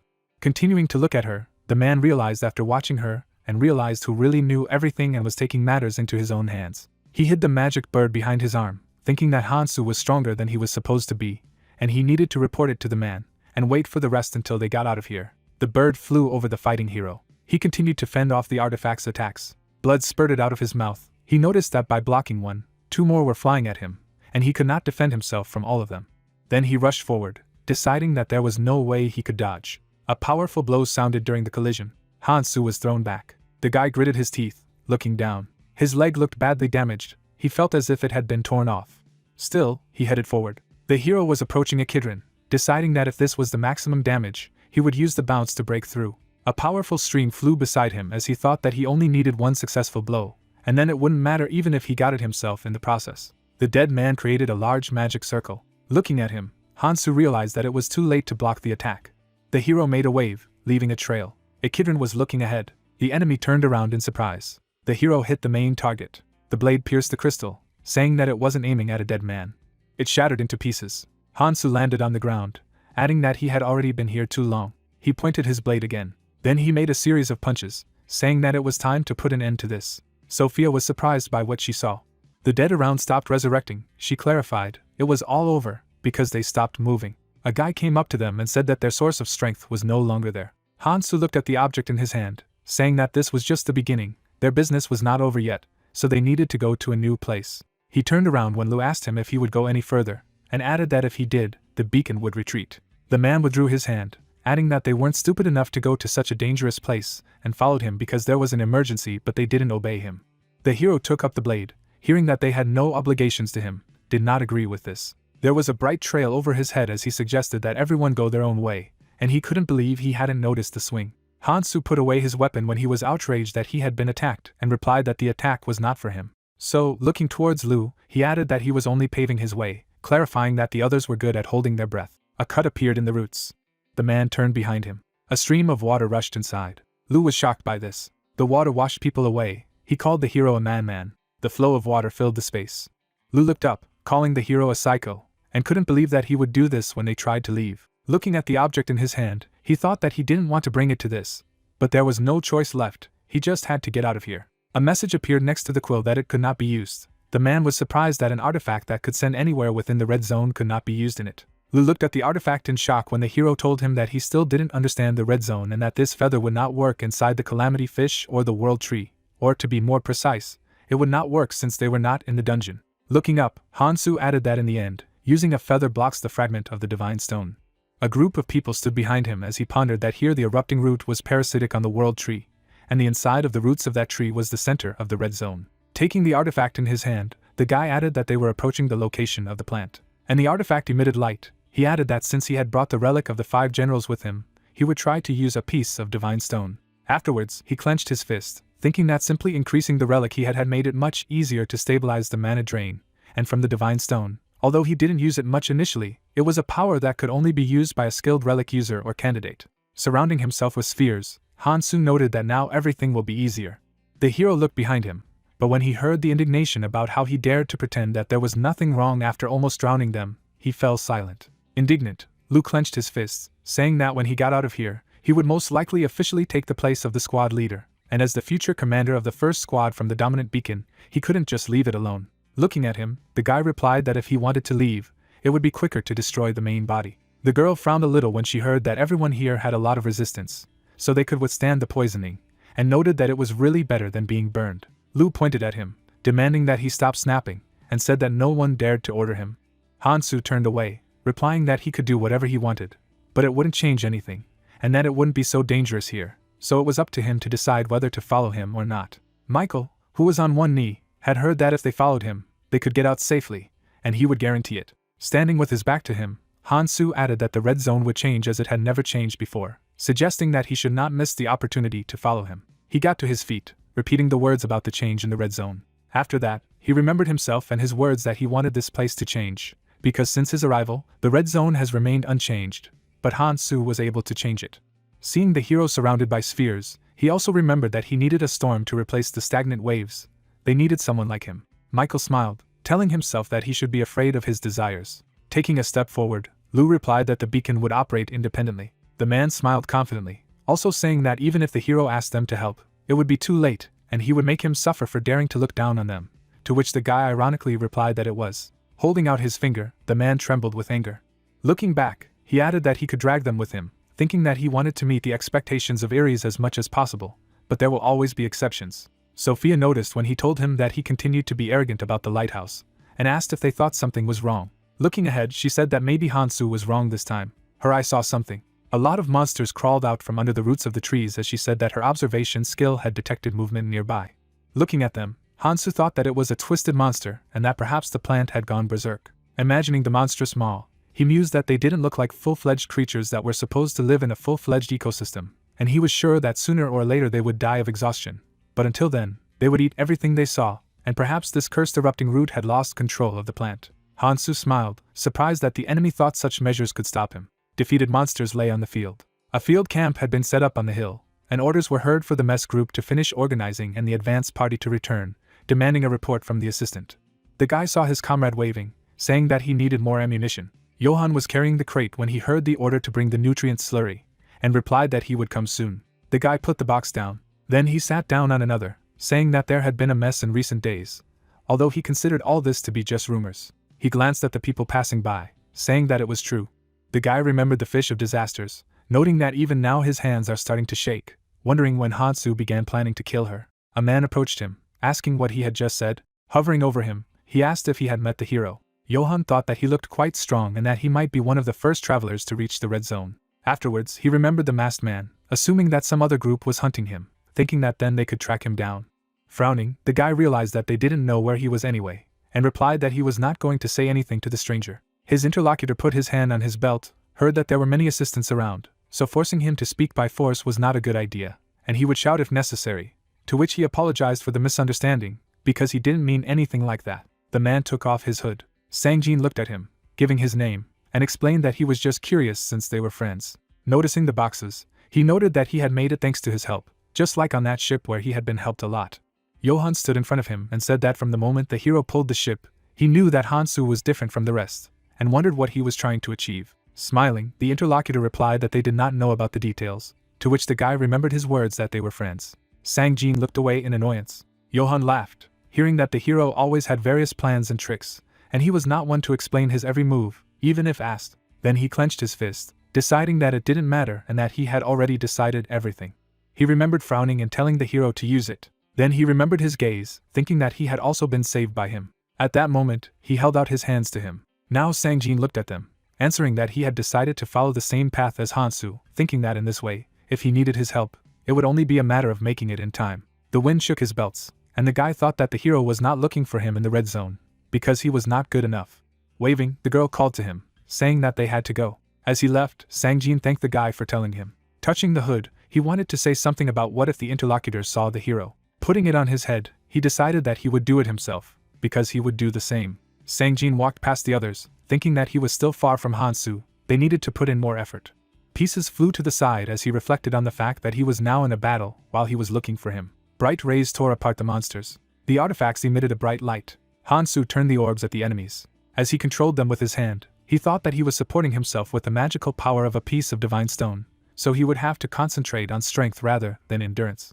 Around him lay the defeated monsters. Lu, standing behind him, couldn't believe it, even though he knew that he was so strong. The man gritted his teeth, realizing that the hero had become too strong in such a short period of time that his man did not say anything about it. Hansu stood with his back to him, saying that there was nothing behind him but a waterfall of poisonous water. Looking at him, he wished him good luck. He and his comrades rushed forward, suggesting that the others follow if they wished. An assistant standing behind him turned to the commander, saying that only Hansu knew how to get out of here, and that perhaps they should follow him, to which he replied that they would have to. Lu rushed forward, telling the others that if they wanted to live, they would have to run after him. The cube radiated energy. The monster spoke of what was almost ready. The silhouette of a man stretched out from the three spheres, and he added that he had created an alpha. A charge of energy passed along the route. The energy filled the sphere. He called it a life form, which supported the red zone. The creature spread its arm. With a blow, it shattered the sphere. He stood in front of the monster, hearing that he had to follow his orders. Root bent down, asking if he could hear him, and ordering the intruders to be destroyed as soon as possible. Alpha tilted his head, saying that it was strange and that someone as strange as him had no reason to obey orders. Root opened his mouth wide, indignant at this and saying that he was his creator and master, and that he was only a replica of him. Looking up, Alpha was indignant at the words about the creator. He immediately struck a blow at the Root. Deepening his hand, the Alpha said that something must be here. Root was shocked by this. Frowning, he demanded to give the key to the arsenal. Looking at him intently, the Root called it impudence. Surrounding it with branches, he was outraged that the creature would dare to attack him. Looking up, the Alpha replied that it was boring. Standing in front of him, he suggested that he think about the current situation, calling him a fool. Introducing monsters and roots, he said that he constantly creates them for self-defense, but because of this, he is unable to restore plants. So, holding his hand in it, the Alpha clarified that this is why he says to give the key. Smiling confidently, he added that he would change the outcome of the battle. Looking at him, the Root thought that although he was surprised by the sudden attack, it seemed that the guy still obeyed his order. Removing the branches, he agreed. The bark around the arm weakened. She opened up with the words that he could take him. Looking inside, Alpha said it was good. Inside, there was a bright crystal. A sinister smile appeared on his face. Alpha grabbed the crystal. The monster opened its mouth in surprise. The guy began to pull it out. The Root said that it was a divine stone, demanding to stop. A bright light appeared. The creature's smile widened. He managed to snatch out the divine stone. The monster froze, its mouth wide open. Lowering his hand, he replied that he did not have to be afraid. Then he looked at the stone again, adding that he would keep his promise and correct this situation. The zombie held out his hand. Lu delivered magical blows. Sophia attacked with her divine eyes. With a swing, Michael told the others to hold out a little longer, and that they were almost there. The monsters could not be infinite. Roots appeared from the ground. They broke free, knocking people down, so they ended up above them. They looked up in shock. Someone pushed off the ground. Hansu withdrew his hand for a shot. The swings of the blade cut through them. The guy landed with the severed parts. The hero looked away. Something caught his attention. New roots have appeared behind. Hansu attacked them. In front of him, he saw many monsters. With a bright swing, several spheres appeared. With bright rays, they struck monsters. The guy pulled his hand away again. The energy from the swing hit the nearest enemies. Looking at the falling parts, Hansu thought about how the defense system was definitely weaker than that of the calamity fish, just like the monsters themselves. But he looked away. Michael fought a monster. Sophia attacked with ice flows, and he thought that they continued to weaken. A wave of Lu's finger tore the monster apart, The hero thought that perhaps it was because the enemy had been cornered. So, looking to the side, he suggested that he should go directly to the target. The others looked around. The roots in front of them stopped moving. Hansu looked up, thinking that this could not be. The girl saw him running away somewhere. His footsteps could be heard in the cave. The hero saw the cube in front of him. It glowed brightly. In a moment, its glow disappeared. Looking at this, the guy realized that the plant had lost its source of nutrition. He was surprised to hear the offer to go down. Hansu looked down, thinking that someone was there. My legs pushed off the ground. He headed downstairs, thinking that it was most likely this someone who had taken the piece of divine stone. Landing on his knee, the guy wondered who it could be, because no one else could penetrate the center of the erupting root. The unknown person stood behind, saying that he was different from the others and that he was smaller. Hansu looked behind him. The Alpha held the divine stone and said that a person fully used the key, even if he was not of their race. Smiling, he offered to talk a little. Frowning, the hero heard a question about what he had. After presenting various artifacts, it was noted that the key is the real name of the 5 relics that the 5 generals had, and the reason for such a name is simple. The silhouette of a man held the world tree in the palm of his hand, gaining power and control over it, collecting all these relics. The hero was standing in front of Alf, looking at him carefully. Hansu thought about what this guy had called the relics a key. He held the sword in his hand, thinking that only the natives of Elfheim whom he had met in the abyss had called them that, and there was only one entity that would call the relics so, but that there was no way that entity could be here now. The hero lowered his eyes, thinking about it. The opponent tilted his head when he heard that he was a remark, and noted the guy's knowledge. Holding a bright crystal, Alpha said that the hero not only owns the key, but also knows about the original, to which he replied that he accidentally heard about it. So, looking at him, the hero asked him what he would say. Alpha pointed his finger, mentioning the keys. Then he pointed out help, telling the man to give it up and leave here. Looking in his direction, Hansu heard being called a pathetic worm who shouldn't possess him. Frowning, the guy replied that in this case they would make a return offer. Gripping the hilt of his sword, he demanded to calmly give him a piece of divine stone. He pointed at him with his blade, calling him a fake, unworthy of him. The Alpha was surprised at this. A wide smile appeared on his face. He saw a hero threatening him with a sword. Remark laughed, putting his hand on his head. Looking at the hero, he added that he did not know his place, thinking that he could kill him. Hansu stared at him. The opponent raised his hand above his head, saying that he had no choice. Something was forming in his hand. A moment later, a blade appeared in it. The orb on the blade turned red. Hansu was surprised by what he saw. A black hole formed above the opponent. Looking at it, he thought about how this thing could hold enough weapons to arm hundreds of thousands of warriors. Lightning burst out of the dark space. The Alpha said that he would show the man his place. Several green spheres appeared, saying that he must now resist with all his might. Hansu took his hand behind his back, ready for battle. The spheres rushed towards him. The guy created his own spheres. Their collision caused a bright flash. Observing this, the opponent noted the 7 sacred spheres and that it was befitting the weapons of the 5 generals. More green spheres appeared above them. They all rushed forward. The spheres were headed for Hansu. The hero prepared to attack. A sweep of the blade knocked off several at once. The slashed orbs fell behind. He thought that each of them individually was too weak and resembled a dilapidated version of the relics used by ordinary soldiers. But he frowned when he saw them approaching. More orbs were heading towards him. Hansu was able to jump away from them. Resting on the root, he thought that since there would be enough of hundreds of thousands of warriors here, the number was so simply overwhelming. The green spheres were already heading towards him. He avoided the attack again. Now they were chasing him. The hero looked behind him. The swing of the blade repelled them. Grabbing half of the sphere, he realized that the clone was using a reproducible weapon. So, stretching her out in his arms, he decided that he would use the same method. The rest of the spheres were surrounded by lightning bolts. Lightning surrounded the enemy's blade. The spheres froze near Hansu. They hung in the air all over the room. Remark looked at them in surprise. With his eyes wide open, he shouted that it couldn't be, not understanding why he couldn't control the 7 sacred realms. His sword was surrounded by an aura. He realized that the weapon system was not fully functioning, and the magic power he sent to all the sacred spheres was dissipating on its own. The clone opened his mouth wide again, shouting that this could not be. Holding the hemisphere in front of him, the hero heard that he knew the magic code. Hansu headed in his direction. With a bright swing, he melted several more spheres. Then he smiled, reminding him that he had only heard something about it. The hero remembered the interlocutor who told him about it. So, approaching the remark, he said that he was surprised that he was still able to summon an arsenal. Hansu continued to cut the spheres. The Alpha held the crystal. He heard that even a good weapon can only prove itself well in the hands of a skilled owner. The guy pushed off the ground. He raised his blade above his head, asking his opponent that this was all he could. Hansu stared at him. He gritted his teeth. The sword went to the enemy's head. Looking at him, the clone only said that this was the end. Still, he managed to dodge. A sweep cut off a strand of his hair. He raised his weapon above his head, sending the hero to hell. The guy looked away. Then he pushed with his foot. Hansu headed for the clone. He managed to strike with his elbow. He covered his face with his hand. At that moment, the hero withdrew the blade to strike. Blood spurted away from the swing of the blade. Remark raised his hand to the wound. Looking at him seriously, the man said that he was too weak. The alpha stepped back. The guy stretched out his hand. Here he has blue spheres, with the words that he will not let him go. The spheres rushed towards the opponent. He avoided their hits. Still, one of them struck. The enemy dropped the crystal. He had to run on. He only cursed, clenching his teeth. The clone put his hands on the floor, realizing that the control of human magic was incredibly good. Alpha covered the wound again, realizing how he could control the key so perfectly, ensuring security without any risk. Hansu was surrounded by the orbs as he thought about how, even considering the use of a piece of divine stone, it was still unbelievable. Replica lowered his head, noting that it was as if he had been controlling magic power for decades, and when it came to exclusive magic control, it was on his level. The hero seemed to rise above him, and he still realized that the guy was much better. At that moment, Hansu approached him. The remarker's leg staggered as he realized that if things continued like this, he might kill him. A splash of blood flew to the side. Alpha froze in place. The shadow of the sword hung over him. Hansu was reflected in his eyes. Imagining the corpses behind him, he realized that he could not even do anything.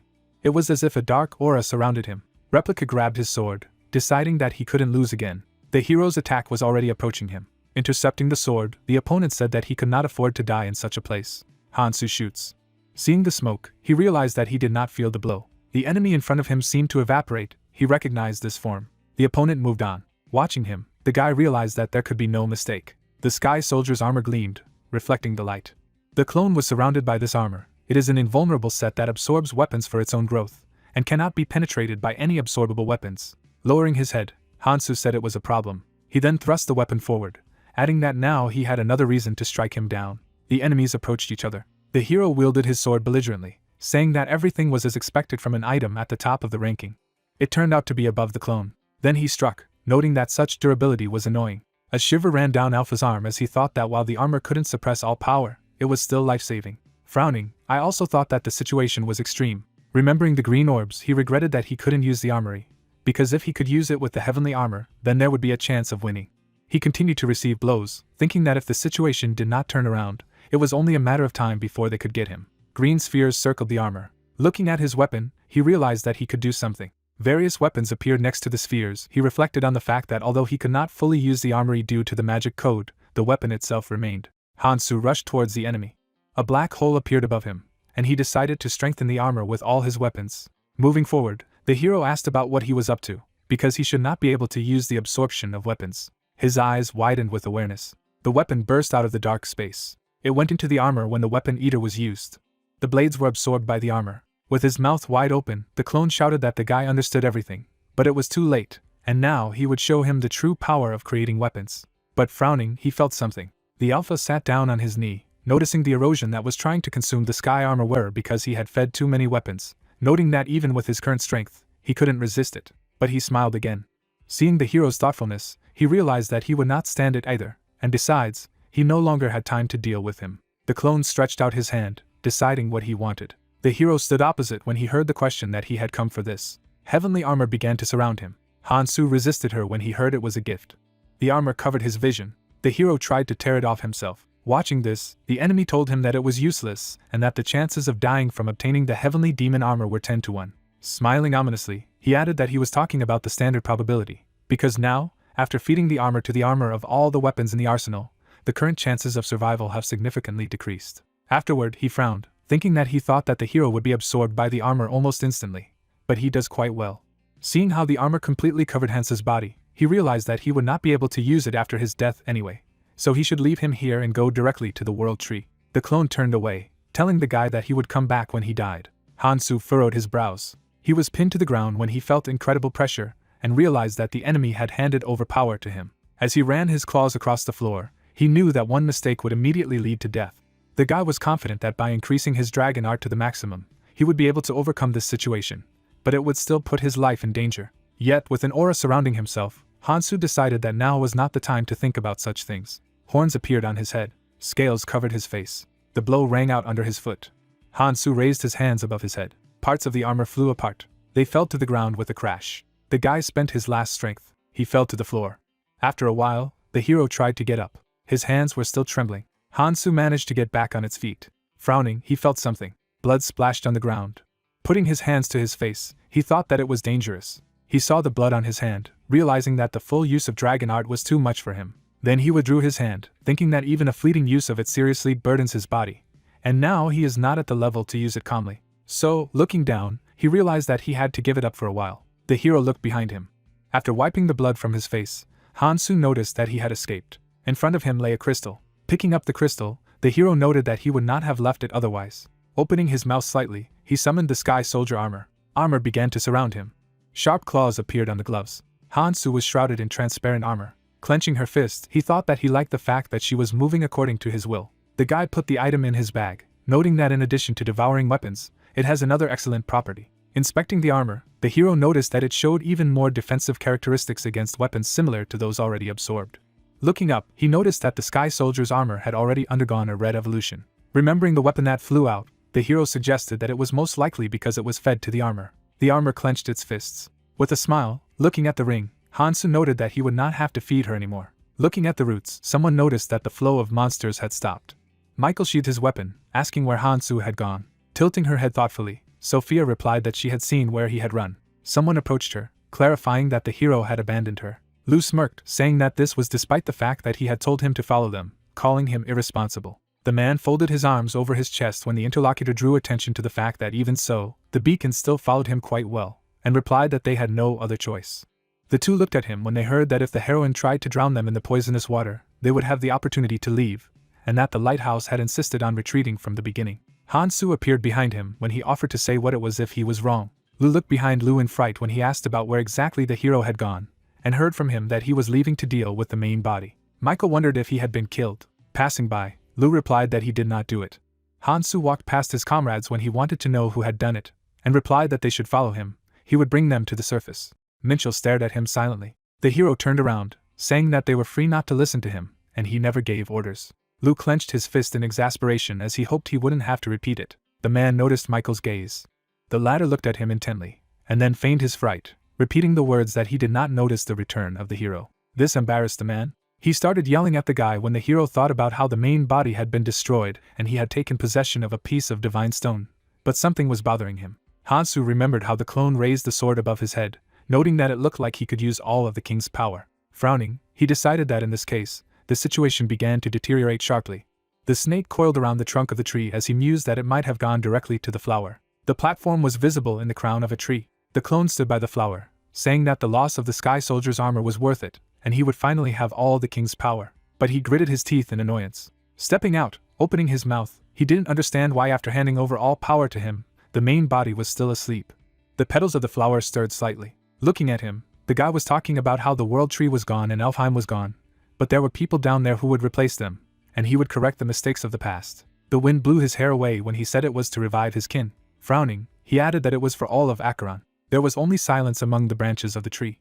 Turning away from the flower, the clone said that he could not save his kind and could not save Elfheim. In the end he lost himself as a coward, so wherever he was, let him watch him do it himself. Imagining Hansu surrounded by orbs, the clone mused that he had the key and must return Galadriel's sword, shield, and bracelet. After that, he remembered the dead commanders and was sure that the hero had the bracelet. Heading forward, he decided that after regaining the administrator's power, he must enter the flower, and that would require overwhelming strength rather than pathetic tricks. The cloak fluttered in the wind. The clone lowered his eyes. He saw the trunk of a tree in front of him. Ouroboros caught his attention. He hung on a tree branch, then jumped to another. The clone jumped down. He managed to land on another branch. The guy looked away. The wind rustled between the branches of the tree. He headed down again. With great leaps he managed to descend lower and lower. My foot touched something. The clone ended up on a kite. He noticed something. Red eyes looked out from under the scales. Frowning, the guy said to get out of the way, outraged that they dared to bare their fangs at their creator. Many monsters gathered in front. The monsters retreated. The guy lifted his scales, noting the correctness of their behavior. After recovering from it, I thought that the original eventually lost. So, passing by the monsters, he reflected on the fact that he had lost his kind and no longer had power. A wide smile appeared on his face as he decided that he would now be the original himself. Stretching out his hand in front of him, the guy said that from now on he is Tekeron. Hansu was standing by the water. A group of people was standing nearby, among whom there was talk that someone believed that another would die after failing to fight. Another was surprised that his comrade returned alive. Moonlight fell on Sophia. The girl turned around when she heard the question of what she was thinking. Michael approached her, saying that he was sure they were thinking the same thing, so there was no point in even asking. Seeing the hero looking at the stars, The guy talked about how he killed the calamity fish and the erupting root, and a lot had changed in the red zone after his appearance. Lowering his eyes, he admitted that he was ready to give up. Michael remembered the man's hand on his shoulder, his words that it was impossible, and that he could not imagine that one of the disasters could be killed.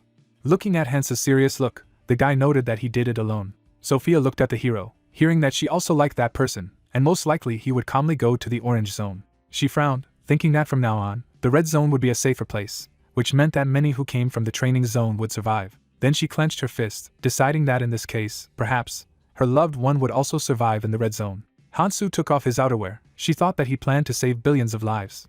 A slight smile appeared on her face. Laughing, she covered her mouth. Michael asked her about it. Smiling cheerfully, the girl replied that she felt as if something ridiculous had happened. The interlocutor withdrew his hand, saying that he understood. A bird flew over them. Looking up, people asked what it was, and someone remarked that it looked like a carrier pigeon. Everyone was surprised at the number of them. Ouroboros wound around the tree. Man strove forward. Others also ran with all their might. His foot tripped over a stone. The man fell on his face. He raised his hand, asking for help. His comrades turned around in fright, but decided to run on when he begged not to leave him. Blood spurted from his mouth. The monster pounced on him. He opened his mouth with sharp fangs. The monster tore off the flesh. Sophia spotted a group of people nearby. Hansu looked away. Next to him stood Sophia. Looking at them with red eyes, the monster heard the order to detain these people. Tekeron folded his hands on the engraving, saying that until he had full control of the robot, he needed to make sure they didn't leave the place, and that was his duty. He frowned, adding that they should not be allowed to get into the orange zone. Two more appeared next to the monster. A whole crowd joined him. They rushed forward. The hero and his companion were reflected in his eyes. The snake's body was wrapped around the trunk of a tree. A sound was heard near the roots. People were frightened, asking what it was. An army of ghostly locusts appeared in front of them. The monsters rushed to the tents. The woman pointed at them with her hand, telling everyone to get ready. They should stop them here. Aaron and Minchel braced themselves for battle. Others also took up arms when they heard that they had to defend the place. Johann was visibly frightened when he heard about holding on until the rest of the clans came to the rescue. His hand trembled as he held the blade. Aaron's face twisted from the fact that they had to stop them on their own. The trampling of locusts was heard throughout the area. Her army covered the land. The guy thought that this was a disaster. The bird flew up to his hand. Michael held out his hand in front of her. Opening his eyes slightly, he said that the report said that all the parasitic locusts had come out. Sophia looked at him in surprise when she heard that there were more than 100 million of them. People have gathered together, saying that even if they gather all the clans, they won't be able to deal with them, and it's just crazy. Hansu lowered his head, pondering that it was not clear why these locusts were on the offensive. He imagined the monsters, thinking that they were guarding the interior of Ouroboros, their gatekeepers who protected against anything that could break through its scales, so they couldn't just go anywhere. Imagining the head of the snake, he realized that the Ouroboros, the only creature capable of commanding them, was now focused on soaking up the poisonous water, and he had no reason to give such an order, especially now, and it had not happened in the past 500 years or in his past life. The hero furrowed his brows. Imagining Tekeron's ominous smile, the guy realized that it was him. The wind blew past him, and he thought that although he had assumed that it would become an unaccounted variable, things had become much more troublesome. Hansu turned when he heard the address to himself. Lu pointed it out, accusing it of driving the parasitic locusts into a frenzy. Turning around, the guy asked what he was talking about, and he replied that there was no need to pretend. The interlocutor opened his mouth wide, shouting that if he hadn't started killing disasters, this wouldn't have happened, asking how he would be held accountable for it. With an annoyed look at him, Michael told him not to talk nonsense, noting their uneasy relationship. The hero turned to Sophia, asking if she could use the librarian's skill and find out how long it would take him to descend after hearing the outrage at the ignorance. The interlocutor tilted her head, clarifying what he meant, how long it would take the entire level to descend. But Hansu pointed aside, clarifying that he was talking about Ouroboros. Looking at the giant serpent, he clarified that he was asking about how long it would take him to go down. The girl and his comrades looked in his direction in surprise. Looking intently in the same direction, the hero understood that the offensive of the parasitic locusts would not be limited to this. He introduced a split face to Tekeron, realizing that the clone had some degree of royalty, and could therefore order the locusts to move, and it was obvious that he was trying to control Ouroboros as well. The snake's eyes shone brightly.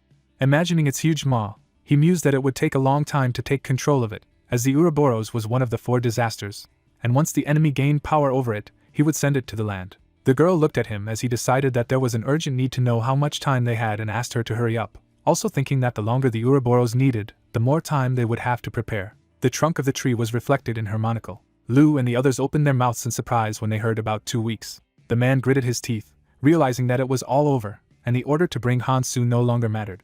Turning to his subordinates, he said that the entire red zone was in danger and that the first and second squads should report to Miyamoto, with the rest behind him. Sophia approached him, not understanding where he was going, as they had to work together to cope. Looking at her contemptuously, he asked why they would do this. Raising her hand, she heard about the mirror opening soon, and realized that they needed to be there in time to escape, and thought about the fact that the time to open it had already come. Imagining the pool behind the tree, she thought that the mirror was a huge lake located between 6 great pillars, and although it was a path to the next zone, it became so only once a month, and when the surface of the lake turned into such a mirror, it could be entered, but the unworthy could not, but only those who had manifested themselves.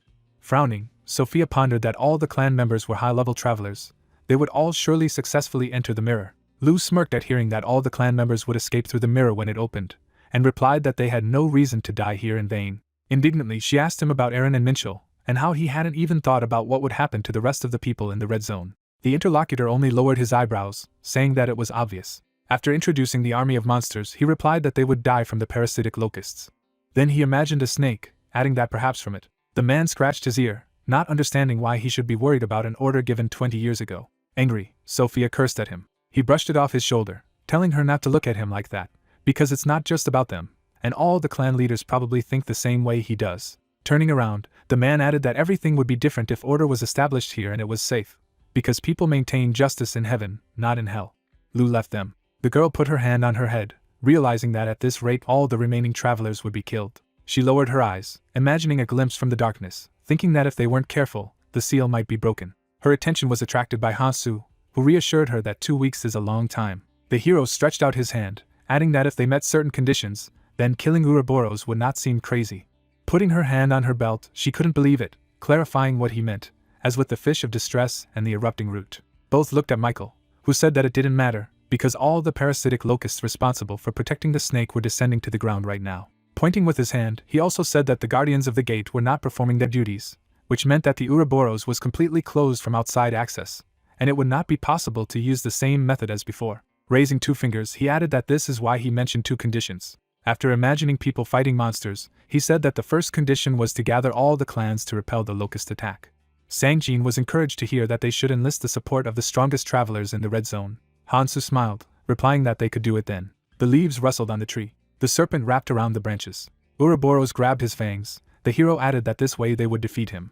Comrades stood opposite Hansu. Looking at him excitedly, Michael asked if he really said that he wanted to unite the clans to confront the parasitic locusts. He imagined the monster's mouth, adding that the Ouroboros would soon descend and destroy everything around it. The young man folded his hands, hearing that it was impossible, and the clans would not act on his wishes. Frowning slightly, Sophia noted that she had followed his ideas so far, had seen him do things that seemed impossible, and even now her opinion and trust in him had not changed. Then she withdrew her hand, adding that she was sure that he knew why the 7 phantoms could not leave their posts, and even if they wanted to come to the rescue, they would not be able to. With a clenched fist, Hansu replied that that was why he was going to solve this problem by eliminating the very reason that shackled the phantoms. He turned away when his companion exclaimed that this could not be. Turning to her, he replied that they needed to unite the clans and force them to stop the locusts. They didn't have time. The serpent sank its fangs into the tree. His eyes shone brightly. Tekeron observed people from his central nervous system. The man restrained the monster's paw. With his mouth wide open, Minchel shouted to hold on and maintain his position. Folding his hands, he heard the question of when reinforcements would arrive. The guy brought his hand to his face. Surrounded by various windows, he noticed that they held up better than he had imagined. Seeing how people fought, he talked about how it was completely pointless, and the parasitic locusts had an advantage in numbers, so it was only a matter of time before they were defeated. Tekeron put his hands on his feet, saying that he can't afford to kill too many people, because each of them is a valuable resource, and he still needs a population of sufficient size. His attention was attracted by Lu. It was reflected in his eyes. He saw the man and his squad. The locusts watched them as he called them rats fleeing the sinking ship, noting that a large group of people were about to make it to the passage to the next zone. Touching the floor, Tekeron called it disgusting, as they pay with the lives of their kin to save themselves. Smiling ominously, he added that there was nothing good about them, and that would be a divine punishment. So, looking at Lu, he called them pathetic insects. The man looked down. There were a lot of people standing by the water. Seeing the bald man, he recognized them as people from the Heavenly Association. Others were standing in cloaks. They were 6 independents. The man with the beard folded his hands. It was the monarch of the Chimera clan. Looking at them intently, Lu thought about the fact that everyone had come here except for the Valkyrie clan, repelling the onslaught of locusts, and considering that even the strongest had decided to escape, his decision was the right one. Turning to his assistant, he told him to settle down nearby so that he could escape as soon as the mirror opened. The man looked behind him. He threw up his hands, noticing them. Giacomo smiled broadly, calling him the one who stole the place of the deceased previous captain. Lu was going downstairs when he was asked that the man had given him permission to leave. His men would come down after him when he replied that he had no reason to talk, to which the interlocutor replied that he was sorry. Giacomo raised his hand, saying that given the situation, he expected to see him at least someday, because the man was so busy that he could hardly remember what he looked like. Lowering his head in annoyance, he replied that unlike the leaders of other clans, that person was doing a great duty, so it was only natural. His eyes grew larger from what he saw. A bright light appeared in front of him. Hansu came down to earth, saying that the 6 great clans had arrived quite quickly. Lu gritted his teeth and asked him what he was doing here. His comrades landed after him. Pointing at him, Lu called him insane, saying that he had come here to get in their way again. Calmly looking at the interlocutor, the hero replied that he did not come for this, but just wanted to share his plan. The people looked at him as they heard that the plan was simple, and they, the 6 great clans, would stop the parasitic locust invasion. Giacomo, tilting his head in discomprehension, heard that he would deal with Ouroboros at the same time. Leaning over each other, the people whispered that the man was telling them to fight the locusts, and that he seemed to have gone mad. Michael put his hand on his shoulder, noting that he had said that no one would follow his plan. Sophia lowered her head, not understanding why they were all so irresponsible. She walked forward, saying that they were 7 phantoms. The girl put her hand on her chest, reminding them that they had to defend the red zone, following the will of the lords. Looking at her, Hansu noted that they did mention the Miyamoto. He introduced the lord, thinking that he was already dead in the abyss. But until then, he had been helping people here, wondering if he had always done so. The girl looked at Lu, who told her not to cross the line. The man raised his hand threateningly, adding that it didn't give her the right to waste the lord's name. The hero and Michael looked at him thoughtfully, thinking that he was the first to ignore Miyamoto's words and try to escape. Hansu voiced it. Agreeing, the comrade pointed with his hand. The man smiled, calling the hero crazier than he thought. Giacomo stepped forward, clarifying his name and wanting to say something to him. He stood in front of Hansu, saying that he had heard him kill the Calamity, and he was ashamed that he did not stay to fight, but the clan should act for its own good. Looking into the eyes, the man added that they just need to wait a couple of days and they can move to the orange zone, so there is no point in getting involved in a losing battle. Since it's every man for himself, then there is no need to stand in the way of each other. The hero looked at him silently. Then he turned away, answering that he had already realized that he could not get through to him. Turning around, he said that they were coming, and that it was best in the front rows to feel all the cruelty of this world. The ground trembled under his feet. People tried to resist. Giacomo turned to everyone, ordering them to stop panicking, because they only had to hold off the parasitic locusts for 2 days. Raising his head, the hero noted that it was not about locusts, because the movement was much stronger. Then he frowned, noting that there was only one creature capable of creating such a shaking in the red zone. The people saw the snake's tail moving, and he said it was Ouroboros. The serpent descended from the tree, starting its movement. Ouroboros headed for the lake. The tail rose above them. His shadow covered Lu, who asked what was going on, as he was supposed to come down only in 2 weeks. Looking up, Sophia noted that Ouroboros was not slipping. Seeing the movement of the tail, she noted that it only moved it. Everyone looked frightened, surprised by such an earthquake just from the movement of the tail. Hansu, frowning, noted that he knew he was trying to block the mirror. The tail headed for the water. His shadow covered the people. A wave rose from the impact on the water. Sophia created a barrier when the hero said that he had one more request, but she did not agree to it.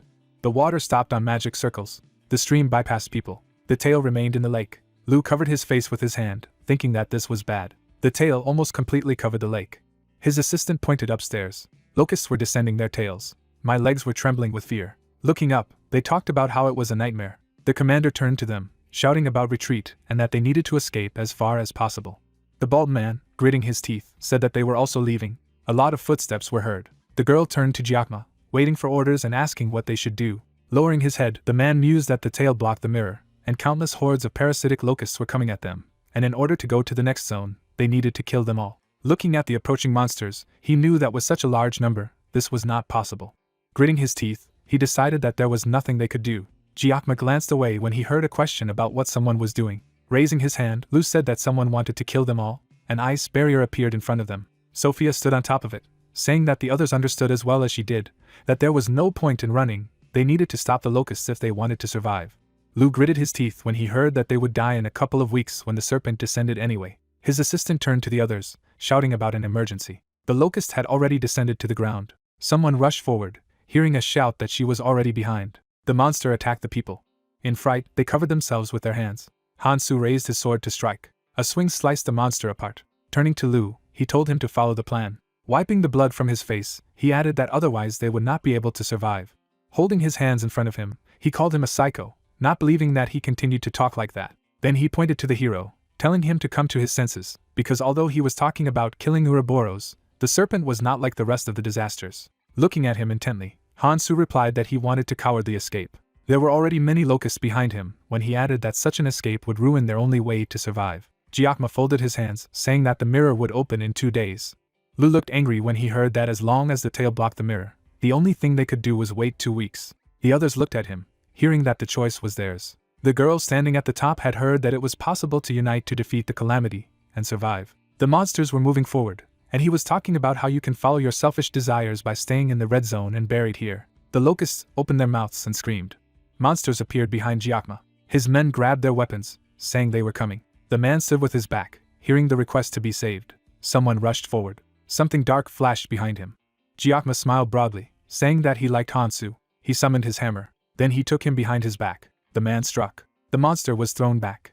Tekuran gripped his hammer harder. Picking it up, he said that from now on, they must make sure that the parasitic locusts that filled the lake could not go anywhere else. Looking to the side, he ordered everyone to draw their weapons, because they would fight, and then collect the trophy. The girl behind him clarified that he would fight the locusts until the Ouroboros was killed, to which he was surprised by her opinion that he would actually do such a thing. But looking behind him, he said that as long as they fought, they would also prepare the way for a retreat, because it would be much easier for the 6 great clans to fight here together.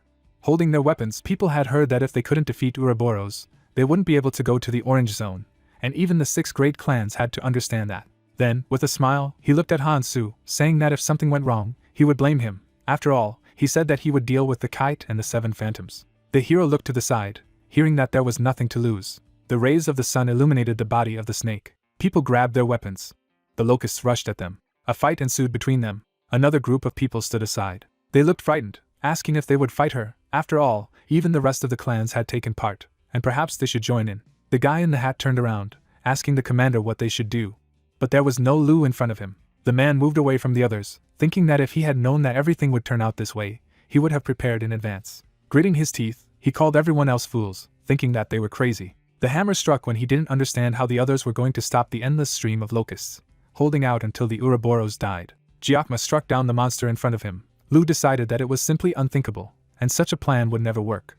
Lightning has surrounded Hansu. The hero pulled the blade behind his back. The man thought that perhaps it was about him. The blade gleamed in the light. Lowering his eyes, he still thought that no one was capable of such a thing, and the plan was obviously bad. As he made his way through the forest, Lu told himself that he had to go back to that man, saying that it had taken a long time to learn more about the guy.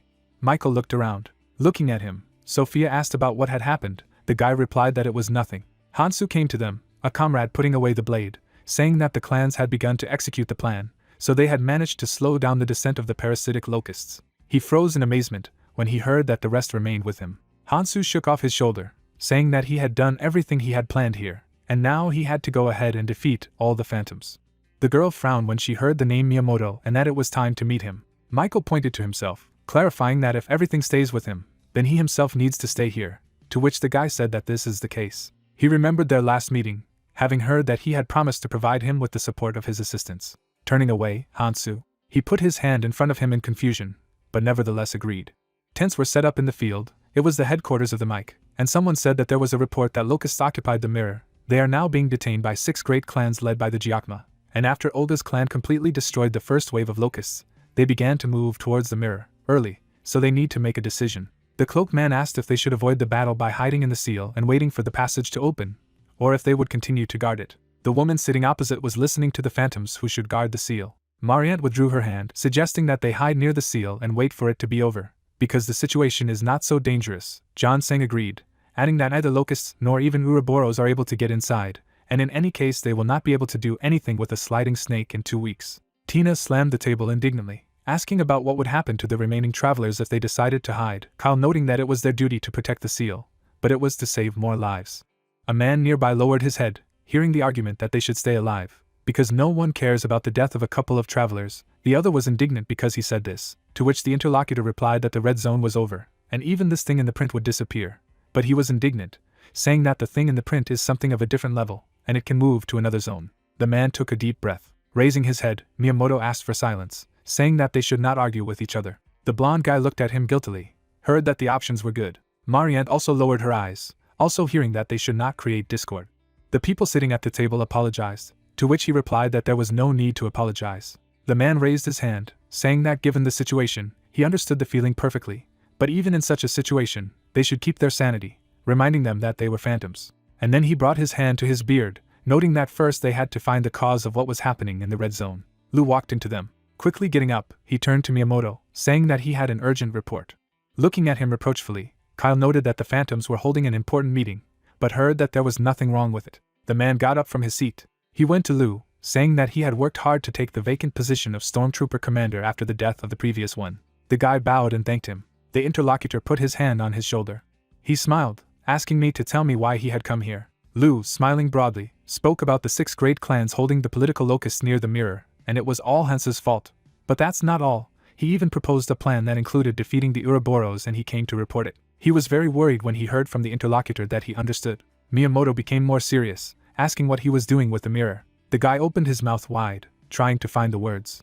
The phantom stared at him, hearing the request to calm down, because the fact that he went to the mirror perfectly shows his attempt to escape into the gray zone. John Sang lowered his head as the man talked about how the 7 phantoms had gathered here to decide the future of the red zone, and his actions spat in their faces. Nervously, Lu retorted that he was just following his orders. Miyamoto looked him in the eye, repeating the phrase about orders. The guy, shocked, opened his mouth. Lowering his head, he began to ask for forgiveness. The man shook his head, asking him to wait and they would continue this conversation later. Lu was standing at the entrance to the tent. Tina looked at the man, calling such an escape a disappointment. Turning to her, he replied that if you remember that a huge snake was coming down here, his actions were quite understandable. Marianne put her hand on her head, saying that in any case, a fact is a fact, and a kind of Hansu. And he really did all this, to which the interlocutor said that he would still like to meet with him once. He smiled slightly. Then he brought his hand to his face, saying that perhaps the hero was a reasonable person and would help the red zone. The subordinate said something to the man in the cloak. He raised his hand to Miyamoto. Hansu walked along with Sophia, then it was announced that he was coming. Miyamoto looked behind him. Looking at the light, he repeated the words about the appearance of the hero. The rays of the sun lit up the sky. The man said that he did not know if he had heard about it from Sophia, but decided that he should still introduce himself. Miyamoto put his hand on his chest, saying that he is one of the 7 phantoms who protect the red zone, as well as the current leader of the lighthouse. The girl, angry, looked at the hero, who only replied that he was pleased to meet him. The rest of the phantoms were sitting at the table next to the man when he added that given the tense situation, he would get straight to the point. Illuminated by the setting sun, Hansu said that he was going to kill the Ouroboros, asking for help. Everyone looked at him in silence. Kyle pulled his hand away, calling it impudence, and that he wasn't even worthy to talk to a man, which the others agreed on. The man himself smiled, noting that he was truly an honest man. Afterward, he stared at him, answering that they could not help him. Although he said that he was able to defeat the snake, there was a reason why they did not leave this place. On the face of Hansu, a smile appeared when he said what he knew. All the phantoms were surprised to hear the name Akuma. Beads of sweat ran down Sophia's face as he talked about how, as always, he would take their place by defeating him. Frowning, the guy told them that they could remove the seal. Someone rushed forward. The blades surrounded the hero. The phantoms pointed their weapons at him. Miyamoto lowered his head, calling it unexpected. The phantoms had not yet put away their weapons when the hero asked how he knew about Akuma. After imagining various monsters, he reflected on what travelers in the red zone know about the 4 disasters. Something peeked out of the roots, just as in the depths of the trunk of the world tree there exists, secretly from travelers, another calamity. The eyes of the dark silhouette burned brightly. This is the 5-sealed Akuma disaster. The guy introduced his comrades. The sphere was surrounded by chains. He noted that when it was discovered and people realized that it had to remain sealed. Chains bound and held the sphere in place, and it was assumed that this disaster was far more dangerous than the others, and it was obvious that it could be the end of the travelers in the red zone, so it was decided to keep the very existence of Akuma a secret.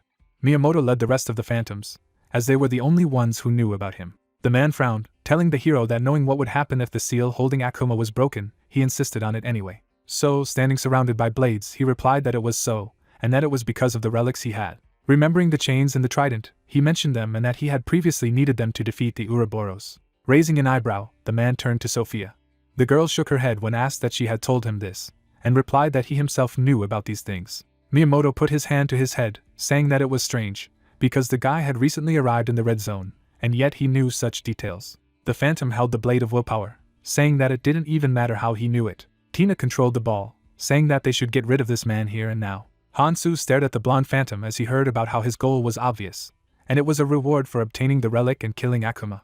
The hero then glanced at Janseng, hearing that for the sake of his greed, he was willing to put the entire red zone at risk, and there was no doubt that he had set his sights on the rest of the scourges for the same reason. Sophia raised her hand, asking everyone to calm down, assuring that the guy was not like that. Not understanding, looking at her, Tina was surprised that the girl believed him. She folded her hands, answering that she did not believe him at once, and at first thought him mad, especially after he calmly said that he would kill the fish of misfortune. Remembering the fish and the root, she added that he had indeed killed them, and did it alone. Hansu stared at the others, hearing that everyone who had seen him in action would not doubt him if he said he could defeat the Akuma, and all these miracles were only possible in his execution. Sighing, the man repeated the words about miracles. The phantoms put away their weapons upon hearing the command. Folding his hands behind his back, the man said that he understood what he was talking about. Presenting this seal, he added that those who fell in that slaughter were calling out to him, and telling him how hopelessly overwhelming his all-destructive power was.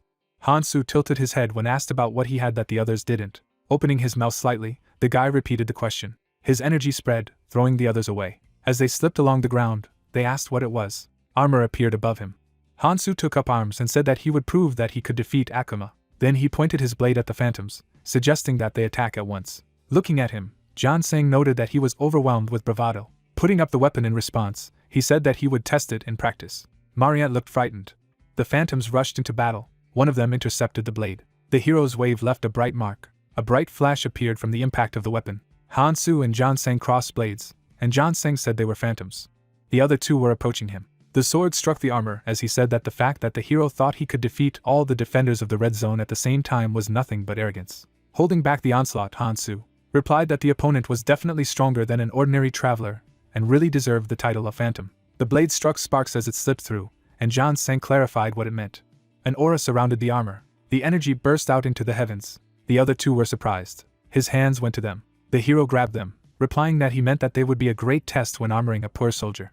Earlier, the hero and his comrades gathered at the table, and he asked about what could be said about Miyamoto. The interlocutor was interested in why he suddenly asked this. Looking at her, Hansu told me that he had heard that he was the one who ruled the area, but had died shortly after the discovery of the abyss, and was sure that one of them would come across him sooner or later, so he would like to know what the girl thought of him. The interlocutor lowered her head, answering that he was different from the rest of the clan leaders. Firstly, he led the others without emphasizing his leadership. His innate talents included protection and blessings, but he could also weaken enemies. Remembering the people behind her back, she said that while everyone was laying their foundations and chasing awards, hurrying for various reasons to the orange zone, he was the only one left in the red zone. Miyamoto stood with his hands behind his back. He said that he had decided to do this of his own free will, saying that he would guard the Akuma seal. Looking at her intently, Hansu, I also heard that he deliberately gave up his capabilities, sacrificing himself. Smiling, the girl noted that if the hero meets him, then he can be trusted. A comrade standing next to her folded his hands as she said that Miyamoto was a man who adhered to honor more strictly than any of the wanderers in the red zone. Now the man opened his mouth wide, demanding to stop and asking about what they were doing. He threw up his hands, saying that they didn't have enough strength even if they worked together. The captured phantoms averted their eyes when he said that the Ouroboros would descend in 2 weeks, and they were wasting their strength. Turning his head away, Kyle apologized. Miyamoto clenched his fist. Coming closer to the hero, the man said that he had heard about his strength, and therefore would ask to remove the weapon eater. Then he held out his hand, offering to discuss everything, because after all, even now, people are dying every second. The rays of the setting sun were visible above the tent. Everyone sat down at the table, Miyamoto acknowledging his power. The hero folded his hands on his chest, heard that he could not remove the seal, relying only on it. Presenting this seal, he said that no one can predict what will happen if it is removed, and therefore it should never be removed. He then introduced the silhouette of the Akuma, saying that as you approach the print, you begin to feel its overwhelming power. The man sat at the other end of the table, wanting to know if there was a concrete plan to eliminate him. Looking serious, Hansu, he replied that he existed. So, after presenting various artifacts, he said that out of the 5 existing relics, 2 of them are used in printing, and the other 3 are already in his possession, and with the help of 2 relics it is possible to suppress the power of Akuma, then using all 5, it can be destroyed. Folding his hands on the table, Hansu, he added that the chance of success of the plan is considered high, asking what others think. Miyamoto glanced at the cup, noting that he was familiar with it. He saw the hero in front of him, reflecting on the fact that he had a great responsibility, and will to lay down his life for the sake of the cause, without showing fear for his life. The man's gaze became more piercing, and he wondered if he had met a similar traveler in all the 20 years that he had been here. Decided that he had. Imagining the man behind his interlocutor, he remembered the Aries. Frowning, he couldn't hear the others. Mariette raised her hand to address him. Miyamoto grabbed his mug. Taking a sip, He apologized for immersing himself in memories of the past, noting that unlike Hansu, who makes quick decisions, he is made differently and has a more measured personality. Sitting at the table, the hero heard a question about summarizing some thoughts before answering his question. The interlocutor tapped on the table, assuming that they would follow this plan and remove the seal to defeat Akuma. The phantoms glanced at the leader, who suggested that they might lose. But he imagined a dark silhouette among the corpses, saying that the Ouroboros had set in motion, and if Akuma joined him, he asked what could happen to the red zone. The hero clenched his fist when he said that he believed in his powers, because he opposed phantoms and was able to overcome as many as 2 disasters. So, sitting at the table, the man said that plans are good only in theory, and the better they go, the more cautious you need to be. Hansu frowned as he unveiled the artifacts. Miyamoto withdrew his hand with a smile, suggesting that the existing relics be used to strengthen the seal. He introduced the sword and the orbs, saying that if they used them, then the seal would be strengthened and there would be no more trouble even if the descending Ouroboros destroyed the entire red zone. The interlocutor imagined phantoms in the forest, saying that they would be able to leave this place, and accordingly help cope with the locusts that filled the mirror. He then imagined handing the weapon to a human, saying that he would be able to help as many travelers in the red zone as possible by protecting them while passing through the mirror. Miyamoto imagined the people at the aisle, saying that before the snakes could slide down, they would take everyone to the orange zone. Kyle clenched his fists happily, saying that it was as expected from the boss. He couldn't believe that he had come up with such an idea. Sophia looked at the guy when asked if that seemed more rational. The latter, opening his mouth slightly, noted that there was indeed logic in the plan. The man raised his hand to his face and heard that he would refuse him. Looking into his eyes, the guy added that the relics were not meant to be used in this way. Miyamoto lowered his eyes. Folding his hands, he clarified whether this was a selfish desire. Leaning on the table, Hansu replied that this was not the case and that there was an understanding that relics would be needed in other places as well. Then the interlocutor looked up, asking if he could tell where he planned to use them. Without taking his eyes off, the hero clarified if there was a difference if he killed Akuma, saying that he would deal quickly and there was nothing to worry about. Both looked at each other intently. Getting up from the table, Miyamoto decided that they would stop there for now. Sophia looked shocked and wanted to clarify what that meant after hearing that they had no choice but to trust the hero. With a smile as he looked at him, the man added that he relied on Hansu. Passing by, he asked to be followed and he would take him to the place where Akuma was sealed. Lu held up a finger, remembering something. Turning around, the hero heard a request to change clothes, because his fighting style is based on dexterity, so the new clothes should suit him. The group walked among the branches of the tree. Hansu smirked. He took a look at the new clothes. The system reported that they were leather armor that was light and reduced air resistance, noting that it was quite good. He put his hand on his shoulder, noting that it was worth correcting it. Sophia looked behind her, noting that she felt better now. Miyamoto held his hands behind his back as she said that it was beautiful that he decided to trust him. Hansu frowned when he heard that all that remained was to defeat Akuma according to the plan. He remembered how the man took a sip, saying that he was immersed in memories of the past. He put her on the table, adding that unlike the hero, who makes decisions quickly, he is more measured. Hansu looked at him carefully. There are dents on the glass. The girl looked at him questioningly when she wanted to say something. The trident bound the chains. A monster was trapped inside it. His eyes lit up. The branches were intertwined. All this was 20 years ago. Ares covered her mouth in horror. There were many dead around. Keldian crouched over one of them, saying that these stones were human-shaped, and he guessed what happened here. Humans fell victim to an attack of incredible force. Looking up, he clarified that it was a single creature attack. Seeing the seal, he said that this creature was trapped here, and this dangerous creature should not awaken. Standing near the seal, he said that everywhere there was a remnant of an unknown energy radiating from him. Conte folded his hands, noting that the creature was sealed. If they left it alone, then it should be fine. The comrade adjusted his glasses, answering that he was mistaken. Looking at the aura around the seal, he said that it was weakening. The guy took notice of the cracks, saying that it was holding on because of the chains that bound it, but it was obvious that sooner or later it would fall off on its own. Keldian threw up his hands and, hearing that there was a slow-motion bomb in front of them, agreed. Miyamoto was standing beside her. The man touched the chains, telling the others that they needed to come up with a plan to deal with it. Looking intently, he heard an offer to return and discuss their further plan. His comrades were surprised to hear that he had a solution. He was looking at the seal in front of him. The energy spread from his ring. He was surprised that he would have to risk his life for ascension again. Red armor surrounded the seal. He thought that his weapon eater might be the strongest here. Ares opened her mouth in surprise when he realized that in the next zone he would have to start all over again. The armor wrapped around the trident. Keldian was shocked that he was crushing the seal with a weapon eater. He, looking at his comrades, did not understand how much longer he would have to do this and whether there would be an end, and replied that his weapon eater would help the seal, and thus Akuma would not be freed. The girl standing opposite clarified that he would have to stay here, in the red zone, to maintain the serviceability of the weapon eater, to which he replied that this was his conscious decision. Miyamoto put his hand on his chest, saying that it was all for the sake of a higher purpose in humanity, so he would stay here. Opening his mouth slightly, he added that there was no need to worry, because he would remain in the red zone and protect the seal. Now the man was looking down. There were still many bodies lying in front of the seal, and he silently walked forward as Kyle addressed him. Turning around, the leader replied that he remembered the past for a moment. Sophia gave a displeased look at Hansu, who told him to start as they don't have much time. Looking at him, Miyamoto replied that it was their duty. His ring lit up, and he said he was removing the seal. The armor let go of the trident. We are watching what is happening. The hero thought about the fact that the man fed his devourer a lot of weapons, and being much worse than the armor of the Sky Soldier, this devourer nevertheless has impressive strength. He glanced at the phantoms, realizing that their role was to make purchases. There were a lot of weapons under the devourer. The guy also thought that since Miyamoto had to take care of him, he was severely limited in what he could and could not do, and therefore, it was the 7 phantoms who were obliged to get the weapons required by the devourer. Touching his face, Hansu, I thought that something was wrong here. He saw the man in front of him, deciding that he couldn't understand something. The ring on his hand shone brightly. The chains began to loosen. The trident stabbed into the ground. Energy spread around. A shard of seal flew aside. Akuma climbed out. Sophia was surprised. A monster appeared in front of them. His tongue was hanging from his mouth. Looking at him, Tina realized that her body could not move, even though the enemy had only unleashed his killing intent, and that alone felt extremely dangerous. The monster lowered its head. The monster stood in front of her. Akuma's shadow loomed over the girl. Hansu drew his blade. He rushed forward.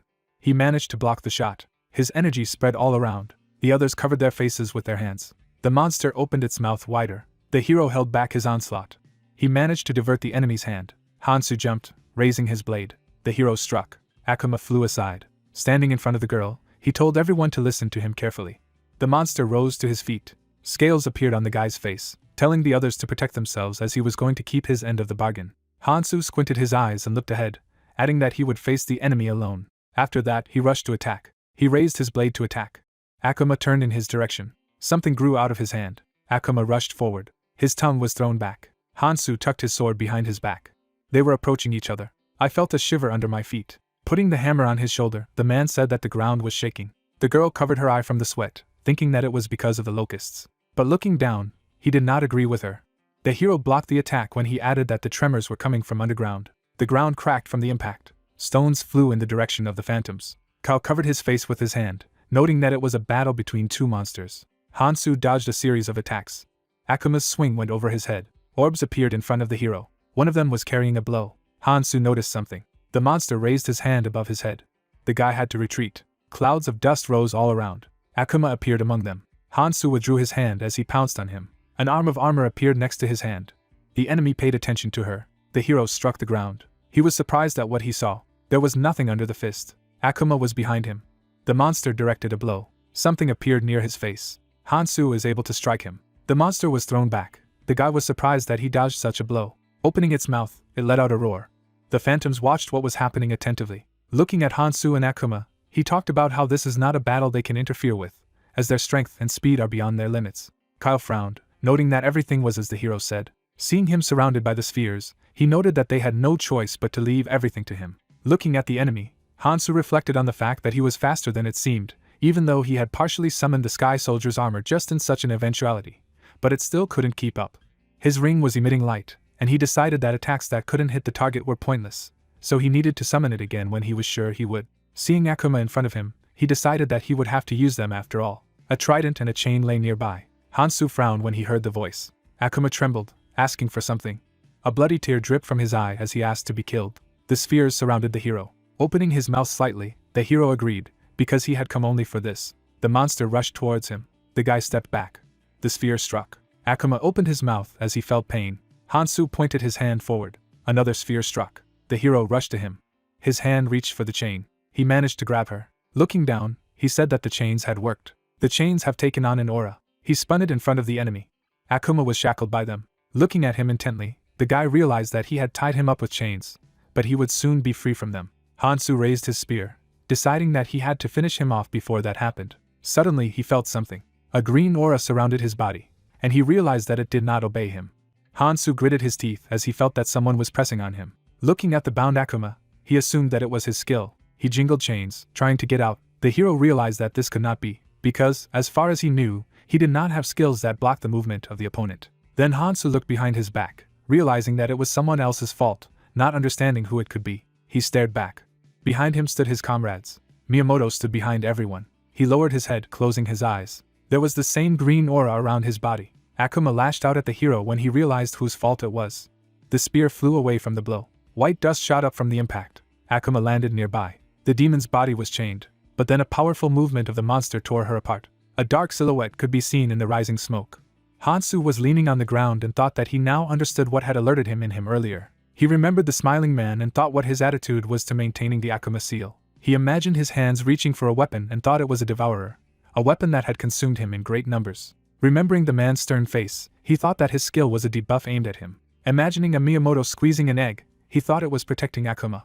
Closing his eyes, the hero imagined Iris and addressed her in his mind. Remembering that she said that he was a righteous man, he did not think that Miyamoto would be of any help. Suddenly, the guy stared intensely ahead. The red monster attacked him sharply. The hero jumped away, waving his green sword. Looking at the sharp fangs, the hero thought, has he become faster? The enemy attacked again, forcing the guy to dodge. Hansu gritted his teeth, tensely realizing that the opponent had not become faster, it was he who had become slower. The monster moved sharply from side to side, attacking. A slight smile appeared on the man's lips. Hansu put his hands back with his sword. He looked away seriously and thought again. The monster attacked again with a sharp movement. White rays shot up. Leaning on the ledge, Hansu thought about how tedious it was. The more time passed, the stronger the Miyamoto debuff became. Looking intensely ahead, the hero mentally asked Sophia to solve it faster. The girl arched her eyebrows in alarm. She looked at the comrade who was standing in front of the monster, and asked what was wrong with him. Akuma suddenly began to press him. Looking intently into the distance, Sophia thought that something was wrong here. The brunette clenched his fist. She thought that given how things had developed at the beginning of the fight, Hansu should have defeated Akuma a long time ago, then suddenly stopped, and now he was losing the battle altogether. A drop of sweat flowed down the girl's face. She thought that this could not be. The pink-haired woman remembered how surprised she was when the guy turned to her. Looking away, the brunette said that if he suddenly gave up and was unable to land even a single blow on the Akuma, he knew he was asking for a dangerous thing, but he was asking for a distraction. Opening his mouth, the hero decided to continue. A gloved hand clenched into a fist. Turning to the man, Sophia exclaimed that Hansu needed to be helped immediately. Lowering his head slightly, Miyamoto asked, "Does she mean they all need to help him?" He stood opposite with his hands behind his back and said that unlike Hansu, they had no way to fight Akuma. They would indeed recklessly rush to his rescue and attack, but it would be like rushing into a lion's den naked. Imagining a predator that held a man's hand in its mouth, he continued that they would only interfere with Hansu. The hero resolutely looked forward, and the man said that all they could do was believe in him and just watch him defeat Akuma alone. Waving her hand, Sophia retorted that if they stood aside, the situation could become dangerous. Drops of sweat dripped down the girl's face. She shouted that if Hansu fell, then they would all go after him, and not only them, but all the travelers of the Red Zone. Miyamoto frowned as he heard her ask, "Does he really want Hansu to die in battle?" Marianne put her hand on the girl's shoulder and told her to watch her words. She had just crossed the line. A man standing opposite said he believed in Hansu. Sophia looked at him indignantly when she was reminded that said Mr. said he could defeat Akuma alone. Lowering his head, Miyamoto said that he understands her concerns. The situation is really not going well. Calmly looking ahead, the man with the beard said that it only strengthened his decision not to help Hansu. Marianne and John Seng were standing nearby. On the other hand, a tense Tina heard that if Hansu fell, Akuma, then they would have to reseal Akuma using his power and relic. He imagined a silhouette protecting the monster inside the dome. Sophia looked intensely ahead at the suggestion that she had a better alternative. The girl furrowed her brows. She remembered how the brunette had looked at her and warned her to beware of the Miyamoto. Then she arched her eyebrows in surprise when she heard that he could stand in the way of defeating Akuma. The hero was sure he would insist on the need to reseal him. With a confident look, the guy looked forward when he heard the question, "Is he serious?" Opening his mouth, Hansu said that he wasn't sure, but if this was the same Miyamoto he knew, then he really believed he would betray them in the end. Vines were descending from the autumn trunks. Sophia thought that given Hansu's words, how Miyamoto intended to protect the seal and how suddenly Hansu began to lose ground. The man's eyebrows were furrowed. The heroine thought that he was going to kill Hansu. Miyamoto touches his chin with his fingers. He thinks Akuma is a calamity that needs to be killed. The guy with the sword was standing in front of the monster. The hero thought that no, he only thinks so because he sees Akuma as an enemy that should be destroyed. A tongue came out of the red demon's mouth. The hero thought that as long as they could maintain the seal, he was no different from a beast in a cage. Hansu jumped to avoid being hit, and the man thought that as long as he kept him in chains, the possibilities of using him were endless. As long as Akuma was under his control, he continued to keep the red zone under his control with ease. Looking carefully ahead, the man thought that Hansu was just an arrogant fool who was lost in the illusion of his own heroism. The guy fell with a sword, and the man thought that as a punishment for such arrogance, he would die, drowning in despair. Suddenly, the man's eyes opened in surprise. The hero raised his hands back with the sword, and he gritted his teeth forcefully. The guy sharply hit the monster from top to bottom. His foot slipped on the ground. Seeing Akuma fly to the side, drops of blood fell on the floor. Miyamoto was tensely looking ahead and thought that he had put all his strength into this skill. He couldn't help but act. He gritted his teeth angrily, thinking how? His face bulged with anger, and he mentally repeated his question. The hero could hardly lean on his sword, and he thought how it continued to stand. The blood-stained guy resolutely looked ahead. Opening his mouth, the guy was breathing heavily. The black-horned monster stared at him, and then he rushed forward. Akuma swung, stretching out his hand to the guy. Suddenly a block of ice surrounded his leg. The monster looked down in surprise. Sophia outstretched her arms and used magic. There were shining magic seals around her. Looking ahead in shock, Miyamoto screamed, asking what was she doing? Without turning, the heroine continued to hold the magic seal. Curling his fingers, the man shouted loudly that he was saying that now they themselves could be in danger, which is why he said to let Hansu fight Akuma alone. Turning her frown away, Sophia said that he was supposed to help someone who risked his life to save everyone living in the red zone, including them. Someone who can survive at least a few of Akuma's attacks refuses to help in battle just because they don't want to put themselves in danger? A golden beam of magic seal coiled around the guy. The girl asked if he was ashamed. Frowning angrily, the man asked how dare she. The red monster opened its mouth. Then, with a sharp movement, he broke the binding ice. Looking there in fright, Mariant shouted that he had paid attention to them. Sophia opened the book and ordered everyone to get ready. A green lightning bolt appeared around Miyamoto's arm. The black-eyed monster heard the hero order him not to be distracted. At the same time, Hansu said that his opponent is still him. A bright green beam crossed the monster's body from behind. The monster opened its mouth, its tongue sticking out. It frowned ahead. Frightened, Sophia stretched out her hand. Hansu turned around in displeasure when he heard her call out to him, a huge red hand clutching a sword. With a swift movement, the monster spiraled the hero back. The guy lowered his head, hitting his back. The heroine was holding an open book. In the space below the guy, shining sheets appeared from the use of the steps of ascension skill. Hansu smiled and said it was a good job. Then he confidently stepped on the support, and he rushed to the attack. The brunette looked ahead in surprise. Yellow growths appeared on the monster's back. Akuma stood bent over. Then he straightened up, directing sharp spikes forward. Kyle opened his mouth in fright, exclaiming that this thing is capable of such attacks. Blue vortexes hovered around the attacking hero. The golden beams of thorns were approaching him. Magic cannonballs slammed into sharp projectiles. Steam was coming from the monster's mouth. He saw the hero hanging from above, and chains appeared behind. The system reported that the infusion of mana restored the chains. At the ends of the chain there was a golden point. They wrapped around the body of the red monster. The blood-stained guy called out to Akuma. He reached for the hilt of the weapon that appeared and asked him to freeze for a moment. It would be fast. A red trident appeared in the hero's hand. He threw it, piercing through the monster's body. Akuma flew away, stamped against the wall. Blood splashed from his long tongue. The blond man and the hooded man looked at this in surprise. The man standing in front of him heard that this was incredible. Was he really beating Akuma? He clenched his fingers into a fist and mentally repeated no. Looking ahead with displeasure, the man thought that if they didn't stop him right now, Akuma would die. The green eye widened in hatred. He thought that they should delay Hansu. Looking at the brunette standing with his back to him, he thought that until Akuma could move again. The hero felt movement from behind. And then he turned around, stopping the green lightning bolts with red. From the tense guy's temple, he thought that the skill was destroyed, and red lightning circled around the hero's fingers. He turned to the man and asked him to stop, saying that he would no longer turn a blind eye to his actions. Turning in his direction, Hansu asked him to wait for a while. He would finish with him first. The disgruntled man gritted his teeth. Clenching his teeth tightly, he thought that because of him, he remembered again the feeling that he had forgotten. Looking at the guy holding the sword, he thought it was admiration. Then I remembered how I used to look ahead with delight. On the mountain of monsters' bodies stood a blonde girl. Ares turned her head to the side. Hansu standing in front of him was in the same pose. The man thought that he had not forgotten for 20 years. As he continued to clench his teeth, he thought he had a different feeling in his heart. The man's body was surrounded by a purple haze, and he thought it was envy. The figure of a man was reflected in the blade. The man, stained with blood, ran quickly.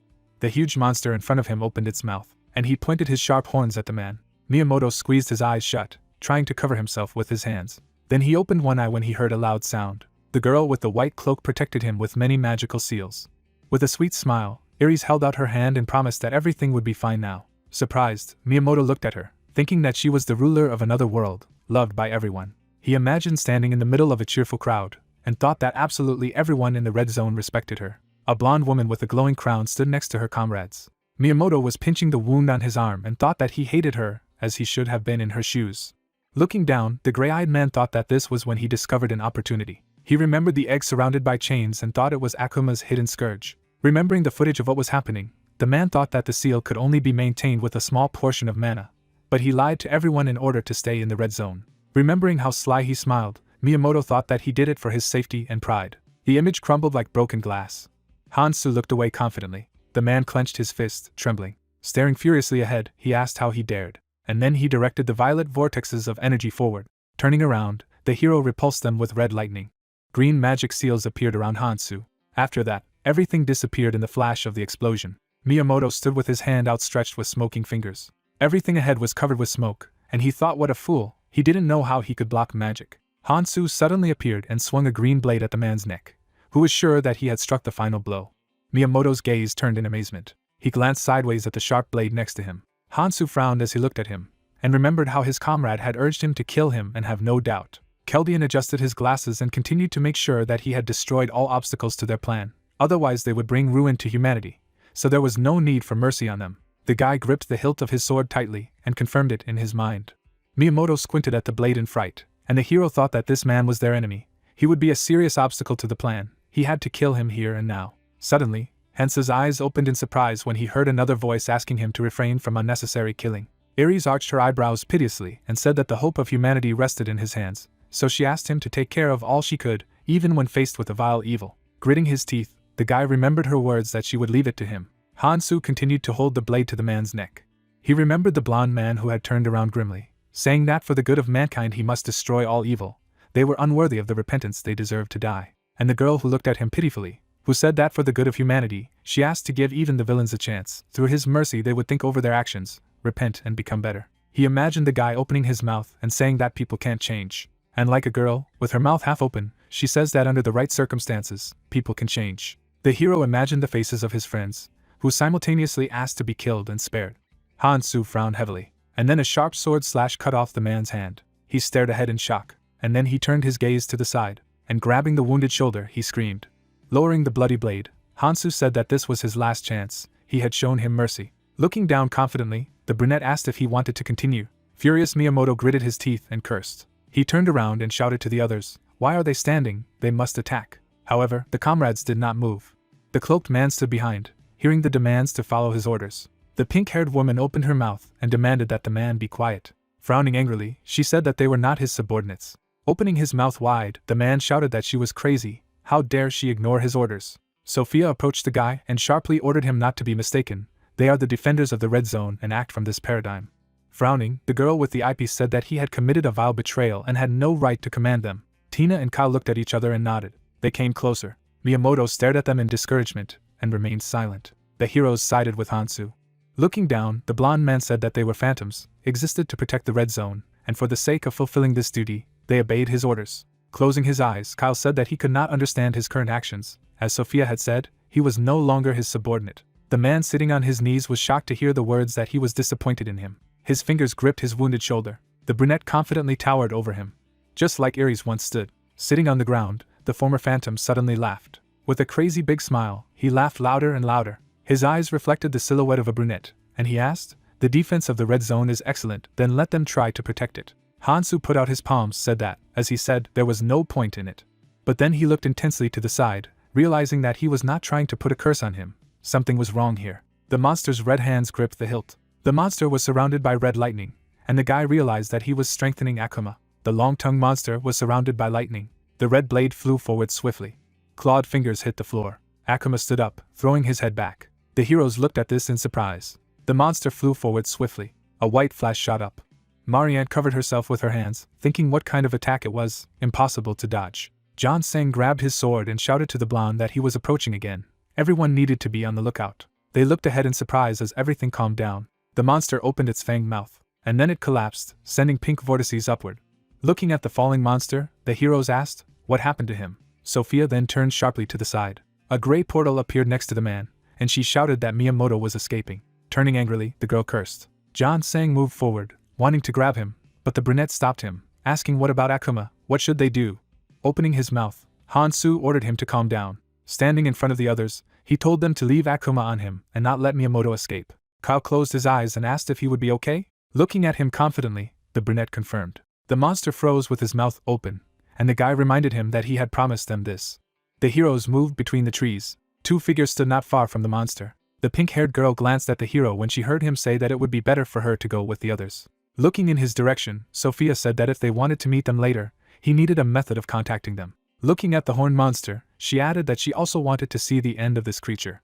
Bending her arm, the girl thought that the murderous intent she felt when she first met him was incomparable to what she felt now. Miyamoto's empowerment had turned Akuma into an even more creepy monster. Would Hansu be able to handle him? Standing behind, she asked the guy in her mind, what is his plan? The brunette confidently threw his sword to the ground. Sophia looked at it in surprise, asking what he was doing. Without turning, Hansu asked not to worry. A gust of wind tossed the hero's clothes, and the guy continued that he would no longer need him. The huge monster rose to its feet. Golden vortexes appeared above his head, and the hero mentally asked if his amplification would increase regeneration. Looking carefully ahead, he mused that if so, then Akuma would continue to fight. Surrounded by the mist, the demon rested on the ground, and the guy thought that even if the strengthening took away his vitality, he would not stop. Suddenly, the monster quickly approached, his arm outstretched. Hansu jumped away to avoid the shot, and then he quickly attacked from top to bottom. The guy was standing next to the monster's head. Placing a shining hand on his head, the hero called the name of the monster. Red lightning began to spread from the palm of his hand, and the guy ordered the monster to gather. Suddenly, Akuma's eyes widened in surprise, and instead of the monster, the surprised eyes of a man appeared. In front of the guy stood a surprised, crying boy. Looking at him carefully, Hansu heard the question of who he was and thought that he knew so.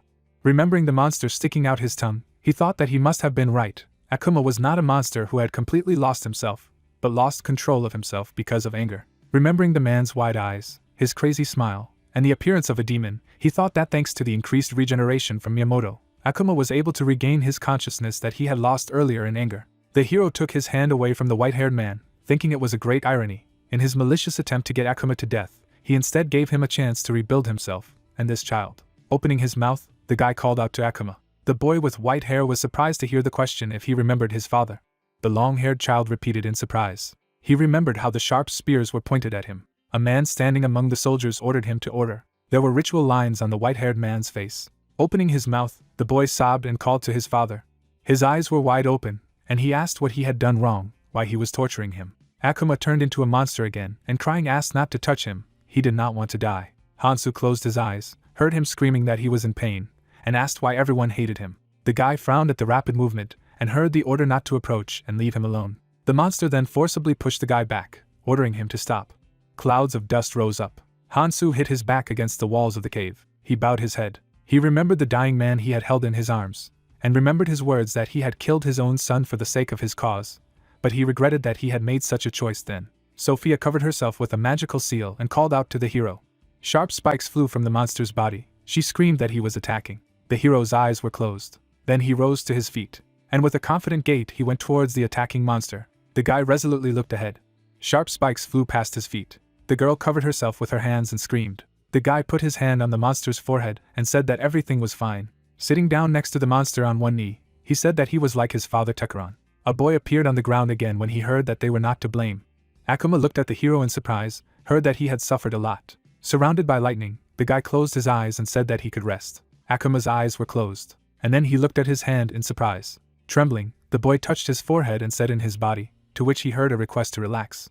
Hansu stood surrounded by yellow lightning and said that he had neutralized his rage. Now he was able to move freely. Looking at him in surprise, Akuma asked, did he heal him? His eyes opened in amazement when he heard that no, after a while, he would unfortunately return to his previous state. The hero remembered the pictures of the attacking monster and said that he could not completely erase his rage. The brunette looked attentively ahead.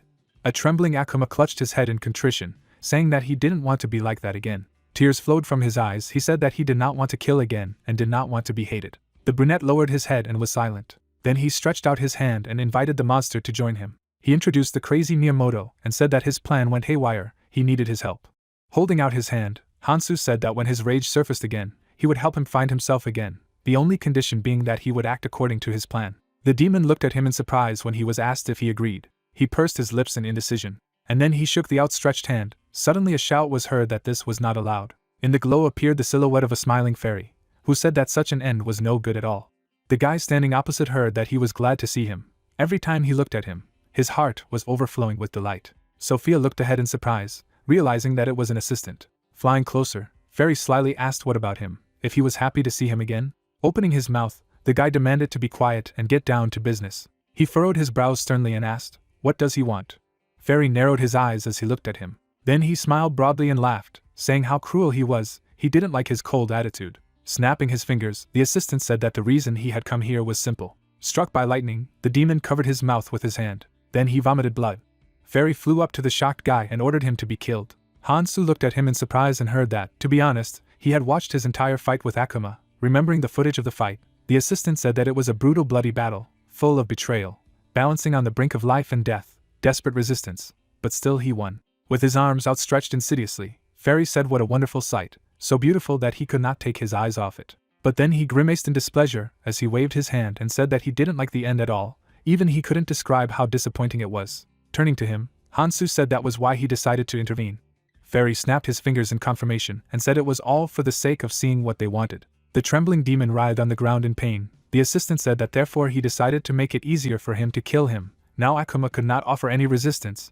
He would not have enough strength if he moved a finger. The white-haired man twisted in anguish, and Fairy said that he could take his life in one move or tear him to pieces instead. Hansu frowned at him, hearing that Fairy would prefer him to execute Akuma in the most painful way possible. Closing his eyes thoughtfully, the demon said that he refused, in which case he had no choice but to return to the rules.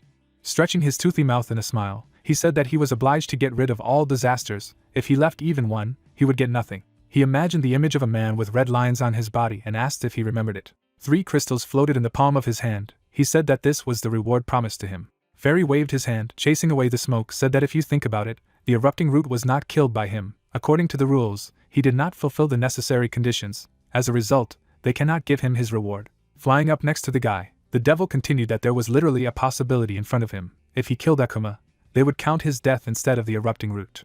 The guy frowned at the suggestion to choose. He looked at the shining crystals and heard that this was the reward promised to him. Fairy pointed his hand at the demon lying on the ground and continued, or Akuma. With a sinister and treacherous look, he asked what he would choose. The guy with his mouth closed was silent.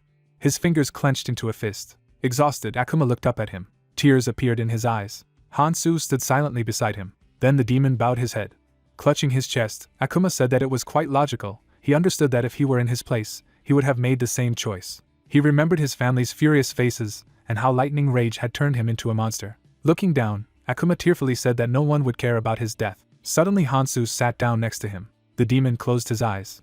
But then he opened one eye when he heard a request to listen. The boy's eyes widened when he heard that as the son of Tekuran, he was a prince, which meant that he was the rightful heir. His gaze became even more shocked when he heard being called Shine. The brunette leaned beside him, hearing a whisper asking how he knew his name. Opening his mouth, the hero answered something. The demon's eyes widened. Blood splashed. Shocked, Sophia put her hands over her mouth. Laughing, Fairy touched his forehead with his palm and said that he was good. This is what he wanted to see. He never betrays his expectations. With a wave of his hand, the guy pierced the boy's body through. He stared ahead in shock. Then he calmly closed his eyes and said that he would wait. After that, Akuma's body was scattered with many runes. Looking at the red crystals in admiration, Fairy said how many of them, it seems, a secret calamity, a corresponding reward drops. Looking at the runes lying on in excitement, he said that he had expected it. Considering such a generous reward, of course, he couldn't resist killing it. Hansu looked down. He picked up a black round stone. Lazily resting his head on his hands, Fairy asked. He would take only this. He didn't need everything else, the hero confirmed. The brunette looked down. He had a black core in his bloody fingers, and said that was all he needed. The system reported that it was a shard of memories, a small shard containing someone's precious memories. The protagonist, along with the girl and Fairy, stands in the middle of red runes lying on the ground. The flying demon says that he took his killing quite calmly. The main character stands with his back to them. The girl calls him by name. She looks at him and asks if he's okay. Hansu silently turns back. The guy confidently declares that everything is fine, because in the end, this is how it was originally intended. They go further along the red crystals. The protagonist claims that he will return the relics. You just need to wait a little. Fairy and Sophia watch in surprise, wondering if he's okay. The demon smirks slightly with its sharp teeth. The protagonist goes further and understands that there are no problems, because the choice was made correctly. The main character looks ahead and thinks about something. Images of his comrades in arms are lined up in front of him. He understands that they would all have to face the same choice as he does today. Hansu hears with a displeased look that he is behaving quite unusually. Fairy tauntingly flies nearby and asks what it is because he is afraid that something like this could happen again in the future. The surprised monster hears that there is no need to worry about this. Frowning, MC turns around and claims that she will soon show him something really interesting. His gaze is stern. He says that the monster just needs to wait a little. Fairy smiles broadly as she flies beside him. The horned beast says that he understands him, so he needs to really try not to disappoint. Images of various attributes appear: a trident, a bracelet, chains. the main character understands that in this way he managed to collect all 5 relics. Bright spheres appear around him. The guy understands what will happen in this case. The chains begin to glow brightly. MC raises his hand and uses magic to affect the relics. A bright sign shines on his hand. This is the administrator's mark. Images of the villain appear. The protagonist realizes that he could control the Ouroboros because he was an administrator. The bizarre sign flashes brightly. Hansu thinks about how different the shape of the mark is from what he heard from the Alfheimers in the abyss. The system window says that the position of temporary administrator has been obtained. Limited administrator power has been obtained. Squinting, the protagonist reads this. White-haired warriors spew a purple aura. The protagonist reflects that only the people of Elheim can get full administrative rights. A group of guys stands in front of this sign. MC realizes that he is a person, then instead of full rights, he received only temporary ones. Hansu holds magic items. He is annoyed because he did not think that there would be such a restriction. With a slight grin, the guy understands that this is still more than enough. A silhouette of a snide villain appears in front of him. The main character is sure that he will finally be able to stand up to him. Astonished, Sophia sees a magical bird beside her. Disgruntled, Hansu hears that the phantoms have sent her a message. There is a battle between fighters. It is said that they have caught a Miyamoto, so you can meet them. The main character thinks with a smirk. The startled partner looks at the guy, who says that they need to do something first. MC is silent with a serious look. There was surprise in the girl's eyes. Hansu looks at her suspiciously, and she exclaims that she now understands. She confidently states that it will work. Dark trees are visible. A loud cry is heard, in which a man begs for mercy. The man in the raincoat falls to his knees and assures that his mind has been clouded for a while and he has committed a mortal sin. The surprised girls hear that it was his fault. Miyamoto, through pain, asks them to remember everything they went through together. A girl with dark hair stretches out her hand while he asks them to show mercy. She demands to stop, because she already understands him. She picks up the poor guy and says that they have known each other for many years, so why does he think that he will be killed? He only thanks him in return. Another warrior with a sword claims that they cannot be sure of his sincerity. She clarifies whether it is worth leaving the potential traitor alone, as perhaps he is deceiving them right now. The dark-haired lady asks with pity if she really thinks so, and if you can't see how submissive he is. Miyamoto has already lost the will to fight. The fighters stand nearby and hear an offer to let Hansu deal with him. Suddenly, blood pours out of her mouth. The other soldiers are shackled by electricity. They shout Mariant in shock. The fighter, gritting his teeth, feels the deadly effects of magic. Miyamoto, clenching his fist, attacks his opponents. A strong explosion is heard in the forest. Red runes remain on the ground. The old man smiles broadly. Why does he start laughing? The scoundrel stands madly in the midst of the corpses, laughing. His eyes are wide open. He declares that even if he takes everything away from him, he will still live to the very end. The sun shines on the roots of the world tree. Hundreds of brave warriors fight against insects. The frightened guy covers himself with his hand in fear. He stands in the middle of the pile of corpses, realizing that they will no longer be able to hold their position. The red-eyed insects are moving forward. He realizes that while the ranks of people are thinning, the number of locusts has not decreased one iota. Closing his eyes, he wonders what Hansu is doing. The remaining sword-wielding warriors stand surrounded by giant insects. The surprised guy raises his head and notices magical carrier pigeons. One of them lands on the hand. The fighter's gaze is full of surprise and fear. He smirks at Hansu. A powerful wave resounds around him. He takes up his sword and wonders how such a message can be sent. The warrior skillfully cuts off the head of the locusts. The fighter exclaims that he cannot give up now. The system window says about the preparations for the eradication of the Ouroboros, which is complete. Hansu asks everyone not to give up until the very end. A fiery bird flies near the sorcerer's finger. The fighter says that he understands him. Sangjin claims with a slight grin that he will not give up. Dark trees stretched out under the pink sky. Sophia is shocked to understand how this could have happened. She is kneeling in the middle of the battlefield, wondering if everyone is really dead. Her hand trembles as she pronounces the name Miyamoto. He desperately holds his head and promises that he will never forgive him. At this moment, Hansu watches silently, crossing his arms. The surprised lady turns after hearing that they should forget about the villain. Sophia runs to MC in a rage, asking what he's even talking about, as they need to find Miyamoto as soon as possible. She stops, surprise on her face. The protagonist says to Sophia with a serious look. He goes further, stating that their purpose should not be forgotten. A tear runs down the cheek of the amazed girl. She realizes that he has already traveled a more difficult path than this. The lady stands in front of him and declares that he is right, while clarifying what he plans to do now. The main character calmly claims that they are returning to the mirror. With a stern look, he states that they are waiting there, those who will stand next to them instead of phantoms. A fighter with a sword in his hands bravely fights giant insects. Sangjin and the others are watching closely. The blonde is disgruntled, wondering if it's okay for them to just stand there. My partner stands silently by the tree, hearing that if they are surrounded by these locusts now. The guy with a serious look tells the indignant lady that they should wait here. There is no other option. Sangjin convincingly states that he made a promise to Hansu, namely to meet him here. The angry blonde takes her head and demands to stop it. because she is already tired of the mention of the protagonist. The twins nearby happily discuss that Sang-jin doesn't seem to notice her, and therefore Eun-chae begins to take offense. She in turn loudly demands to shut up. Blushing, she shouts that they have clearly never had a woman in their lives, so let them find someone soon. The angry girl points her finger at Sang-jin and claims that it's all his fault. If he likes Hansu so much, then he should go with him. A disgruntled guy turns to Eun-chae. With a sad look, he asks why she is angry with him. She angrily exclaims that he will drive her crazy. Not far from them, a girl appears. The blonde fearfully asks what this time. The woman who came with a sad look tries to explain. Behind her are ferocious insect monsters. She claims to be surrounded. The frightened soldiers are backing away. Locusts go on the attack. Sang-jin takes off and runs at them. He is getting closer and closer to the mutant, a weapon in his hands. A dark-haired guy swings his blades in a rage. Suddenly, a hand with a mark on it appears. This person is holding a bright sword. Hansu smashes the opponent in a matter of seconds. Sang-jin is shocked to see this. The main character with an energy blade stands in front of him and asks how they are coping. The partner, smiling, says that of course everything is fine. Sophia appears next to Hansu. The guy claims that they have not seen each other for a long time. A joyful Sang-jin shrugs his shoulders and exclaims that MC is truly incredible, because in the time they haven't seen each other, he has become even stronger. At the same time, the protagonist notes that he, apparently, has not changed at all. The dark-haired interlocutor remarks with a smirk that after all, they met here, as promised. The astonished protagonist hears the word above. Sang-jin goes to him, stating that he is very happy to meet him. He has been waiting for the moment when he will need help. He puts his hand on his chest and closing his eyes claims that he is ready, willing, and can help him, so that the protagonist can use him as he wishes. MC wants to keep this attitude with a smirk. He turns to the mage who is standing next to him. The black monarch calmly stands next to them. The protagonist pays attention to him. A flashback appears with him and the red cross. Hansu speculates that he came back to life through a cross on the third floor of the tower on the island. Armor gradually appears on the protagonist's face. He thinks if he will have to get rid of it again.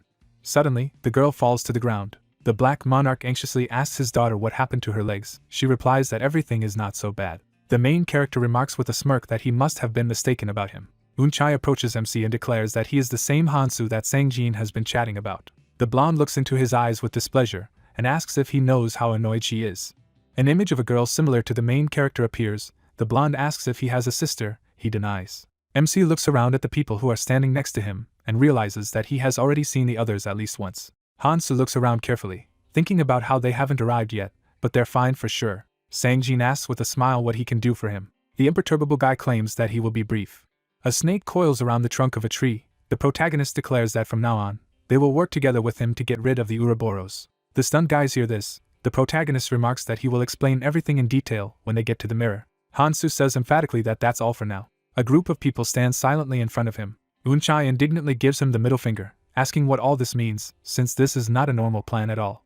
In a rage, she turns to Sang-jin and demands that he tell him, because he is completely insane. The enthusiastic guy states that it's just wonderful and MC can count on him. They will give their best to meet his expectations. Suddenly he gets a blow on the cheek. He is shouted that he is a useless idiot. The twins restrain the blonde, who angrily declares that he has gone crazy. Sophia is surprised to hear her scream, in which the blonde asks who he thinks he is, that she doesn't even ask for their opinion. The pink-haired lady leans towards Hansu and clarifies if this is definitely normal. The protagonist's gaze is calm. They stand nearby and watch them as Sang-jin gets punched in the face once again. The same situation arises, in which Kante was punched on the cheek in the same way. The main character smiles slightly, stating that this is really normal. Long hair blows in the wind. A girl is standing in front of the guys.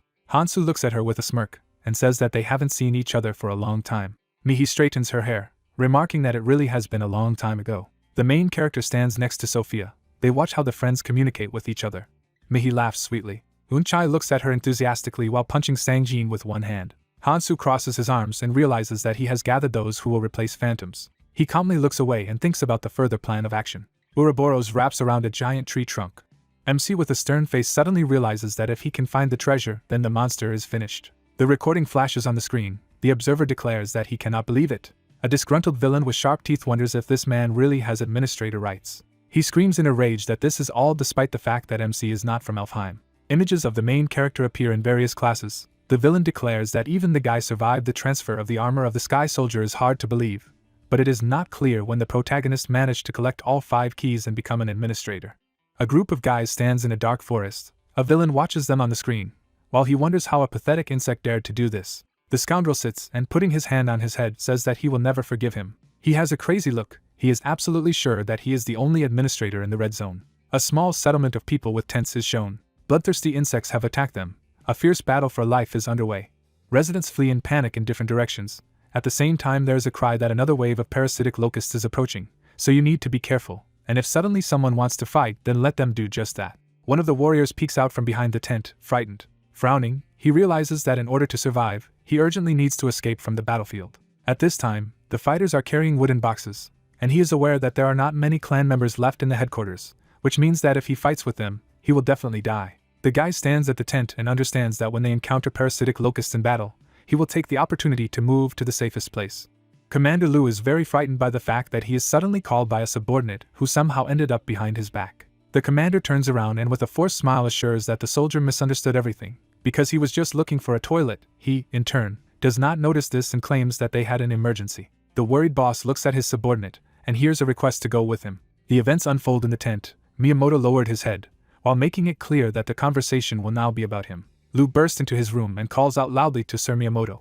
The battered old man looks up and turns to the commander who has appeared opposite him. The saddened victim suddenly hears questions about how it happened and who did it in the first place, as well as what happened to the phantoms, and where exactly Hansu went. A bearded soldier with blood stains on his face and clothes is silent. He is sitting on a chair and suddenly asks everyone except the commander to get out of there. The worried guys look at him. One of them assures that in fact the sir is badly injured and needs urgent treatment. Enraged, Miyamoto breaks down and starts shouting to the whole room that they are invisibly deaf because they don't hear his orders. The subordinates look at each other in bewilderment and understand everything. The next second, they hurriedly leave the tent. The old man suddenly grabs the commander by the arm and demands to look directly at him. The wounded gentleman shouts angrily, claiming that Hansu did it all. He worriedly claims that he will never be forgiven for this in his life. Then the master tells Lu that he should be killed. At this moment, Lu is shocked to hear that he wishes that he would kill the protagonist with his own hands. Thinking, the commander looks away from the interlocutor. At the same time, the nervous commander wonders if this is even possible, because the main character has long passed him, so it is unlikely that he will be able to withstand him. Sir suddenly puts his hand on his shoulder and asks him not to worry about it. He says with a mad smile that he will tell him the location of a special secret armory, which he has been replenishing all this time in order to protect the seal, so he needs to mobilize the beacon and become even stronger. The commander looks in surprise at the object lying on the table. Lu states with a smile that, as expected, the master always has a plan for everything. The commander kneels before his master and exclaims that his will always be his law, but at the same time, he understands with a sly smile that things are going perfectly, because soon he will become much stronger. Lu muses his plans with a crazy grin, namely that after killing Hansu, he will do away with Miyamoto. Evening sunlight falls on the dark trees. A ferocious locust is hit on the head with a blade, and blood splatters fly to the ground. The fighter spectacularly cuts through the insect in front of him. The protagonist stands in the middle of the forest. With a serious look, he declares that there is still a little time left, so we need to hurry. Un-Chai, in turn, stands behind the tree and agrees with everything that is said. Hansu puts his hands on his belt and says they need to be there before Miyamoto makes the first move. The blonde excitedly says that she understands him. Mihi pulls the bowstring and prepares to shoot at the enemy. Locusts receive several arrows in their thick belly. The sorceress creates an energy barrier with the help of magic. Sangjin at this moment is masterfully fighting with his small blades. Un-Chai stands near a tree and watches the battle take place. The evening sky around the children is illuminated with yellow and purple colors. The guys are sitting on the ground and notice that they are very tired after what happened. The excited blonde coughs slightly. In the next second, the protagonist is amazed to hear that, as expected, they failed. Un-Chai with a group of people apologizes to the protagonist, while stating that they will leave them immediately. Frowning, the main character, together with his comrades in arms, hear that they are simply incredible and probably the most skillful fighters in the red zone, because even on their own they can avoid death. A girl with trembling hands wonders why they can't understand her. Barely holding back a storm of emotions, she declares that ordinary travelers like them just want to survive. Tired fighters stand next to her as she says that this was the case with Sangjin and now with Hansu, so they in turn felt that this would increase their chances of survival. The blonde with a sad look declares that at this rate they can meet death at any moment, but this is no longer possible. Indignant, Sangjin points his finger and asks how she can say something weak. After all, if MC said he was taking them with him, they should happily go all the way to the end. Un-Chai punches him in the face and demands that he shut up immediately. The girl runs into him and beats him, asking if he really doesn't have a sense of tact, because he doesn't understand when to shut up. Sophia watches in amazement as she beats him up and screams that he can't learn anything without it, while the girl with pink hair realizes that with such strength, she should have no problem surviving. Mehi stands behind the protagonist with a sad look. The main character calmly watches. She suggests leaving. She says with a smile that it is everyone's choice to follow them or not. Surprised, the girl hears from him that Hansu doesn't think so. MC with a stern face offers to trust and follow him. Eunchai stops hitting Sang-jin and asks why she needs it. The outraged girl declares that he and one is enough to win, so why drag weaklings like them?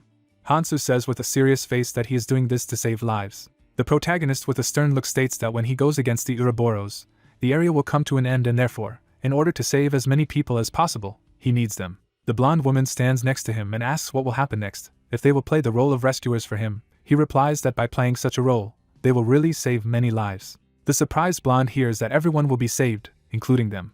MC turns around and walks away, claiming that it won't be free, but it will make them strong. The main one turns slightly. Eunchai is astonished to hear that if they want to leave, he won't stop them. A group of fighters with weapons are standing nearby. Hansu tells them that in this world they are responsible for their own survival, so he will respect their decision. The main character with a stern face advises them to remember something. He turns around and declares that if they believe him and go all the way, they will not regret it in any way. The protagonist left them. The blonde thought about it. She smiles slightly and says that she thought he was a crazy bastard. Eunchai looks at him with interest and remarks that he is crazy in good terms. Sang-jin, with a wary face, states that the protagonist is insane. The other guys pay attention to his words with a smirk.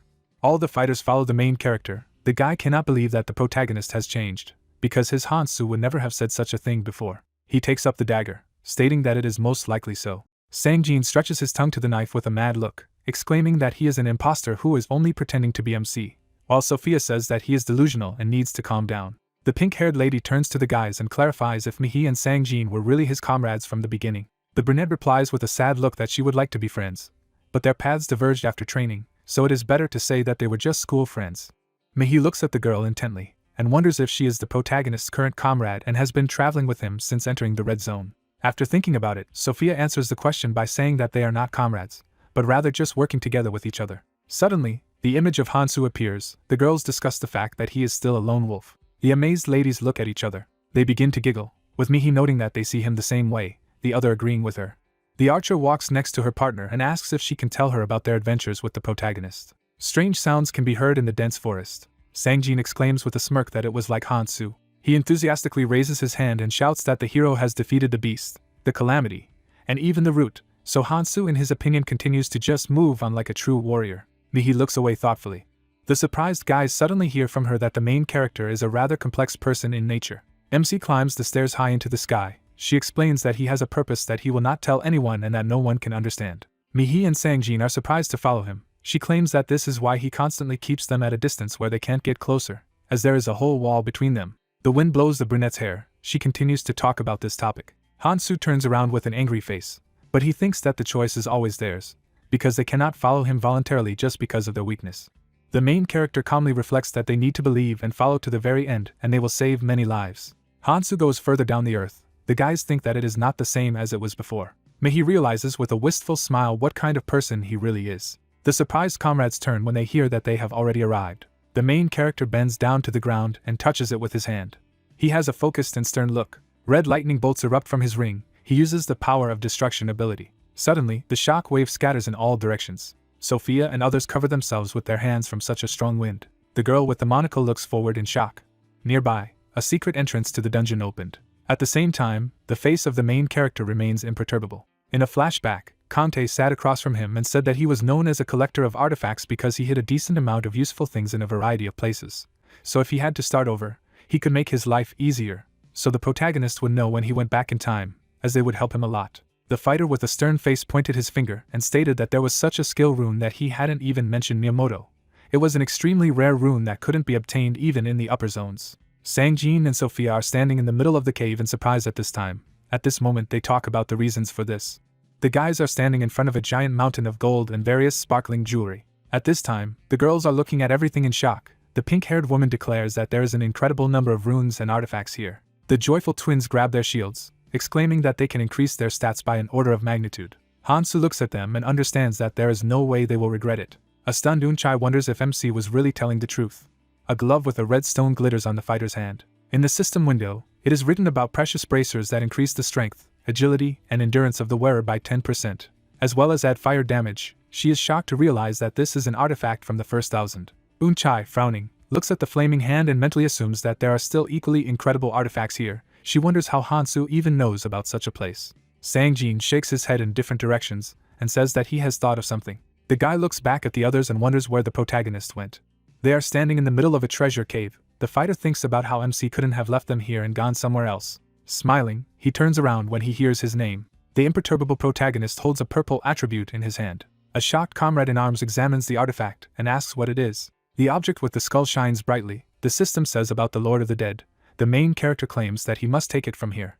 Frowning, the protagonist reflects on seeing Kante again. He is sure that such a skill, one of the top 10, will be a great boost for him. In a flashback, a cunning animal flies in front of him. The protagonist realizes that not accepting that offer from Fairy was the right decision. The guy thinks carefully and decides that given the conditions for activating the skill, it does not suit him at all. The protagonist holds a purple artifact in his hand and offers Sang-jin to take it for himself. The discouraged follower takes the stone in his hand, while hearing that this skill will be a source of great power for him. The comrade in arms stands in amazement and turns to his leader. He exclaims with fanatical joy that he will take care of it all his life. The latter, in turn, offers to better use the artifact right now. Unchai holds a large red and gold box. Sophia uses a monocle to look at the bow and claims that this one is better for Mihi than her current one. She looks in amazement in the other direction.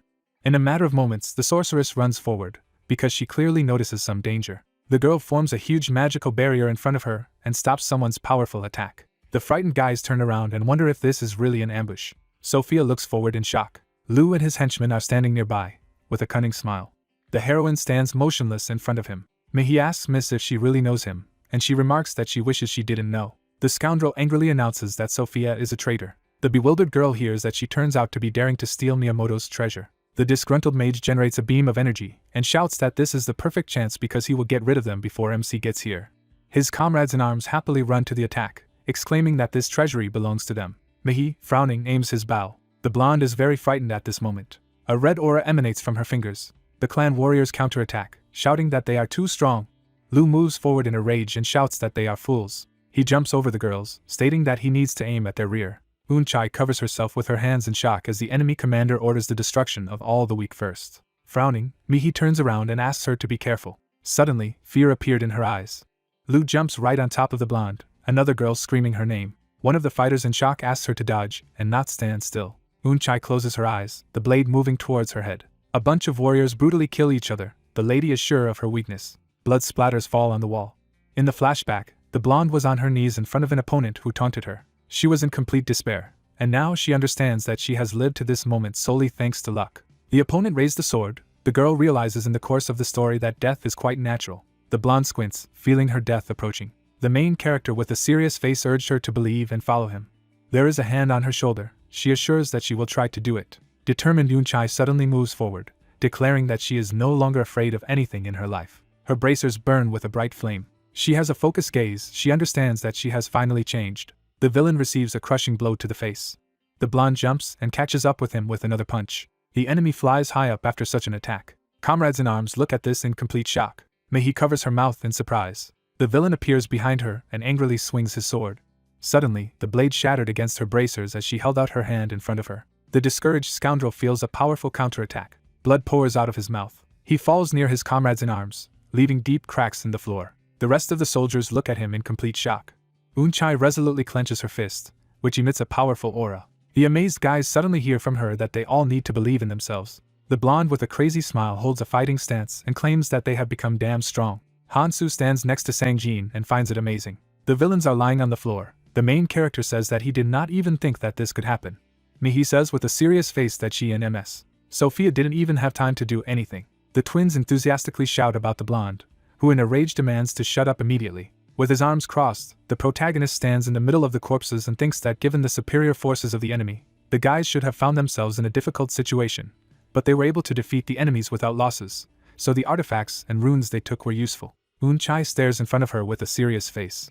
The main character smiles slightly. He turns to the defeated opponent and says what needs to be done now. A magic blade forms in his hand. He claims that now it is necessary to finish their work. A trident stabs near the frightened Lu. It turns out that he was thrown by the protagonist. He demands to answer immediately. Unfazed, Hansu asks if it was Miyamoto who revealed the location of this treasure trove. The frightened villain lies on the ground and begs not to approach him. The main character breaks off and goes on the attack. A moment later, he kicks his opponent's chest with all his strength. Lu gritted his teeth in pain, told they wouldn't ask again. The disgruntled protagonist leans over to him and asks where the Miyamoto is now. The frightened villain shouts that he will tell everything now, because he realized that this guy is extremely serious. Through the pain, Lu states that he is in the lighthouse headquarters, has been seriously injured, so he must be there. The other guys turn around when they hear about this clan. Sophia holds her head in a rage and says that she was wondering where he fled, but it turns out that he just returned to the lighthouse headquarters. Frowning, Hansu thinks about his worst enemy. The protagonist has a serious look. He understands that he has one idea about this. Suddenly, he grabs the villain by the neck. MC holds him by the neck and states that he is sure that his opponent came here with a desire to increase his strength and do everything to get in his way. The angry protagonist hears that this is all a complete misunderstanding. Lu points a finger at himself with a smirk and assures him that the old man is also his worst enemy. The bewildered protagonist looks at him. Squinting her eyes, Sophia tries to figure out what kind of nonsense he's talking about. The terrified villain desperately asks if Miyamoto has not been trampled in the mud, and despite his reputation, he says that he no longer believes him and refuses to obey. Enraged, Hansu hears a question in which the enemy wonders if strength is not the most important thing in the world, while the enemy offers to take the artifacts and runes from this place, and he will immediately return to the headquarters to kill the master. Worried, Eunchae wonders if he is really begging for mercy in order to commit betrayal, while Sangjin tells her that he probably is. The pink-haired girl with a stern look calls him pathetic. Because he is ready to say and promise anything to save his life, he, in turn, assures that he is telling the truth, and no longer serves Miyamoto. The protagonist closes his eyes. He is asked to take his word for it. The stunned guys suddenly hear that it really sounds logical. Discouraged, Sophia asks if MC really believed him. The girl with the monocle hears that if the scoundrel helps to get rid of the master, then they will get rid of one of the obstacles. The main character holds the joyful enemy by the neck and says that this is not a bad idea. The villain with a smirk offers to let him go so that he can prepare his plan. Suddenly, Hansu squeezes his neck with all his strength, and he cries out in pain. The unflappable protagonist orders him to return and give him a message. Hansu with an intimidating look claims that the old man will be next. The opponent falls to the ground after his neck is released. Lu lands on his back. The protagonist wants to add something. He angrily declares that he does not trust traitors. The beaten scoundrels lie on the ground near their broken swords. The enemy commander holds on to his neck and sighs. He looks back at his fallen comrades and begins to talk about the main character. Lu sits on the floor, surrounded by corpses, stating that MC has robbed everything here. Coughing, the villain rises from the floor and at the same time wishes death to the protagonist. He clenches his teeth in rage, claiming that he will never forget what he did to him. The Ouroboros wraps around the trunk of the tree and pierces the ground with one end. At this time, brave people continue to fight insects. A tired warrior stands in front of the locusts. The green-haired boy shouts Hansu's name in fury, asking when he will come. Ferocious monsters approach him from behind. He screams in a rage that the damned insects could give him a little rest. They only hiss in response. The hero jumps from his place and heads up. He flies over the uncomprehending locusts. A powerful explosion occurs, pieces of earth fly apart. A fighter with a sword shields himself from the shockwave. The main character appears in front of him, and claims that he held them back well. The interlocutor with a smirk declares that he almost died while waiting for him. The protagonist with an energy sword stands in front of him, and hears that he is almost late.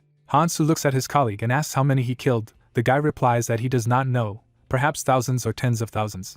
An army of people valiantly fights insects. The question is, what is the point of counting them at all? Because in any case it was not easy to restrain them. A scheme with warriors and insects appears. It is said that they significantly outnumber them. A lot more locusts appeared on the diagram. The guy explains that in view of this, pushing their positions back was inevitable, not to mention the fact that the monsters that broke through the hole in the defenses go to who knows where. Closing his eyes, he assures with a smirk that now everything will be fine, because after all, his appearance here means that the protagonist has found strong reinforcements. An enthusiastic green-haired guy introduces Miyamoto and the others, asking where the greatest power in the entire red zone, phantoms and so on, is.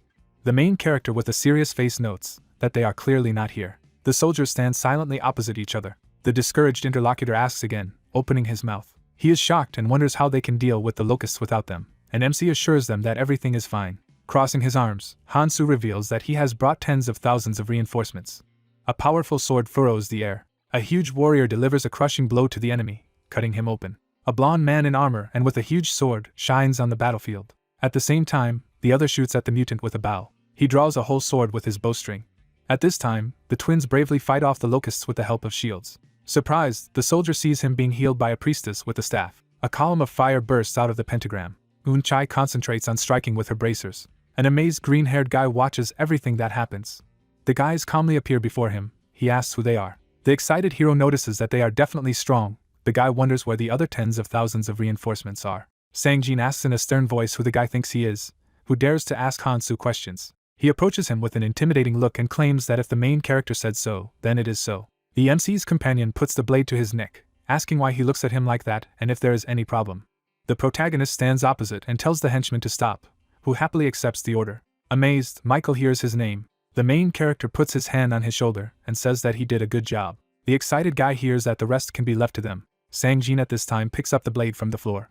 With a frightening look, with the help of gestures, he shows that he is watching him. Eun-chae hits him in the head in a rage and yells at him to stop doing nonsense. Gemini suddenly listens to swearing in their direction for their discussions. Michael says with a smile that he has indeed put together a strange band, but since he believes in them, there is nothing left to do but trust. Then the guy wishes him luck. The ferocious insects raise their claws and roar.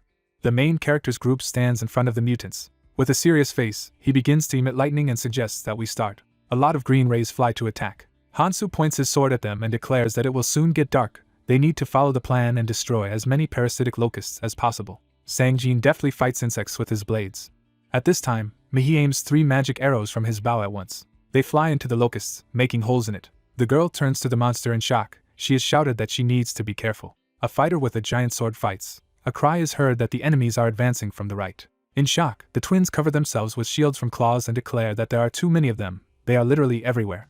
Eun-chae fights with bracers and shouts that since he took the time to complain, it's better to use it to kill the bugs. Hansu strikes with his energy sword and exclaims that there is not much left. A pile of locusts have accumulated around the Ouroboros. The protagonist explains that they just need to hold out until nightfall, so there is very little left. Sophia casts spells with a book and yells at MC that it is becoming too dangerous, as they will be surrounded in a little while. The main character frowns. Bright sparks are floating in the sky. The protagonist turns to Sang-jin, who is standing nearby. A fighter with blades hears that the time has come. He is asked if he remembers everything. Hansu says with a smirk that it's his turn, so he can get started. The partner with a slight smile claims that he understands him. He puts the weapon on the ground. A purple glow begins to emanate from its attribute. A powerful energy flash illuminates everything around. Pieces of insects lie on the ground. The locust corpse's eyes lit up. The monster suddenly rises on its paws again. Equipped fighters stand next to the summoned locusts, shouting that it's finally time for battle, as there are tens of thousands of reinforcements here. Sang-jin smiles broadly, claiming to have been waiting for this order. He stands with a confident look near the summoned locusts. Sang-jin, with a satisfied face, suggests that Hansu leave them to him. A huge monster in the form of a snake moves through a tunnel in the ground, making loud noises in the process. Thousands of summoned monsters with purple eyes froze in place. Sang-jin, holding his weapon, points his finger forward. He directs them to attack with a grin. They rush at the enemy in a rage. They are opposed by a large army of locusts with red eyes.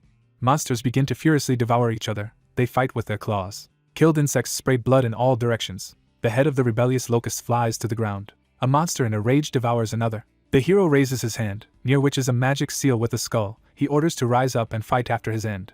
The eyes of a killed mutant light up in a completely different color. In the system window, it is written about the 8th skill of the Lord of the Dead, in which you can raise the dead as undead in the night and make them fight endlessly. One mutant bloodthirsty deals with another, separating parts of its body with its claws. Pieces of insects scatter all over the battlefield, blood spurting in different directions. Mutants with red eyes are watching in bewilderment.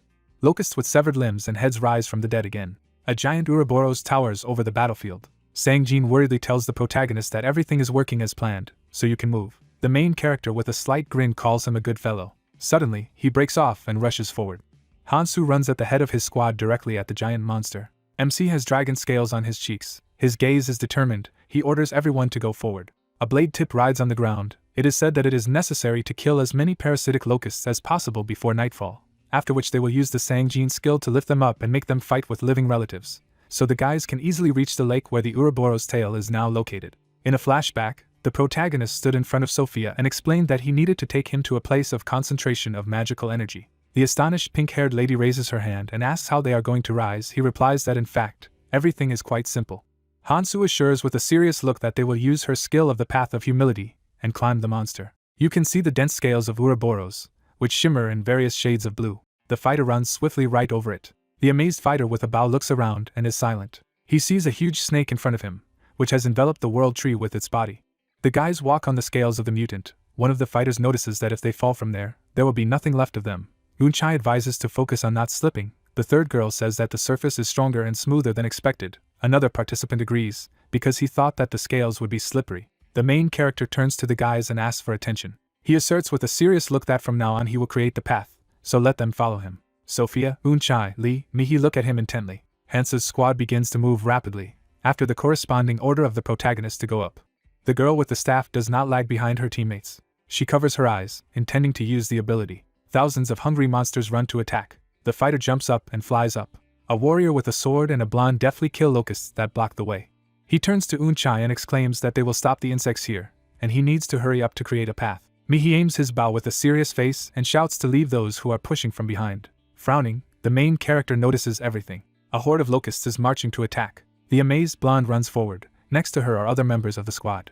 The protagonist, gritting his teeth, begins to emit yellow lightning. He frowns, his eyes turn white, and his cheeks are covered with dragon scales. In one move, the protagonist blows off the heads of several monsters at once. MC used the dragon archery skill. The blonde and Lee see this. She is extremely surprised by such a movement.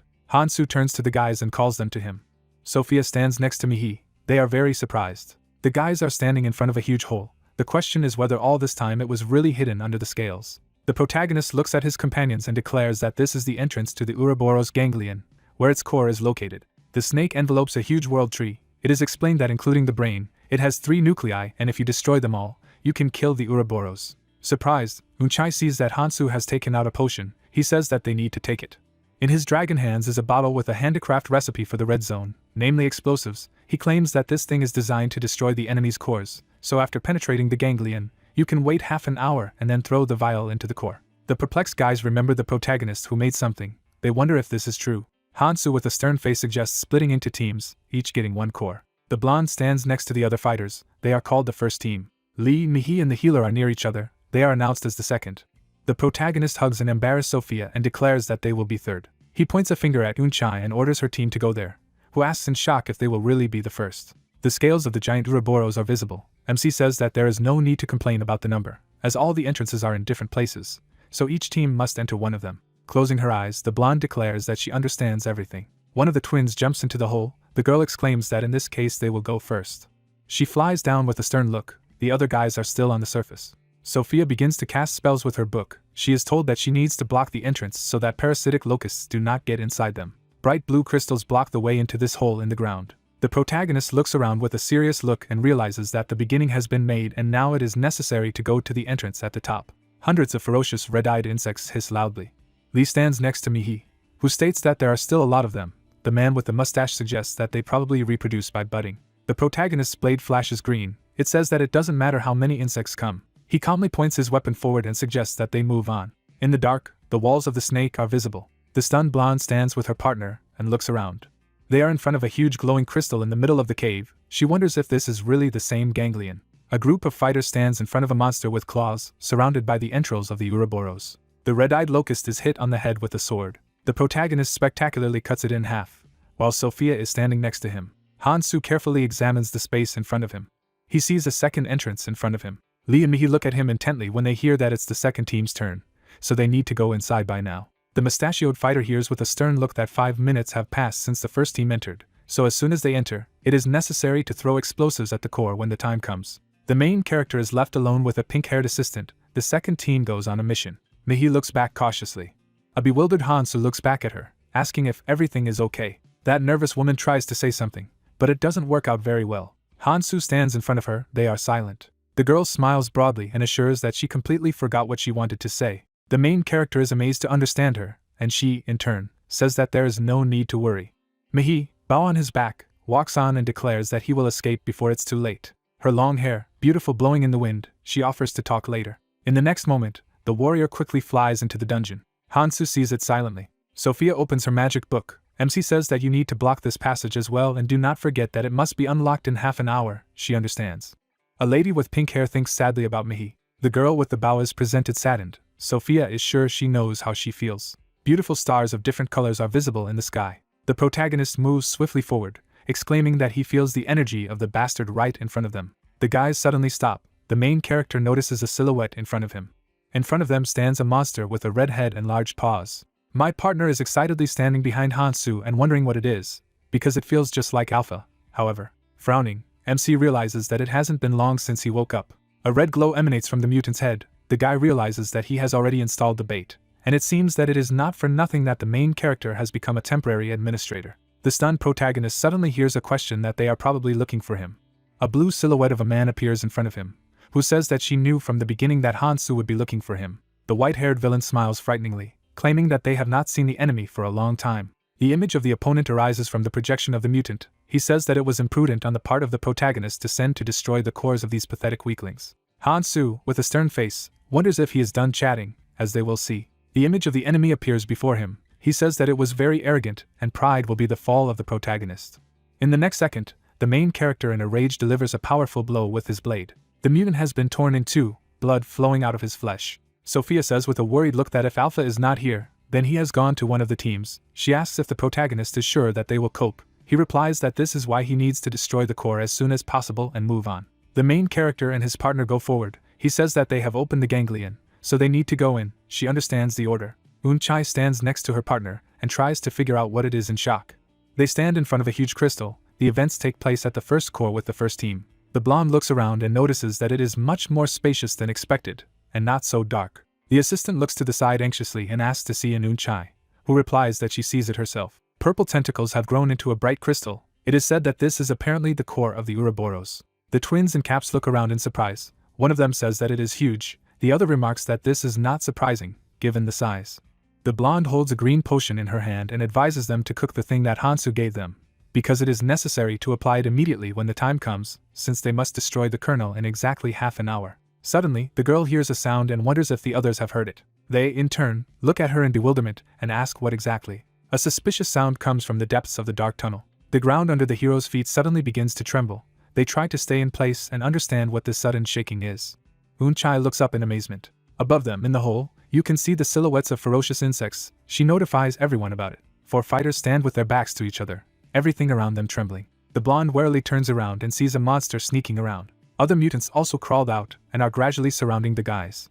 Frowning, the lady suggests that apparently someone did not like that they got off the hook, so a decent crowd was brought by a scoundrel. In front of them, an army of ferocious locusts with red eyes had gathered. The twins with shields go forward. They are ordered to take up positions urgently. The guy pulls the arrow with the help of the bowstring. The blonde orders not to save, he understands. Surrounded by an army of bloodthirsty insects, Eun-chae declares that they need to hold out for half an hour. A red-eyed insect with long claws begins to attack the girl. She deftly dodges the mutant's blow, her fist glowing red. The blonde counterattacks hard with her frenetic punches.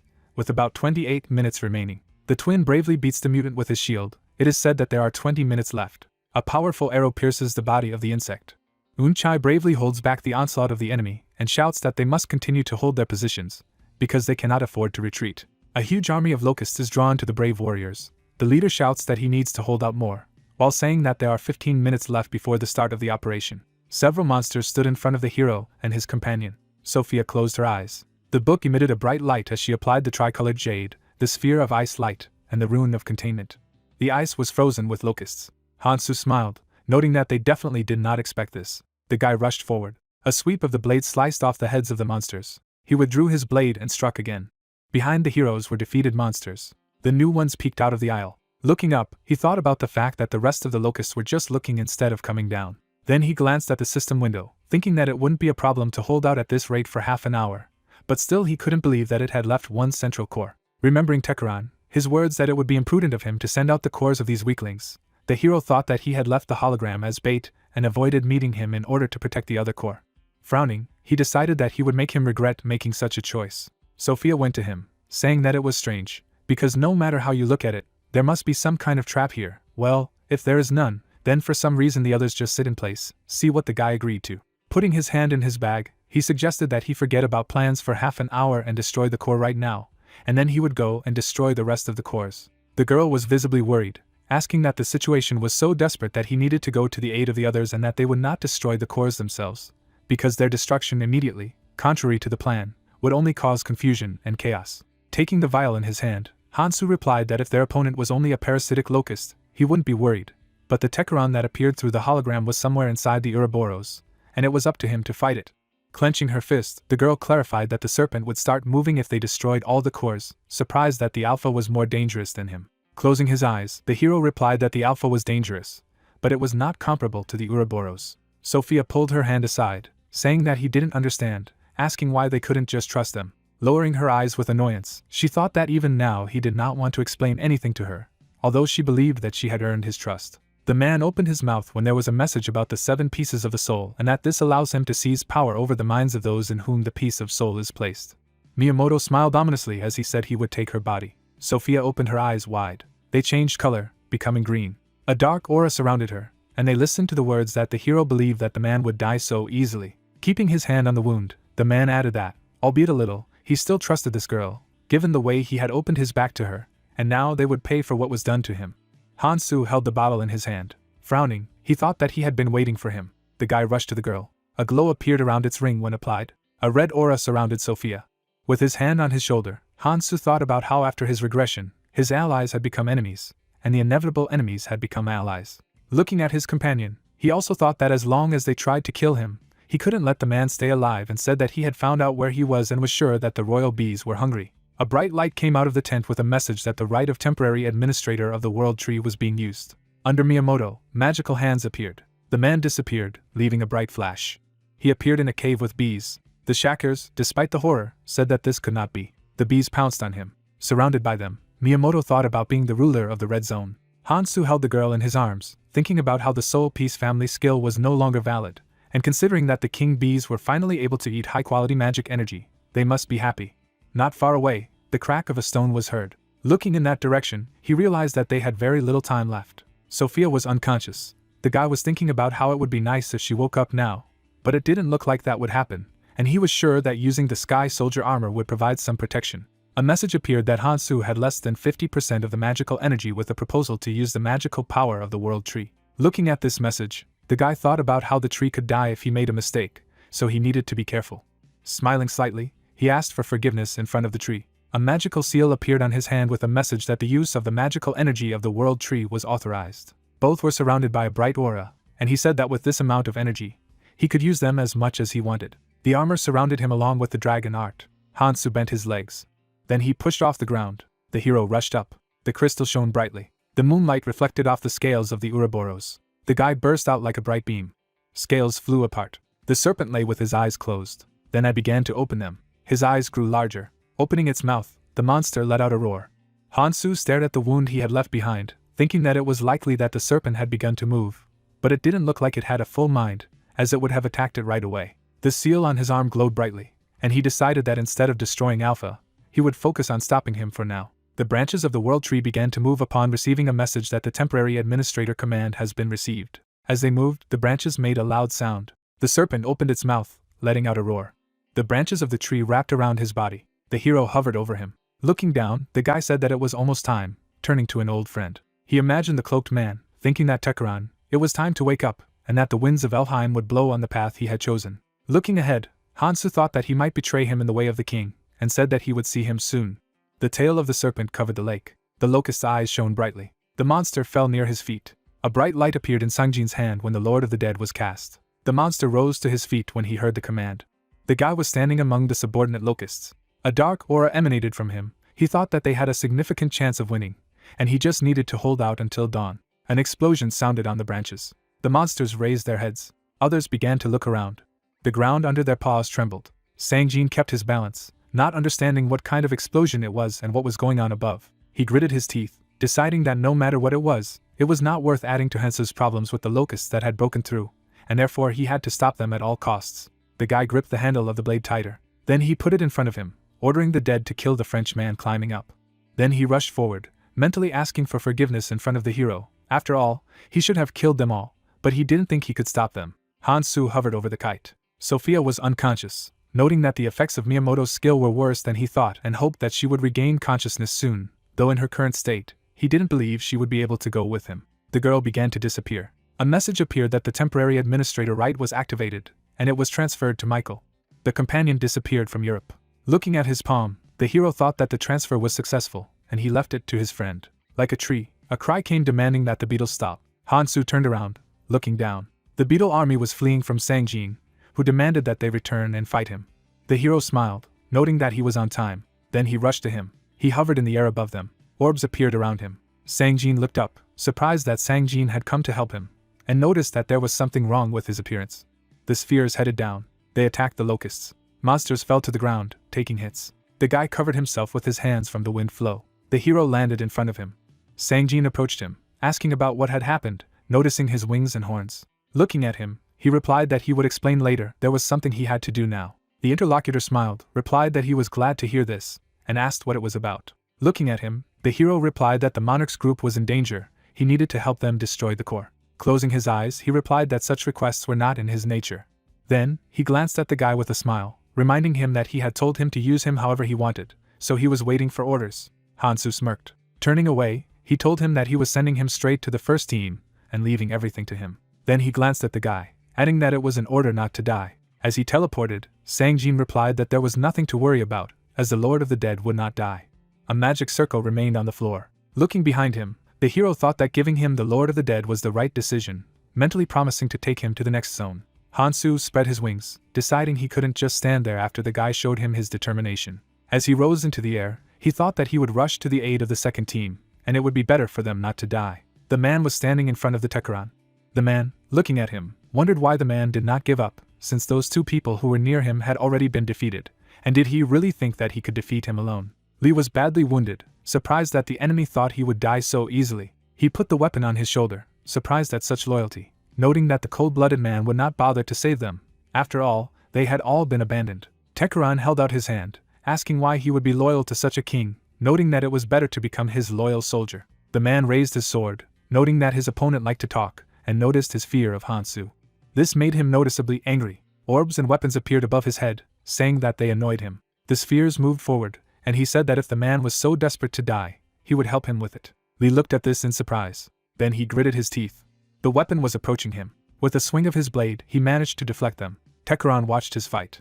As he bowed, he thought about how he was deflecting all attacks forward so as not to hurt those behind him, and defending himself was a kind of noble deed. His gaze grew angrier when he decided that this was already worthy of respect. A red aura surrounded his weapon, and he realized that he couldn't waste any more time fighting it, mentally apologizing for using such a devious method to defeat such a warrior. Near Lee, portals with blades appeared. The blades struck him from all sides. Blood spurted from his mouth. The sword plunged into the ground. The man fell to his knees. After stopping the monsters, Tekaran noted that he had seen him fiercely protective of his kin, and out of respect for such noble actions, he would personally end his life. Then he headed forward. Hansu appeared behind him. The hero grabbed him by the head. The guy sent him to the other end of the cave. He dropped his sword. Frowning, Hansu remarked that he was too late, telling the man to rest and he would take care of the rest. A lot of locusts stood behind him. They opened their mouths, letting out a roar.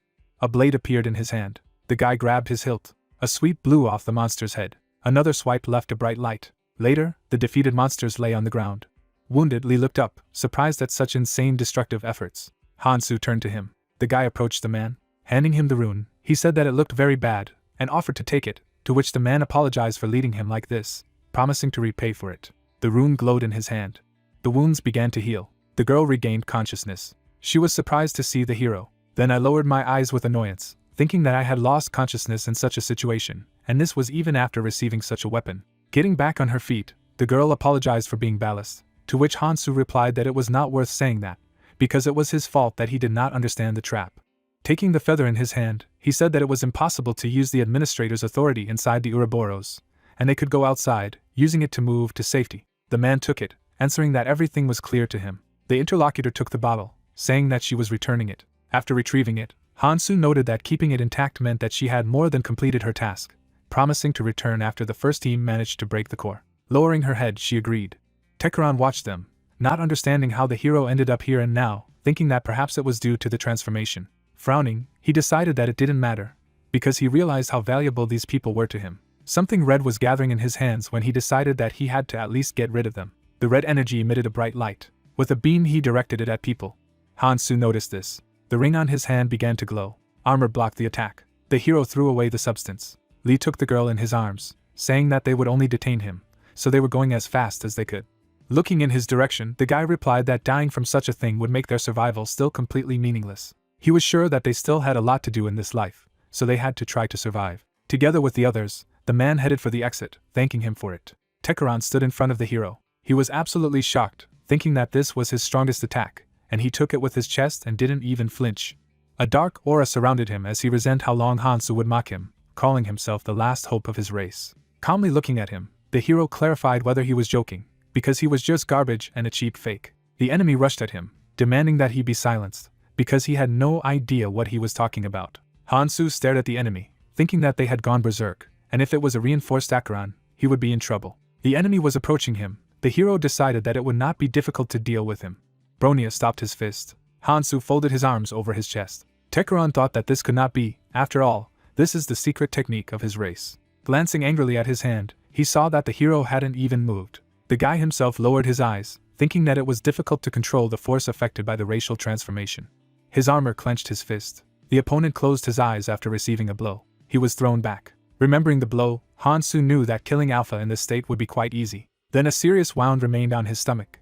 Afterwards, he remembered the other blonde man, knowing that if he killed him now while he didn't control his power, he would destroy a vessel that would be useful as a physical body. Hansu also remembered himself lying on the floor, noting that it didn't mean that he could afford to dispel the dragon art, as it was the first time he had gone so far into a transformation and didn't know how bad he would be after canceling the skill, and if he lost consciousness, all his plans would be ruined. Opening his mouth slightly, he said that it was troublesome. Surrounded by the Sky Soldier's armor, he knew that its charge wasn't that great, but it still improved what he could do in this state. Tekaran raised his head in surprise. The guy put his hands on his belt, deciding that it was time to finish cleaning up the garbage. Then he struck again. This threw the enemy towards the crystal. From the impact of the opponent on him, blood flowed. The hero tilted his head, surprised that this was enough, noting that this is why it is immediately obvious that he is a replica. Because although it has not been much time since he woke up, he is still weaker than Akuma. Hansu, going to him, thought that the sooner he handed over the body, the better. A loud sound echoed off the walls. The guy's eyes widened, recognizing him. Turning around, he realized that Sangjin had done it. Tekaran lay on the ground, thinking about how he had used his race's secret technique and didn't understand why he couldn't win. Then he raised his hand, thinking that he just wanted to revive his people and that he might have made a mistake. He began to crawl on the floor, indignant that his dream had been destroyed by just one inferior being. When he saw the crystal in front of him, he decided that he would take everything Hansu held dear. Then he put his hand on the crystal. The hero frowned, realizing what he was going to do. The guy opened his mouth wide, shouting for him to stop, and wondering that he would give up on his dreams so easily. The crystal was absorbing the body, and he thought that although it was offensive, it didn't matter in the end. With a final smile, Tekaran decided that since the core was destroyed, he just needed to take its place, inviting the hero to taste his medicine. The crystal began to glow brightly. Hansu stood in front of a bright crystal. Frowning, he thought about how Tekaran had mentioned that he was very hot-tempered in the news, and it seemed to be true, and he still couldn't believe that defeating him was more important to him than reviving his own kind. The crystal glow became brighter. The earth trembled. The green liquid began to fill the entire space. The armor emitted smoke when it hit it. Hiding behind it, the hero noted that the root should have created at least a mature clone. Frowning, he added that there were only problems from such a young version. The liquid was spreading around. The Ouroboros was waving its tail. Closing her eyes, the girl asked what was happening and why he suddenly began to move. Sangjin, who was staying close to her, asked her to calm down, because she was acting like a child. She was surprised at his calmness, because if they fell from such a height, they would crash. He smiled, noticing that there was someone in whom he believed, suggesting that she see for herself. Opening her eyes, she did not understand what could be there. But my eyes became bigger from what I saw. When she saw Hansu in front of her, she wondered why it was floating in the air. A system message appeared stating that using the temporary administrator privileges of the world tree moved the objects. A magic circle appeared under it. The same circle appeared near Sangjin. A few more appeared on the body of the serpent. People watched the Ouroboros. Michael put his hands on his belt, not understanding what the hero expects from him. Okay, a few comrades, but he sent everyone to him. Lowering his eyebrows in annoyance, the guy also thought that if Hansu wanted him to do something, he could say what it was. Someone came up from behind, calling his name. Turning around, the guy saw that Sophia was swaying.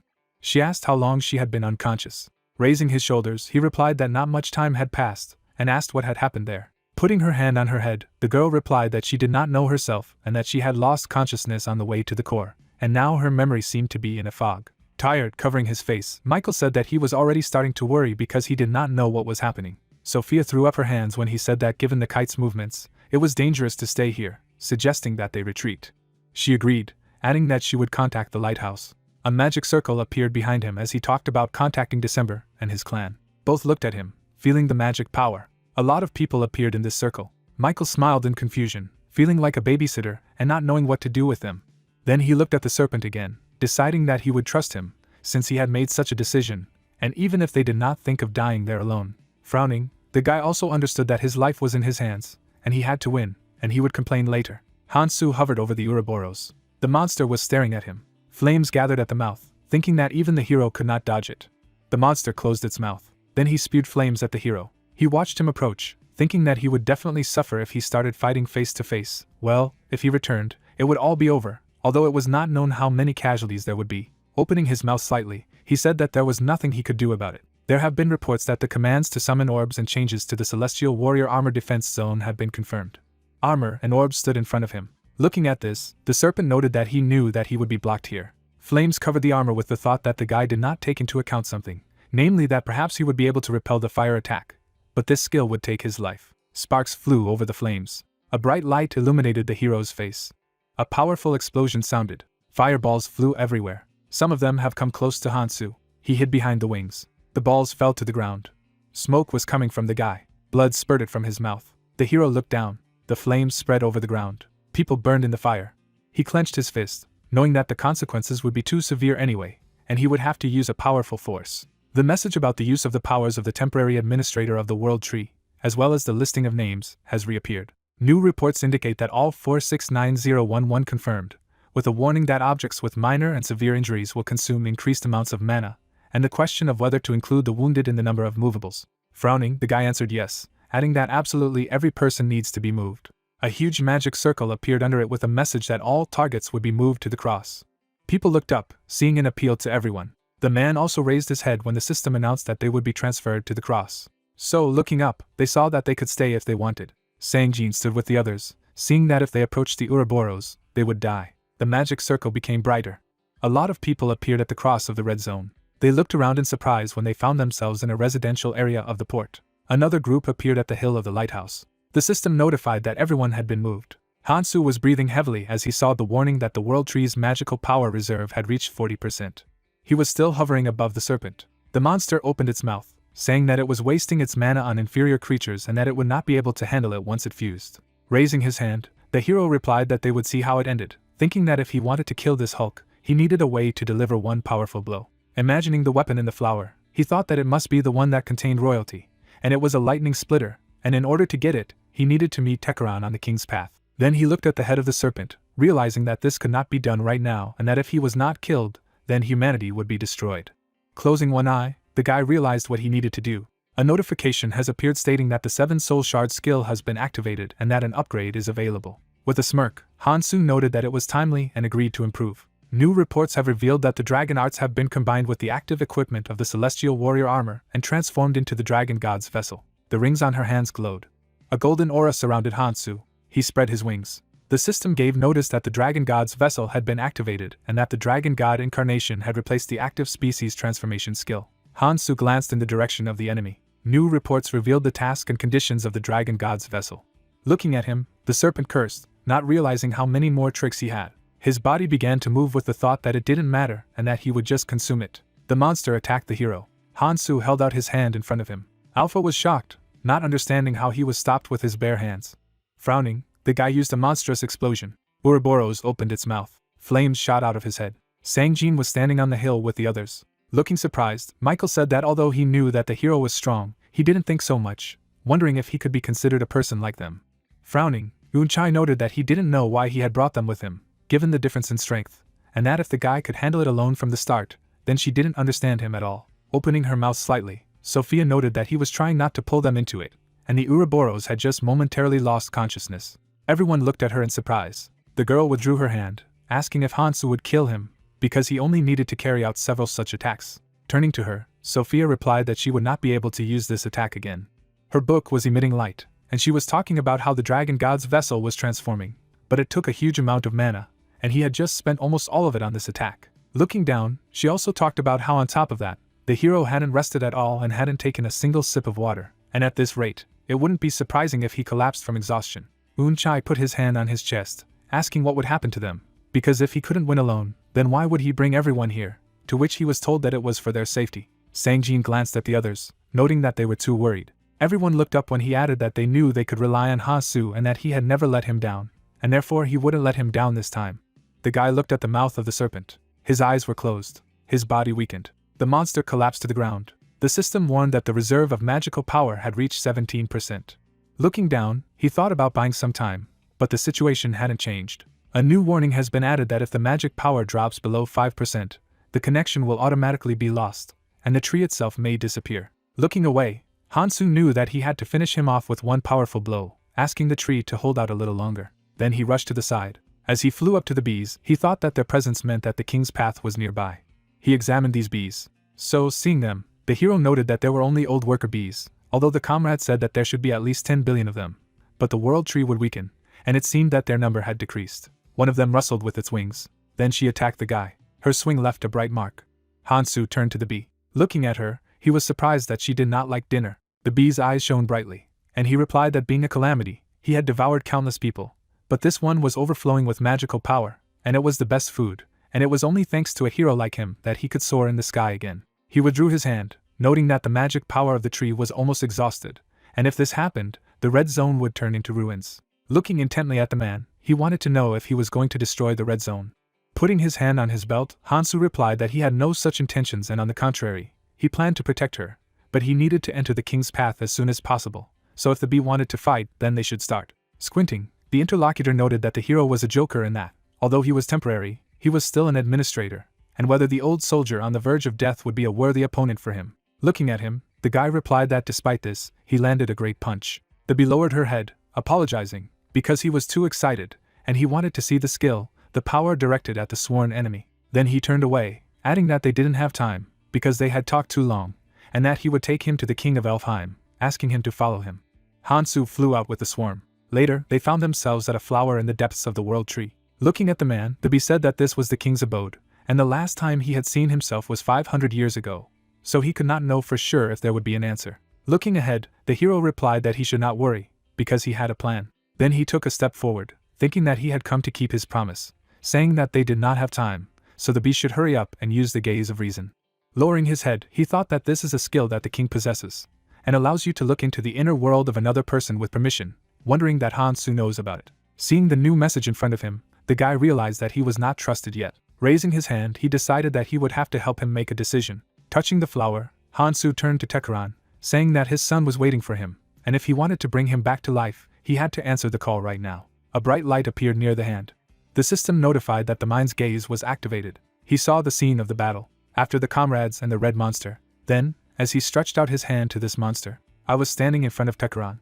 Lowering his head, he said that even fairy could not get into the inner world of another person, and therefore he would be frank. Remembering the man in the Ouroboros, he said that a variable had appeared in the red zone, and in 15 years an abyss would open. He then introduced a lot of people, saying that it would take an army to fight it. Putting his hands on his belt, Hansu added that they would form a grand alliance that would include humans and all other races, and for that, he needed Tekaran's help. The interlocutor smiled slightly, answering that he saw that it was so, and was convinced that it was not a lie.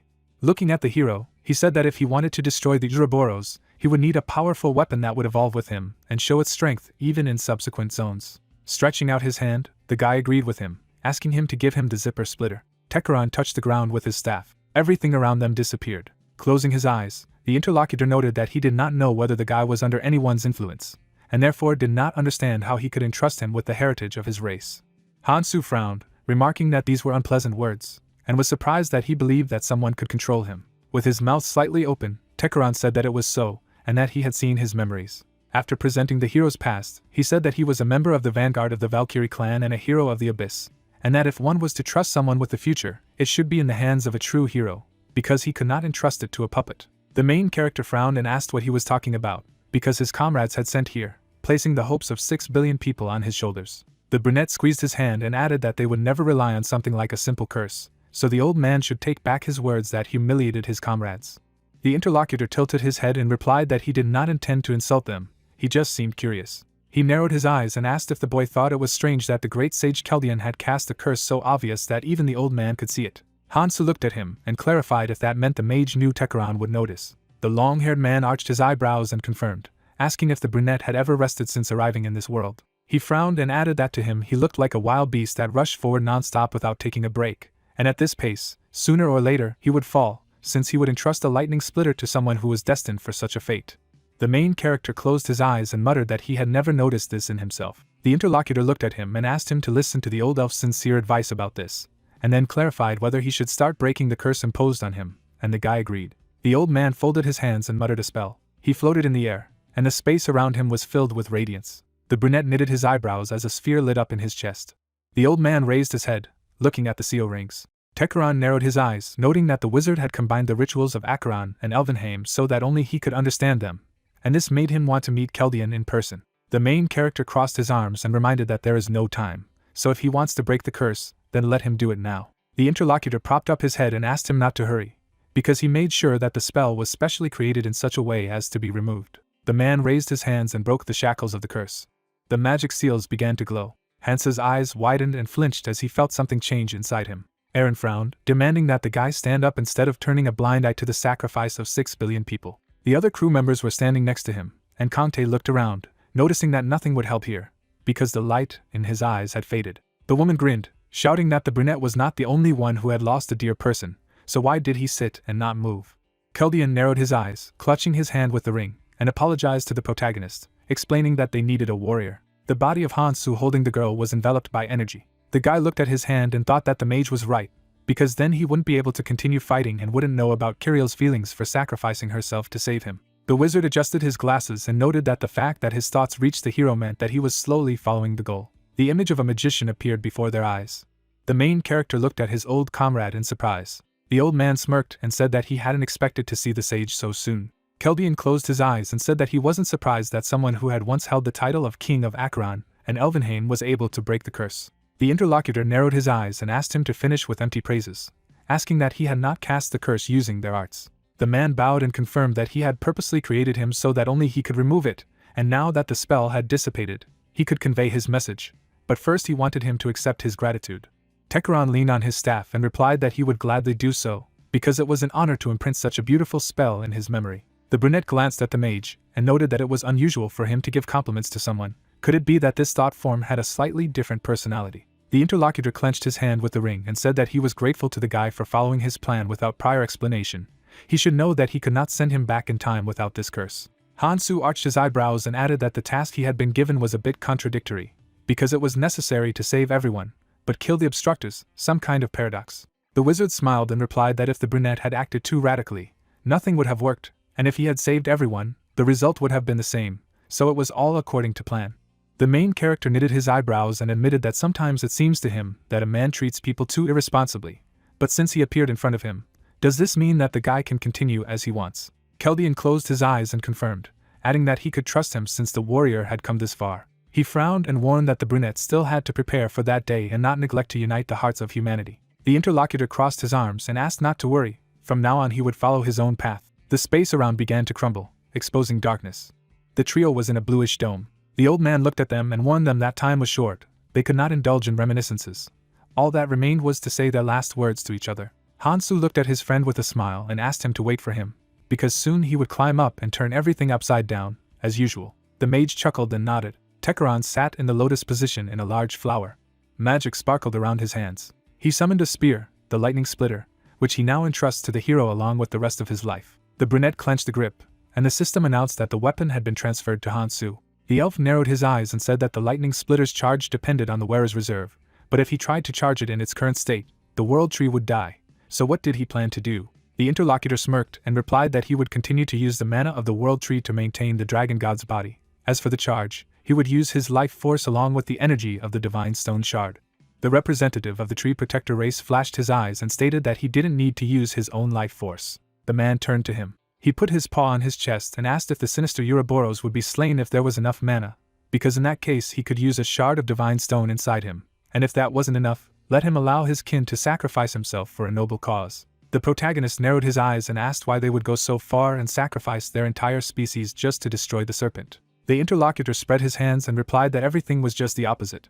The brunette frowned and asked again. The leader looked at Hansu and admitted that he saw hope in him. He imagined the world tree and said that it was withering and its sap was depleted, depriving them of the nutrients without which their queen would not be able to lay eggs. The monster remembered the moments of the battle and revealed that they attacked humans to replenish their mana reserves, but found out that Ouroboros drank most of the juice, and then began to fight in a great war against him to protect the sap of the world tree.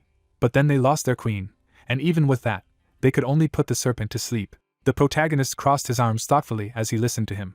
The interlocutor pointed to himself and added that before she died, their queen left them one last hope. It was a shard of divine stone, a symbol of disaster, but the world tree was dying, and the sap was becoming less and less, and therefore the hatching of a new queen was impossible. The brunette turned to him and concluded that if Ouroboros died and the tree was restored, a new queen would be born. The monster knelt down and exclaimed that half a century ago they could not protect her and allowed her to die, so now they can only ask the hero to make them the foundation of the birth of a new queen. His eyes flashed resolutely, begging Hansu to help them accomplish their mission. The brunette looked down at him, thinking. The guy threw the spear over his shoulder and agreed to make sure that they could have a new queen.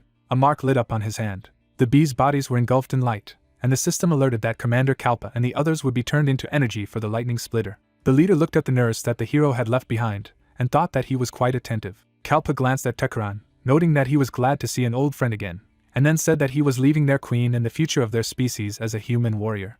The brunette smiled and assured that he always keeps his promises. The sage crossed his arms and added that the bee commander had nothing to worry about, because this person in front of him was annoyingly adamant, so he was able to fulfill his greatest dream. The interlocutor narrowed his eyes and replied that he trusted, and now the rest would be on them. The protagonist's weapon swept through the light, and he mentally thanked Kalpa for saving him a lot of time, and the system notified that due to the death of the commander of the royal bees with a piece of divine stone, their species was considered subdued, with the lightning splitter's charge reaching 98%. The old man looked at the young man, who asked to be left with the queen bee egg for a while.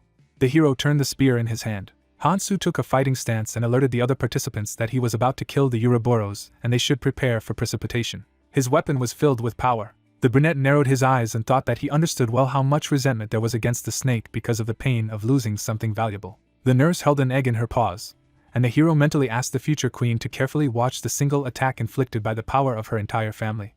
Hansu swung his spear as he sliced through the air. A powerful pillar of light pierced the giant serpent, and was visible from all directions, startling the players. The shock wave spread around from the epicenter of the attack. Ouroboros lay on the ground, and the flesh on his neck was burned to the bone. His charred muzzle was still sparkling with lightning. Inside it was a blue core. It fell down into the crater formed after the impact. Inside was the body of a man, and almost immediately the system announced the victory over Ouroboros, and that all the disasters of the red zone had been defeated. The main character sat down on his knee. He was sweating and breathing heavily after releasing his strength. The old man looked at him and noted that the guy must have been in a hurry to destroy the royal residence, and the brunette asked him to take into account the fact that it was necessary to end it as soon as possible. Tekaran rubbed his chin and said that he understood, but now that he had defeated the serpent, how about a little rest? After all, storm could be used not only under the influence of body strengthening, and enduring such a thing had never benefited anyone. The brunette looked at him and replied that there were still some things to do, but there was time before the lake opened, so he would rest until then. He got to his feet and walked over to the pit, and then he jumped down, folding his wings. Tekaran looked after him and thought that no matter how much his skills helped him, his body was in extreme pain right now, despite the removal of the seal that was slowly destroying this man. The old man arched his eyebrows and decided that he would have to follow him. Hansu flew up to the core. He leaned his hand against the surface, and the system notified that no life had been detected. The brunette frowned and thought that if he used this potion, he would easily destroy the core, but in that case, the alpha's body would fly out. There was nothing to be done, and he would have to spend some more time. Under his palm, there was a golden light from the application of blazing nova. A body was found inside the stone. The guy smirked and muttered that this should be enough. He put his hand on the man's shoulder, and then he jerked sharply towards himself, pulling him out of the stone. Hansu sat down beside him, holding the balloon in his hand, and thought that this would be how he would be able to keep his promise to him. He placed the orb on the man's chest. The shard of memories began to glow, absorbed by the body. The brunette glanced at the long-haired man, noting that he had successfully implanted Shane's soul, and now he had to keep the promise he had made to the commander of the king bees. The blond man opened his eyes and muttered that Hansu had indeed kept his promise.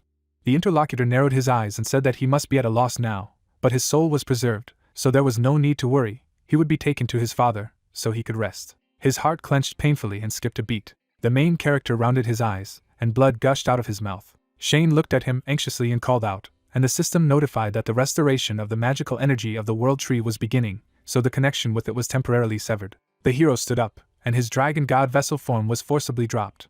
The brunette lowered his head, coughing up blood. The long-haired man reached out to him, asking what was going on.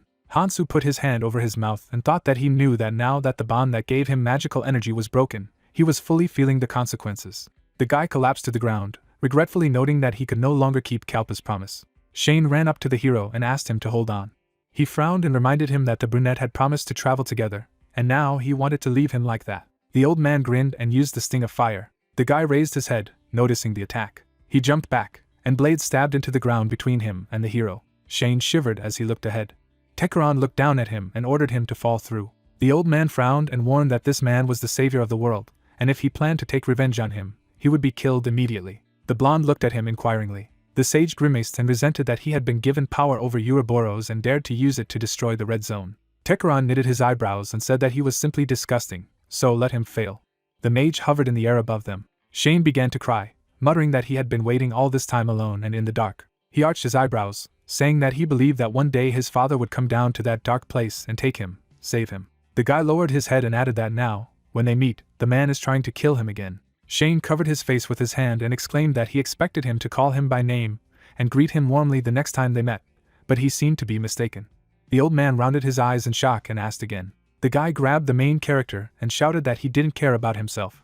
Let him just save him. Tekaran cried and apologized for not being able to recognize him even as his father. He descended to the ground and said that even if the hero was not close to him, he still intended to heal him from the very beginning. The old man reached out and activated Elysian Circle, Ring of Life. The long-haired man raised his head and looked at his father. The interlocutor began to cry and asked what kind of father would call his child disgusting. Shane's eyes widened as he ran his cheek and apologized. The old man hugged him and confessed that he had always wanted to tell him that he and his mother loved him very much, and there were no words to describe their feelings. The guy's eyes widened when he heard that his dad missed him.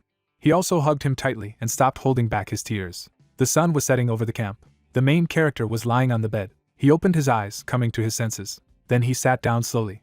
Hansu clenched his fist with the mark and mentally noted that the link to the world tree had been successfully reunited, which meant that there were no obstacles to its immediate advancement. He put his feet on the floor and put on his shoes. The brunette lowered his head and said that he knew he was here. The guy looked to the side and invited Fairy to show up. The demon grinned and noted that he was grabbing on the fly. He materialized next to the hero and admitted that he began to worry when he was bedridden. But he looks even better.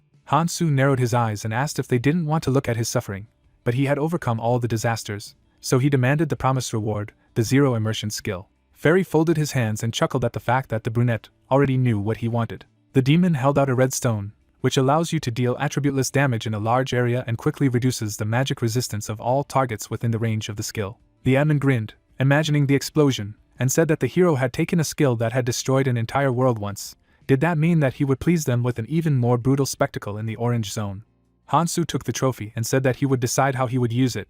This does not concern the demon. The interlocutor grinned slyly and replied that he understood. He bared his fangs and asked if the guy really wanted to arrange a mass genocide. Fairy puffed out his cheeks in embarrassment and revealed that the hero was too kind, and his superiors complained about it.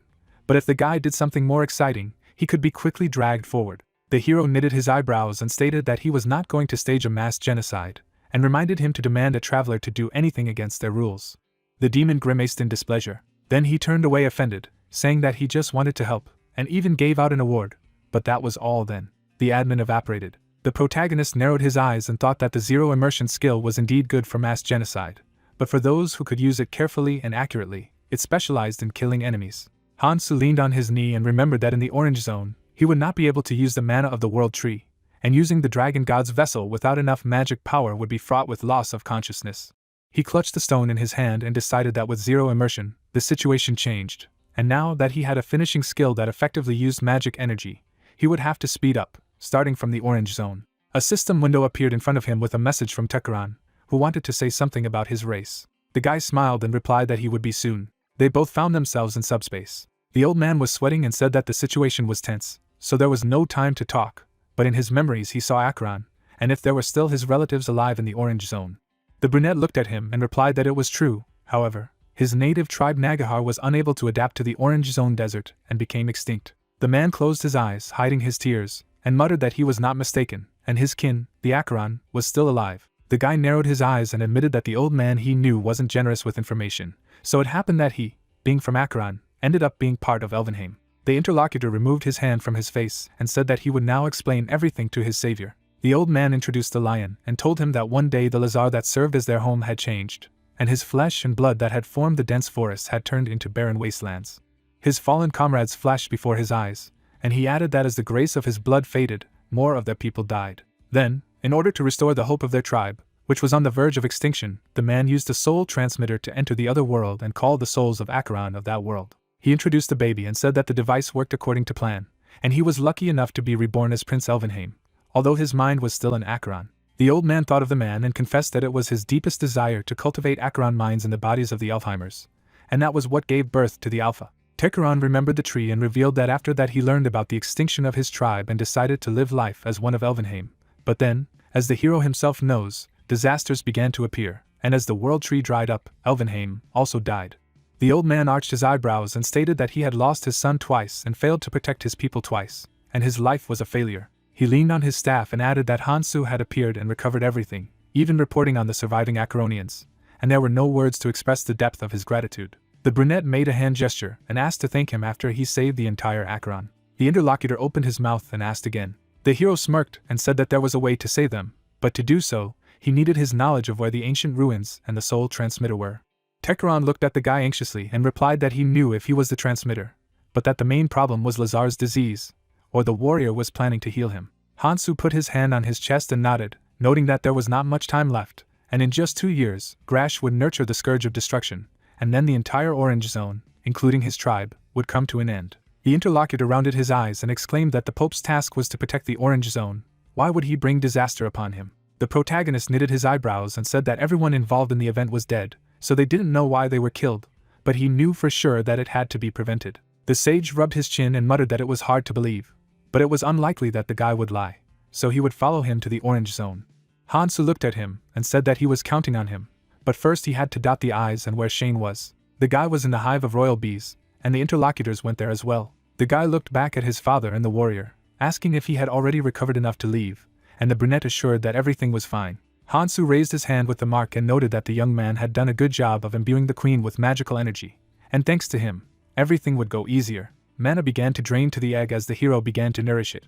Immediately, a new queen was born from the shell. The girl was floating in the air, thanks to the administrator. The queen bowed and said that she had the opportunity to awaken again, and now swears by the name of Kalpa that from now on, the enemies of the protagonist are her enemies, and the royal bees will follow his will to defeat the opponents. The guy looked at her and replied that since they shared a common goal, the negotiation would be much easier, and thought that given how much her form resembled that of a human, it could be assumed that his magic power had mixed with the magic power of the tree during the rebirth process. The hero turned to Shane and stated that he wanted to trust him with something. He extended his hand with the mark and handed over the temporary administrator rights to him, including the Galadrian sword, the Ekidrang orbs, the Caghorn spear, and the Ekim chains.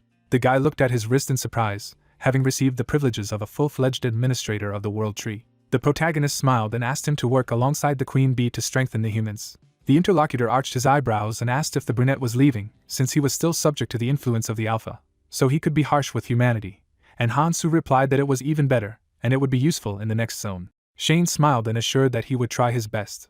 The queen looked at the warrior and translated the bee's speech, which had something for him.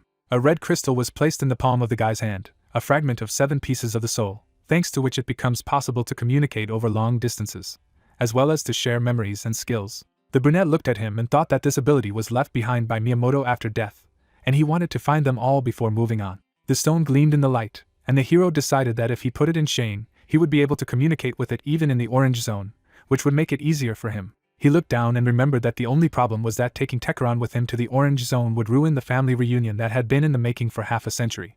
The hero knitted his eyebrows, remembering that the old man himself had said he wanted to go, but still. The guy looked inquiringly at the warrior, who felt guilty before him, but the lake would open soon, so he would have to talk now. The long-haired man looked at the brunette anxiously and noted that it didn't look good, as if something had happened, and the brunette replied that he had to tell him something. The interlocutor arched an eyebrow and asked if this was really more serious than victory over disasters. Hansu put his hand on his shoulder and told him that he needed to overcome the disaster of the Orange Zone, and for this he would need the help of his father, after which he asked if the guy would be very upset if he took him with him. Shane lowered his head and muttered that he understood. The brunette held out a stone and assured that their separation would not last long, and if he took this fragment, he would be able to communicate with him even in different zones, and the hero would regularly report how his father was doing. The young man smiled uncertainly and admitted that he was sorry to say goodbye so soon, but if it helped him get the news, he would accept it. Hansu concentrated the power in the palm of his hand and thanked him for his understanding, repeating again that the parting would not be long. The interlocutor sneered and reminded him that he had waited 500 years, after which he absorbed the 7th fragment of the soul. The protagonist turned around and noted that all the preparations were completed and Techeron could send him to the lake. He did not want to stand between him and his son. The old man smiled and replied that he would carry him to the rest of the people. It would be better. The brunette lowered his head and agreed, and his body began to dissolve. Hansu was inside the tent. A carrier pigeon landed on his finger with a message that he needed to talk to the guys before the camp.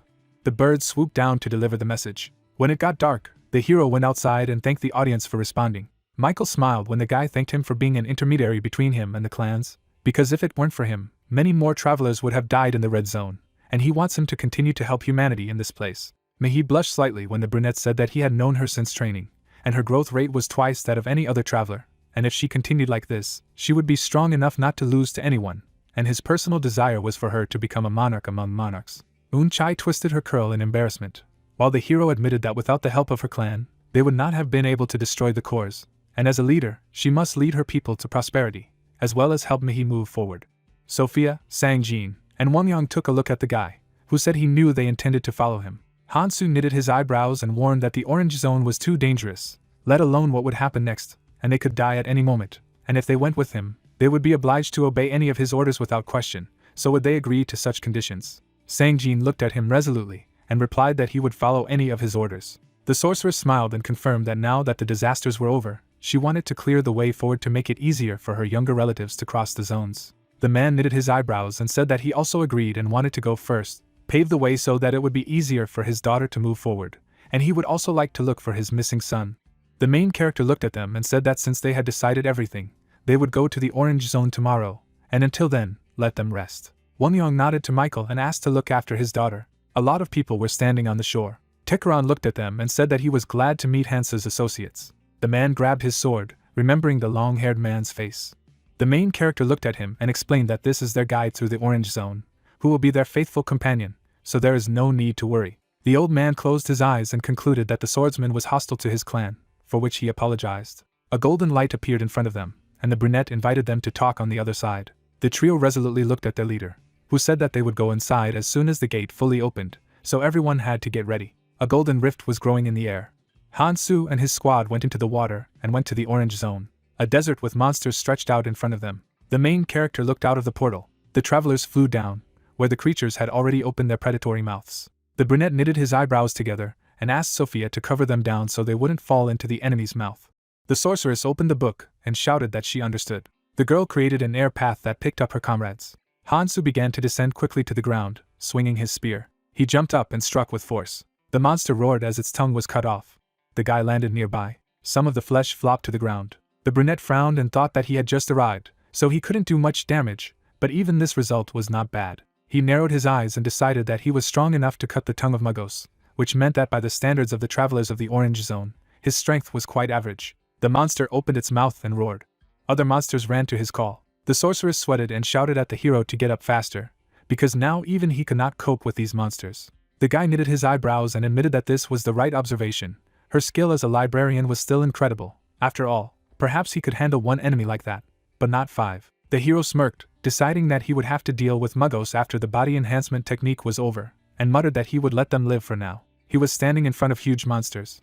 One of them raised a clawed paw. Then he swung it sharply. Hansu ran to the side and dodged, asking Sophia to lift the path down in that direction 1 kilometer into the air. The guy knitted his eyebrows and explained that they would go upstairs and conduct a reconnaissance, so they had to hurry. The girl waved her hand and nodded. The squad rose high above the desert, beginning its journey through the orange zone. Unknown people watched them through binoculars, suggesting that phantoms had appeared. They took a closer look, and the guy thought that, apart from Sophia, he hadn't seen any of them in the red zone. Maybe it had something to do with why the travelers hadn't come here until now. Shimura Ken, the head of the Sector 12-1 intelligence clan of the Lararo clan, knitted his eyebrows and decided that now that he was sure that the sorceress was here, he couldn't stop at simple reconnaissance. He paid attention to the protagonist, who followed last, and wondered who this rookie was who reacted so carefully to Muggos' actions.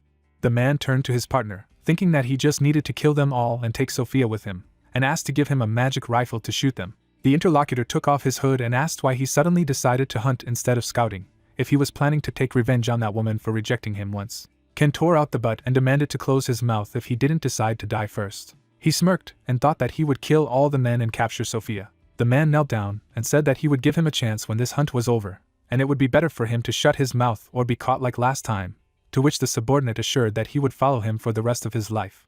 The shooter turned his mana into the weapon and remembered that a month in the orange zone is equal to more than a year in the red zone, and he had already spent a year here. Ken narrowed his eyes and grinned, confident that a red zone traveler would bend from a single bullet from a magic rifle capable of killing Muggos in one shot. His eyes widened in surprise. The main character stared at him, and the man wondered how long he had been staring, because he was at least 700 meters away from him, but he still would not be able to attack. In the sight, it was clear that the brunette stretched out his arm.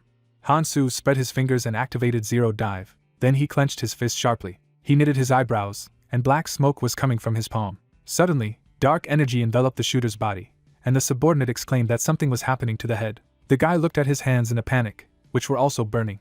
Both travelers were soon scattered to the wind. In their place, orange stones remained. Hansu looked back at them and thought that pointing a rifle designed to hunt monsters at humans was just stupid. The sorceress looked at the leader and asked if anything had happened. The brunette closed his eyes and replied that it was okay, it was time to move on.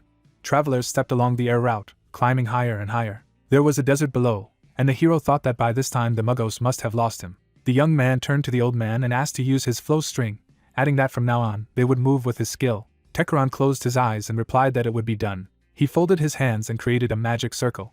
The girl narrowed her eyes and muttered that it would be nice to use such a skill earlier, and the old man explained that his ability, unlike hers, could not be used at will at any time. The elf smirked and added that she, who had the skill of a librarian, should understand this, so don't complain too much. He narrowed his eyes, looking at his homeland. There was only sand below, and Tekeron said that there were once dense forests here. The sorceress looked at him with interest and asked if his homeland was the orange zone, and he confirmed.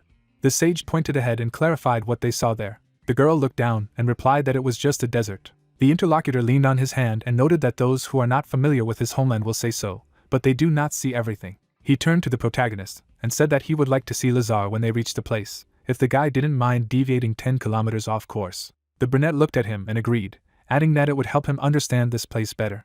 Their silhouettes disappeared in the light of the magic seal. The travelers were transported to another place. Tekeron smiled and introduced his homeland to them. Below was the land of Lazar, high cliffs, sand and lava all around. The companions looked there dumbfounded, wondering that this desert had once been a living being. The sorceress's eyes widened as she realized that the horizon they saw was a tail, and Sangjin touched his head and asked how huge it was that they could only see the lower part from such a height. Li rubbed his chin and muttered that he had seen an incredibly huge tree and a snake, but that was beyond imagination. The sage smiled and admitted that comparisons with Ouroboros are somewhat depressing. His gaze turned sad as he said that Lazar was a golden lion, a holy beast that roamed these lands. The old man remembered the huge creature that drank herringson from the scorching sea, controlled its body and turned the spread waters into a powerful source of energy, giving its grace to many living creatures, including Acheron. The man imagined different landscapes and added that now everything has turned into a desert. The sage lowered his head and muttered that he did not know how long Lazar's grace would last. The main character looked at him and reminded him that he had brought him here to fix the situation, and he knew what to do, so let him not worry and just lead them where they needed to go. Tekeron arched an eyebrow and said with a grin that he believed him, just sad because of the sad state of his homeland. Ahead of him was a city beyond the walls, which did not look like a settlement of his kind, so perhaps it was human. The brunette looked down and said that they were in the right place, but they needed to take the height lower to get runes on the way to the city. They began to descend on the magic circle. The main character turned to his comrades and said that from now on, they would mine runes for 6 hours, and he would choose which monsters to hunt. The guy swung his spear, cutting through the enemy, and said that he would fight the scorpions near the city. The brunette swept between the enemies, striking them with a single blow. The rest fought with the basilisks, combining their forces. Sangjin jumped on top of the creature, thrusting blades into it. The monster collapsed on the sand. His comrades sat down wearily near the corpse. The brunette came up to them and complimented them on their good work. He smiled and said that these runes would be enough to buy a set of equipment in the city. So today they were resting, and tomorrow they were moving out. Everyone stared at the hero, and he asked to say if something bothered them. The old man glanced at Hansu and explained that no one expected to hear from him about rest, and everyone assumed that he would insist on marching to the city. The guy put his hand on his belt and said that one of the foundations of winning a fight is to be fed and rested, and he has no plans to go too far and force him to go beyond with an unknown result, and the interlocutor agreed that it was better this way. Tekeron held up a finger and added that Acheron had long passed down an old recipe, because basilisks had excellent meat, so if no one minded, he could cook dinner for everyone. Hansu closed his eyes and agreed with a smile. Everyone settled down near the defeated monster. Meanwhile, the Anvan Cross clan base in the city was illuminated by the setting sun. Behind the wall were the buildings of the Cross Tarnas clan base. The hero stopped at a high wall. Putting her hand on the map, Sophia yelled at them not to say they didn't know her. She was one of the Red Zone Phantoms and asked to open the gate. The guards peered down. One said it was really her, and the other asked why the Red Zone Phantom would come here. The hooded guy opened his mouth in surprise, exclaiming that they were in a situation they couldn't open the gate right away. The figures above disappeared, and words were heard that they would report their arrival to the head of the clan and give them his answer. Let them wait. Hansu thoughtfully touched his chin with his finger, thinking that it was strange. The assistants who were supposed to help were sitting at the base, guarding it. He imagined the monster and the young man with the gun and thought that normally, these guys would definitely prevent travelers from hunting, but instead, they were waiting for some bad people from the clan who liked to hunt travelers. According to what he remembers from his previous life, the Laralaro clan should not exist yet, but the main one has already been formed. They are already shooting them. Frowning ahead, he mused that it seemed that his rebirth had shifted events in time, and he didn't know how far this shift extended. He needed to make sure he wasn't wrong. Someone jumped sharply, moving forward. The figure jumped down, saying to see who had come to them. The girl with the purple hair happily recognized Sophia. She looked at her in surprise, realizing that it was Eren. The girl's hair was flying. The hero thought that it was the vigilante Ares. And here was the comrade with whom he had fought together for 50 years of his past life, now not the leader of the United Clan and the ruler of the city of Helpers Tarnus. Eren shook the girl's hand with a smile, saying that they hadn't seen each other for a long time. By the way, like her younger brother, had they already met? Closing her eyes in a smile, Sophia said that not yet. She had decided to deal with the disasters of the Red Zone first so that he would have an easier road. Her friend looked at her dumbfoundedly and asked, "Did she mean to say that she killed them? How is that even possible?"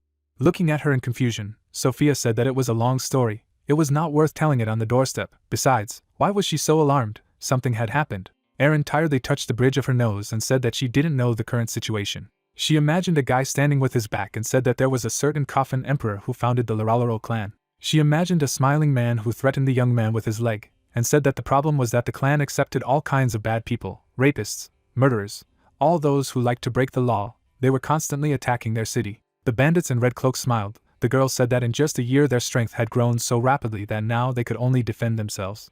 Touching her head in exasperation, Eren said that they had to uphold the rules left by Ares. She came from the Red Zone, and they, the helpers, couldn't even support her. Knitting his eyebrows, the guy thought that this situation was so successful. This explains the attack on them.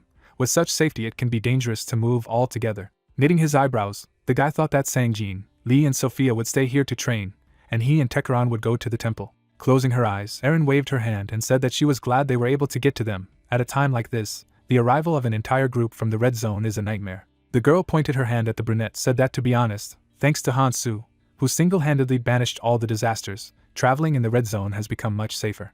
Eren crossed her arms and looked at him suspiciously. Then, pointing her finger, she said that she immediately felt his unusual aura. But he was even stronger than she thought. How about a friendly duel? Hansu put out his palms, said that he had just arrived from the Red Zone yesterday. It was unlikely that he would make a good opponent. Looking at him with a slight smile, the girl said that she thought he was some kind of adrenaline maniac or a lover of fighting, since he had dealt with all the disasters. Was she wrong? Curling his fingers thoughtfully, the brunette replied that he was not one to engage in losing battles, and then asked what had happened to the dungeon within the city. Frowning slightly, Eren said that she didn't know how he knew about it, but it only occasionally had some gold, so they didn't use it often. The comrades stood behind the hero. The girl said that since they were now in the orange zone, they could use it as much as they wanted. The hero thanked her for immediately allowing the use of the dungeon. Grinning, the girl replied that since he was Sophia's comrade, then he was a good man. Let him tell him if he needed any help. Closing his eyes, the hero agreed and said that if something was needed, he would turn to her. A blue bird was flying in the sky. She sat on the finger of the girl who said that she had received a message, and from there she heard the words that they had discovered the coordinates of the cauldron. Gritting her teeth, the girl said that they were going there immediately. Let them wait for her. Resolutely resting her hand on her side, she asked for an apology, saying that she had urgent business. They would talk later. Jumping up on the wall, she told the others to open the gate and escort them to the location. They were guests, so let them be treated with respect. The guy on the wall said that he welcomed Lady Sophia and her escort to Tarnus. They were honored to welcome them to the city. He hoped they would get along.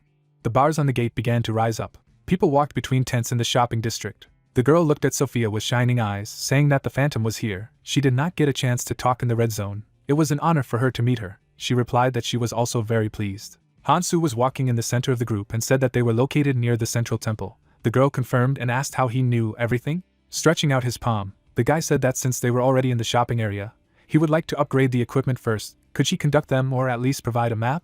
The girl reached into her bag, and I handed the guy the badge from which the map was projected. He thanked him. Putting her palms together, she bowed, wished them good shopping and hoped that they would meet again. Confidently resting his hand on his side, the guy invited me to update my equipment and meet at the abandoned dungeon at 5 o'clock in the afternoon. An agreement was heard among the stalls. The girls were walking down the street. The brunette walked over to the sword seller. Lee held a sword with a skull-shaped hilt. On the wall was a sign of a clothing store. He wore black boots called the Flying Walk, an artifact that allowed him to fly by redirecting mana to his souls. The hero adjusted the storm cloak on his shoulder, a light cape that saved him from sandstorms. Then he pulled on his shield gloves, which helped control the flow of mana. With a slight smile, the guy said that it would be enough for now. Dressed in new equipment, Hansu made a move. Tekaran bowed his head, looked at him and said that it suits him. He hasn't seen anything like this in the Red Zone. Do people sell and buy things like this? Lowering his gaze, the hero replied that it was so. Before the advent of trading, it was common for people. Most likely, he had not seen anything like this due to Miyamoto's shenanigans. The hooded old man said that it was still strange. One of the 12 temples had become a human city. A hero, Otherwise his efforts to return him as a human would be in vain. Holding his cane, Tekaran agreed and asked him not to grumble. The guide turned to the seller and asked how much did it all cost. The fat man with the mustache lazily shook his head and said that judging by his equipment, he had just come from the red zone. Did he have runes? There was a small bag in the guy's hand. He poured out a lot of red crystals from it, looking at the stones in front of him. Confidently resting his hands on his side, Hansu said that his reserves should be enough. The seller smiled happily, thanked him, and asked him to come back again. There was an arrow on the sign leading to the training dungeon. The heroes were waiting at the entrance. Standing against the wall, Hansu said that here they are. Sangjin walked with his hand on his side, and said that he had called them here because it was a simple dungeon, and they needed to stretch their legs. They were ready at any time, let them just tell them. Closing his eyes, Hansu chuckled, saying that this was not an easy dungeon. Looking at the dark entrance, he said that he would see what they had to say when they were inside. The heroes were standing at the entrance to the dungeon. Hansu looked at Tekaran standing next to him, and said that he would start explaining, and let him show what he had prepared. The old man's blue rays flashed. The comrades were surprised to look at the blue projection that appeared in front of them. Looking at the diagram with the cube, they imagined the monster and heard that when they entered the dungeon, the monster ability would appear. Raising a finger, the brunette said that he was a little higher in danger than the insects they had seen in the red zone. There would not be many of them, so there should be no problems. He presented a scheme of the premises and said that when they deal with the monsters, they must go straight 500 m and find themselves in a large hall. They need to go to the opposite wall from the entrance. They will find 21 bricks on it. He opens the entrance to the secret dungeon. As soon as they are there, monsters will immediately pour into them. Sangjin looked at the hero after hearing that his role was the most important. A pink magic seal appeared on the gauntlet, and it was said that if he used the Lord of the Dead correctly, then 30% of the runes would easily be collected in 3 days. Introducing the black monster, he said that when they got 30% in the dungeon core room, they should kill King Bility. His comrades looked at him in surprise when they heard that after that, the dungeon would belong to them. They would be able to control the number of monsters, so farming would become even easier. Hansu lifted a finger, saying that if there are no skills aimed at killing insects, it is almost impossible to kill it before it is 30% full. Therefore, they should not touch the Monster King until the condition is met. Looking confidently ahead, the hero said that he thinks everything is clear. He will send them a messenger about further plans, and until then, they can focus on mining runes. The girl crossed her arms and said that it looked like he wasn't going to go with them. Sangjin turned to her and said that it was Hansu. He probably had urgent business as usual. Reaching for the pocket on his sleeve, the hero confirmed that he would not go with them. He really had things to do. He handed his comrades a small bag and said that it would be easy to store food with it, but not for free. Sangjin pointed his finger knowingly. Resting his hand on his side, Hansu held the bag and said that he was not going to take something just like that. They would collect runes for him, and from him the information and this bag for food. Lee glanced at him and asked if he was too fixated on the rules. Given what he had done in the red zone, they could have just given them to him. The brunette standing in front of him replied that everything had to be fair, especially when they climbed higher. Without rules, the community would fall apart. Surprised, Sophia looked at him and said that his rune level was almost 0. Would he like to collect at least some of it? The brunette tossed them a bag, saying that she had seen the guards' guns as long as there were magic cannons. Frivolous farming was pointless. He would collect runes along the way, enough to fight. A large amount would be needed later.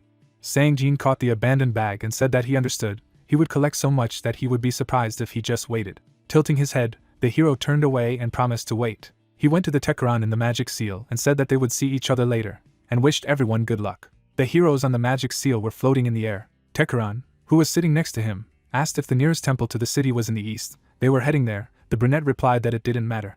Lowering his gaze, the old man said that 2 high priests were needed for the body enhancement procedure, and since there was a small temple, there might not be a high priest, then they would waste their time. Looking in his direction, Hansu said that he already knew that, and besides, since one was not enough, he himself had been a high priest in the past. One would be enough. Tekaran closed his eyes, thanking him for believing in him, but 500 years later, he didn't know if his kin would recognize him as a high priest. The brunette turned to him and said that he shouldn't worry. He had seen his memories, so he should understand, and even in the song, they still remembered him and revered him. Looking sadly into the distance, the old man said that at the thought of meeting them he was too much given to feelings. With age his thoughts became more and more confused. Hansu looked down, saying that he himself had spent more than 60 years here, so he understood, but thinking too much was also bad. You had to focus on the current goal. Closing his eyes, the old man said that he was right. It was time to throw away those meaningless chairs. He would direct all his efforts to help him. Laughing with a satisfied smile, the brunette said that they had agreed. He sat with his hand on his knee and thought that the closest temple to the Cross clan was the base of the Laralaro clan. He imagined the blade and the silhouette of the monster, musing that the clan leader had expanded his influence so quickly was due to the body enhancement procedure. But it remained a mystery why the high priest had become close to him. No one had ever explained to him. Looking thoughtfully ahead, the guy thought that he would like to find at least some clue. Then he knitted his eyebrows tensely. Below, a figure was running near the stone vaults. There were ropes in the palm of the man's hand. The bandaged legs quickly ran forward. And then the beast man fell. In his palm was a green crystal tied with a rope. With tears in her eyes, the beast man clutched the crystal and called out to her parents. Aylin remembered how her mother turned to her, giving her the crystal, and asked her to run away, and she and her father would detain him. The girl's face was distorted in sobs. She said that she did it in vain, and called her mom and dad. There was a predatory smile on the beast's face. He asked if she wanted to see them. The white-haired woman's eyes widened. Then she turned around with an angry grin. The beast man approached with a predatory look, holding a blade and a severed head. He waved his fingers. Yulova rolled on the ground in the direction of the girl. She covered her mouth with her palms in fright, recognizing her mother and father, and then she reached forward with her hand, denying. His fingers froze above his head. Aylin sobbed, clenching her fists. She looked ahead in confusion, asking why and for what bad did Dad do? The man bared his mouth in a smile and asked if she didn't know, because he wanted to see despair on their faces. He stretched his clawed paw forward and said that he really liked her expression now, wondering if he could make him even more desperate. Squeezing her eyes shut, Aylin clutched the blood-bound crystal in her hands and begged him to save her child in danger. Suddenly, a golden blade flashed in the sky. The beast man turned around in displeasure as he looked at him. The weapon then pierced his body. The werewolf was pierced through by the blade, not understanding what it was. Then he raised his head, seeing many more of the same kind looming over him. The golden blades moved down. They all pierced the beast's body. In the sky near the full moon, a magical seal with heroes hovered. Aylin watched as the heroes jumped down. Hansu stood with his arms crossed beside the monster's body. The crying girl clutched the crystal, thinking that her prayers had been answered. Tekaran stared at her silently. His fingers held the glowing green stone tightly. On the ground nearby were the severed heads of his parents. The old man sat down beside him, touching his palm. The girl's hands lit up with a golden glow. Directing bright golden rays towards her, Tekaran apologized and said that he should have found her earlier. Aylin trembled, telling the savior that if he came after hearing her prayers, then she had a request. Her parents' duty was her duty. Looking down, the man asked in surprise, and then said that he was blinding her. She needed to rest. He would listen to her afterward. Shutting her eyes, the girl sobbed and shouted that they couldn't do their duty because of her. She squeezed the clothes of the man who had outstretched his arm. Trembling, she clutched Tekaran's sleeve and asked him to listen to her and take her to the gorge. Opening his mouth, the old man repeated and thought that this child was to become a priest. Their bodies were surrounded by blue waves from the use of the moon cradle. The crying girl's eyes began to close. She heard that she should not worry. Let her sleep be pleasant. Hugging the girl as she fell asleep, Tekaran said that her prayer and the plea of all the people had brought him here, even though he had to travel 500 years. Hansu, who was standing nearby, squinted at them and thought that the situation in the temple was obvious. Given their plans, it was worth helping this child. He frowned in displeasure, thinking that, however, it was better to focus on destroying the pursuers right now. Dark silhouettes could be seen nearby. The hero thought that there were 6 of them. This was a great opportunity to test the dragon god vessel in close combat. Shifting his gaze to the side, the brunette said that intruders were approaching them. He had to get ready. Tekaran stepped closer and said he saw them too. A purple glow surrounded his angry face, and he said that it was the damned tribe of Gracia. What they had done, none of the Acheron would have done. Such a sin did not deserve words. Golden swords appeared next to the old man. Throwing the weapon over his shoulder, Hansu said that there were 3 Acherons and 3 people. He would take 2 in the front, and he would take 4 in the back. Tekaran frowned and said that he understood what he would say. Golden swords flew around Hansu, who developed horns. The opponents quickly ran forward. Opening his mouth, the beast man said that the skill they had seen recently was like a sting. Could it be that the priest had arrived? With a smile on his face, he said that the noble priests would never leave their sanctuaries. He ran with his fist clenched and thought that this couldn't be a priest's skill. Such a blow could destroy the entire gorge. The beast's eyes widened in surprise just when he thought he had to check it out for himself. A group of attackers saw a bright glow ahead.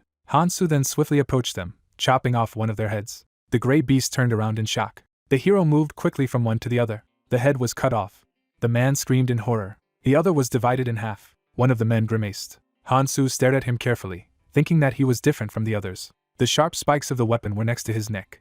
Then the hero put the staff on the ground. The fallen man looked at him in surprise, wondering where someone like him came from. A blue haze surrounded Hansu's body, and he told him to leave, go and do what he had to do. The gray-haired man looked at him in surprise and thought, what is he talking about? Hansu touched his hair and told him not to make him repeat it, and left.